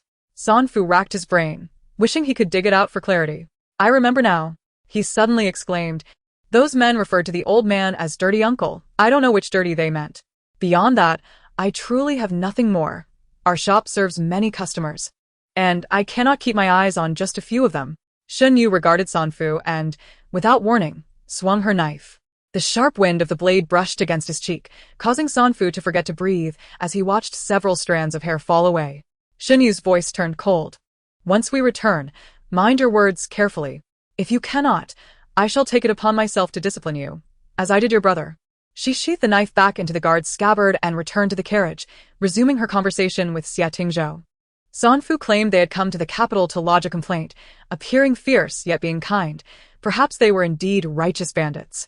Xia Tingzhou's brow furrowed. "Are you suggesting that the family of the notorious Sanjo-legged ghost has turned to banditry in Qichong, and now they appear in the capital to file a complaint?" Shen Yu's thoughts became chaotic, intertwining seemingly unrelated events into a tangled web. It seemed close to forming a coherent line, yet she could not unravel it. Xia Tingzhou gazed at the flickering light from the lamp on the table and mused. "Let us assume your conjecture is correct. When have you ever heard of bandits daring to enter the capital to file a complaint after robbing supplies? Why would the ghost family, as bandits, risk their lives to come to the capital?" Abruptly, Xia Tingzhou's voice ceased. He fixed his gaze on Shen Yu and said solemnly, "What if they had not actually stolen the provisions?" A bolt of realization struck Shen Yu, causing every hair on her body to stand on end. If this were the case, everything would seem plausible. The bandits in Qichong had not robbed the imperial supplies. Upon hearing of the court's plans to send troops to eradicate them, they took the risk of coming to the capital to lodge a complaint, only to be silenced after establishing a connection with a certain high official. The person who silenced them must have known them, indicating that this official was involved in the supply case and sought to eliminate witnesses. If the bandit eradication were successful, the bandits of Qichong would bear the blame until death, allowing the true culprits behind the supply case to rest easy. But where had the provisions gone? Shen Yu's expression reflected her shock, prompting Xia Tingzhou to pour her a cup of tea. "Overthinking is futile. We should first send someone to investigate." Shen Yu accepted the tea naturally, taking a sip. However, with the new year had come the urgency to eradicate bandits, regardless of who was dispatched. The bandits of Qichong would have no way out. When the evidence vanished, the truth would be buried. He discerned her despondence, and his gaze deepened. If all truths come to light and vengeance is achieved, what do you wish to pursue thereafter? As she raised the cup to her lips, Shen Yu paused. She had never contemplated this question. Since her rebirth, her trajectory had been dictated by fate, first to save her father and brother, then to seek revenge on their behalf. If she were to achieve that vengeance, the pillars that had supported her thus far would crumble. Where would she go from there? Perhaps, she sighed, I would journey to Luozhou to accompany my grandmother, and after that, perhaps wander the world. She shook her head. I really do not know at this moment. Xia Tingzhou gazed deeply into her face and, noticing her sudden glance, asked, What about you? What do you wish to do in the future? After a moment of silence, Xia Tingzhou focused on the flickering light, suddenly laughing. What can I do? I shall remain in the capital as a hostage. The night was quiet and desolate, the only sound being the soft patter of hooves against the dry grass. Shen Yu suddenly perceived the profound sadness in his smile. Do not look at me with such eyes. Xia Tingzhou did not raise his gaze, but could still feel her eyes upon him. Propping his chin on one hand, he turned the teacup in the other, and that mischievous glint returned to his eyes. What is wrong with being a hostage? Behind me stands the Northern Army. They fear me, yet dare not act against me, and still must respectfully call me young master. Shen Yu vividly recalled the last time she had seen such a gleam in his eyes. It was when they had encountered danger on their way to the capital, just before he fainted on her shoulder, his eyes sparkling with the same wild light. But you are trapped. Xia Tingzhou halted the motion of the teacup, placing it back on the table, and suddenly leaned in closer. Locking eyes with her, he asked, "Do you not know what you want to do? Would you like to be trapped here with me?" They were closer than ever, their faces mere inches apart. Shin Yu's heart raced, as if it were struggling to leap from her throat. She steadied her breath, feeling overwhelmed by his piercing gaze. No one should be confined here. He should soar through the skies like a white feather. Xia Tingzhou leaned back, a nonchalant smile gracing his face, as if everything that had transpired was merely a jest. "Who says Bai Yu is not trapped?" he remarked. Shin Yu replied, "What confines him is his own choice. He willingly stays by your side." At that moment, she could not foresee that one day, this very statement would manifest in her own life. Chapter 98. How can one touch the master casually suddenly? The voice of the guards echoed from outside the carriage, indicating they had arrived near the city gates. Xia Tingzhou responded lightly, lifting the curtain to gaze outside. This was not the same resting spot they had used upon entering the capital previously. The guards had intentionally chosen a quiet grove to camp nearby. Without needing to be instructed, the guards busied themselves, swiftly gathering dry wood to kindle a fire and preparing hot tea to bring to the carriage. San Fu and Sushi huddled by the fire, aware that the figure inside the carriage was no ordinary person. Having stolen a glimpse of his appearance at the mass grave, they found him breathtaking, exuding an innate aura that was unattainable for men like them. Sushi cautioned, "Today, young master has reminded you by cutting your hair. Let us not pry into other matters, but simply carry out our duties for the young master with the funds provided. You've seen the grandeur of today's affair. This is no ordinary display. Take care of yourself. Our lives and fortunes depend on it." Sanfu, still shaken from their earlier encounter, could only nod in agreement. Inside the carriage, Shin Yu felt stifled, increasingly aware of the peril of being in Xia Tingzhou's company. He seemed to possess a unique power that subtly eroded one's will, making her feel that it was acceptable to surrender, that it was indeed fine as it was. Yet she bore a deep-seated vendetta that urged her to forge ahead resolutely. "I shall step out for some fresh air," she declared, daring not to meet his gaze as she exited the carriage and gently closed the door behind her. The guards encircled the carriage, the bonfire crackling in their midst. Shin Yu scanned the area and found an empty spot to sit, beginning to meticulously organize her thoughts. The only certainties she had were that the deceased was related to the Gui family, and indeed, the Gui family had taken to banditry. Information she had been aware of since her time in Luozhou.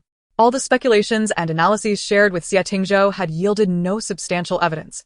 And now that the individual was dead, there was no proof to support their claim regarding the grain theft in the capital. However, not all hope was lost. There remained a survivor, that old man named Zhang Shu. Suddenly, a figure appeared beside her, interrupting Shin Yu's musings. Feng Yang sat down and queried, "Why did you come down? Someone must stay to serve." Shin Yu looked at him. "Why not you?" "I cannot," Feng Yang replied, shaking his head. "My hands have touched countless corpses. I wouldn't dare to handle His Highness's cup." The profession of coroner was looked down upon, a path even the lowest regarded. Who would want to engage with the dead? It was said that coroners bore heavy energy, making it difficult for them to have children, though that was merely hearsay. Feng Yang's skill in examining corpses had been passed down through generations. Fortunately, being by Xia Tingzhou's side ensured no one dared to belittle him. Shin Yu examined her hands in the firelight, murmuring, "You must have touched fewer corpses than I have." Feng Yang, skeptical, retorted, "How many have you touched? A few thousand?" Shin Yu pondered for a moment and replied, "Perhaps 10,000. Feng Yang was astonished. "What on earth compelled you to touch so many corpses?" "To identify individuals on the battlefield," she replied. It then dawned on Feng Yang, recalling that General Shin's body had taken Shiryu a whole day and night to recover from the sea of corpses, a testament to the ferocity of that battle. The woods suddenly fell silent, save for the crackling of the burning wood. Feng Yang broached an uncomfortable topic, uncertain where to direct his gaze. His eyes inadvertently fell upon Shiryu's hands. He stared at them for a moment, a flicker of doubt crossing his features before he turned to Shiryu's face and asked, "May I touch your hand?" Shunyu was taken aback. "What?" With determination, Feng Yang seized her hand before she could react, squeezing it twice, his pupils widening in surprise as he momentarily forgot to release her. "What are you two doing?" The two turned in unison to see Xia Tingzhou surveying them, his gaze sweeping over them before settling on Feng Yang's flustered expression. In a low voice, he commanded, "Follow me." Shin Yu was confused, while Feng Yang bowed his head, fearful to speak. They walked to the edge of the woods. where Xie Tingzhou turned to Feng Yang, asking what he had discovered. Shenyu was about to speak when Xie Tingzhou interjected, silence. Shenyu clenched her jaw and complied. Feng Yang. Not daring to lift his head, stated plainly, I discerned she is a woman. Shenyu's eyes widened in disbelief. After masquerading as a man for so long, this was the first time anyone had concluded her gender merely from the touch of her hands. Do you understand? Xie Tingzhou finally looked at her. If you wish to disguise yourself as a man, you must exercise caution. You cannot allow your hands to be touched so carelessly. Shenyu protested. I did not allow it casually. I did not touch her carelessly, Feng Yang echoed, both defending themselves in unison. Once Feng Yang finished his defense, he realized he might be in trouble. He had previously boasted that his hands, which had touched the dead, would not dare handle His Highness's cup, only to have touched the prince's companion and been caught red-handed. The heavens were surely against him. Curious, Shenyu asked, is it really possible to deduce so much just from touching hands? What else do you wish to touch? Xie Tingzhou retorted. Feng Yang appeared innocently bewildered, hastily clarifying. I did not say anything. I do not wish to touch anything. I did not mean it that way, Shenyu interjected. I merely meant to ask if a coroner possesses such prowess that they could identify someone merely by touching their hand. Flattered by the compliment, Feng Yang felt a surge of pride. Had it not been for Xie Tingzhou's presence, his tail would have been wagging in delight. It is indeed possible, but ordinarily, one cannot definitively determine identity solely by touch. Then why were you able to deduce it so quickly? Xie Tingzhou queried. Feng Yang replied with utmost seriousness. Because your hands are small and soft. Xie Tingzhou inquired further. What else can be used for identification? As Feng Yang spoke of his expertise, he began to elaborate. Besides the hand bones, the pelvis, hip bones, and skull are the easiest to identify. One can also deduce the deceased's gender, age, and occupation based on skeletal remains and hair, even determine if they had succumbed to poisoning. There is much more. I cannot explain it all at once. The two engaged in conversation as if oblivious to their surroundings. Does it also require touch? Shenyu was filled with curiosity. Having traversed the military for so many years, she believed she had mastered the art of disguise, yet Feng Yang had identified her with just a few squeezes of her hands. Of course not. It is primarily used to identify skeletal remains. For the living. Feng Yang was animatedly explaining when he caught sight of Xie Tingzhou's expression and promptly fell silent. Are you finished? Xie Tingzhou raised an eyebrow slightly. I have finished. I shall take my leave now, Feng Yang stated, hastily retreating before Xie Tingzhou could respond. Stepping lightly on the fallen leaves as he made his exit, Xie Tingzhou trusted Feng Yang would manage his words wisely. Chapter 99. Hand in hand, Xie Tingzhou lowered his gaze, scrutinizing her. Shenyu felt uneasy under his gaze, initially intending to confront him, but instinctively averted her face. Why do you appear so guilty? Xie Tingzhou inquired. Shenyu turned to him. What have I to feel guilty about? The moonlight is splendid. Is it wrong for me to take a look? A faint smile curled at the corners of Xie Tingzhou's lips. Follow me. The moonlight was indeed enchanting that night, their shadows trailing behind one another amidst the forest strewn with withered branches and leaves. As they ventured deeper, Shenyu forgot to remind him. Becoming entranced by Xie Tingzhou's broad back. A man so rare in this world. What kind of lady would he one day marry? Surely, she would be unmatched. A prodigious talent in music, chess, literature, and painting to match his stature. As they traversed the woods, the sound of flowing water suddenly reached their ears. We have arrived. Xie Tingzhou's tone softened slightly, confirming that my memory had not failed me. The stream was not wide, approximately 10 feet across, its surface sparkling with light. The moonlight scattered by the wind into countless fragments, the clear, shimmering pieces of the moon floating upon the water. Have you been here before? Shenyu inquired as she approached the water's edge. I have, he replied. When? Xie Tingzhou lowered his gaze to the water, his eyes deepening in color. Many years ago. Shenyu failed to notice the peculiarity in his tone as she squatted down, immersing her hands in the cool water. The stream was chilly, the icy sensation slipping between her fingers. There are fish. Shenyu suddenly lifted her head. Are you tempted? Xie Tingzhou asked. Shenyu nodded, pulling out the dagger at her waist, her eyes fixated on the surface of the water. It's still too cold. Don't go in. Xie Tingzhou cautioned from behind her. His faint concern startled her. A fish stealthily swam past from the depths below. The moonlight was beautiful, yet somehow disorienting. obscuring clarity and leaving only a kaleidoscope of scattered moonlight, blurring the line between sight and heart. After a brief moment of disappointment, she sheathed her dagger, thinking it better not to attempt fishing under such dim conditions. After pondering for a moment, Xia Tingzhou raised his hand and whistled. Momentlate. A piercing cry soared into the sky, and a white-feathered creature dove from the night. It swooped past Xia Tingzhou, then circled back to land gracefully on his arm. He stroked its feathers, saying, "Tonight, your success relies on you." The white-feathered creature seemed to understand, suddenly taking flight. It circled in the air, its sharp gaze fixed on the water, and then, with a sudden dive, swooped down to snatch a fish from beneath the surface. The movement was as swift as lightning, and by the time it ascended, it had caught a fish in its claws. Without landing, it dropped the fish onto the grassy bank before soaring back over the river. Xinyu hurriedly picked up the flopping fish, exclaiming, "Look!" As the fish's tail splashed her face with droplets of water, she wrinkled her nose and turned away, her eyes curving into a crescent moon of laughter. Xia Tingzhou gazed at her smiling face, the fragmented moonlight dancing upon her features, and for a fleeting moment, he found himself momentarily blinded by her beauty, his heart filled with a pang of longing. How could he ensure that such a radiant smile remained upon her lips? A fire had been kindled by the riverbank, for palm-sized fish sizzling over the flames, filling the air with an enticing aroma. Xinyu watched the fish cook, remarking, "These fish are fragrant even without seasoning.